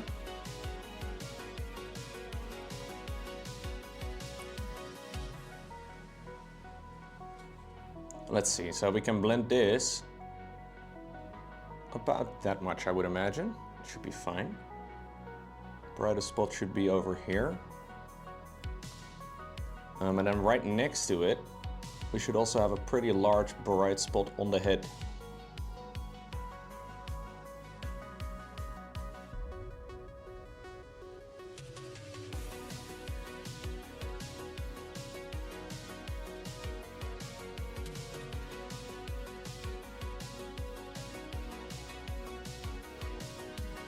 Connect those.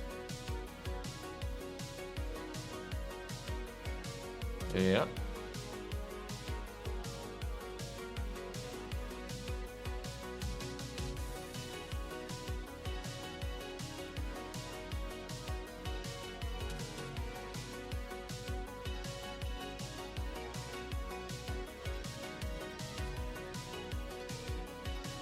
Okay, good.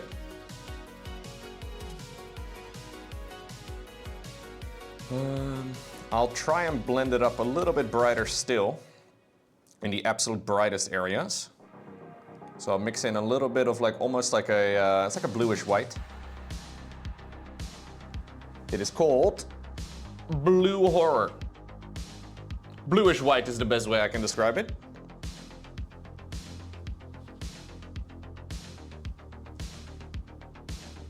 Very little paint on the brush.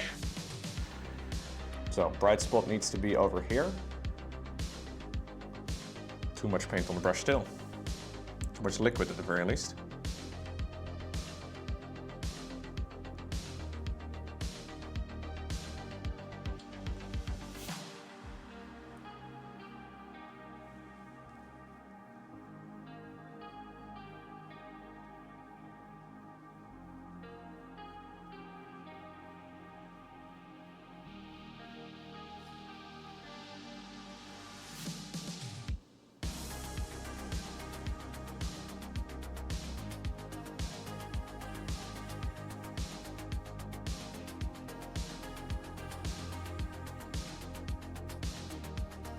Not too bad.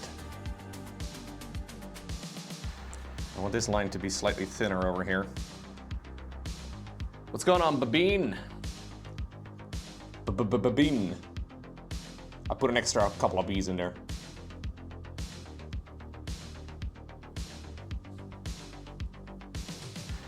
Creative liberty.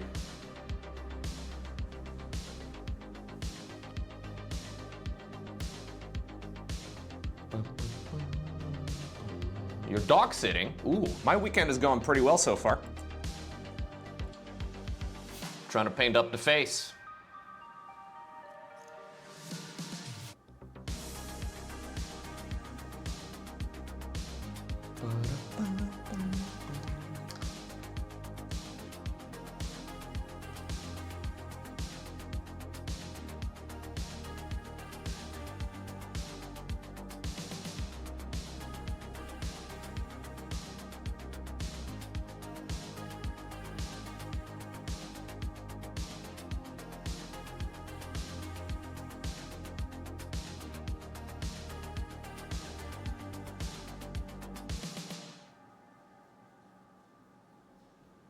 I think this side of the face is looking pretty decent so far. I can definitely do some sharper lines as well. I think a couple of sharp lines may look nice. That's what I did on the other sections as well. And the rest of the mini.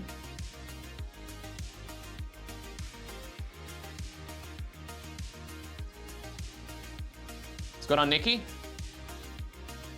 You're dog sitting for a tiny dog that's more or less a cat? All right, fair. So not too much work then. You don't have to take him outside for 7 hours a day. I know some dogs are a lot of work.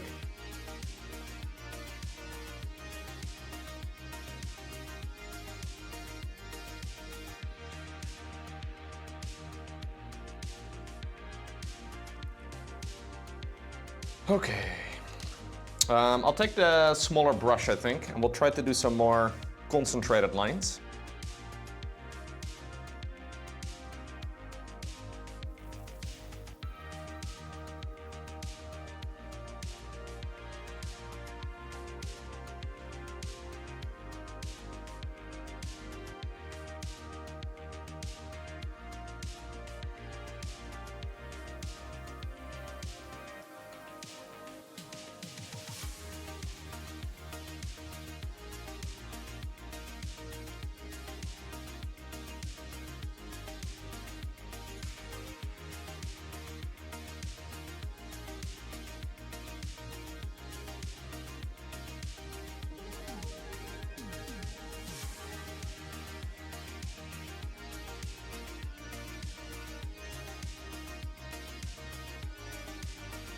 What's going on, JFK?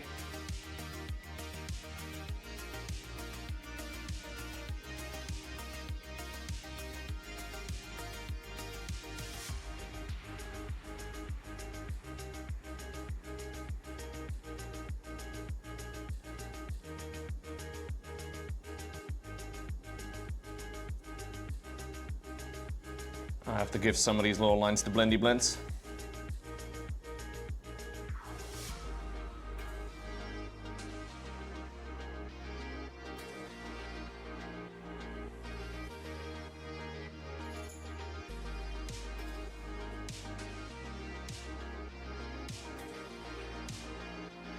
Some of it needs to be quite bright. A happy little blend.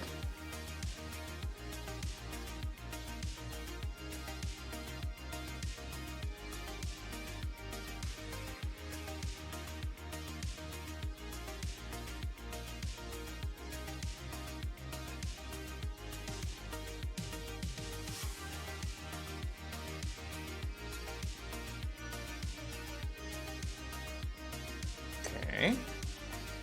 Some sharp lines to help separate all of these portions of the mini.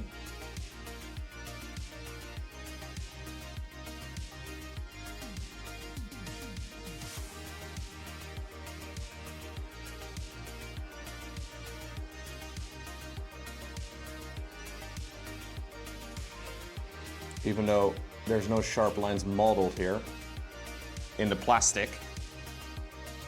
We can kind of, you know, imagine where they would go.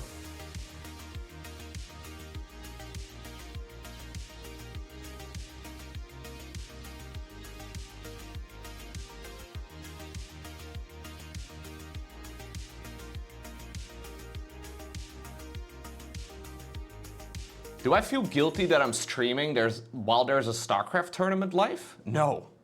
I most definitely don't feel guilty for creating stream content, Fitz. That would be insane, dude. Are they feeling guilty that they are streaming while I am streaming, Fitz?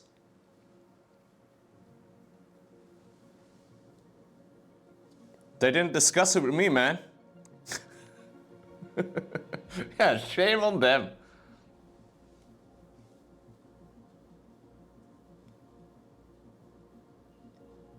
Also, there is no major Starcraft tournament going on right now, is there?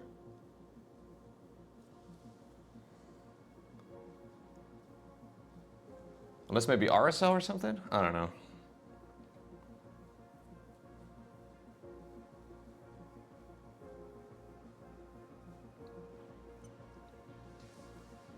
The StarCraft 2 community gave you the platform to become popular? Mate, are you kidding me, Fitz? You actually are arguing that I can't stream while there is another StarCraft 2 tournament running? You do realize that's kind of a crazy take, right? There is always a StarCraft 2 tournament running. Like, there is always tournaments.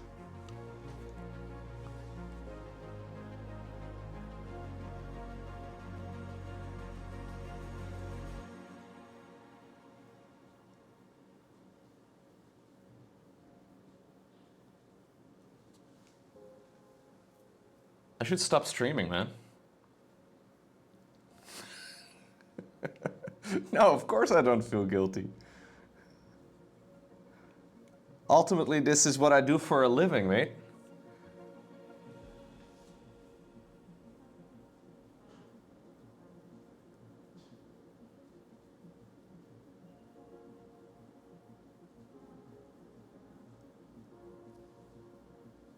Are you feeling guilty that you're watching my content but you're not a subscriber? Are you feeling guilty of that, dude? Because, like, you know, you're part of the StarCraft community. Don't you like watching StarCraft? I make a shit ton of StarCraft content, bro. You're just consuming it for free. Are you feeling guilty over that? Insane take. No, of course you don't. You can do whatever you like.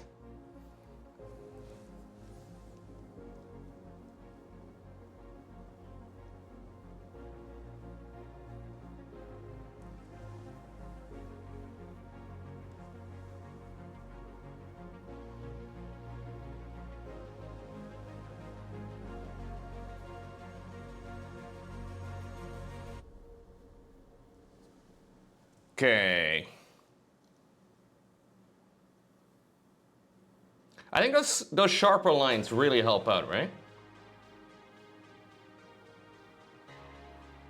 They make things look way better.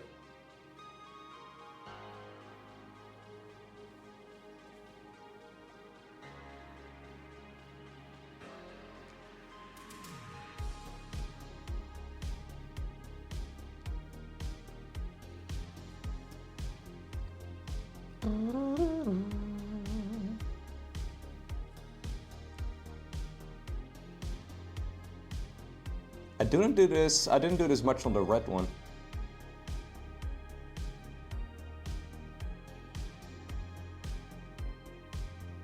I don't think I'm gonna go back and add it to the red one, but this is something to keep in mind. Like, I think this makes a gigantic difference. Yeah.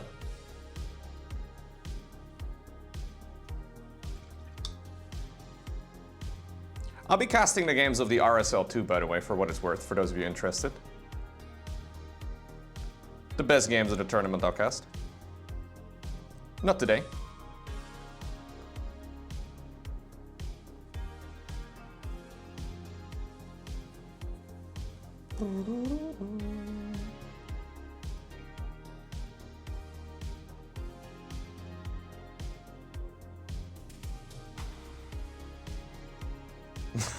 This is a wild take.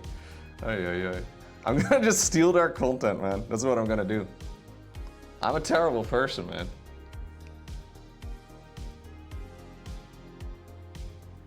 I mean, I do pay for them, but you know. I do pay for the replays, but...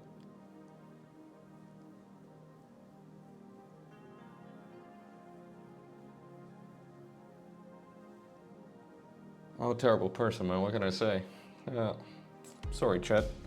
Sorry you had to find out this way.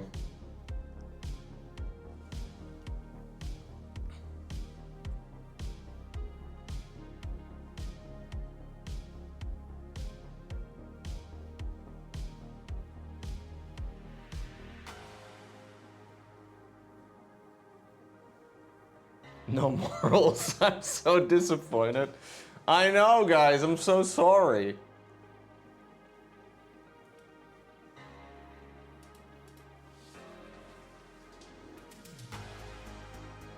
Wait, Fitz, you were arguing just a minute ago that I can't be streaming right now because the RSL is going on. Now you're saying me streaming helps push the tournament to other people? Make up your mind, bro.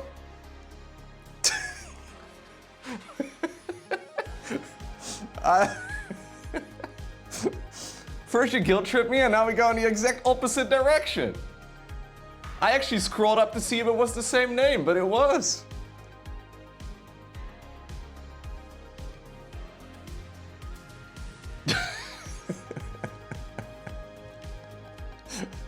I feel bad singling people out, but he singled me out, you know? So like, I don't know.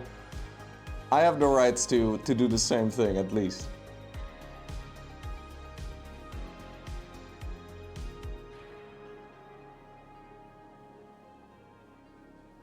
But if you're gonna spend your first time chatter message, like the first time you say anything in my chat,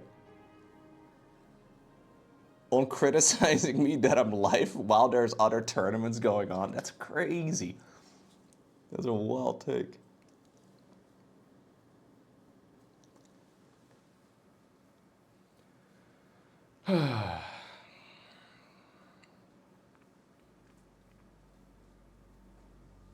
I find it a bit disrespectful whenever Tasteless is live streaming when a new YouTube video of mine is going live.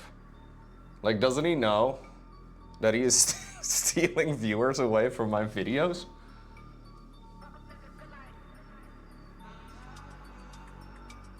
It's very disrespectful.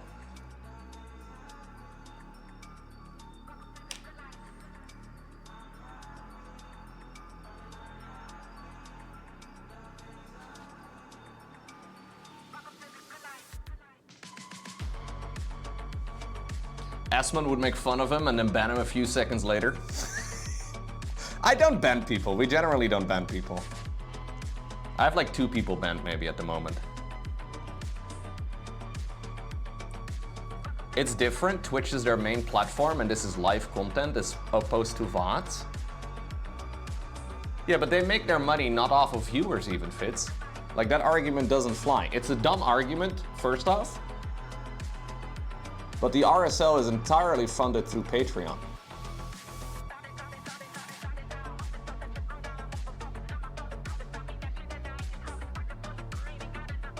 You're banned from Esmond's chat. I used to like watching Esmond Gold back in the day. Before all the stupid political takes.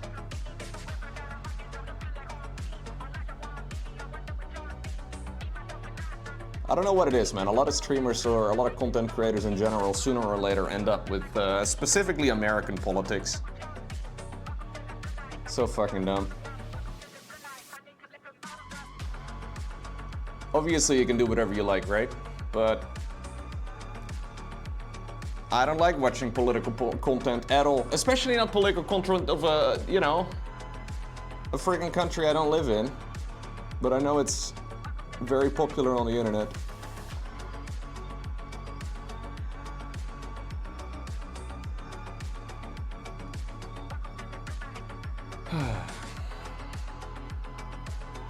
You would love to see me become a political reviewer? Dude, I'd be really good at it.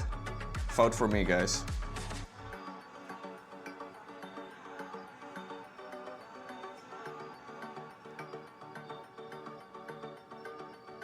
I have all the best opinions.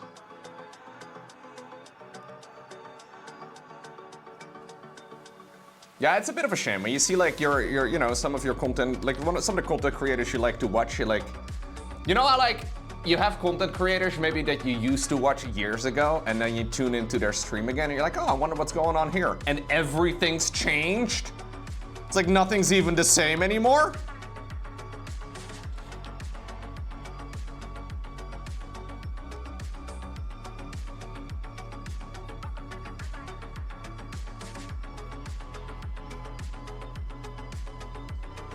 Yeah, you get a lot of engagement from political commentary, it's very true.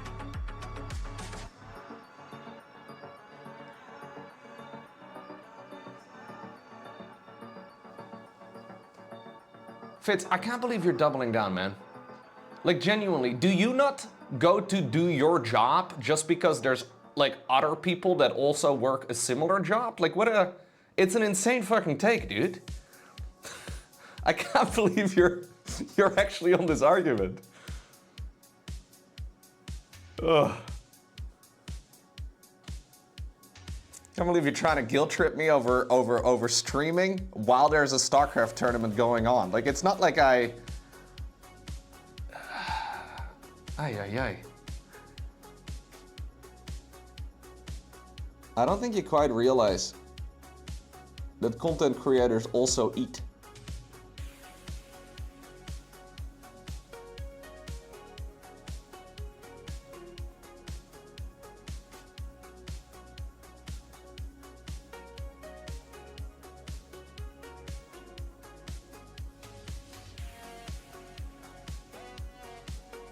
I also have a Patreon, by the way, Fitz. It's quite disrespectful that the RSL is streaming while I am streaming, because I also have a Patreon page. Ay.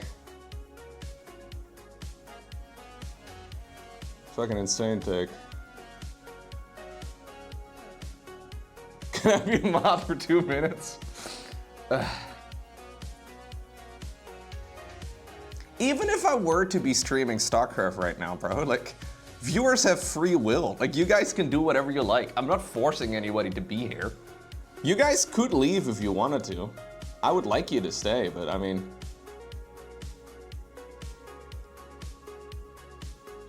Fitz is also here, man. Fuck me. What's going on, Techno? How are you doing today? I should probably never be engaging with this sort of shit, but sometimes I do.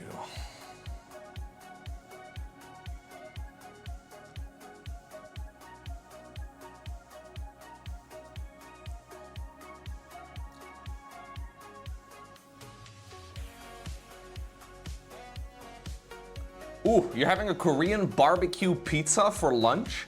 I don't even know what that means. But anything pizza is kind of delicious.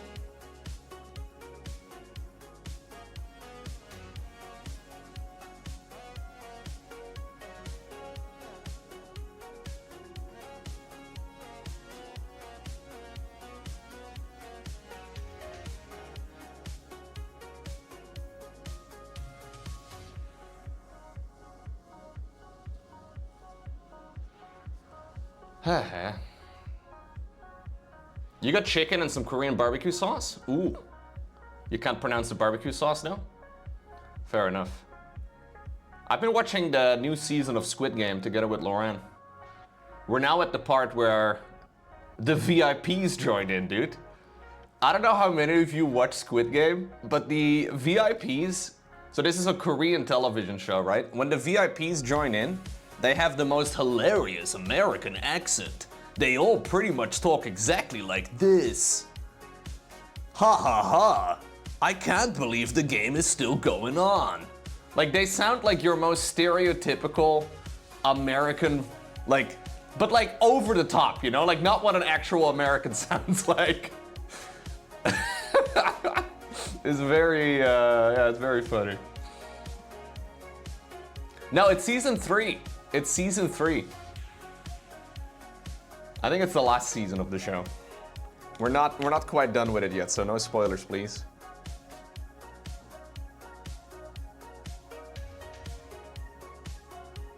Yeah, they released 3 pretty quick. I thought the same thing.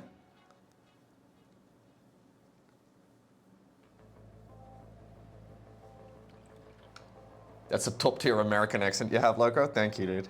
I've been working on it for a long time.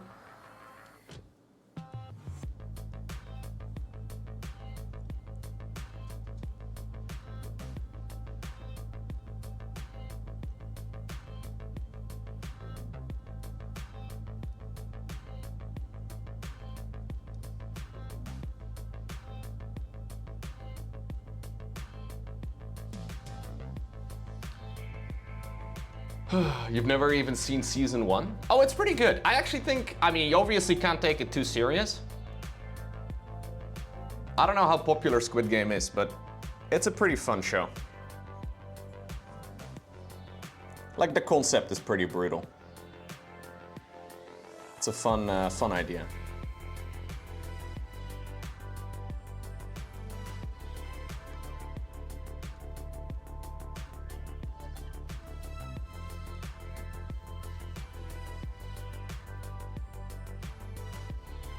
Okay. I think this is pretty well aligned. The other side of the face is extremely plain. Look at that from the front. Yeah, we'll have to bring that all in line with one another.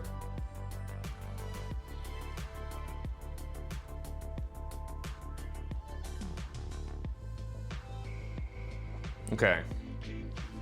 So obviously this has to be similar tones over here. So we'll start again with some shading. Most of this side of the miniature is in the darkness.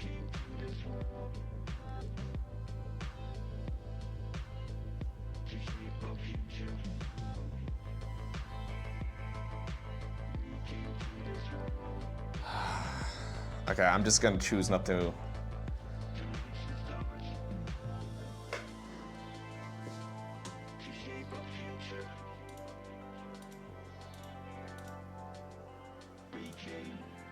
I'm gonna make the assumption it's a troll.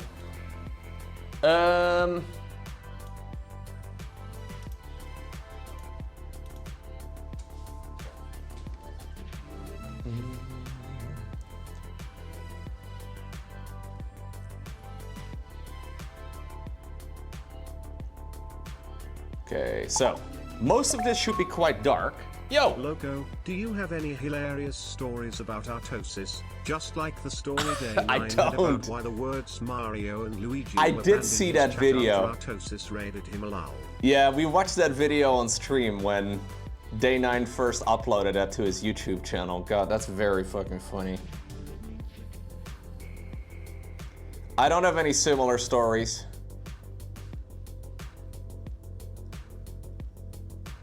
Sean casually bringing up the, what is it, the Galapagos or whatever islands, where the different species of birds evolve differently.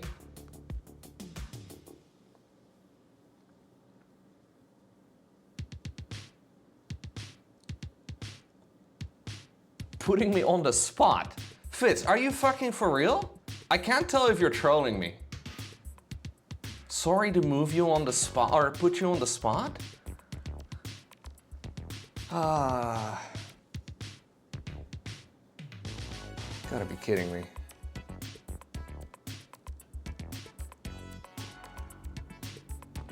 So you really think that like the best way to grow StarCraft 2 is for no other person that is remotely affiliated to StarCraft 2 to be streaming while there is any StarCraft 2 tournament going on?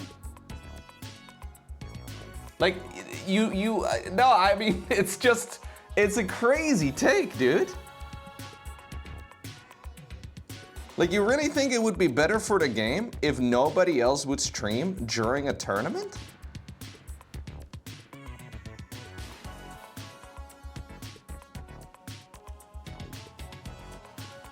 I don't think you've thought this through very much.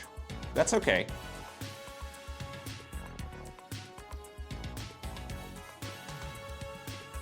It's okay too, though, to admit that like maybe your idea wasn't that great.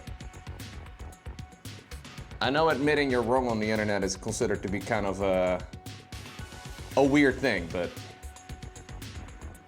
doubling down a take like that is pretty silly, man.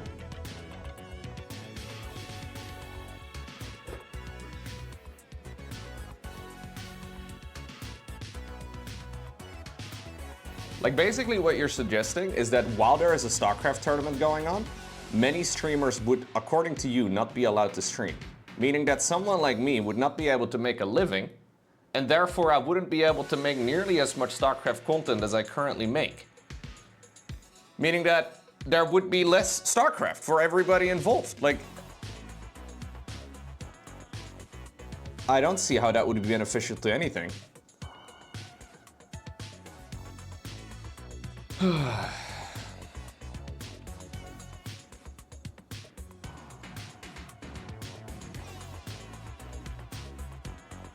I think I should take a page out of other streamers' books, though, and actually just not engage with this sort of shit. Oh well. Too late now. Sometimes they still get me, man.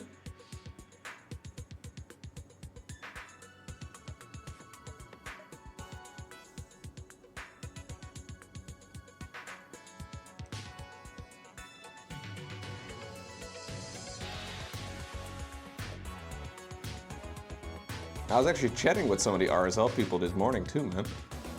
Why didn't they mention? Hey, what's going on, Master? Ooh, you've been playing StarCraft 2 since the beta and you also paint minis? Have you been painting minis for that long? That is a long time.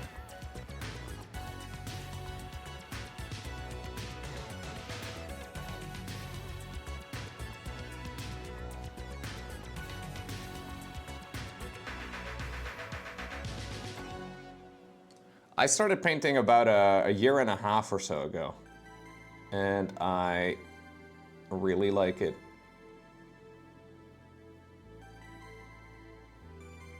We'll have to give all of this the blendy blends later.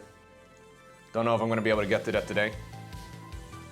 You've been painting for 2 years now? Nice. If you have any pictures or whatever of what you've been painting up, we have a Discord chat channel if you're interested in sharing it. It's actually pretty cool. There's quite a few people here in the community that do paint and that share what they have been doing. Painting is hard, man.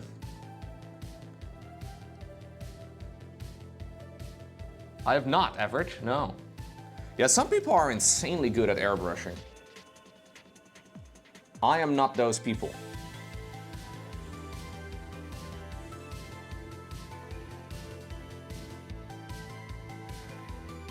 There's a lot of folks out there, not just for mini painting, but also for like regular canvas painting that use like an airbrush as like their main tool.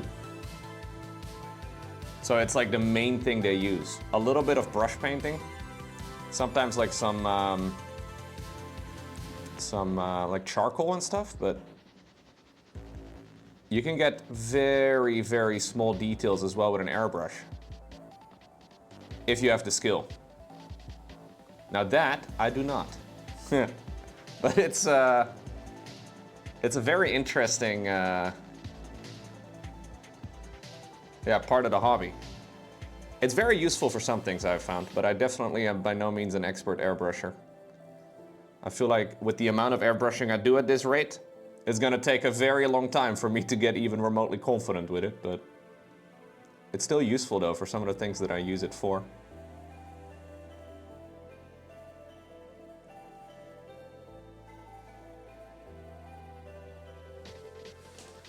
Fitz, I'm done, bro.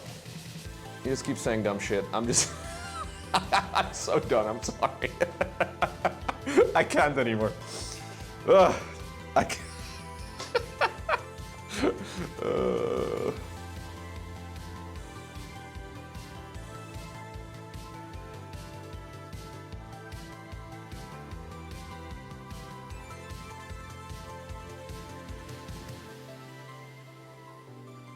Congratulations, you are one of like 3 people that have gotten banned in 2025. Kind of an achievement, really. Yeah, it really is impressive. There's not a lot of people that get banned here.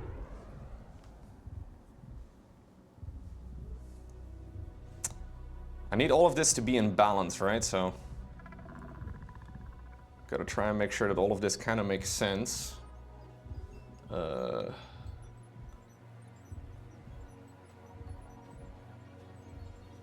Morning Loco, do you eat breakfast? Generally, I have a protein shake. This morning, though, I did not. You know what I had for breakfast this morning? Leftover pizza from yesterday. Ooh, dude. I also made breakfast for Loran, and I ate, like, a little bit. Yeah, we hadn't had pizza, dude. We realized we hadn't had pizza in, like, a month. Well, actually, now that I'm saying that out loud, I had Big Gabe's pizza at Home Story Cup. But that was like one slice. But yeah, we hadn't had, like, you know, pizza in a while.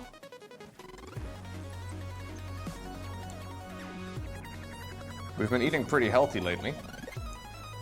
And there is something about when you wake up in the morning and you're like, oh, kind of hungry, or maybe you're like, whatever. And then you realize you still have pizza left over from the night before. Holy shit. Crazy stuff.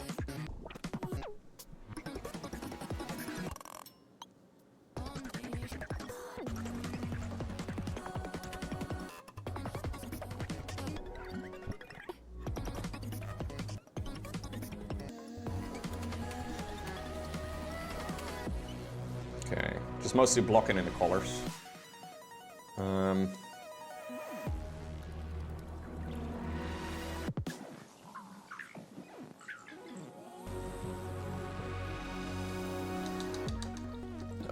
Okay, we gotta go a little bit darker again.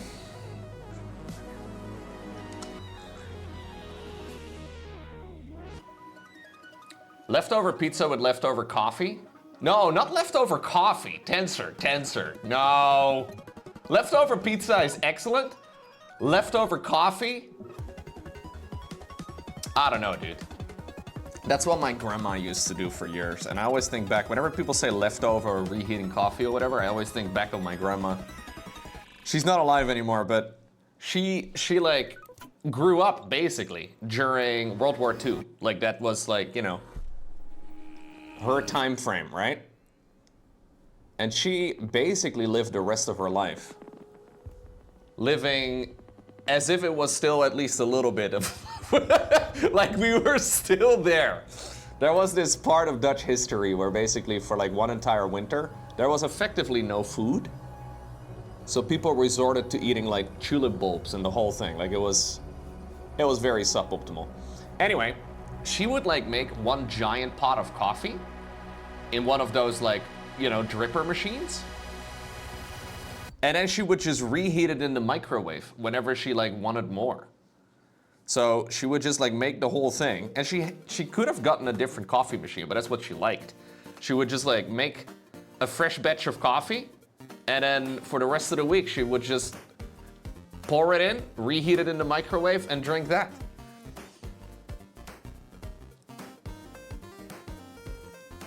She was great now. But yeah, reheating coffee really does not make it taste any better.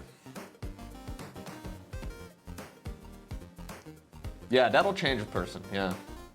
It gets strong, it gets insanely strong, yes. Your friend had some grandparents that grew up during the Great Depression like that. They would save ketchup packets and all that. They would have really old soda as well. Yep. Yeah, it's very interesting.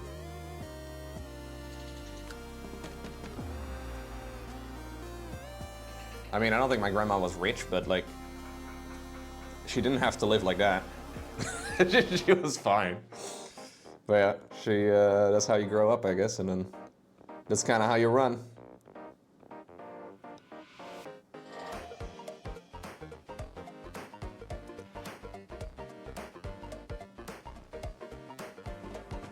What's going on, Dr. Mosey?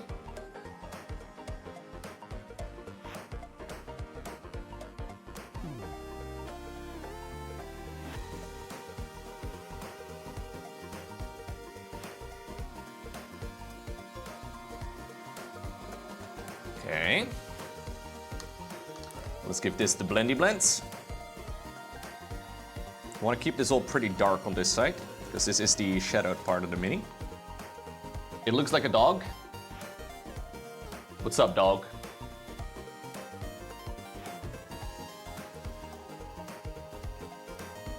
It's been called a blueberry before, mostly because people called the red one a strawberry.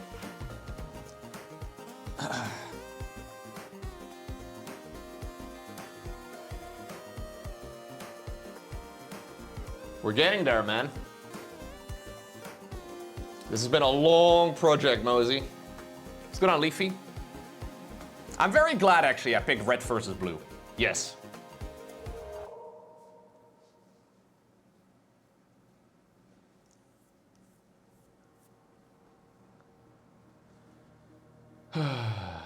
The red one looks like an evil doggo? Yo, that's kind of toxic, dude.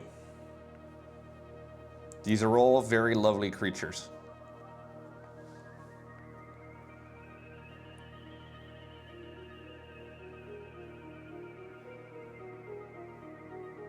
They do explode when they die. Apparently, in the video game.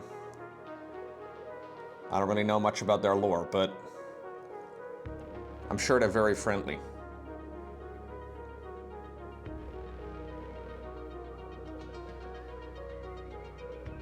Blending these two colors is pretty easy.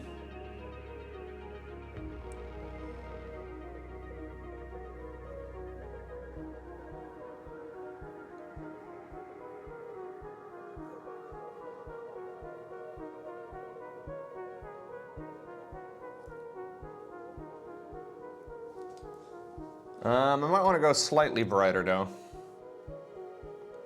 Just a little bit. I'll mix in a tiny little bit of that brighter blue. Just for like the tops of these folds, I suppose.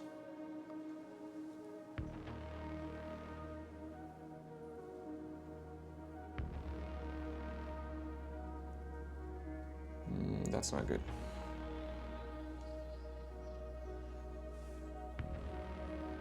I should buy a one-off squig and then paint it like a baneling. That would be kind of fun. Maybe I should have made one very bright green. I mean, they're working on a Starcraft miniature game, right? So.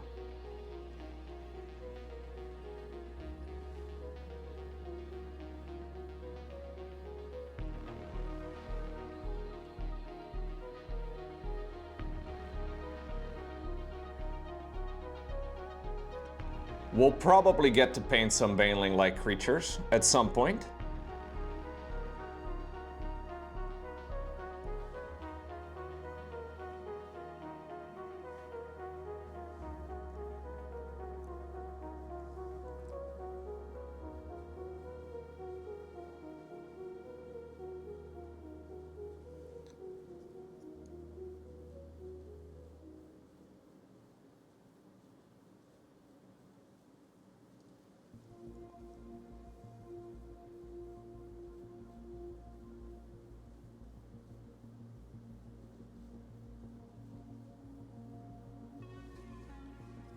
Okay.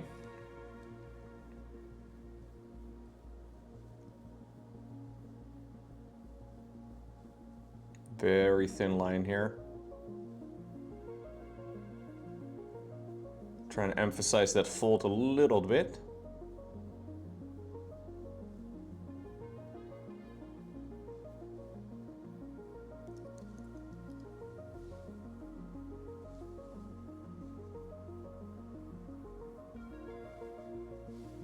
I don't think that's too bad.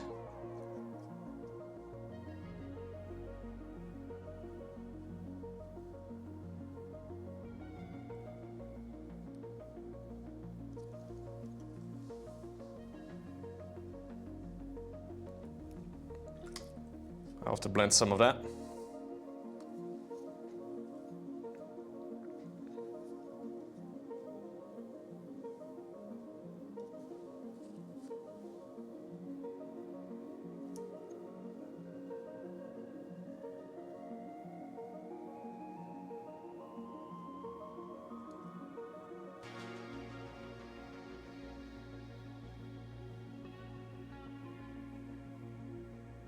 Fade it into the background a little bit more. A little scratch on his belly. He's a good boy.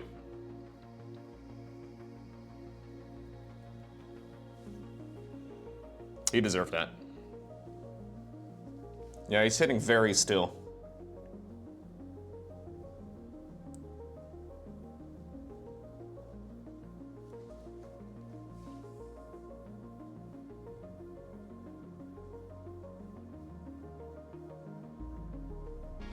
It's almost like he's like an inanimate object, you know? Almost. I mean, obviously not, you know, really. One of his legs starts thumping. Yeah, you scratch him in the right spot. One of his legs starts kicking around.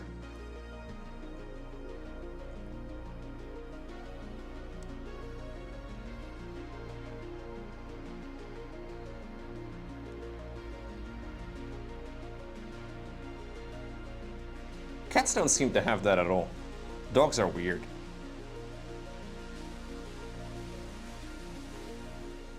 A little bit of wet blending.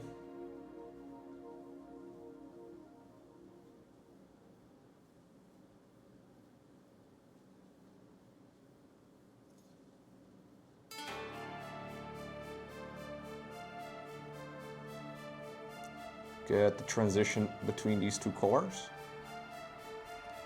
to look kind of decent. Okay. Loco went from a dog person to dogs are weird. I like dogs. Dogs are awesome.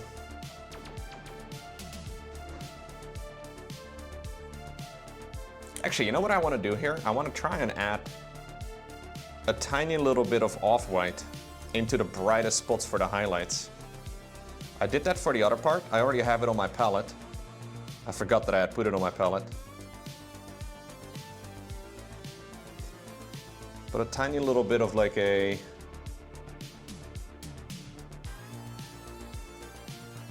fleshy color.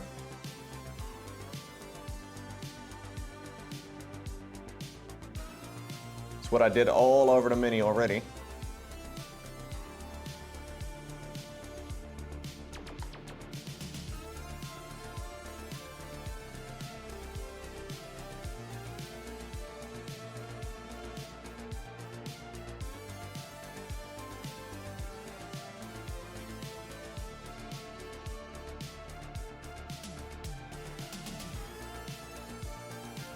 It's a tiny little bit of beige. I have some of it over here too on the brightest spots on the leg over here.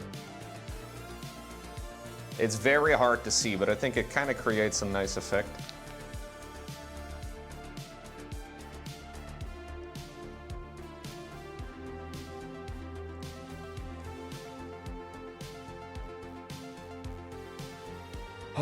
Dude, it's really nice that I can actually like start with a miniature these days and then like think about what I want to paint and then have the brush actually do it. It's fucking wild, dude.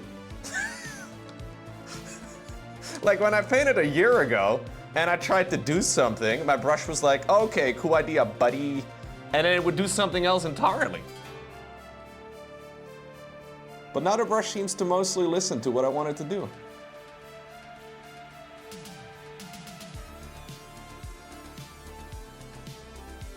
Feels good, chat.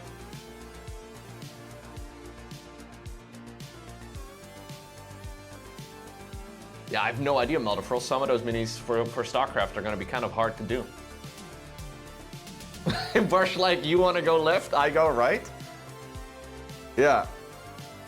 Pressure is everything, dude. That's what I've learned mostly. Like brush pressure, like the amount of pressure you put on a brush is hugely important.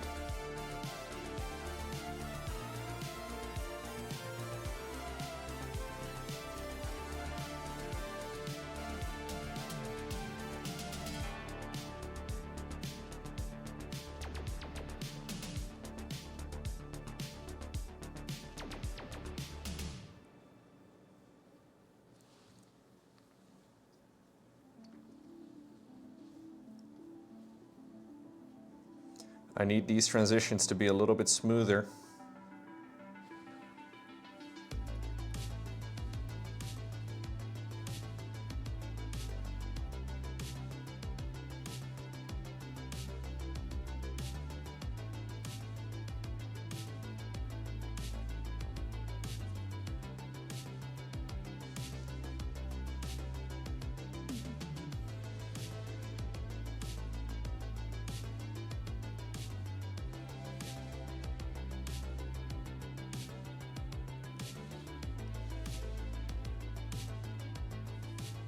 This side has to be quite a bit brighter though. Like those boxes over there, like those little flaps on top of his head need to be way brighter.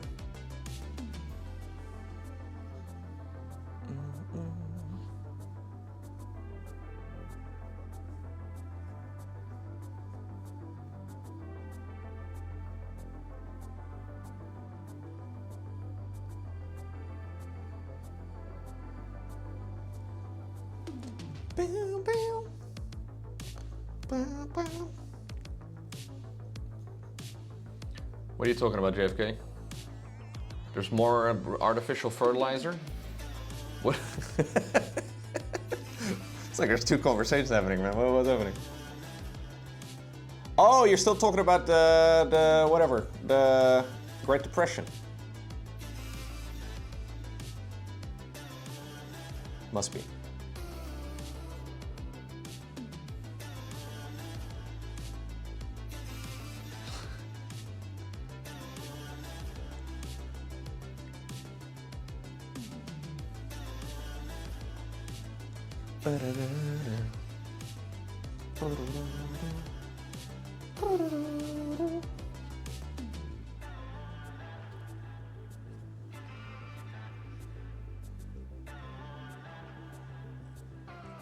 Okay, we're gonna have to do a little bit of glazing towards some brighter spots here. So of course, all of this has to be quite bright. And those have to be, you know, one part, right? But this is also like kind of the middle point where the lighting would change on this mini.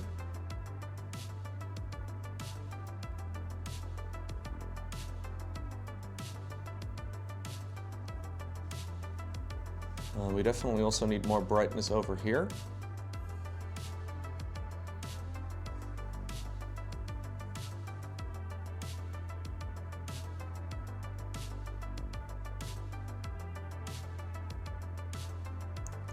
There we go. And I can have a little bit of this brightness too, on like the tops of some of these folds here.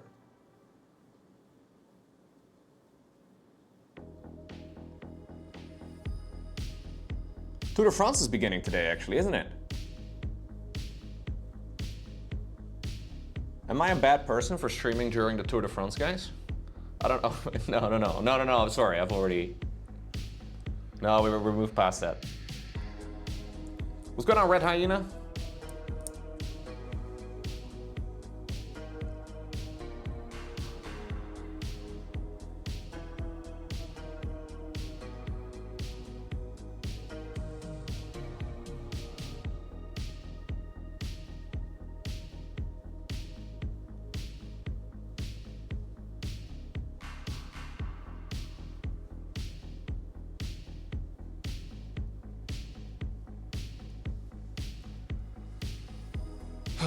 Okay.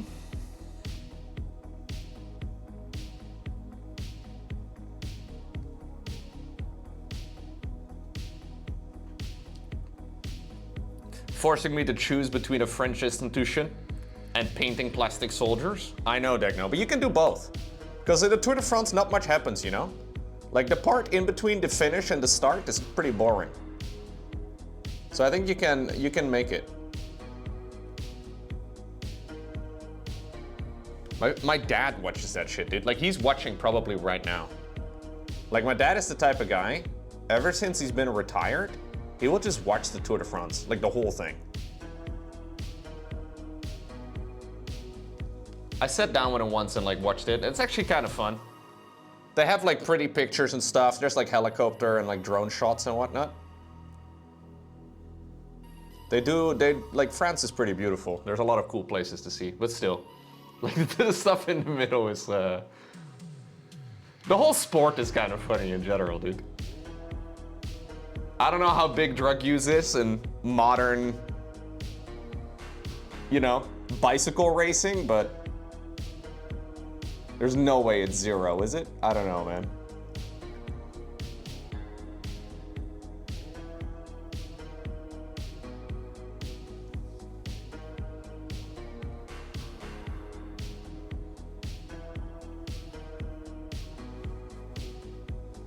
Yeah, exactly. There's gotta be some folks out there that definitely still...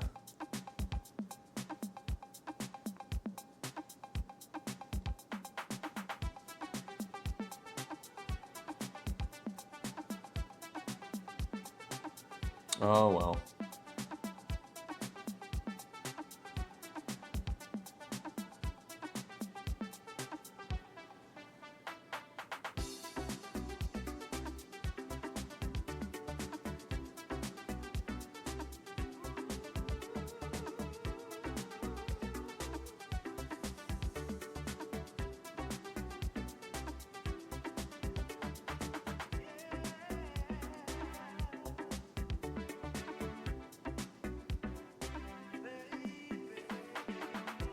What's going on, Galferino?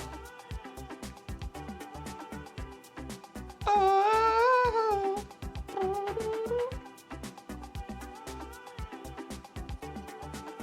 think we have to blend this slightly brighter.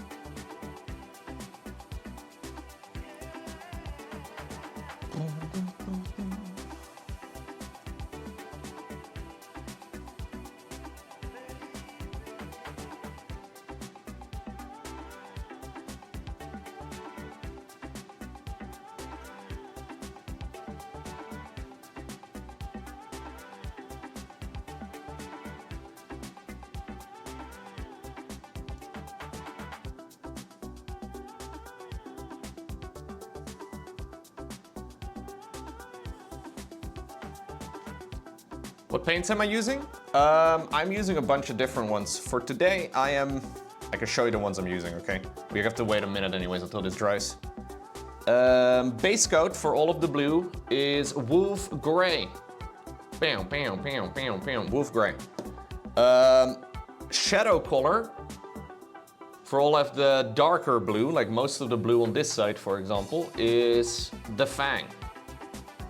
For the recess shading, it's a mix between these two colors, which is also what I've used in like more of a brown leaning quantity, I suppose, for the darker scales.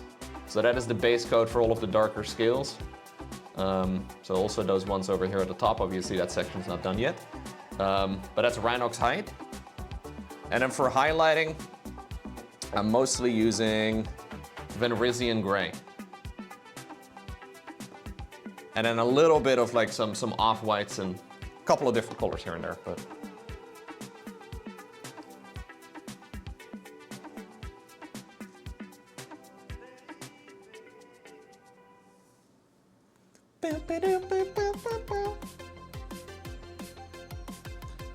What's going on, Dr. Mosey? What's up, Fear Dragon? Mayonnaise would be a better shade of white. Mayonnaise is like an off-white, right?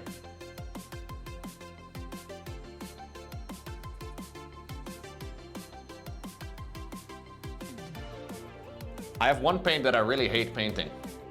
This one right over here. This is pretty mayonnaise-ish colored, I guess. This paint is ass. I'm looking for a replacement for Palette Witch Flesh. I need a nice, okay, I need like a very bright, slightly warm leaning gray.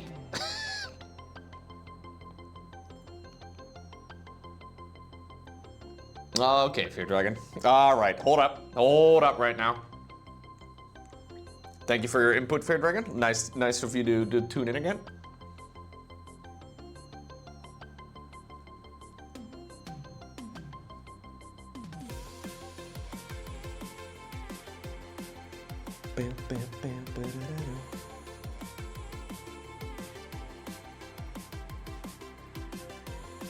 Do I have titanium white?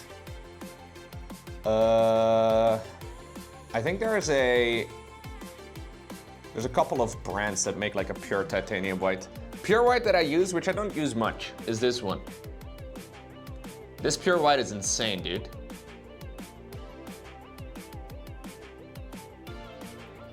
Yeah, ice yellow is also pretty neat. I think any paint that I don't like, or any paint that I am kind of like missing, I am gonna start picking up from AK. Seems like AK across the board is fucking great.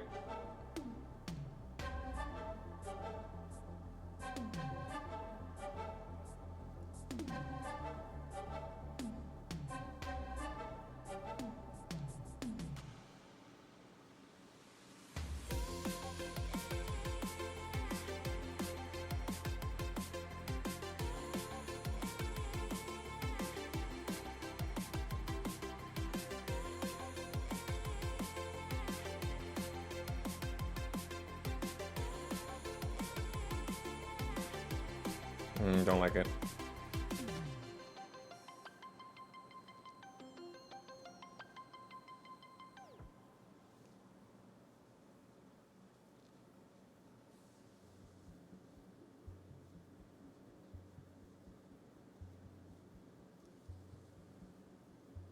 I have quite a few Citadel paints though.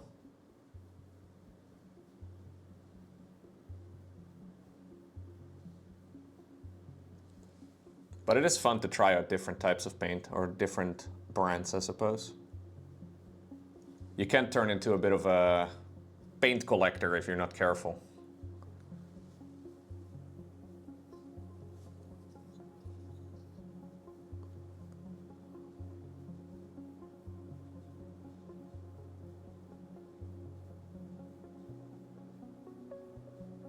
Or maybe you like collecting paint, I don't know.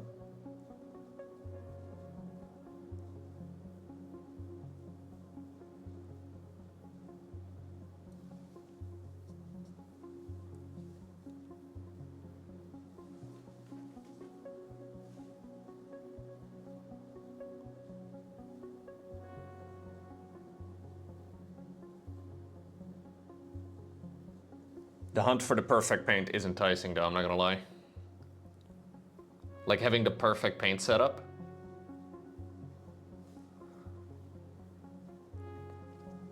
It's a nice idea, but ultimately, I'm pretty sure good painters can still work with bad paint reasonably well. So it's probably a skill issue is what I'm trying to get at. But I will say that some paints are just more ass than other paints. But maybe I just got a bad like bottle or something, or like a bad bitch, I don't know. Because I really dislike using my palette witch flesh, but... Is there a store with paint on the shelves? Oh yeah, there's loads. Lots of hobby stores out there that have like paint. I mostly buy paint though online.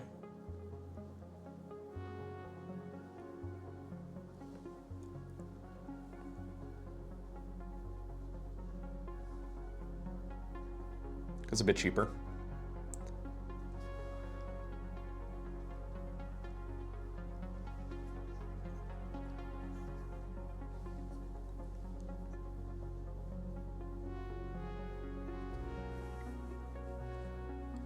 You're waiting for the Loco Ultimate TV, or wait, what? The Ultimate Painting line? I think if you get into actual paint production, it's gotta be very complex.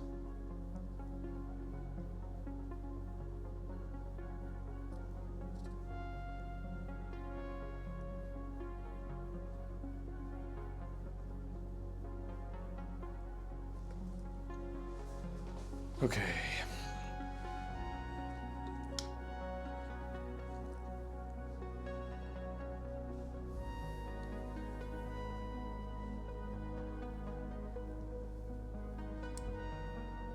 Hello, Con Chat. Been watching your channel for a long time. I finally decided to play Starcraft 2 versus people. Ooh. Today was your first day playing against real people and you keep losing to Void Ray Cheese. I play Terran, thank you. Yo, first off, that's amazing, Bunger.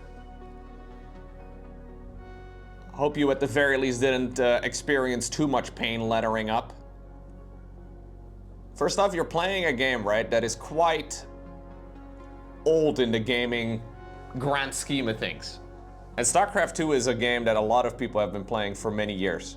So you're kind of starting from a bit of a deficit. Now, it's definitely possible to climb the ladder. And it's a really fun challenge to go ahead and do so.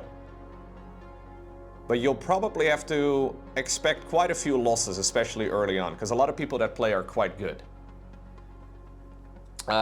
Yeah, it's a lot of like slow improvement over time. So like people that were like Gold League right now, like people that are Gold League right now and have maintained Gold League for like 10 years are way better than they were 10 years ago. Like the curve is kind of nuts, yeah. That being said, as Terran, what do you do against Void Race? Marines. Marines are definitely your main weapon for practically anything Terran. Marine Marauder Medevac is bread and butter for Terran.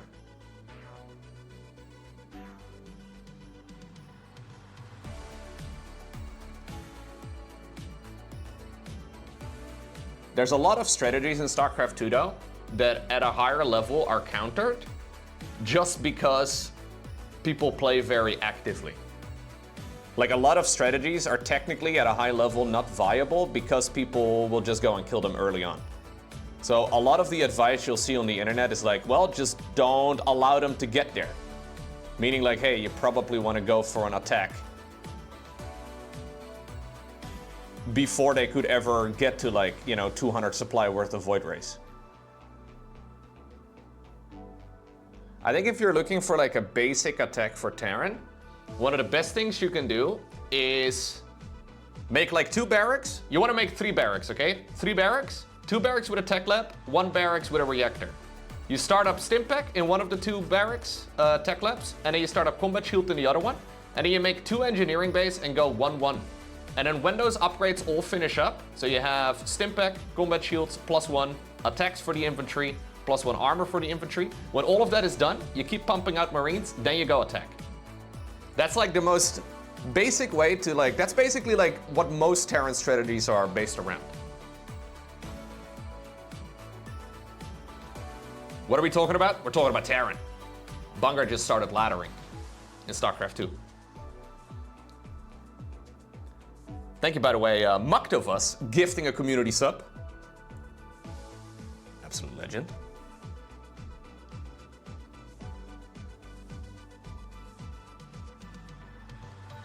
It's an extremely satisfying game, though, to play if you give it a chance.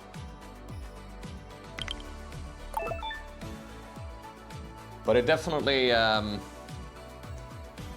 requires you to see fun in losing as well, because StarCraft 2 can be quite brutal.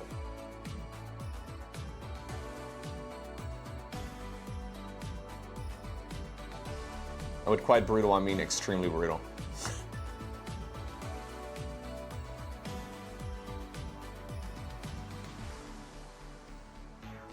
Thank you very much, Galfarino, gifting a subscription to Drone Rush. Yo, very nice.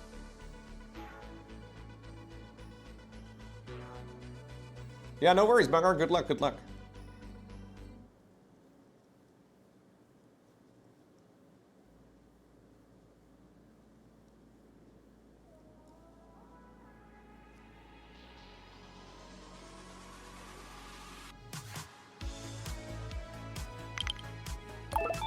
Galfarino gifting 5 gifties as well. Oof. 1 to Eudaimonia, Davex, Lola Robot, Rent Temple, and to Datmiral. Very nice. Or D Admiral? No, I'm assuming it's Datmiral. That's a dad joke and a dad at the same time. Strong username.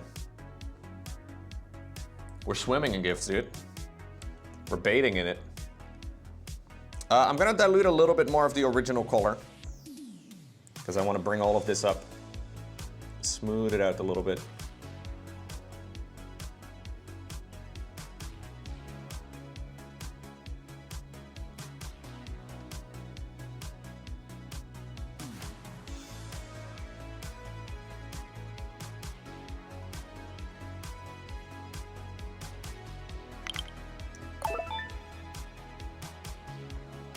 Whoa, Galfarino with another 5. Galfarino is bugged. It's gifting everybody subs. Thank you very much. The Oprah Winfrey of Twitch chat right over here, dude. You get a sub. You get a sub.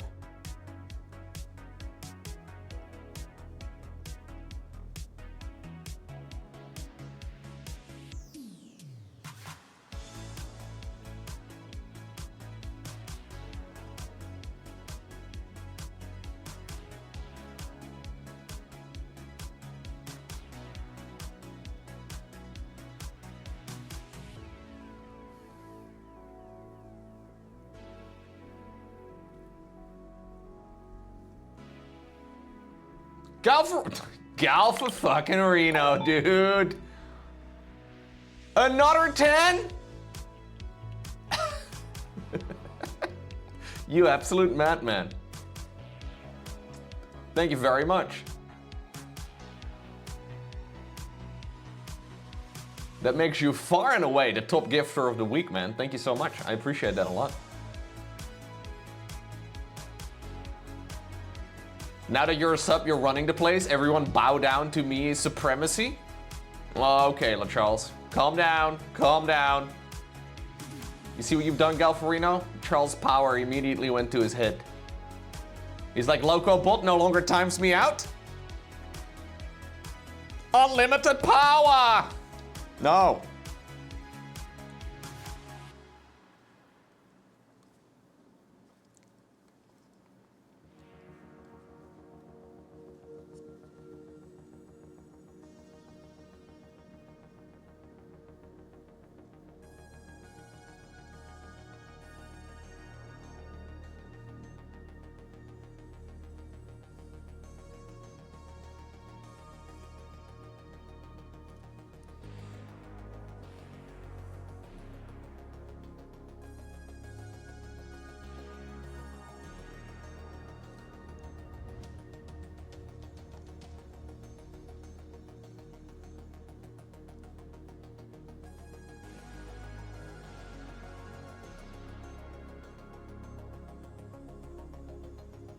That goblin is blue balled. Hey, what's going on, love?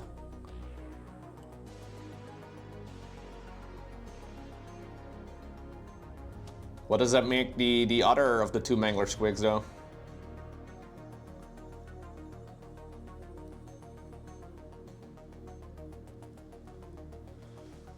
Okay.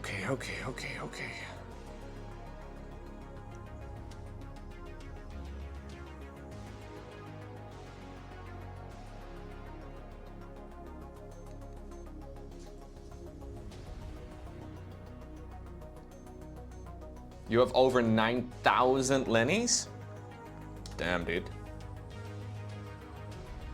That almost is 1% of what guys like Nolan have. Nolan has so many Lennies, dude. They're red, yeah. The other one's red.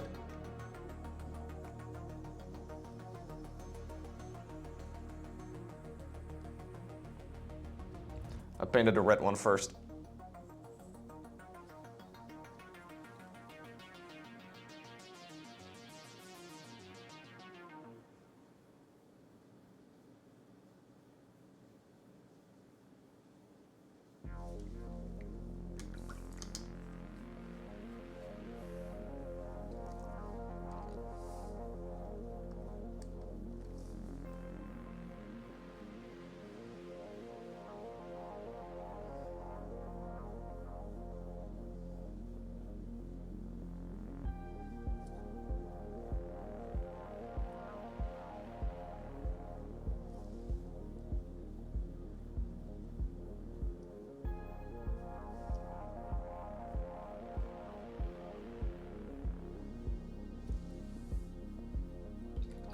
Okay.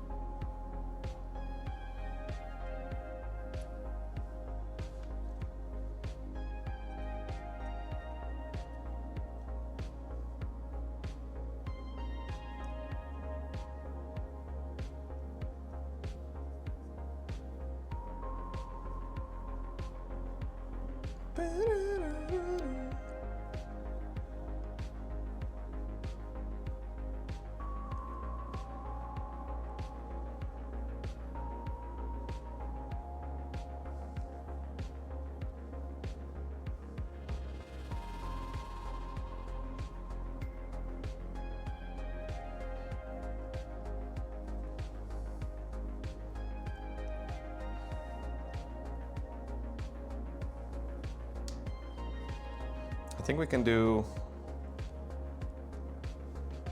a reasonably smooth line over here too.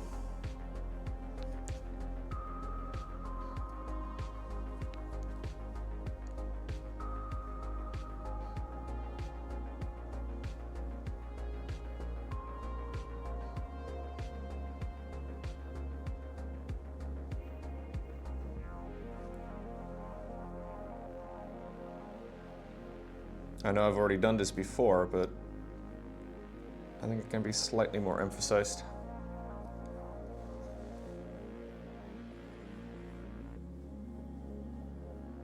And this one needs to be slightly paler going towards the bottom.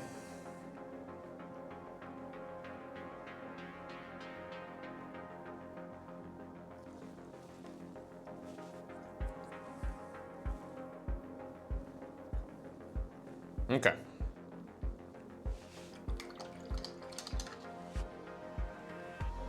Yo, have a good one, Mangler. Take care. Good luck, good luck. Time for some sharper highlights. Taking out the small brush again.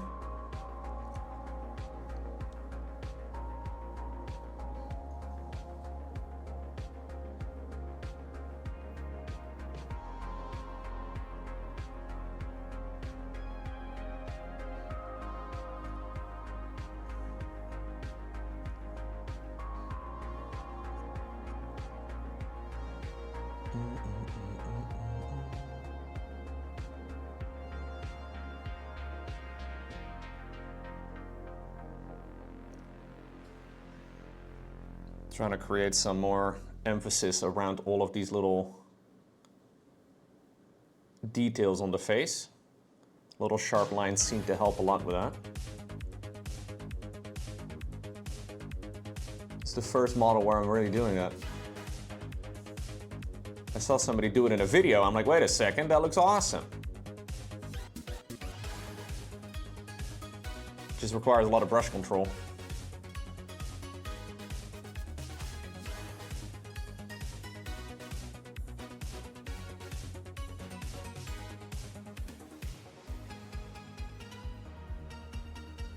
Just control the brush, bro. Or rather than letting it slip all over the place, just control the brush. Are you stupid? Just paint. That's basically what it comes down to, but it's easier said than done.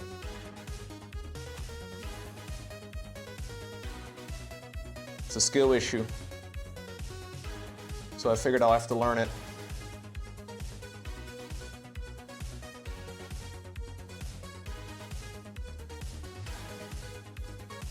Just talk to your brush. Well,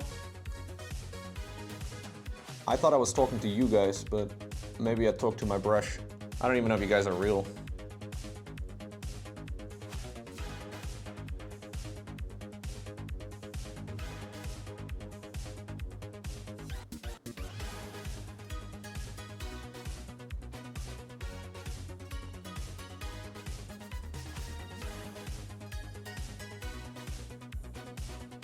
I've met many people in the chat in real life though, so I'm assuming most of you are real, but there's really no tell. There's really no telling.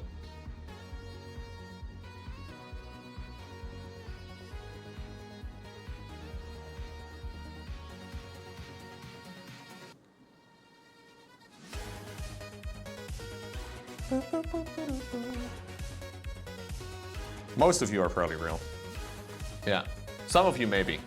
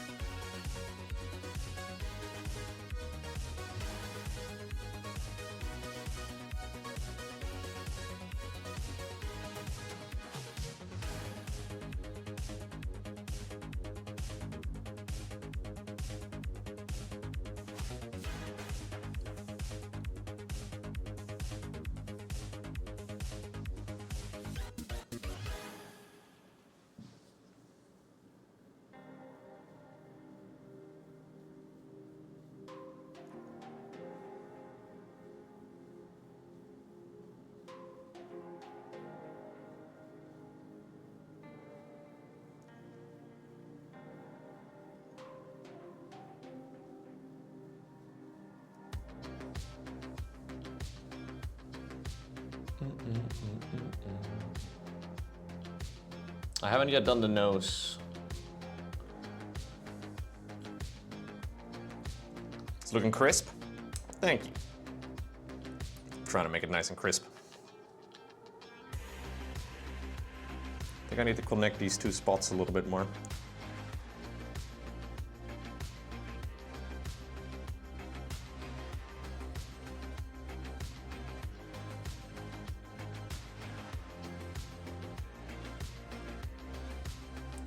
Push the pigment around. Okay. Yo, Mickey Verix. Hi Loco TV, Hello. It's me, your only viewer. Hello. For months I have created the illusion that you are streaming to a large audience. But here's the truth, all these people in the chat are me. Don't tell me. And now... Don't tell me, bro. And now, for you to become convinced of this, I will send this message from all of my accounts? Oh no. Mickey has become very good at baiting. This bait is so subtle though that I think many people don't even recognize it. He's the master at bait. Oh, oh!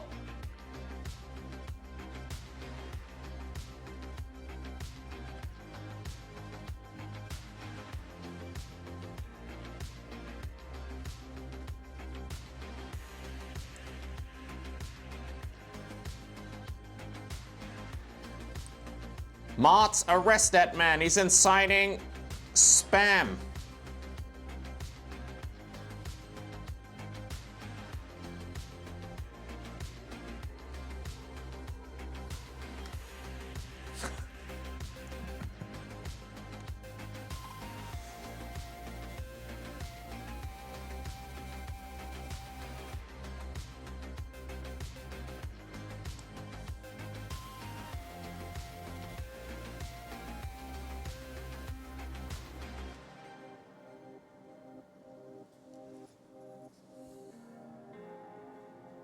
Thank you, by the way, for the 500 bits.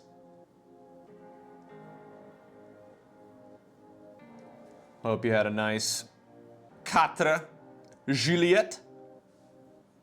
I don't think that's what you call it in the States, do you? No, probably not. It's like gravity, all it takes is a little push. Yeah, Twitch chat is kind of like gravity, it's true.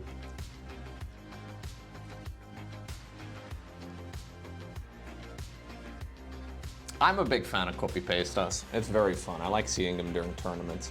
I know a lot of people don't like them, but I think they're very funny. At least the ones that are, you know, not disrespecting players or whatever. You did have a nice time? Your dad was very happy you cooked for him? Ooh.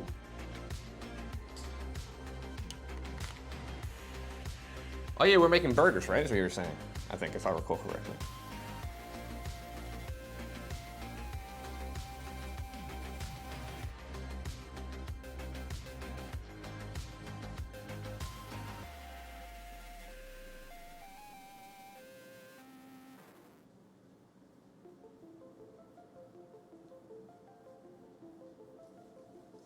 Burgers. Burger.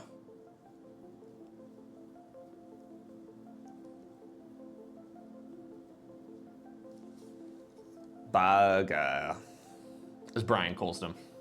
Filet mignon. Dang. You got the good stuff.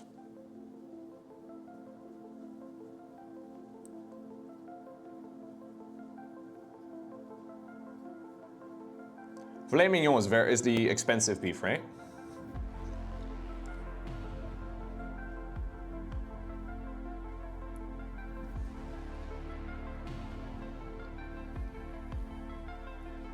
I like the Mario Erotica. I do think Mario Erotica is pretty fucking funny. Don't get me wrong. It gets a little out of hand on Artosis' channel, but, you know. At least for my liking. But it's still funny.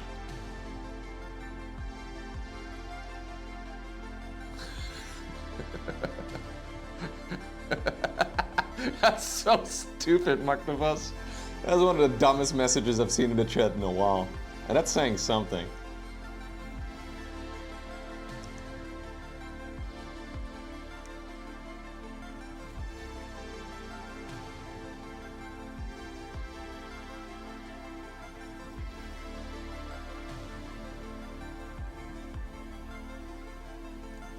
I hope he doesn't sneeze while I'm painting his nose. I bet you this brush is kind of ticklish.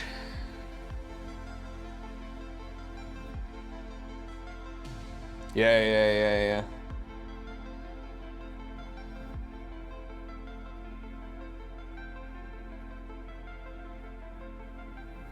Is filet mignon the part you usually use for like a beef Wellington? Because I ended up making beef Wellington this one Christmas.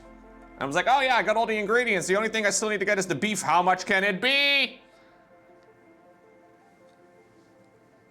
Absolutely memed out of my mind, dude.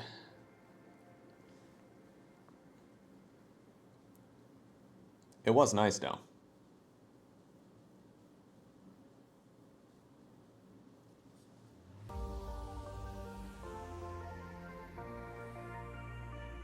Beef Wellington is definitely tricky to make, yeah. As far as cooking goes, beef Wellington is easy to fuck up, and the ingredients are kind of expensive, so it's one of those things that, like, you know. It's definitely manageable though, it's doable. He did mask caller, he couldn't believe it.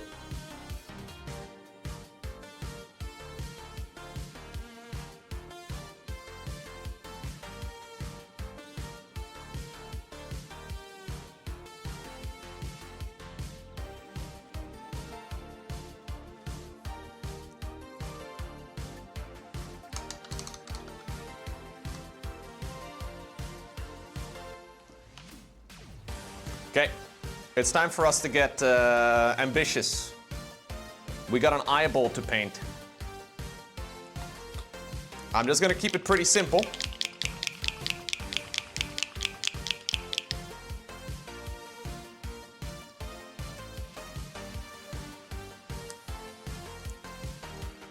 The moment of truth?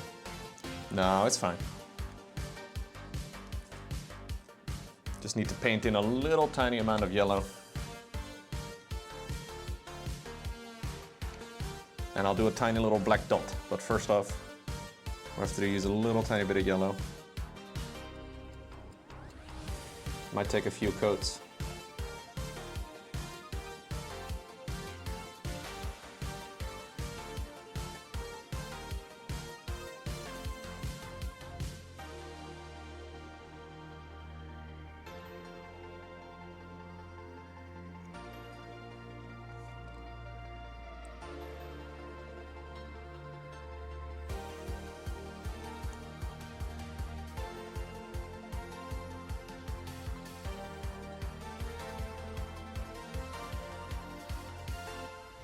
Lock in, Loco? I did lock in. I did. I even shut up for a moment. That rarely happens.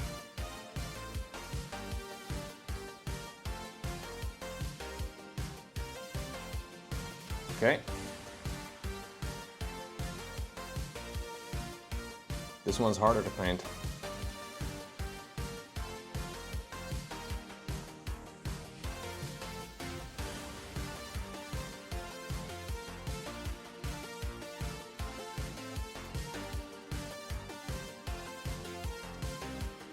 I got a little bit on the top lip.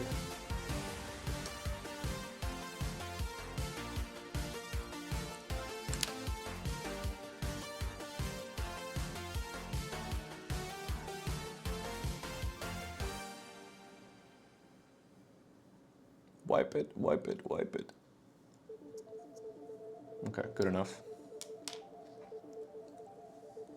Still have to paint the lips. So this will do the trick.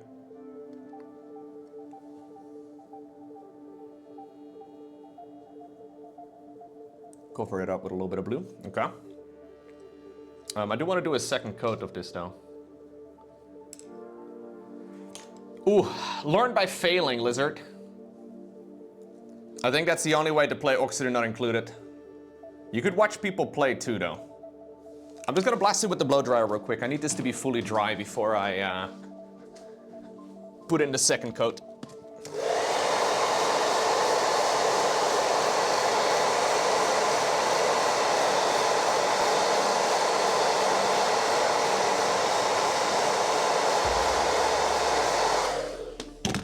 Okay.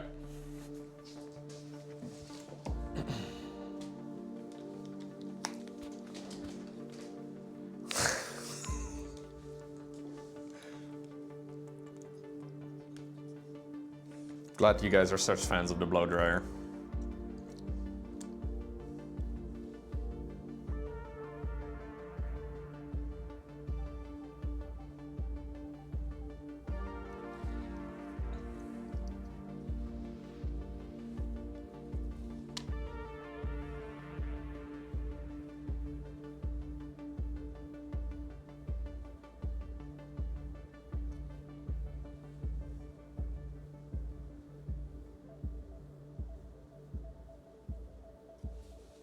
I think what I'll do is add a little touch.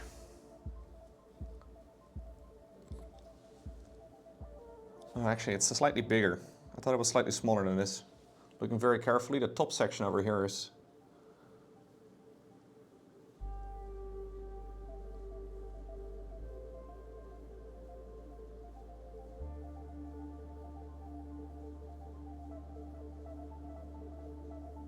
There we go. I think I'm gonna run a little tiny bit of non-oil into that socket as well, just to like deepen the recesses. So you know what that means, right, chat?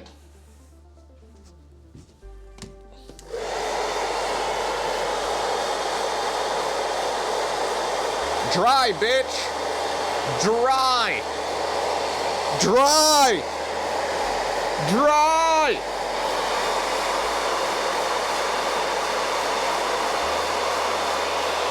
Okay, all right, I think it's dry. I think it's dry. We should be good. Just gonna grab a little bit of non-oil and we'll just kind of run it around the sides. You're basically drinking your non-oil? Ooh, that's not good, dude. I prefer spilling it over my desk, Lizardbot Man. Have you tried doing that?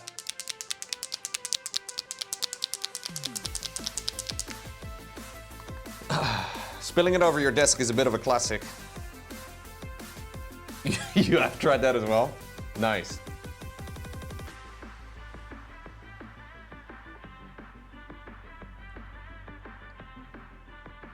I've not played those specific tours, Siggy. I'm not, no, I've not.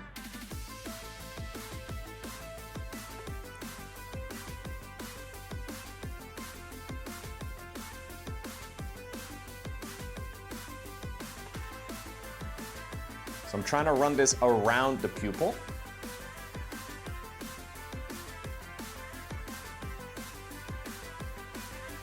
The idea being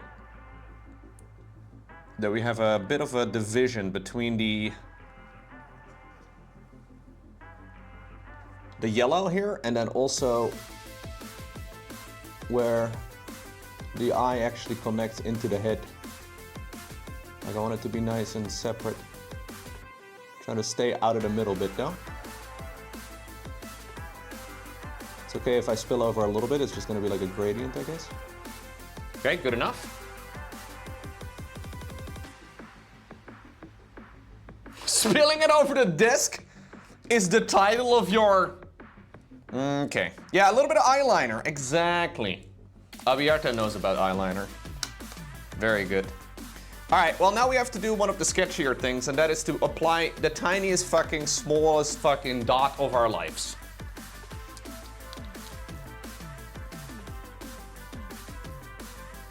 Just pure black. That's what I did on the other eyeball. All right, so the brushes I've been using today. I've got this one right over here. This is a size 1. For all the small lines, I've been using this one, which is a size 00. For the tiniest fucking dot, I have a tiny brush that I rarely use, which is a 10-0. Look at that thing at the bottom. It is not a very commonly used brush, but it does the job. Okay, we've got to lock in for this one, okay? If we all collectively hold our breath, I might be able to like put a tiny little dot in there.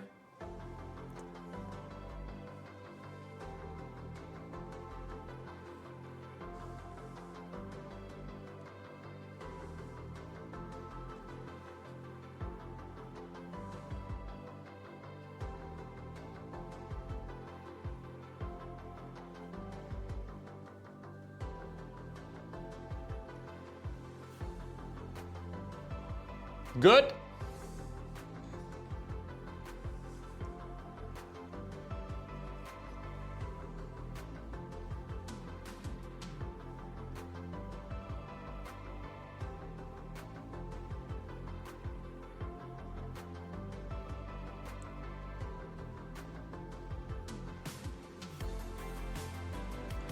Yeah, so the problem with a brush like this is that it dries up so freaking fast that I don't have a lot of time.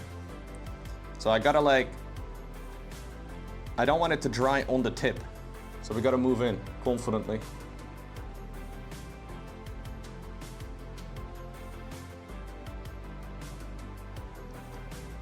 Whew, I did it. Okay.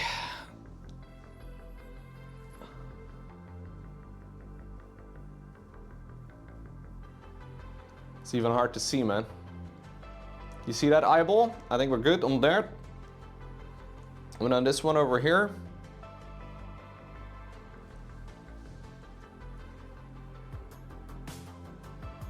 Yeah, I think that's pretty good. I have tiny little eyeballs as well, similar on the other guy. Dude, it's coming along, eh? Still have to do the lips, obviously. Still have a lot of little details to work on, but it is coming along.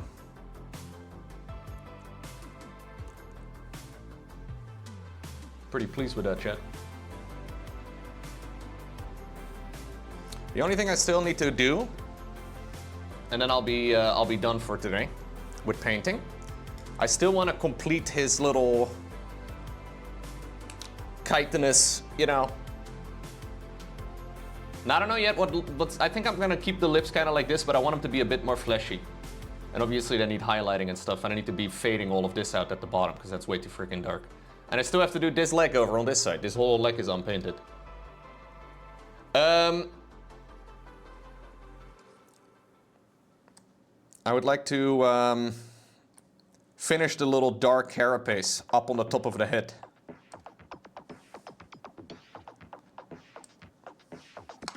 Is this color accurate? I mixed a new batch. Yeah. So I want to keep this pretty minimal, I think. You have to think about how far I want to go.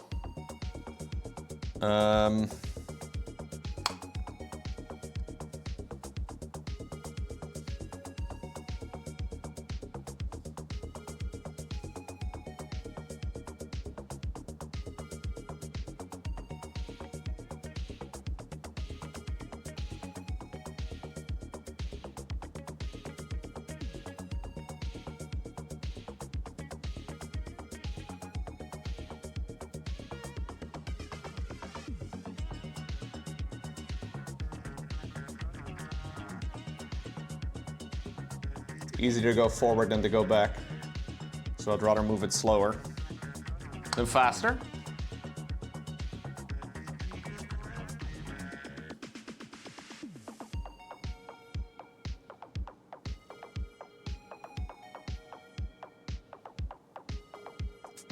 Right across all my little highlights here. Oof.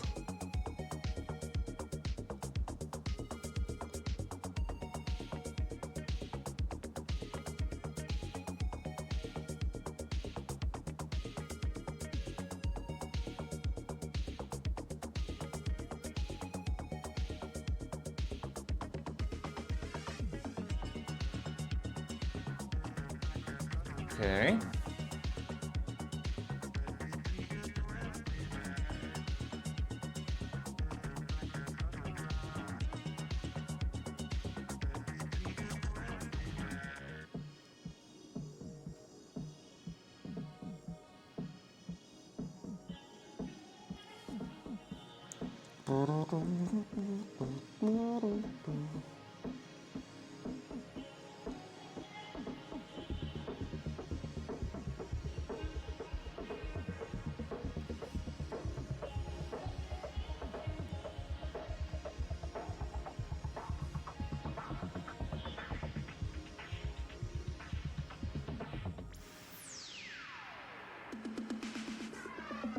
Good.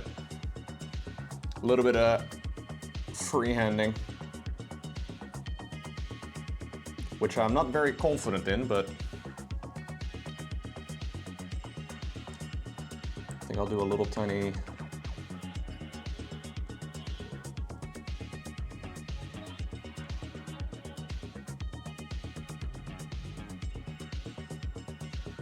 splotch right over there, little tiny scale. Much like what we have already on the other sides.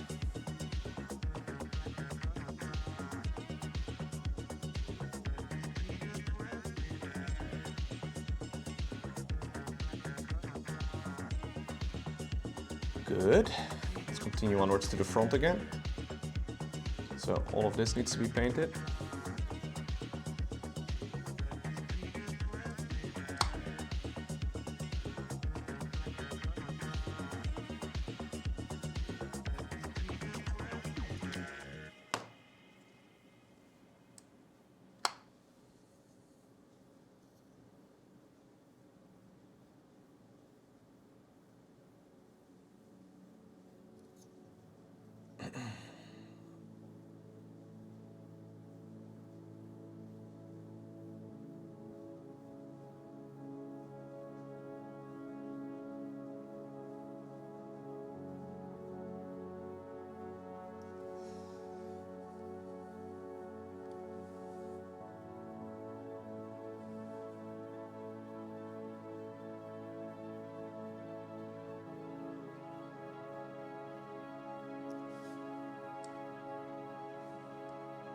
I am doing a little bit of freehanding.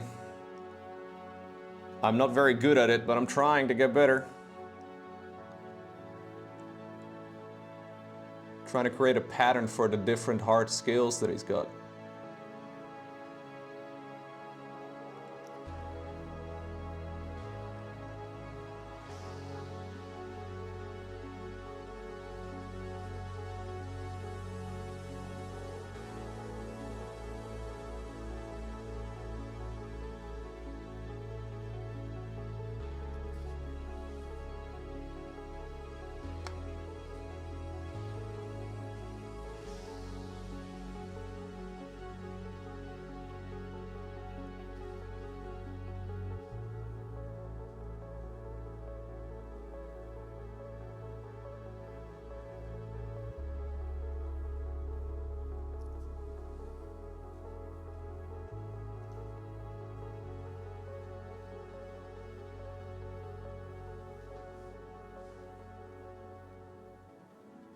I don't think we can really go too far with this sort of thing, to be fair.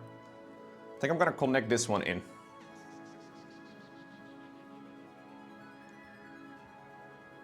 Don't want it to be too much of a pattern.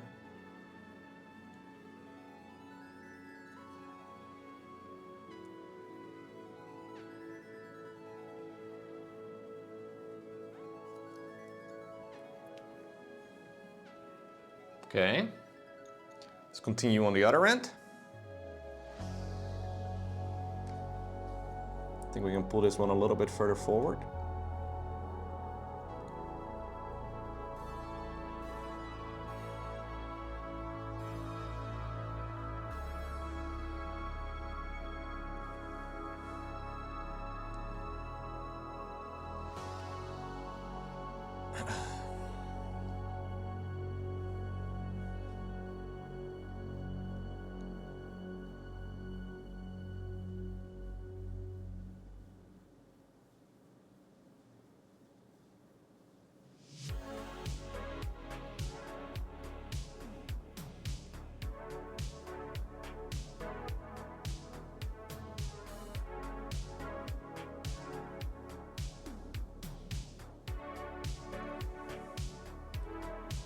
And obviously it has to sort of connect in as well on the other side, right? So we have to make sure that this doesn't go too far out of whack. Like he's got a chain over here. But the chain, I guess, is not gonna just be like a hard stop, right? Like there should definitely be a similar pattern continuing onwards on this area too.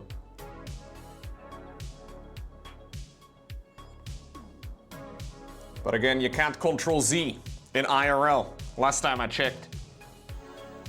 So it makes the whole thing a little bit more difficult to pull off.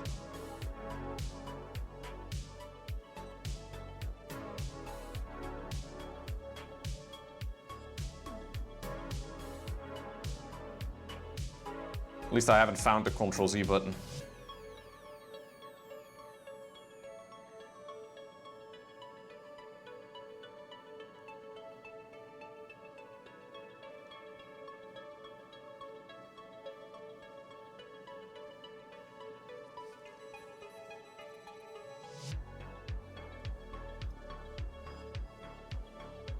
pretty cool, I think.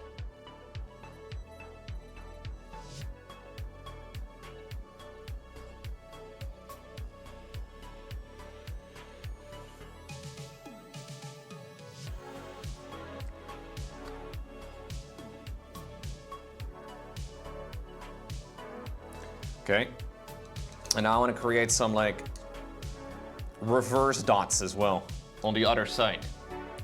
So I'm gonna try and get some of the original base coat and add little circular details as well to the hard carapace. So like for example right over here.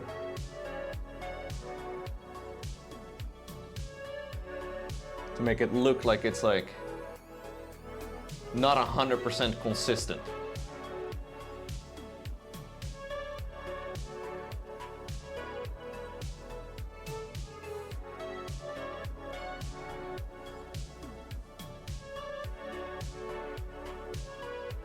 Just cut into it a little bit.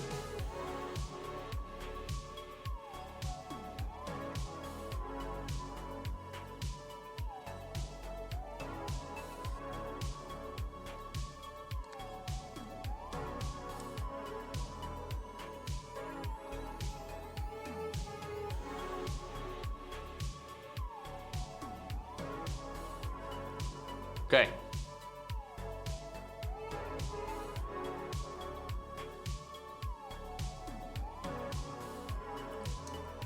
I think I can change this one just a tad. Make it a little bit more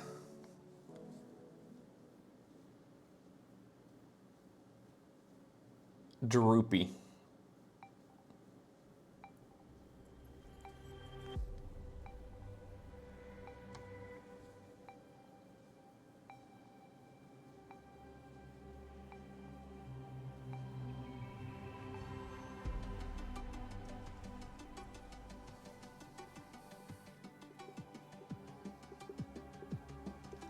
Okay.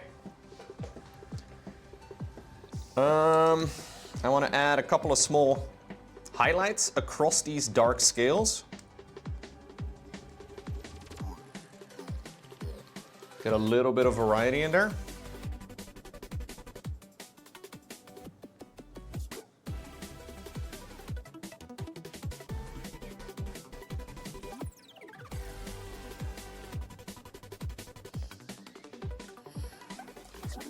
So this is again the same color that I've been using for the shadows. What time is it, man? I feel like I've been painting for ages. Oh, it is actually kind of late. All right, I'm gonna be switching in a little bit. Time flies when you're painting, man, I'm telling you.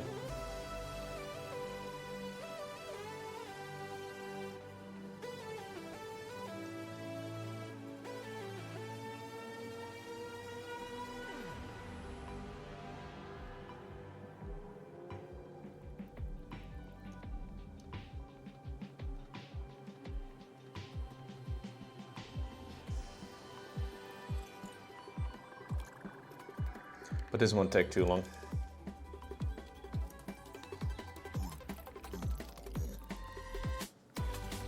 And it will make it feel a lot more complete.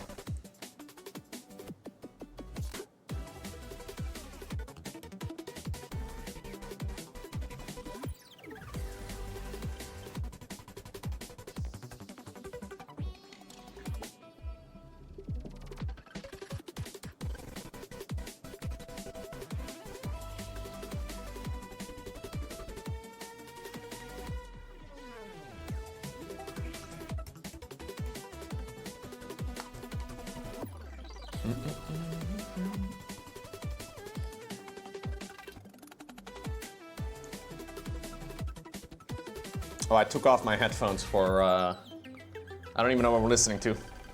I took off my headphones for some of the freehanding.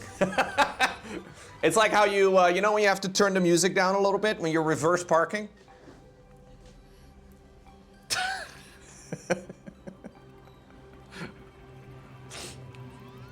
It was a spastic electronic music track. Okay, I have my headphones back on now. Looks like I missed it.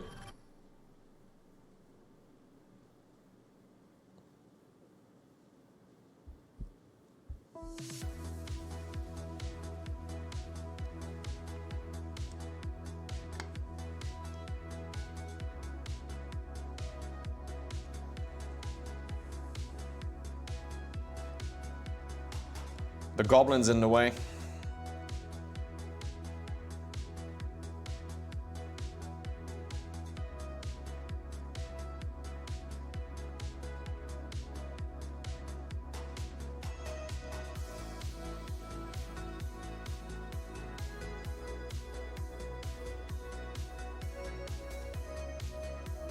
Okay. Goblin D's not. No.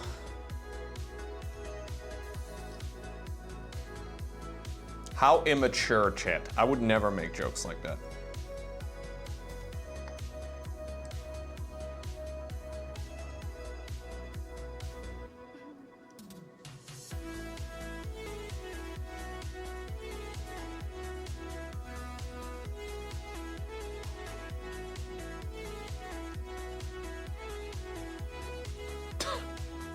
I am very mature. Thank you. Thank you for understanding. Here I am sitting, painting plastic soldiers. I'm the most mature plastic soldier painter in the world. Insofar as that is possible, I suppose.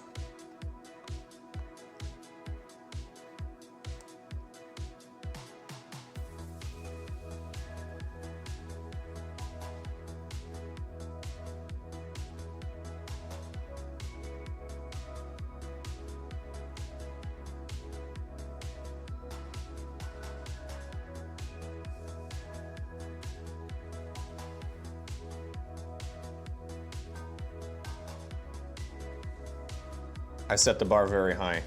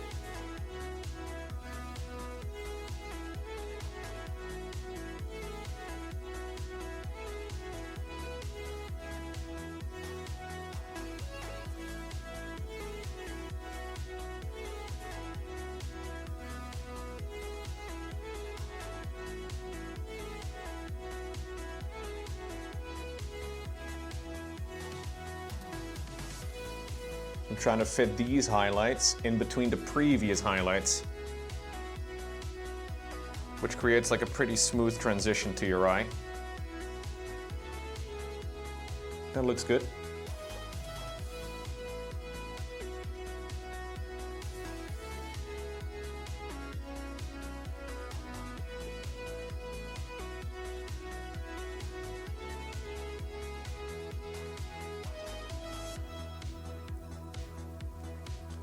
Highlights in the highlights in the highlights. Exactly. That's what all of these dark carapace highlights are. Highlights within highlights within highlights. Speaking of which, I'm gonna go one step brighter for like the absolute sharpest points.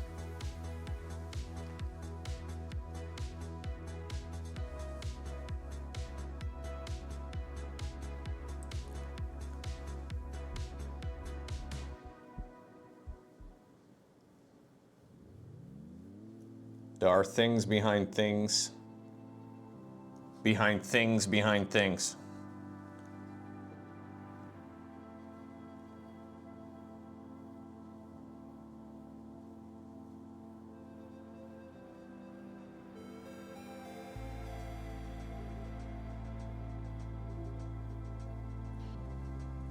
Okay.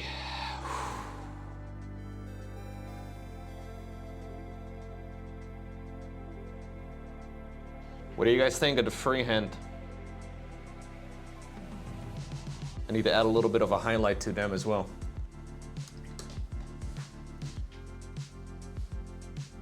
Thank you, enemy.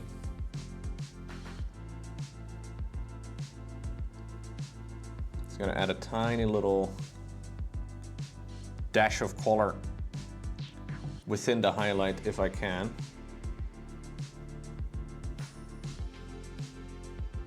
Just to make them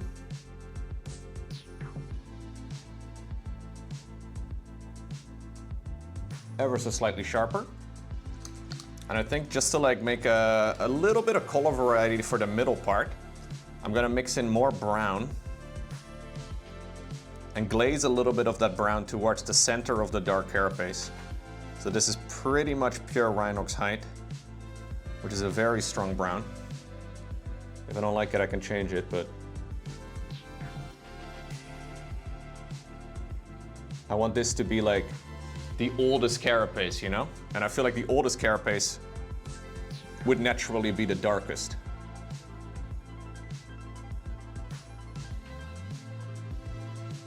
A little bit of shading here for the darkest carapace.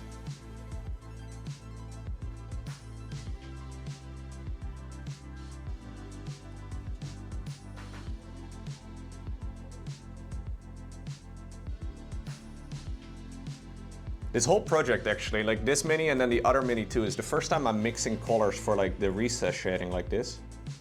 And what's kind of fun about it is that you can mix around the ratios a lot.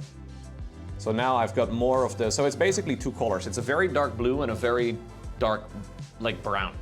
And them mixed together creates this like, almost like this burgundy type of color. So like I'm talking about this, like the background color for the dark carapace. But by changing the ratios, we can kind of create a little bit more variety in there. I'm gonna add a dash of this as well over here. I've already done that before. This is all very muted now, but we'll heighten that back up when we add a little bit of gloss back through the varnish. Okay, let me just hit it with the blow dryer real quick so we can see what it looks like now.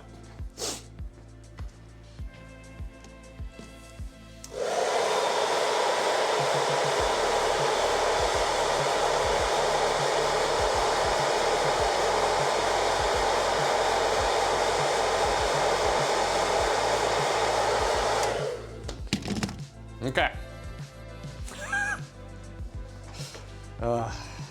Here we are. I think I'm done painting for today. I did essentially all of the skin on the head. The top of the head, that is. Chat, I don't want to pat myself on the back too much, but I'm very pleased with how this has come along. These blendy blends are exactly where I wanted them to be. The eyes look good. The transitions look clean. Fuck yes. Honestly, very happy with that. Now there's one more thing that I do have to do, and it is brush on a little bit of varnish. Just to set a little. Also on the teeth, I didn't actually varnish the teeth yesterday.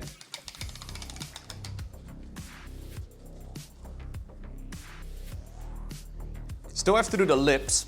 So the lips still need to do, and I also have to still do the chin. So the chin obviously is kind of a mess. God, he looks angry, doesn't he? So these that thing over there in the corner of his mouth is a piercing. Bro's got fashion. And the same for the cap on the tooth. And then also, of course, this horn in the middle of his face. It is going to be in the same color scheme as the teeth. Maybe I'll like blend it towards like maybe like a darker, like a more burnt section or whatever.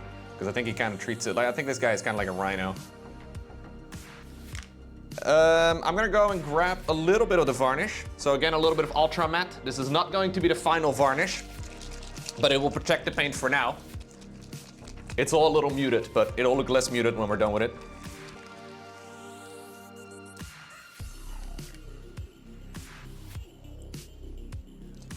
Just a couple of drops of it on the palette, and then I mix a bit of water into it. Okay.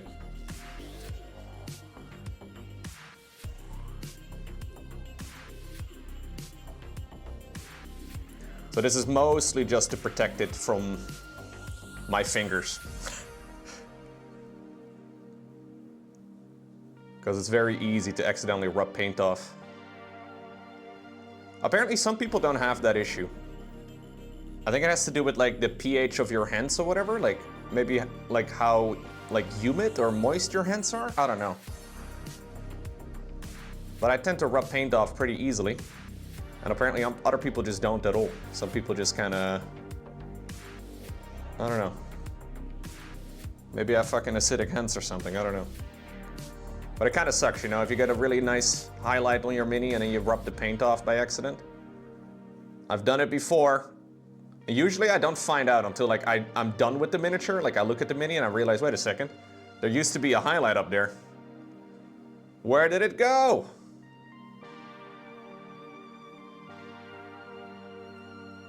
And then I'm sad. So I'm trying out this instead. See how it goes. Some people wear gloves while painting. Also an option.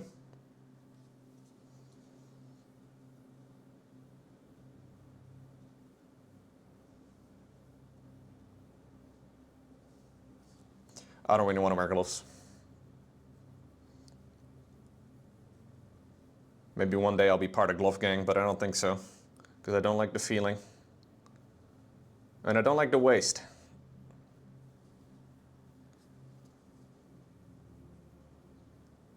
Yeah, so this is going to dull some of the colors a bunch. But it will sort itself out. Actually improving as a painter, guys. I'm very, I'm very happy with improving. Because I've been putting in a lot of effort over the last year or two. All right, we'll let this dry. I'm not gonna touch it. And we'll get back to it next week. I can show you the first Mini I painted. Absolutely. If I see where it is. Oh, here we go. I was pretty pleased with this one too. This one though is me, like look at the face. There's no detail. This is mostly me painting by, you know, like this is filling in the colors. Like I am filling in the blank fields with a color. This one is more painting.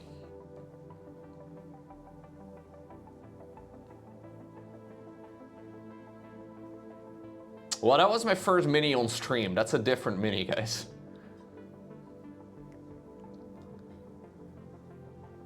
Obviously, this leg still needs to be done.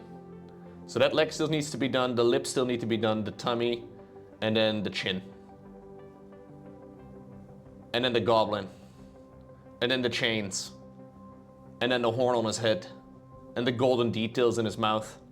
And probably some other parts that I'm not noticing right now. But you know what? We're getting there. All right, gotta put it to dry. Okay, now raise your hands if you like lips. We're gonna be painting some lips and some gums today.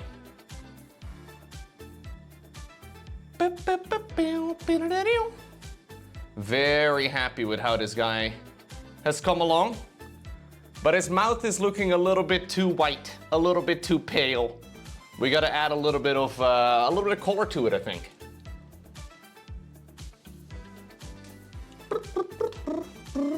I don't even know what color I want to go for though.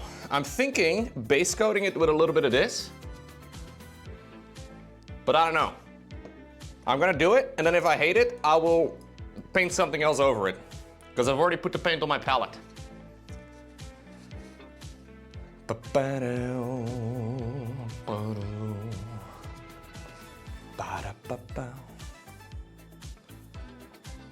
This might be a little bit too pink. But then again, it's supposed to be gum, right? So we're gonna do lips and gum. That's the plan. It's gonna be a little bit annoying to paint, but it is what it is. Especially because I really don't want to hit any of the surrounding details. Such as, for example, the teeth, and such as, for example, the lips. Or the skin around the face, I suppose. Now, I think actually having the more pale undercoat here is gonna work out quite well. Because it means that we can use a pretty diluted paint and still have some of those pale colors shine through, you know? Yeah, a little bit of lipstick. Who doesn't like a little bit of lipstick on their Warhammer miniatures? Hope you're all having a nice day so far though, guys. Welcome back. We'll obviously get a little bit of gaming in today as well. But the mini was like, yo, paint me, paint me. I was like, okay. Some of these sections are gonna be a little bit annoying to paint.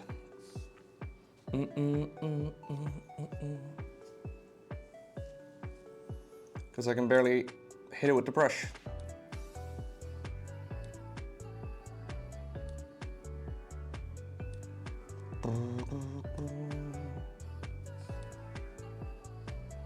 I think I'll use like a little bit of like a fleshy wash after we've set up this this color, so we can get some relatively straightforward shading down. Because this is kind of a finicky place to be painting.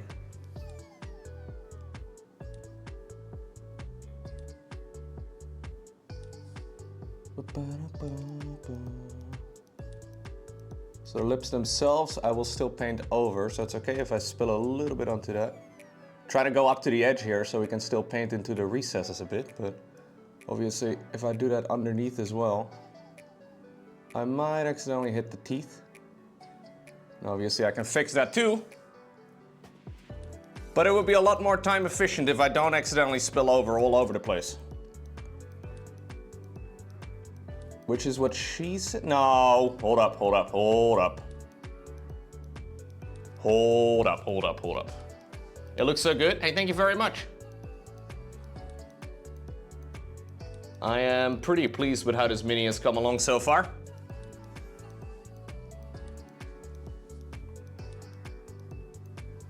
I think it's the nicest thing if I keep painting like this, if I can actually finish it the way that I want. I think it'll be the nicest thing I've painted. It's also been a very time-consuming miniature though.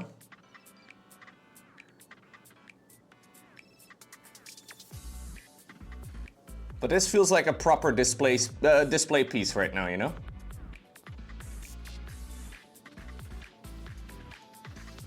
At least I kind of feel like we have arrived there.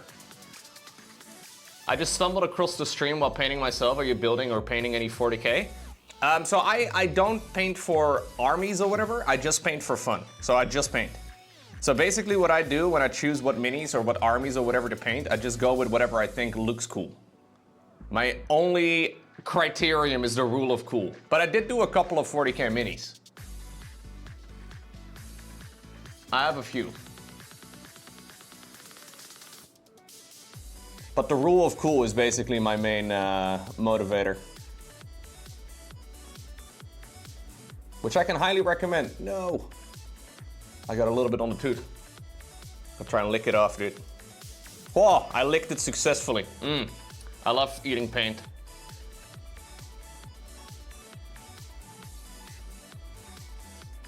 Yeah, I think that's the only way for me to get it off of these little crevices. I did do a Horus Heresy Dreadnought, actually. I don't think that's a 40K mini. But I did do a Horus Heresy Dreadnought. I can show you, I guess.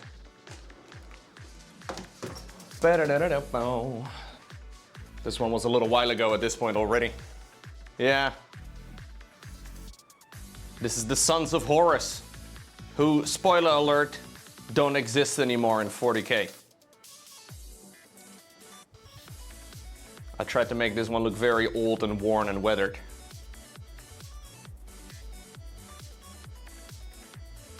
Like it's on the battlefield, so we have some dirt on the legs as well and a lot of blood and all the rest of it. This was a fun mini, actually. I really enjoyed painting that one. I felt like it also went kind of quick. Like this way of painting I'm doing right now with this particular mini is way more time consuming because it's you know, there's no effects, right? Like it's not There's no enamel paint or any sort of like tricks to quickly get some color in sections. This is all good old acrylics. And while it's going well, it does take a while. It gives you way more control though. Because obviously that's the downside of using some of those. So I use some enamel washes, for example, on that dreadnought. And enamel is really neat. But it also just kind of goes wherever. It's a little bit runny.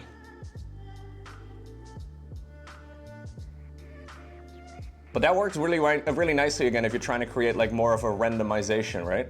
Because generally speaking, when you try to do something pretty random as a human, you still end up painting a pattern. Because humans kind of suck at random.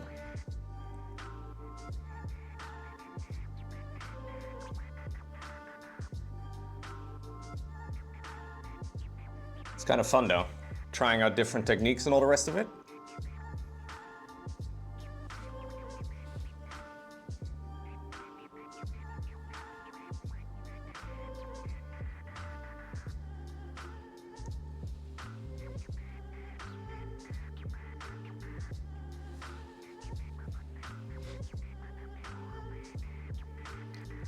Would I paint an ugly figure and try to make it look good? I mean, I always try to paint to however good I can, I guess.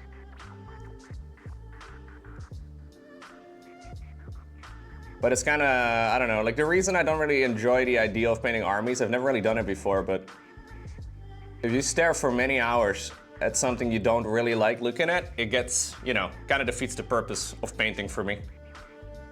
It's all about having fun, right? It's all meant as an enjoyable thing. If I have to look at something that I really don't like the look of, and I have to do so for 12+ hours,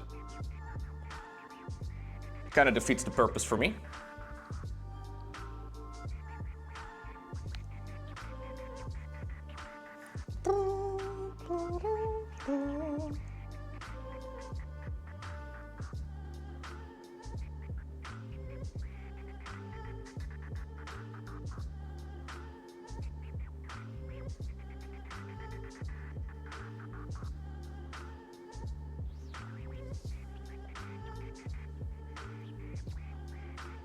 Sexy squig? I thought you were calling me sexy, dude, but fair enough, fair enough. Different type of stream. What blue base coat is this?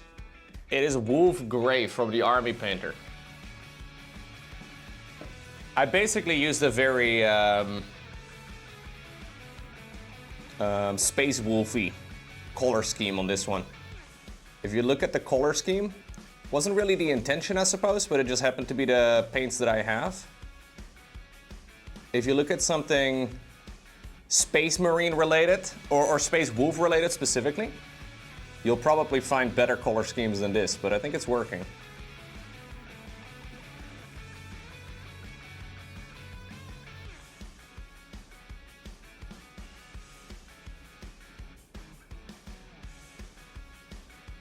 I don't really like the baby, like blue Space Wolf so much. But I think the colors are kind of nice. That is the only Army Painter color that I used for this though. It's all the other colors mostly. The Army Painter colors are kind of nice.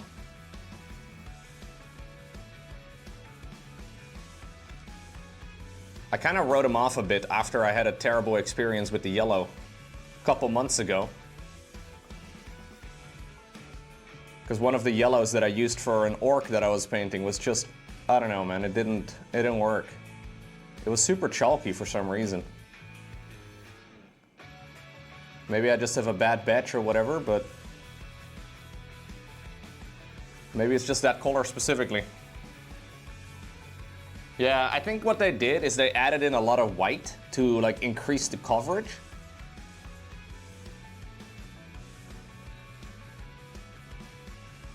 But then when you dilute it a lot, it gets super chalky. And it just, I don't know, it didn't look good. So I replaced it with some other ones that look way nicer. Yeah, we're getting a little bit of lipstick on there, Weebuck. I mean, these are gums, not so much lips, I guess, but Do you guys think this is too pink? A little bit, right? I think I'll make it a bit more fleshy.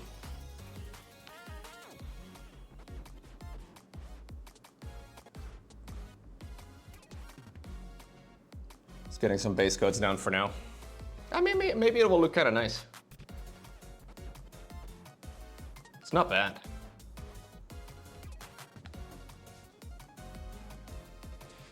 Oh, I have coffee.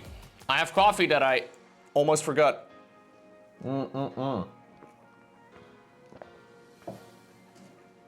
Yeah, he's got very white teeth. Honestly, more white than I was aiming for. But I was happily highlighting all of the different teeth that he's got. And at some point I was going pretty much pure white and I was like, ah, fuck it, we'll keep going. I think the end result looks good, but maybe it's not entirely realistic for a squig to have pearly whites. But I think it looks nice, so whatever.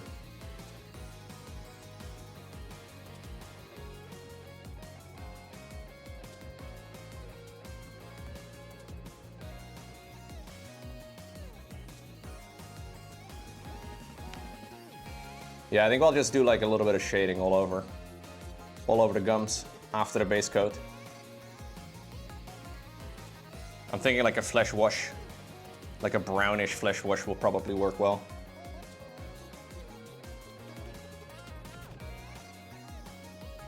Get a little bit of contrast going though, it's good. Maybe the goblins are out there, you know, brushing his teeth twice a day. I doubt it, but you never know. What's good on Striker Lass? Are you lurking? Okay. I think you just announced you were lurking. Didn't mean to call you out. Shout out to the lurkers, man. There's always lurkers in the background. The majority of the viewers are actually lurking. What's up, Cilio? Thought you were already here, actually. Maybe I'm wrong.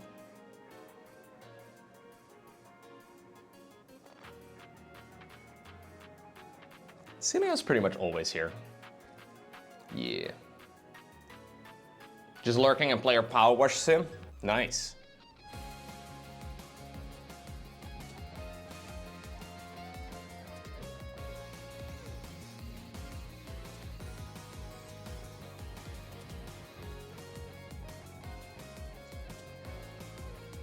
Bro is so thick he's got folds to his lips. These guys are kind of bulldoggy, which is interesting. Didn't expect them to be bulldoggy, I suppose, but...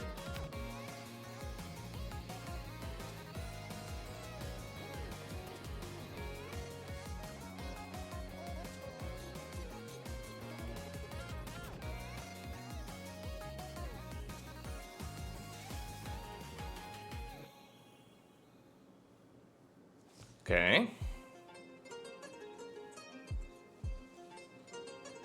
I think it's all looking pretty nice.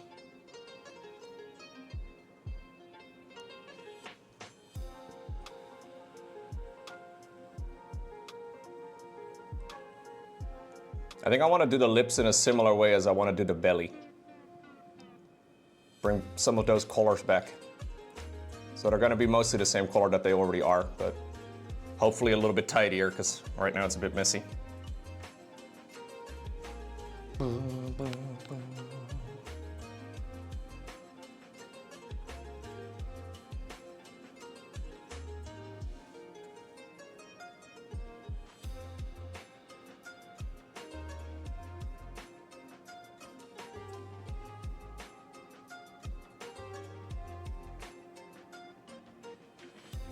Okay.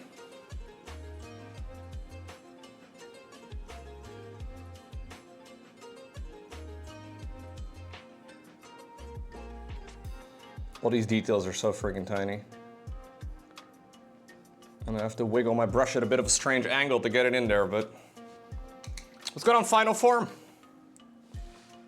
Welcome, welcome. Okay, so what do you guys think? For the gums, do we go with like a brownish flesh wash, or do we go with like a purplish wash? What do you think would look better? I think both are pretty good options, to be honest.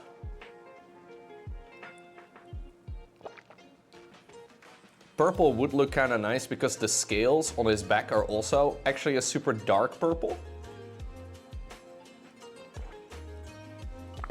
Yeah, maybe purple would look nice.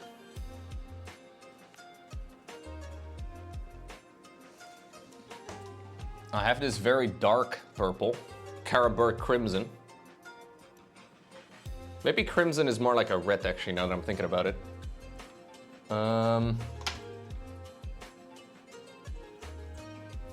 Druky Violet.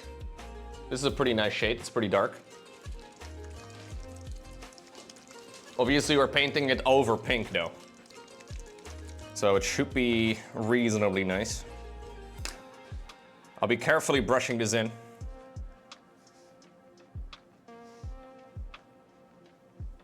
I'll dilute it with a tiny bit of water. I want it to be nice and flowy, without being too flowy so it doesn't flow onto the teeth. But this should make everything darker.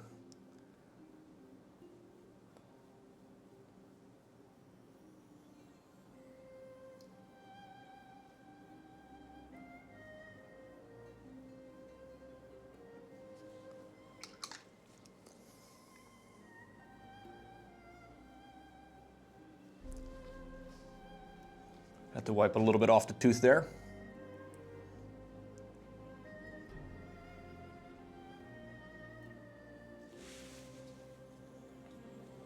So the idea is that it mostly settles in the recesses.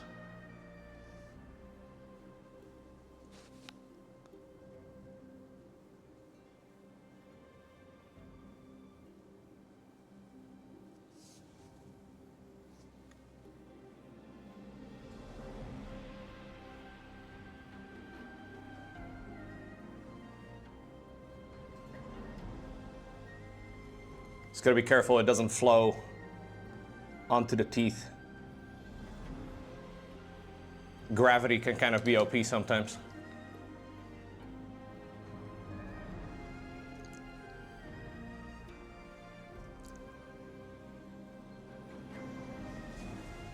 So we'll hold it like this.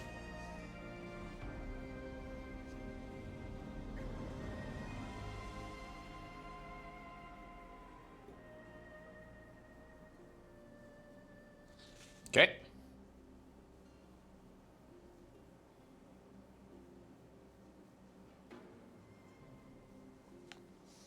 Yeah, so basically these paints have a, they're very flowy, so they have a different type of medium than water. Although there's still water in there for sure too, but they're a little bit more runny.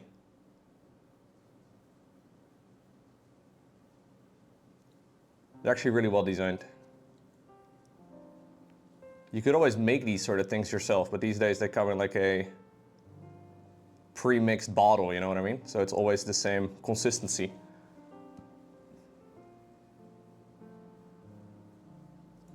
But since they are very runny, it's super easy for them to accidentally run over other details too.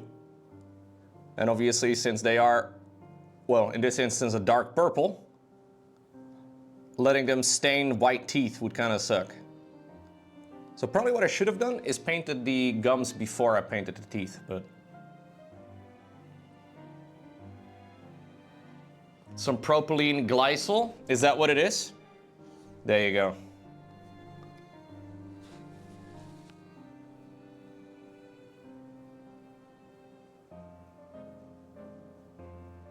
I will trust you on it. I don't really use a lot of washes anymore, but I think it's very nice as like a...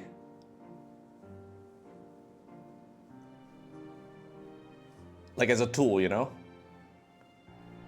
Like it's kind of tempting to always use them, which I don't really want to do.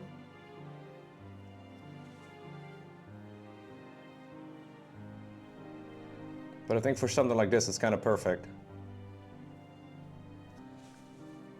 Especially since it's kind of tricky to paint.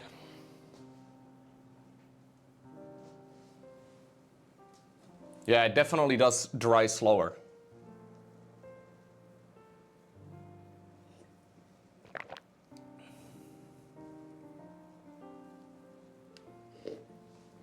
I'm being very bold with my color choice, Diane. At least for my norm. I know you're a fan of bold colors, but for me this goes really far, okay? I sadly got a little bit of like a bit of fluff. I don't know if you can see that. There's like a little bit of fluff on the inside. I think that's underneath the... yeah, I don't know. I think that's underneath the primer. I may have gotten some of it off actually, but... it's still very minor, yeah.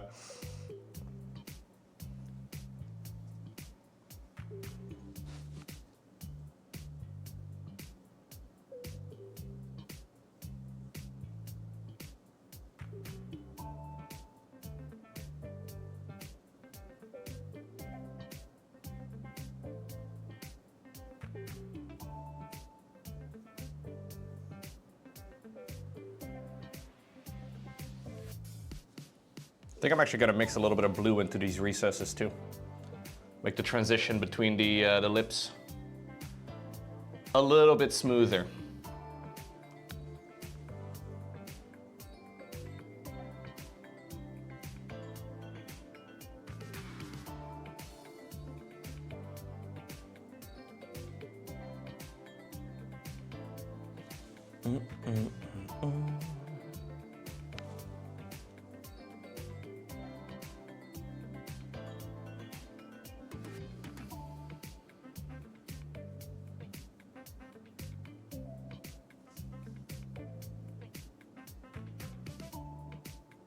We'll base coat that properly in a little bit.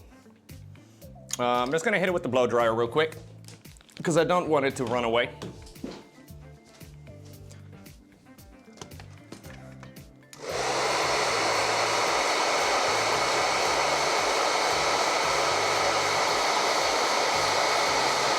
Dry! Dry! Dry! Okay, I did it. I did it. Always make sure to shout at your blow dryer. It will really help.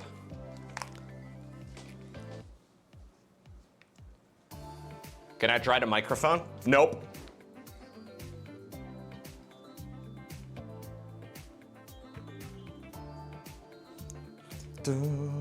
Definitely not.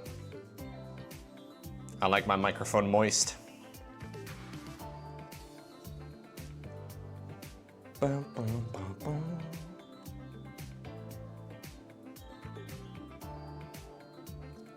There's some actual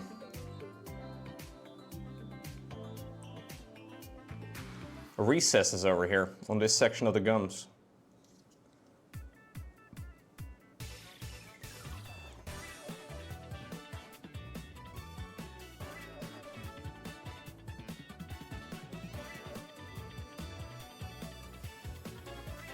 A little carving.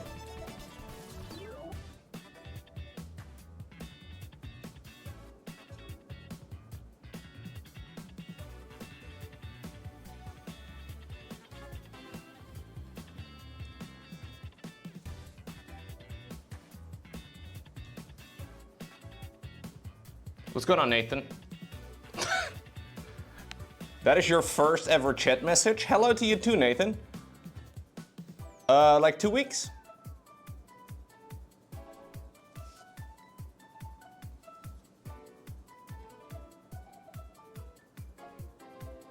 When EDWC Starcraft? Ay, ay, ay, ay, ay. I'm not Google, Nathan!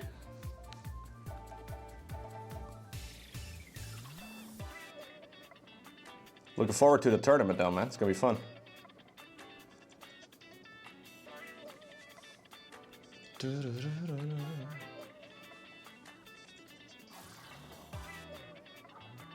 What is 22 degrees Celsius in Fahrenheit? Okay, never mind, I am Google. That's about 73, 74, I think.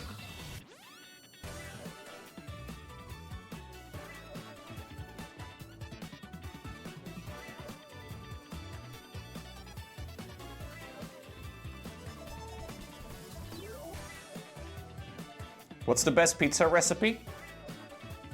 For the dough? You get some yeast. Either you go to the store and you buy like dry yeast, like 7 grams, or maybe you could cultivate your own.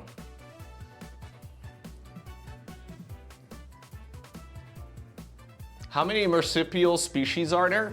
How is Babby formed? Am I pregnant?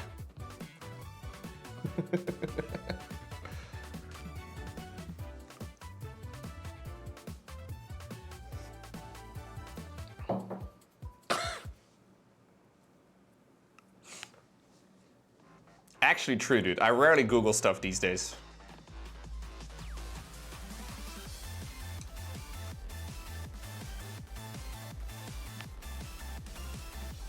Okay, I think I'm gonna go a little bit brighter in some of the sections. I've got a little bit of pink on my palette. I'll mix in a little bit of the previous base coat color, just to not immediately go too bright. This is a little bit of pink potion, apparently is what it's called. Yeah, music is a little too wild. This Sound of Japan playlist is going crazy, man. Ah, there we go. Ara, ara.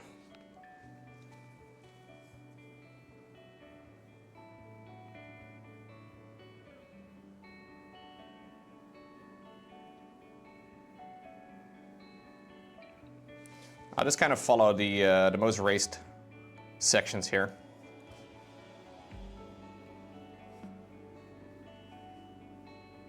Get a little bit of color variety in there. How is Babby formed? When I hopped on, I swear it was weep music. I don't even know what that means. But I believe I need to steer clear. That's what I'm hearing.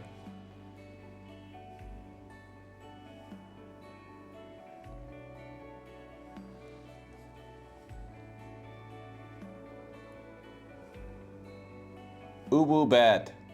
That's what I'm hearing.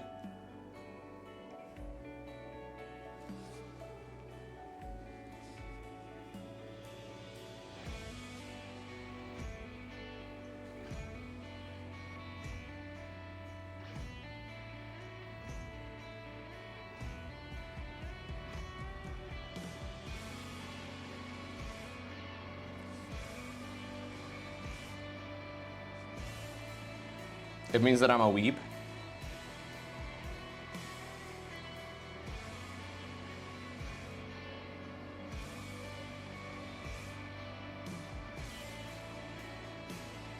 Ara, ara, everybody.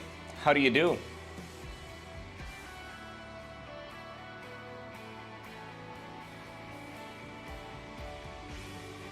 There's a reason you recognized it as weep music? Oh!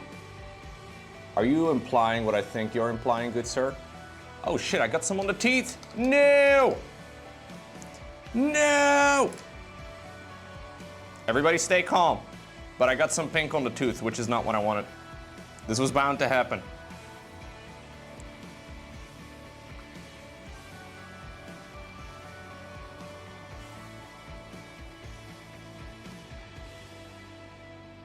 Okay, just let it dry, let it dry. Don't freak out, everybody. It's okay, we can manage, maybe. Possibly.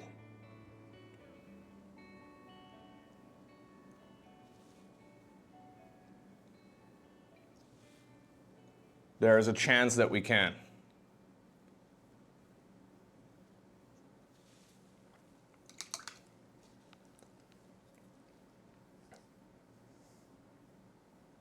It is interesting how some people join streams to ask like very Googleable questions. It's kind of nice. It's very interesting, but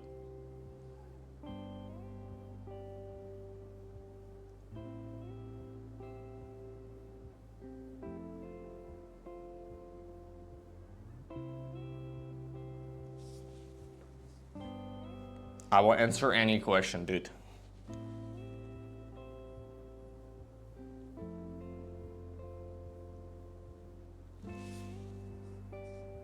I think, by the way, that my beloved size 1 brush is kind of on its way out. I know I've been saying this for about 2 months now. But I did buy a replacement brush, chat. I know. It is almost time for the brush funeral, where it's gonna get retired to the drawer. I know. It's very sad. It gets to live in the drawer. So this is a Series 33 size 1 by Rosemary & Co. But they also have another series, which is the Series 8, which I think has a slightly thicker belly. Also, Kolinsky Sable. So I figured we'll go ahead and give that a shot. Apparently they're pretty cool. I haven't tried it yet.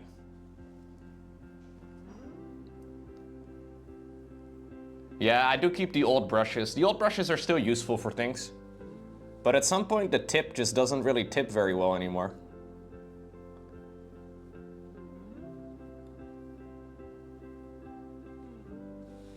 And when the tip isn't tipping, you kind of have to,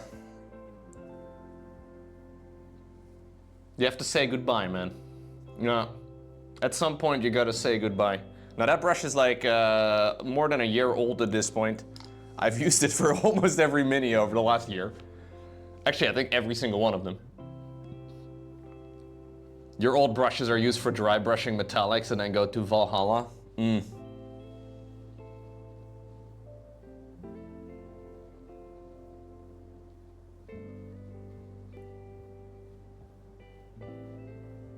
Until we meet again, brush. In Valhalla. Just use more force? The force is not gonna get a better tip, dude.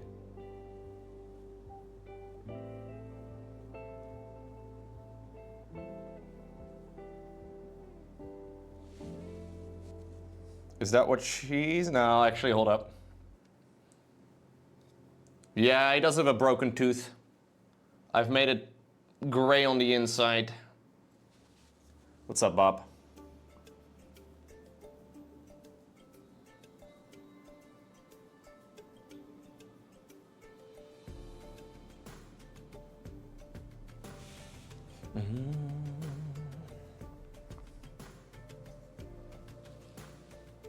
Have you tried the Series 8, Dylan?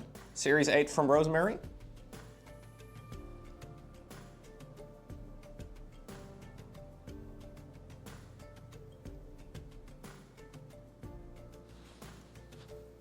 I bought it from England. I wonder if they're gonna hit me with some weird import duty thingamajig. That's what happened last time I bought something from England.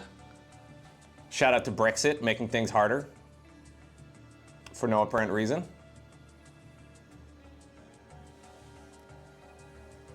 Supporting small companies in England has now become more difficult. As somebody who doesn't live in England. Very nice.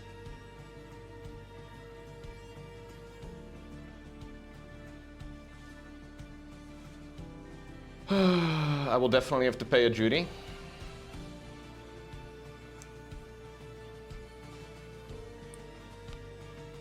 I think it's being delivered today. And I haven't gotten an email about some sort of duty, but I don't know. Unless you've bought over 115 euro, you shouldn't have to pay. Oh, okay. No, I definitely didn't. 115 euro worth of brushes? That's a lot of brushes, man. You gotta be very, you gotta eat them. I just lick them, dude. No eating the brushes, just licking the brushes. Right, really? To have new regulations? Interesting.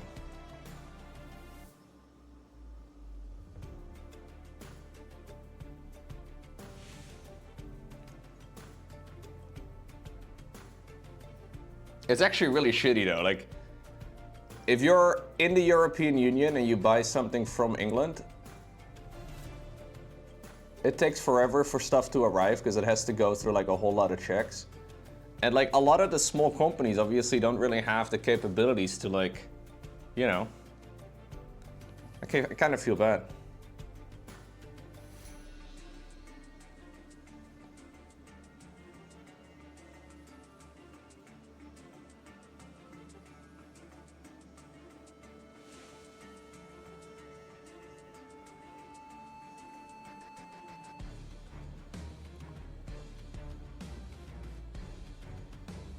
The rules between the Netherlands and the UK is a lot. They keep changing the taxing and stuff. I see.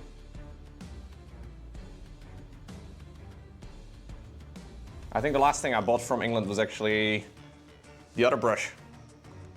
And then I vouched that I wasn't gonna do it again, but now I've done it again. I gotta have a watch or a brush dealer? Dude, that's what we need. I need Wardy to secretly smuggle a bunch of brushes to Home Story Cup. Hell yeah. I gotta ask Wardy for the good stuff. Can you hook me up? I'll mix in a little bit of a brighter color for some brighter spots.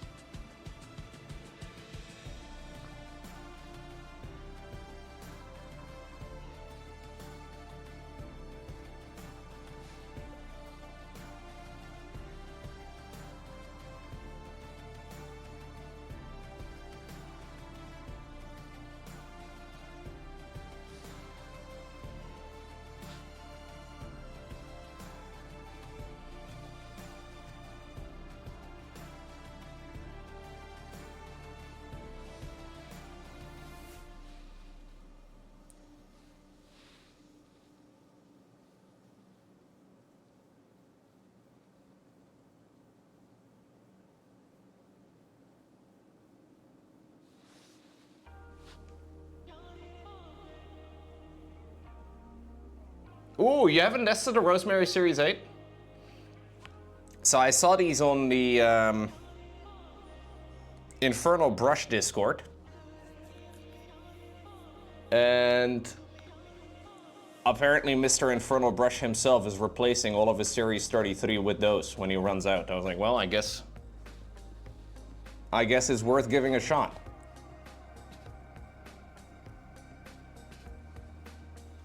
They're basically the same price.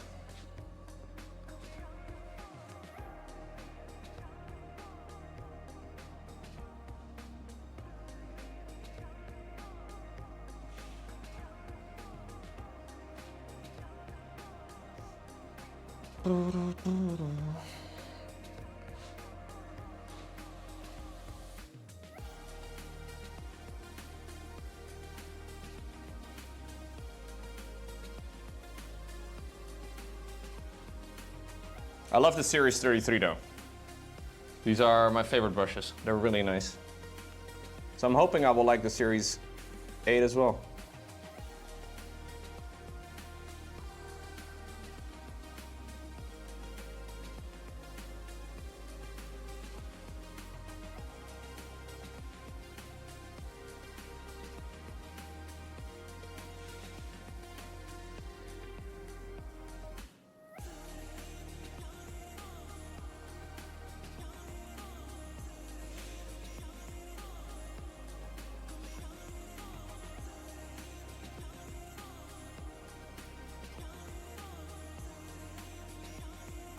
I kind of feel like all the talk about trade since you've never had a full-time job.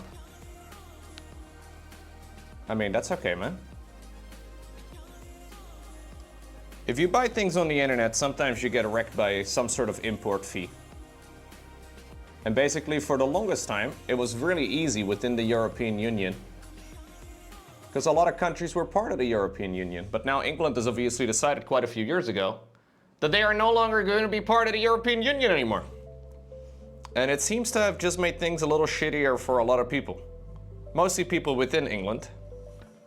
Especially if you have like a company that sells a product to, for example, people within the EU.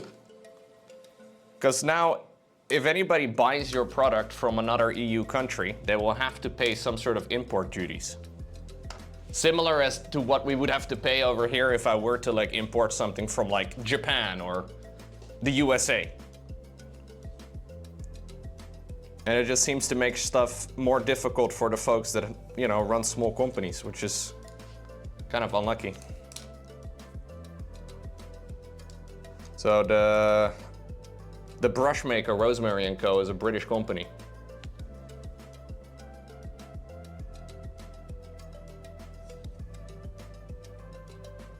And they ship from England. Now the really large companies can kind of go around it by having like a place within, for example, the EU already, where they can set up their manufacturing and then they can, like, you know, distribute from there. But obviously that takes a lot of money to just move all of your production over.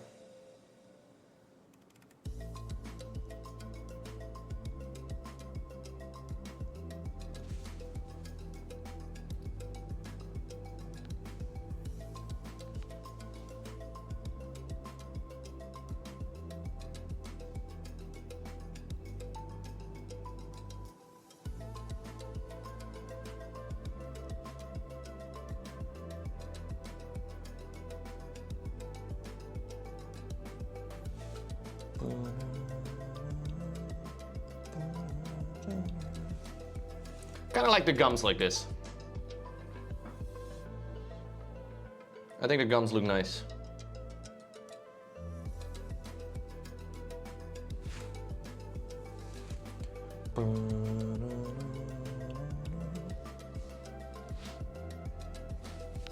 Yeah, he does have like dog gums, very much so, which is kind of cool, I think.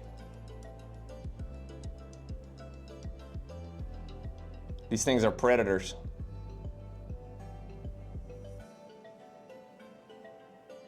Same for the lips, which I want to try and paint next.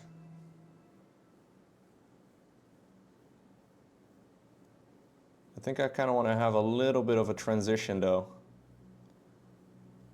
between some of these like fleshy colors and then the blue. And we gotta have a little bit more of a transition between them.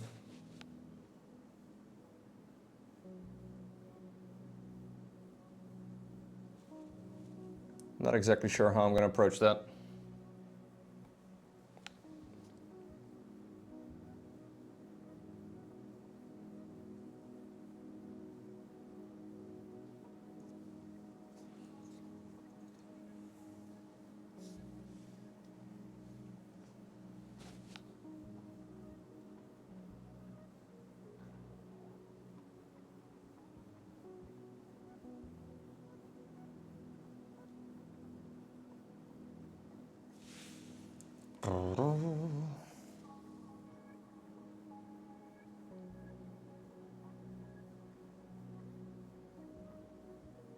So this is going to be the same color that I want to use on the belly, which I haven't painted yet.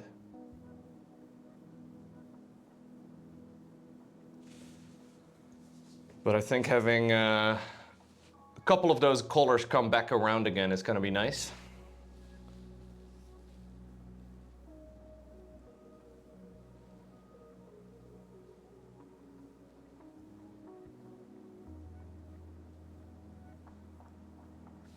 Okay. I haven't yet done the chin. Maybe I should do the chin. I think what I'll do is I grab a little bit of the very dark blue and I'll mix some of that in with the color I'm using right here for the gums. Or sorry, for the lips. And I'll just heavily dilute that and run it into the recesses. Try and glaze it towards the shadows. It's gonna create like a very gray color, which should look kind of decent, I guess. Try and see if I can get a little bit of color over here. Try and have a little bit more of a blend between the two spots.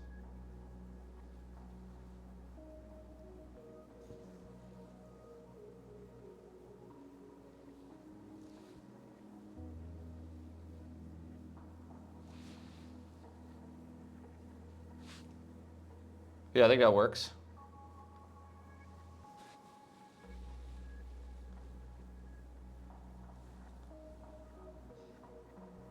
So just in the shadows.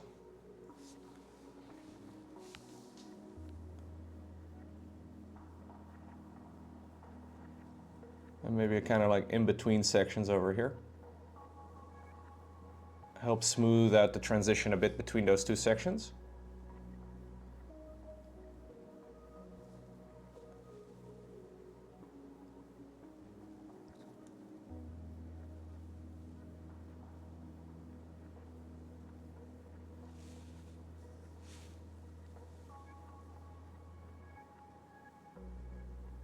I've kind of become a fan of mixing colors for this particular mini. I feel like in the past I wasn't doing a whole lot of mixing.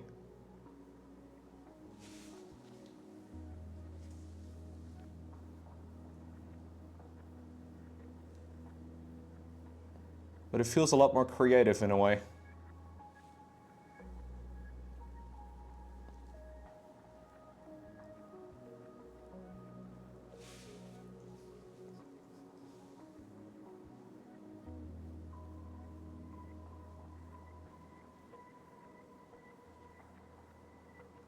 I'll have to smooth out the transition here towards the lips, or towards the chin.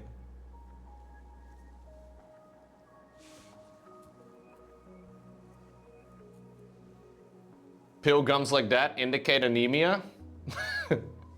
No, I think it'll be okay, man. I don't think we have to get a health checkup right here for this this squig.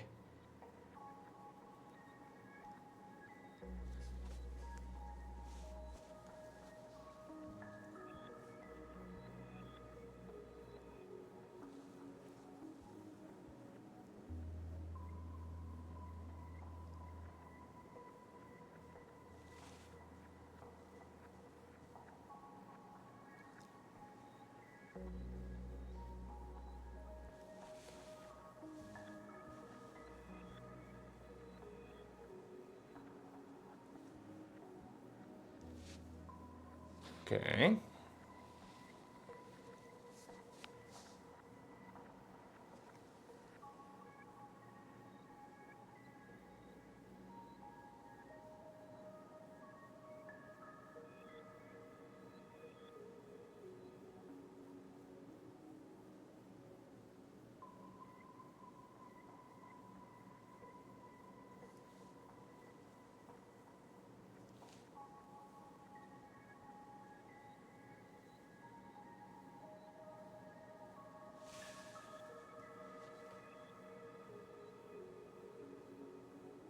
Yep.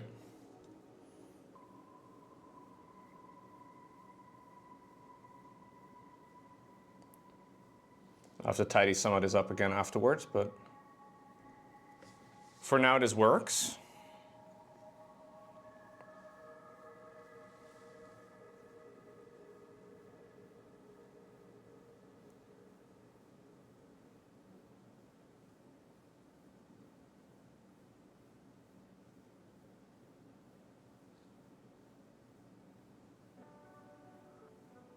Any little recess here. Any part where it like separates to the next section. Trying to run a little bit of the grayish paint in there.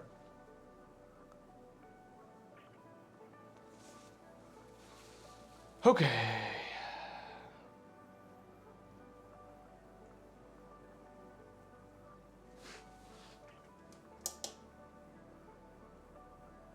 Let me bump up the ISO of the camera a little bit.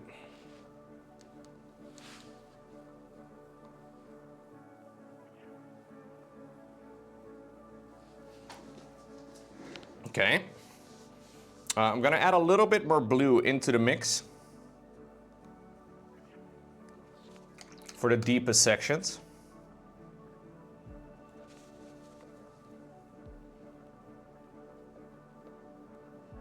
Darken it down a little bit and emphasize a bit of a separation.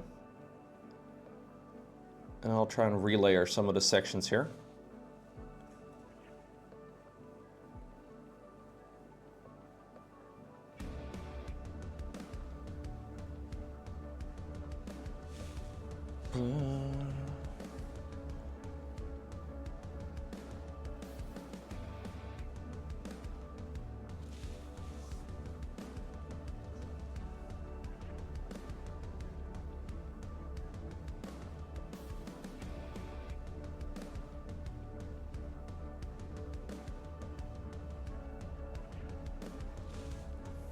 Okay.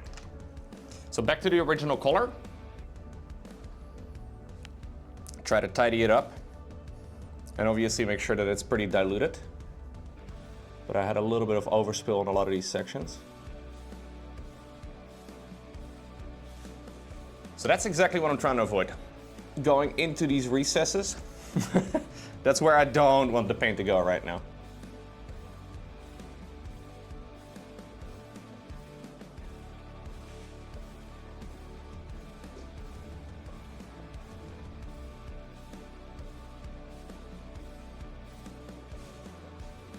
Thank you, Mid-J.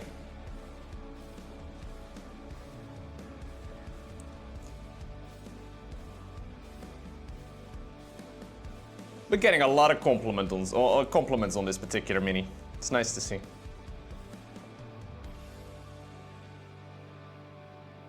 Appreciate it. I'm trying.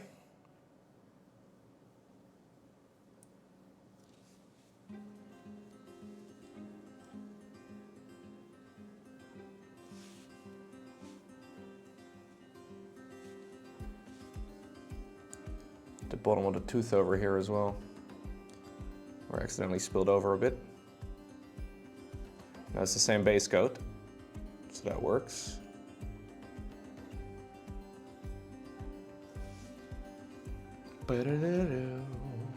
Yeah, I haven't yet done the feet. So there will be claws there. I just haven't done them yet.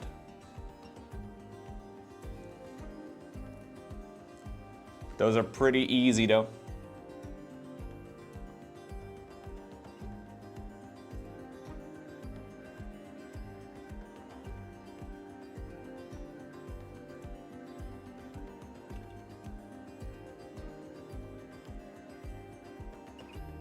Shouldn't take too long to make the claws.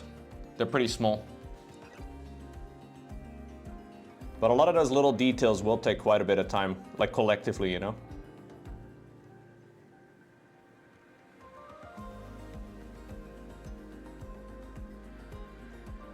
Okay, you know what? Maybe this brush is not yet on its way out.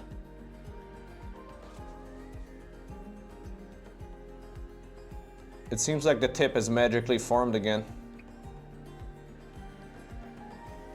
Big day.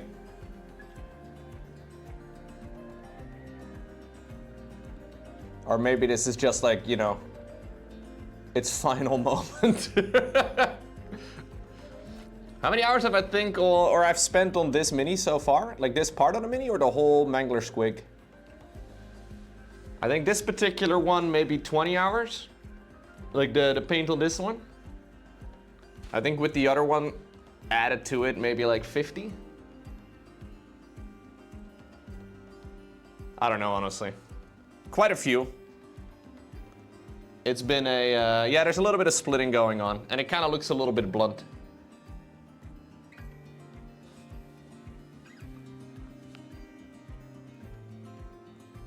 Maybe I'm just not ready to say goodbye, Dylan. Well, you have to, like, you know. Me and this brush, we have painted together.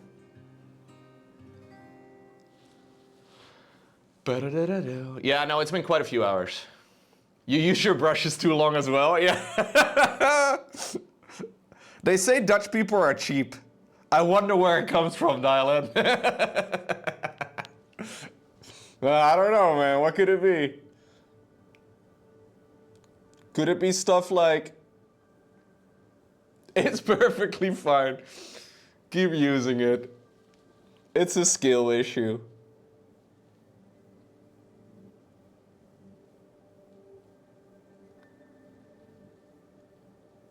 Yeah, I also overuse these type of things, I think.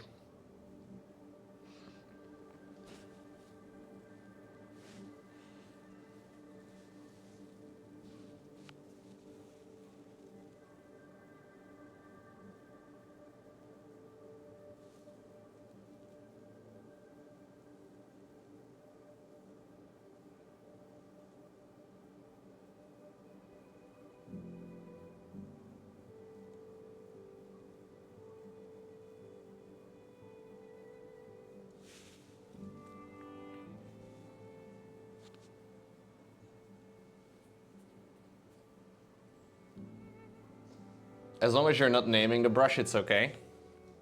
I have no, no. I'm not in the habit of naming my tools.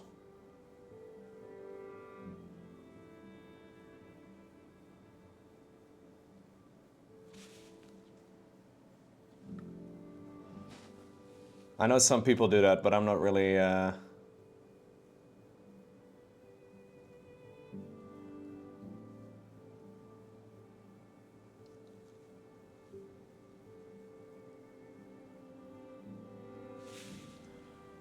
Okay.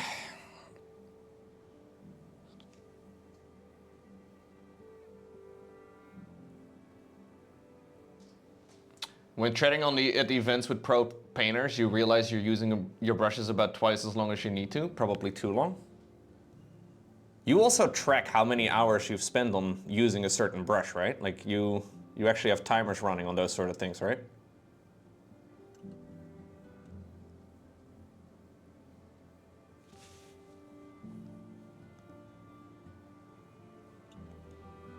Yeah.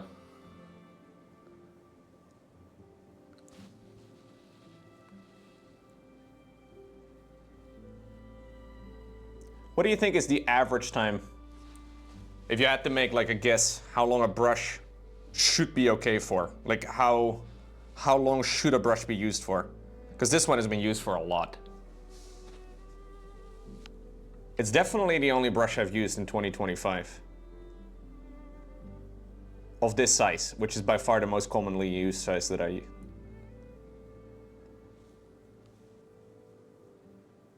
But I had this one, I bought this one I think in June of last year. So I think it's probably overdue. Yeah, I think I'm probably...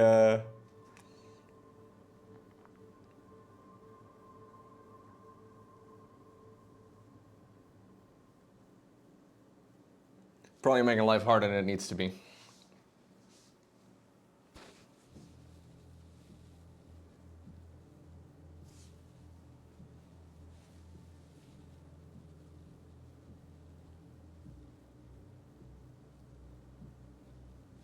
But it's so nice. It's such a, I don't know.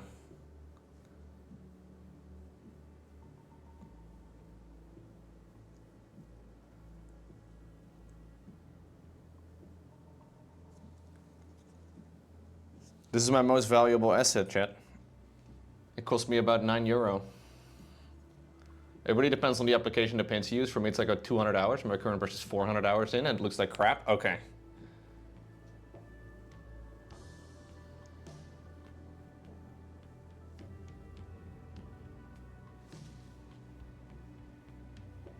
I have no clue how many hours this one would be, but... I mean, I have most of my stuff recorded.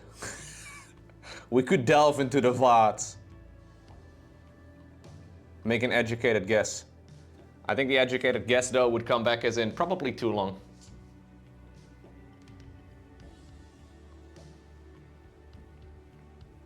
The Mini is definitely more expensive than €10, yes.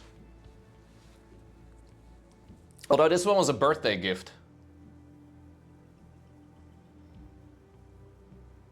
So, you know, I didn't pay for it, I guess.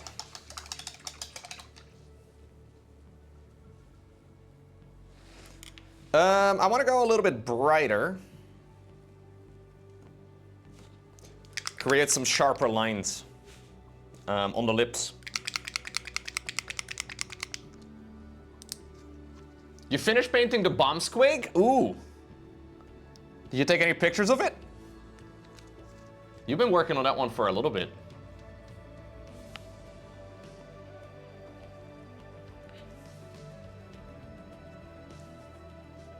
Okay, we're gonna go a little bit sharper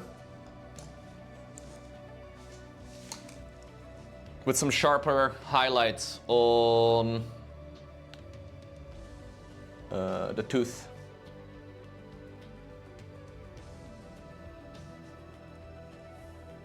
Or sorry, on the lips.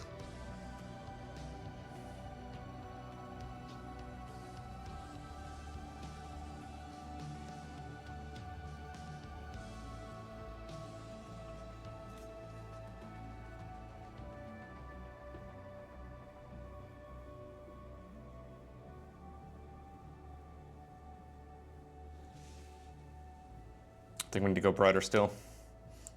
I'll mix in a tiny little bit of the super bright pink that I got for the lips. Because it's not bright enough for my liking.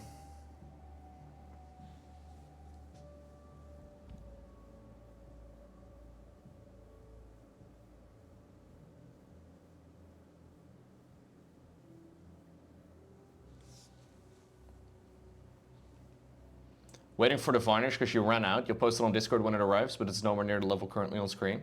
All good, dude. All good.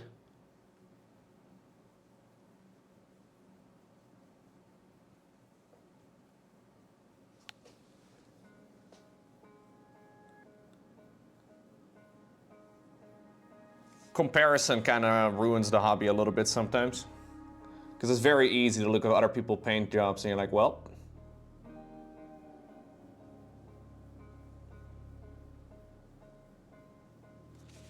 not gonna be able to paint like that.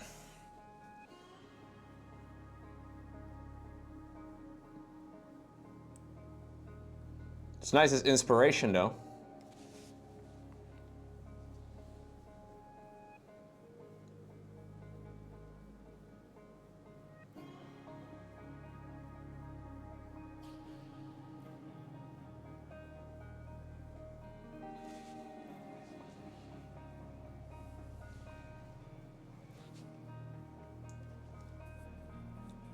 You're trying to get motivated by watching me, but the new orc you started yesterday looks like ass.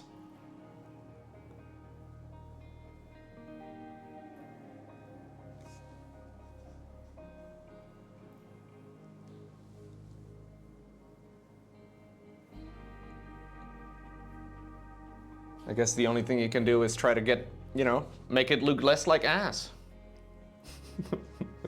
What's going on, bite ass? It looks like bite ass? Curious. Look, whatever you guys do in your free time, I don't care, but...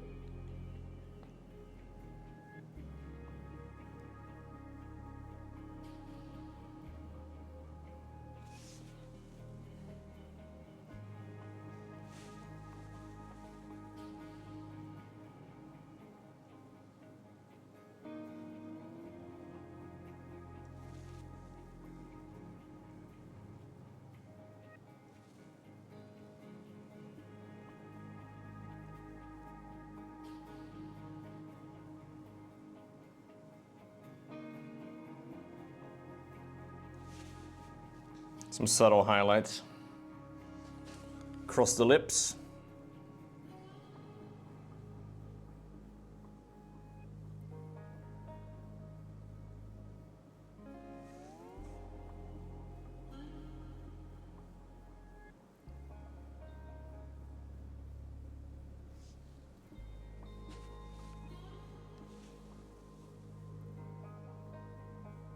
Nah, there are some phenomenal painters out there, man. It's nice for inspiration, but if you're gonna compare your own painting to like what other people can do, like I think it's cool as inspiration or motivation maybe, but if you're gonna then judge your own painting by it and you're like, well, I'm never gonna be able to paint like that, it kind of defeats the purpose of watching other people paint, I guess. It's like, well, I can never play Starcraft 2 like Cyril does. Guess I don't even bother. Like, what's the point?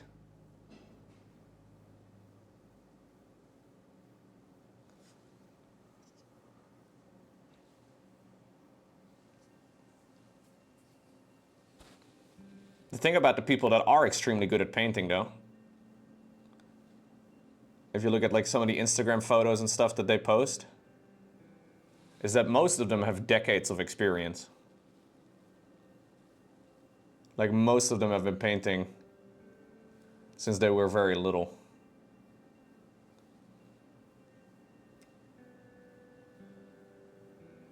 Long before the internet was around.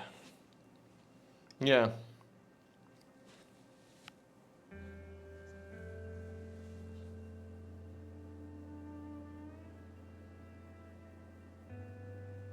I have to remind myself sometimes too, though.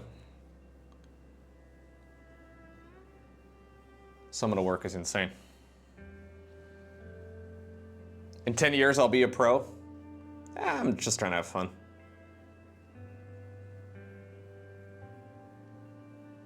I really like this content creation thing, man. Maybe we can do some of that.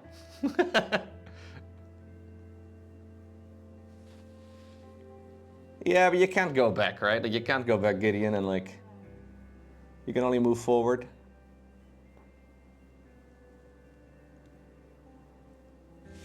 I think it's nice to try new stuff sometimes.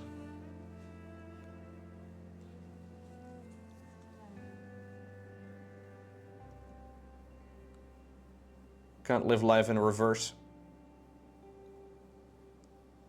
Would be nice sometimes, though.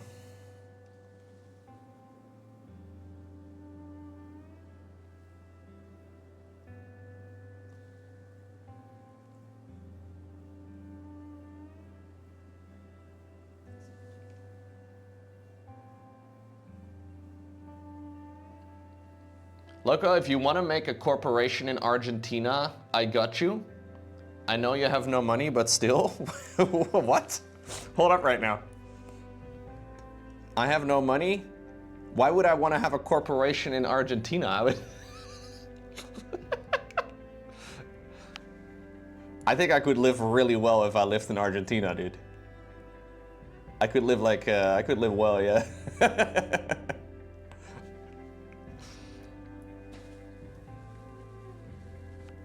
The Dutch king is or the Dutch queen rather is from Argentina.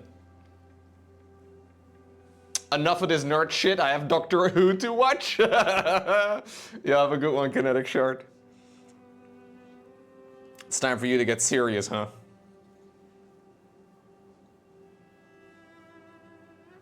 No, I've never even been to Argentina. I'm gonna stay right where I am, chat. That's the plan. I'm gonna keep doing exactly what I'm doing right now. That's the plan.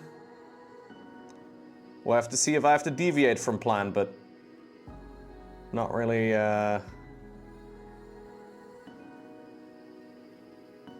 predicting any big changes anyways.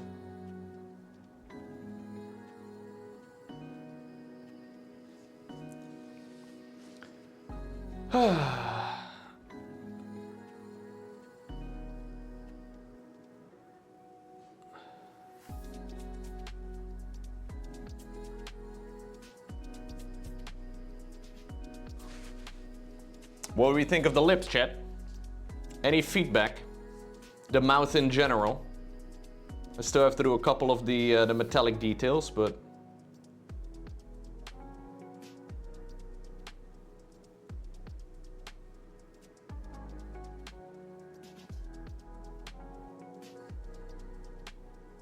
I think it's pretty much done, right? I just have to do some of the metallics. If I could, would I move to a different part of the world? Nope.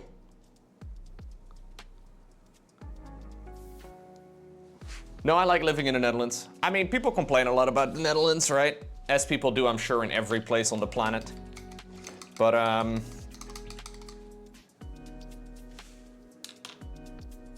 no, it's a good place.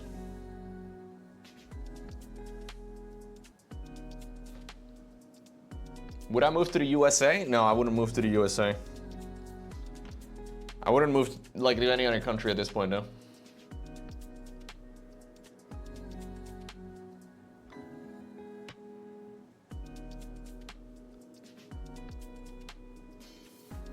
You have a friend that moved there last year with her family and she's loving it? Yeah. No, I get that. You know how they get you, chat? All my family lives pretty close. Yeah, most of my family lives within like a half hour.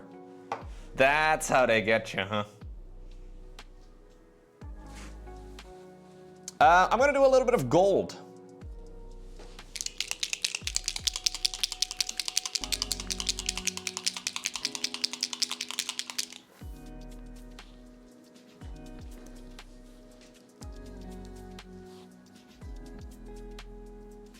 No, we're gonna do actual actual metallics. It's only a very small amount. I did the nose ring on the other guy in gold as well, which I think looked pretty sick. Or sorry, the tooth.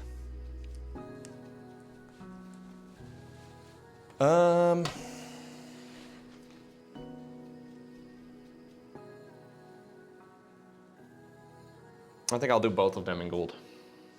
True metallic metal. Yep. Everyone loves to hate on the US. Do they? I don't know, dude. For the longest time, I feel like nobody ever criticized the US over anything, and now people are kind of like, yeah, I guess it's popular to hate on the USA on the internet, actually. You're right. It's kind of stupid. Let's all hate on Belgium instead. If we need a new place to hate, I suggest Belgium. Do we need a...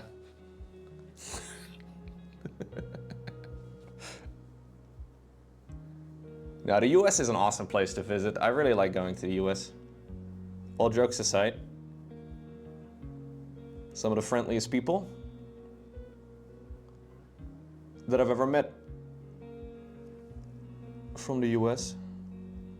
People are very warm. It's nice.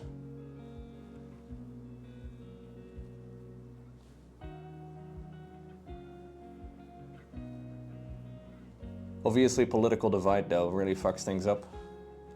But as a tourist, you don't really get any of that. I feel like living there, it's got to be very frustrating. Guys in the chat have shared stories about family members that they don't talk to anymore or friends anymore because of political opinions, which is crazy. But that also sucks ass. Like, that's just really... That's super unfortunate.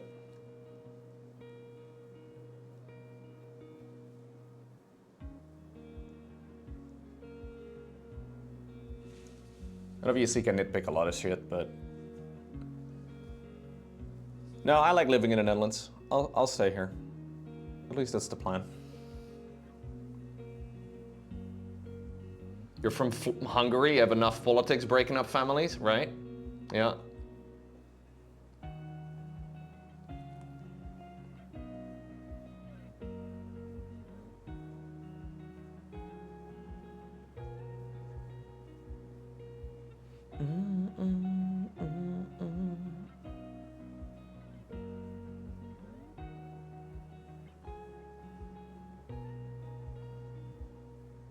They have a matching gold tooth. They do. I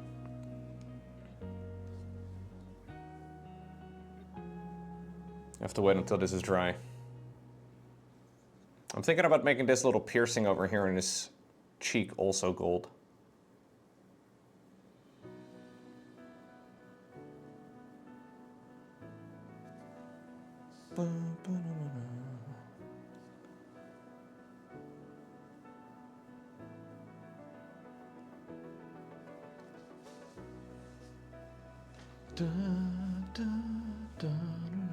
No, this is a different mini. We have red and blue.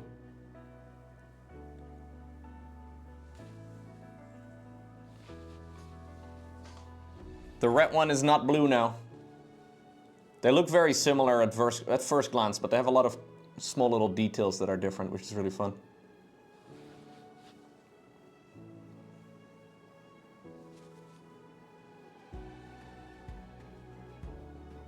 But no, I can't really imagine living in another country so much. Also, as a Dutchman, as somebody who has a European passport, it's very easy to move to another European country. So if I were to move somewhere else, if I would have to, any other EU country would be easy. I believe there's literally no questions asked. Like if I wanted to go and move to like France for God knows what reason, Deckno, but hypothetically speaking, I'm pretty sure I could just go there today and then live there, and it's not, you know, it's not an issue. Now, obviously, I wouldn't want to do that. That sounds crazy. Think about the croissant. Man, that's a good point. That is a great point. You managed to sell it well.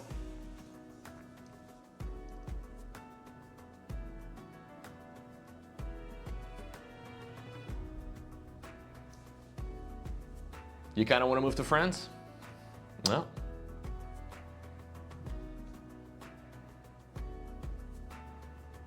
France is pretty big though, man. A lot of different areas.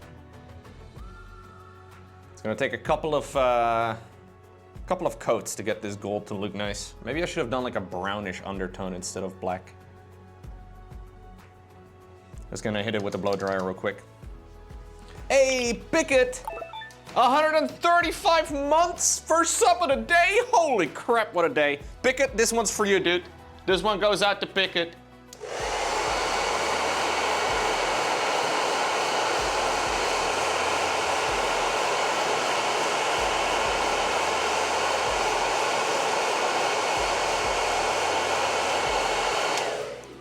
Hope you enjoyed. Hope you enjoyed that one.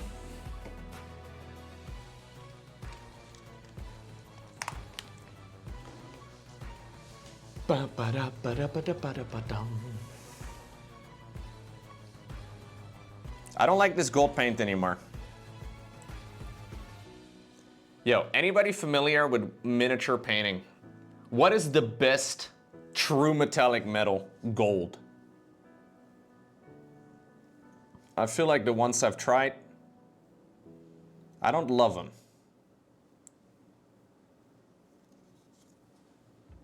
I haven't tried that many though.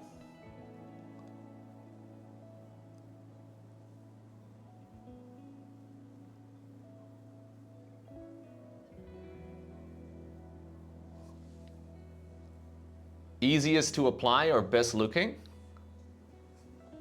I mean, best looking, I guess would be the best way to go about it. Easiest to apply, I mean, it shouldn't be super hard to apply anyways, should it? Best looking is using an airbrush? Okay, fair. Brushed on. Mix whatever gold you have into Vallejo Chrome Air is your best solution usually. Okay. Yeah, non-metallic metal would be fun too. I haven't ever really delved into it, but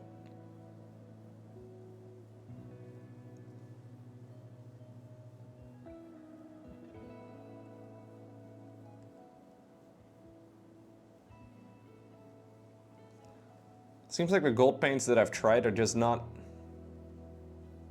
I don't know.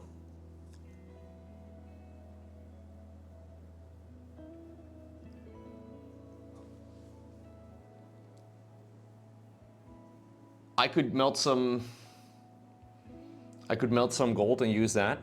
Yeah, I guess that's the problem though. I guess for like silver metallics, they use actual aluminum flakes ground to like a very, very fine level.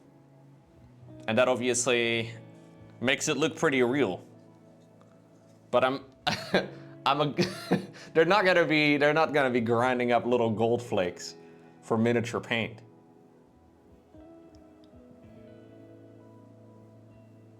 Although maybe they should, dude.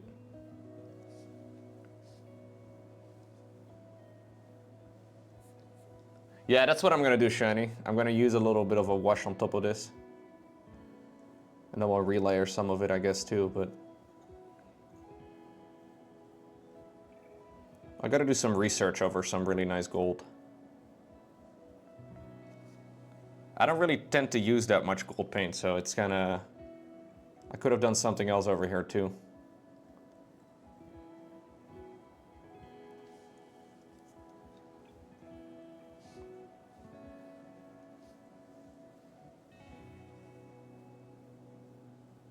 Kind of tricky though to get a nice smooth coat.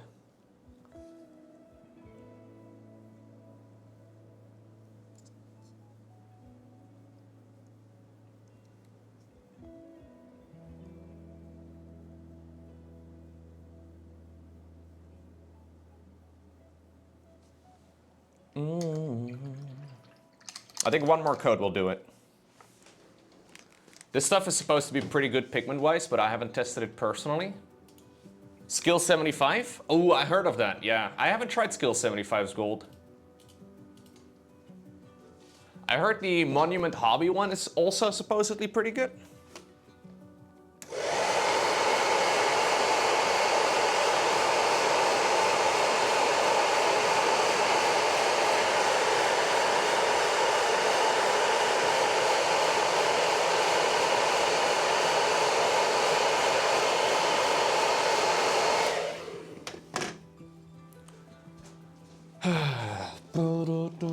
Maybe I should just do non-metallic metal on everything. But that would have to, I would have to learn, you know, new things first. But if I learn new things, I can then become a non-metallic metal elitist. Where I'm like, oh, you use metallic flake paint?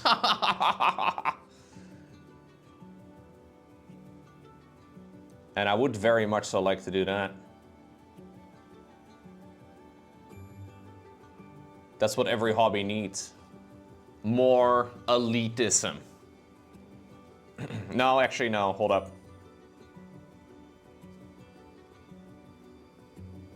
How quaint. You use you use actual metal. That's what elitists sound like, yes! That's exactly what elitists sound like.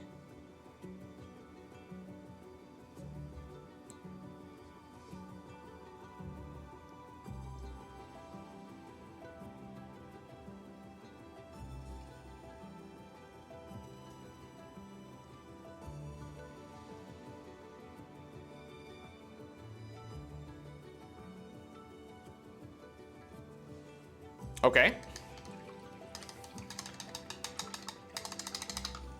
And I think what I'm going to do is add a little bit of a... So that's what I did on the lion when we painted him. I added a little bit of Gilliman flesh on top of it to shade it. And then we can relayer some of it and it should look pretty nice. Just have to hit it once more with the air or with the blow dryer. The hair dryer. Hair dryer, blow dryer. Is it the same thing? I don't even know.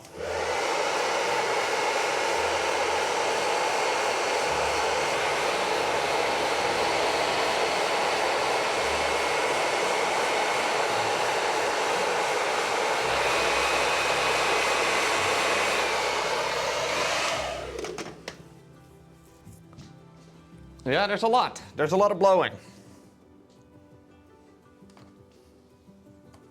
There's a lot of that going on. Okay.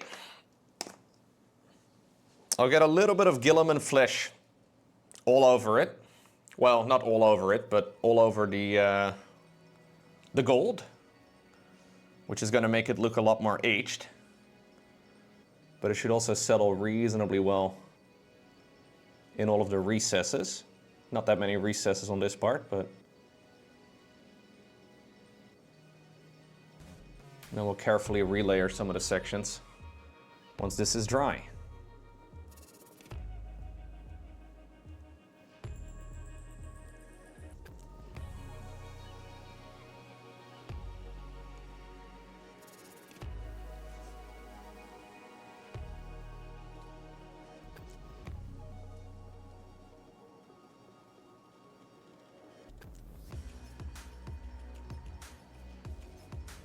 You can't wait for my face reveal?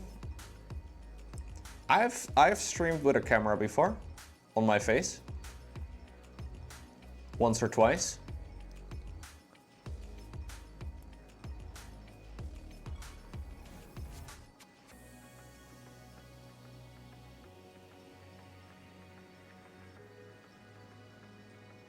Might be too hot for the internet though.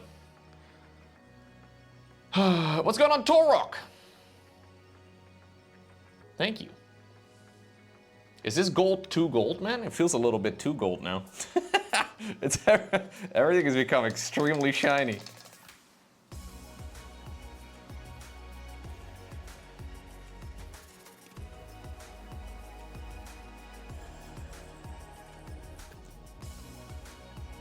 I will hit it with the varnish as well. That's gonna make it look a lot less shiny.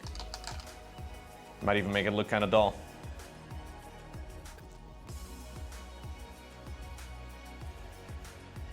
Yeah, it's too new at the moment, right? All right, one more time. One day more.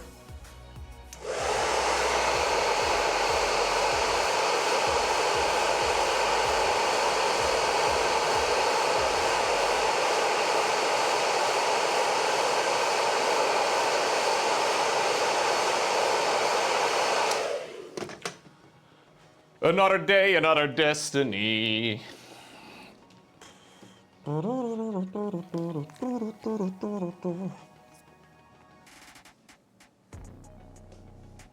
Do you hear the...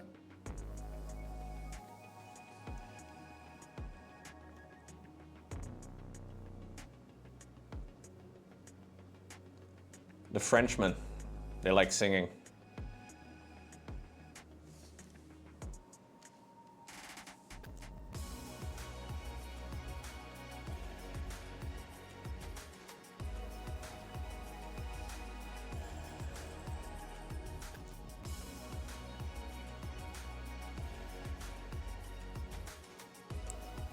Staying out of recess bits.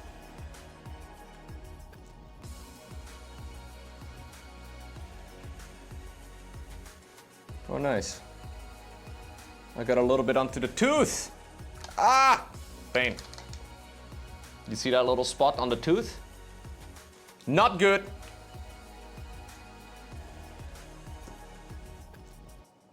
Not good. I have some paints that I use for it though on my palette right now.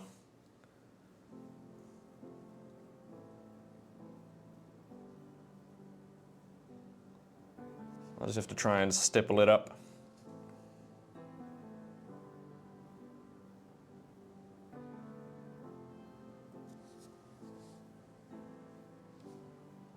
Lick it off? No, it's too late. Trust me, if I could lick it, I would lick it, chat. It don't take a lot for me to be licking my paint, but...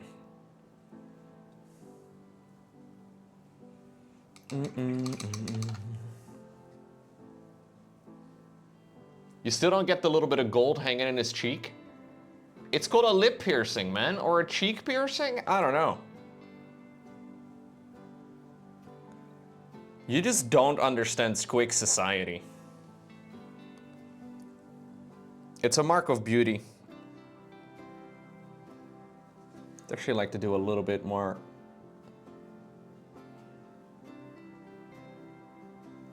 Bright pink. I thought I was down with the pinkness.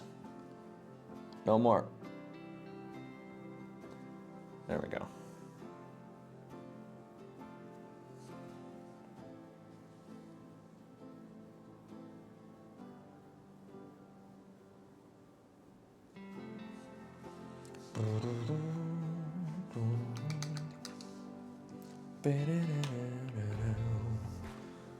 I'll mix in a little bit of the Vallejo Model Air Silver, which is extremely shiny. Only need the smallest, tiniest amount.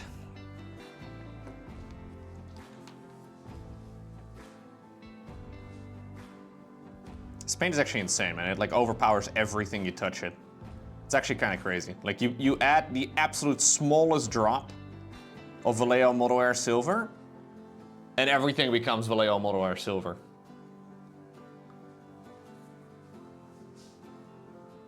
What's going on, Mr. Fear Dragon? $25 to suck on it like a pacifier. Is this what you usually do, Fear Dragon? Is this how you, maybe this is normal in San Francisco, man, I don't know. Maybe this is what you just do. Fear Dragon rolls up to strangers, he's like, yo, $25 to suck on it like a pacifier. I think in San Francisco there's at least 100 Weebuck. San Fran's insane, man.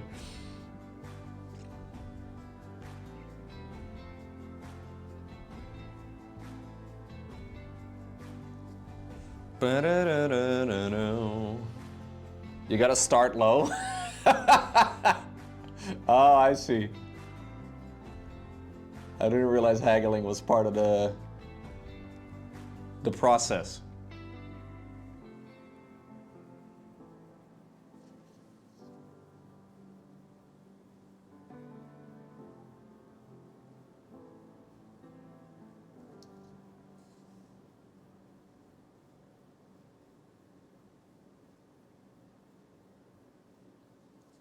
I'm highlighting it with a little bit of silver.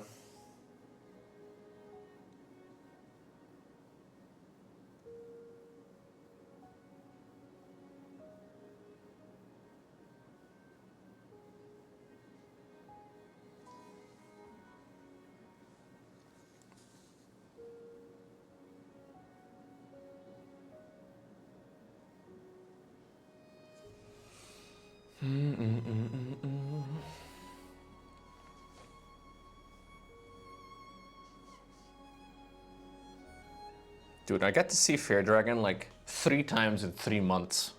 How crazy is that? Might be too much. Okay, maybe it's 3 times in 5 months. I don't know.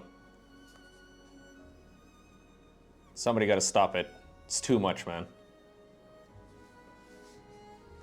It is a lot, yeah.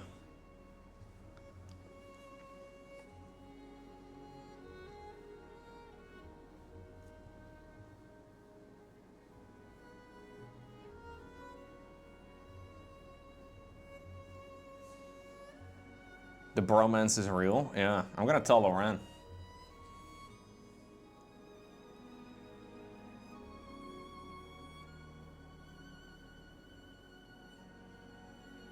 She needs to know. How much to cover this mini in red paint? Don't even.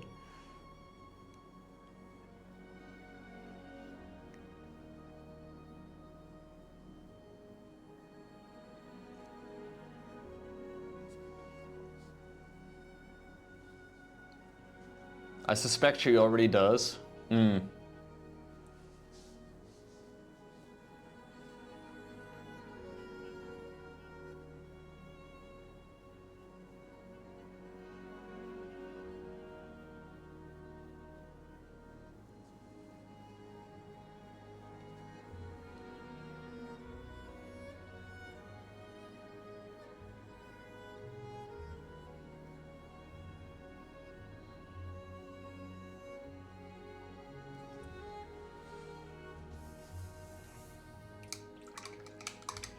How much to add a trail of brown paint to the butt?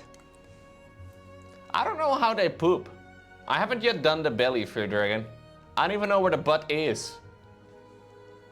This thing doesn't seem to have a butt.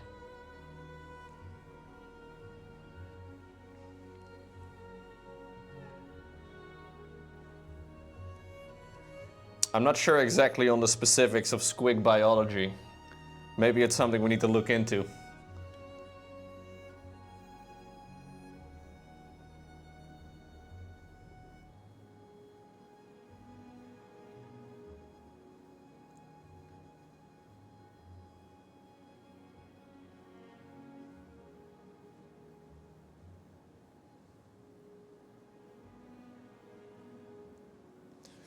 Okay, good enough. I think.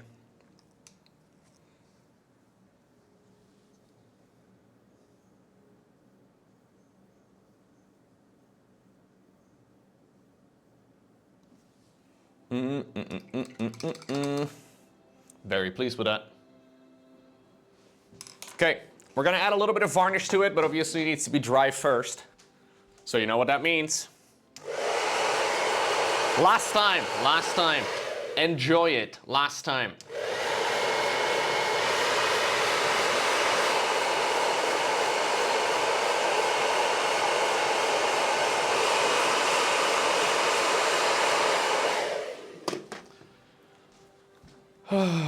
Okay, just gotta add a little bit of varnish. A small little bit.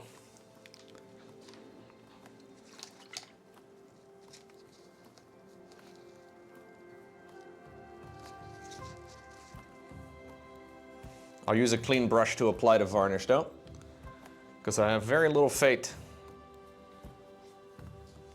in having metallic flakes all over my miniature. Some clean water. Yeah, we gotta add a quick save. So this is IRL quick save.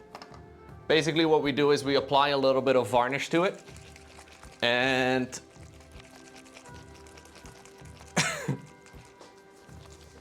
I could have metallic flakes all over my hands and keyboard. Probably not. I didn't paint on my hands today.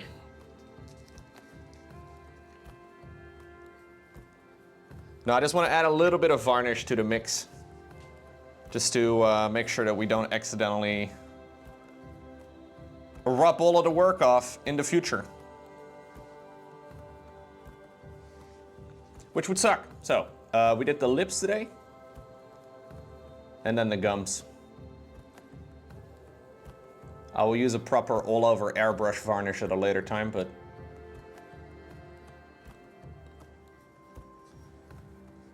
This is gonna matte everything down a ton.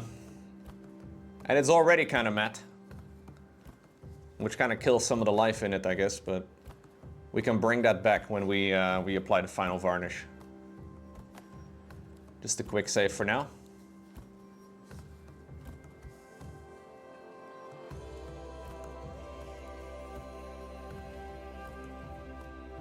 Well, basically you can accidentally rub paint off with your fingers if you're not careful.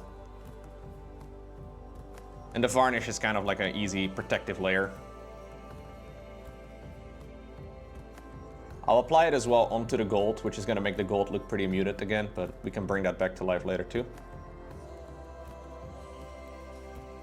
Just making sure.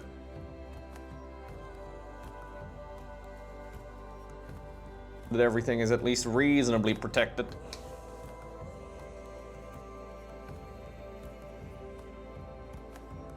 Don't really want it to pool anywhere.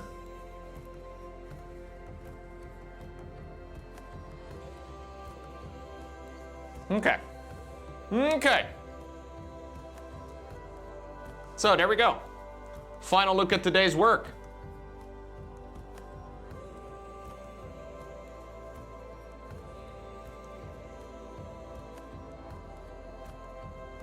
I think is pretty good.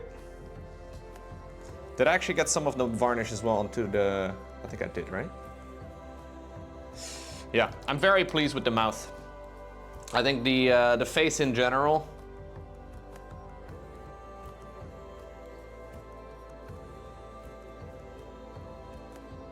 is nice. I was a little uncertain about making very pinkish gums, but I think it looks kind of nice. Like, I was wondering if maybe that was gonna make it a little bit too, I don't know, too abrupt between like the skin, I suppose, and then the lips and the teeth, but I think it kind of works. Yeah. And I think the gold tooth also kind of works. I could make it less gold if I wanted to. Like, I could maybe make it more of like a white gold, or maybe even like a copper. Yeah, the chain I haven't done yet. So the chain around the body still needs to be done. Same for that thing over here in the back, that still needs to be done. Obviously the goblin itself isn't yet done. The clothes of the goblin aren't yet done. This leg over here is not yet done. The chain around this leg over here is not yet done. The belly is not yet done. So there's a lot of stuff. The chin, I haven't even done the chin yet.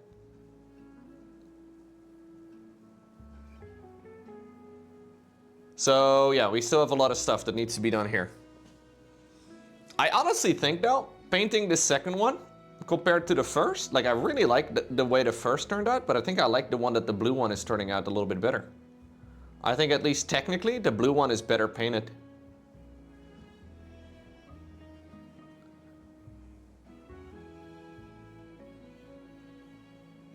Like if you compare the lips on the red one compared to the lips over here, I think technically I've done a better job painting it. Huh. Making progress. All right, I'm gonna go grab some coffee, clean my brushes, and I'll be back in a minute.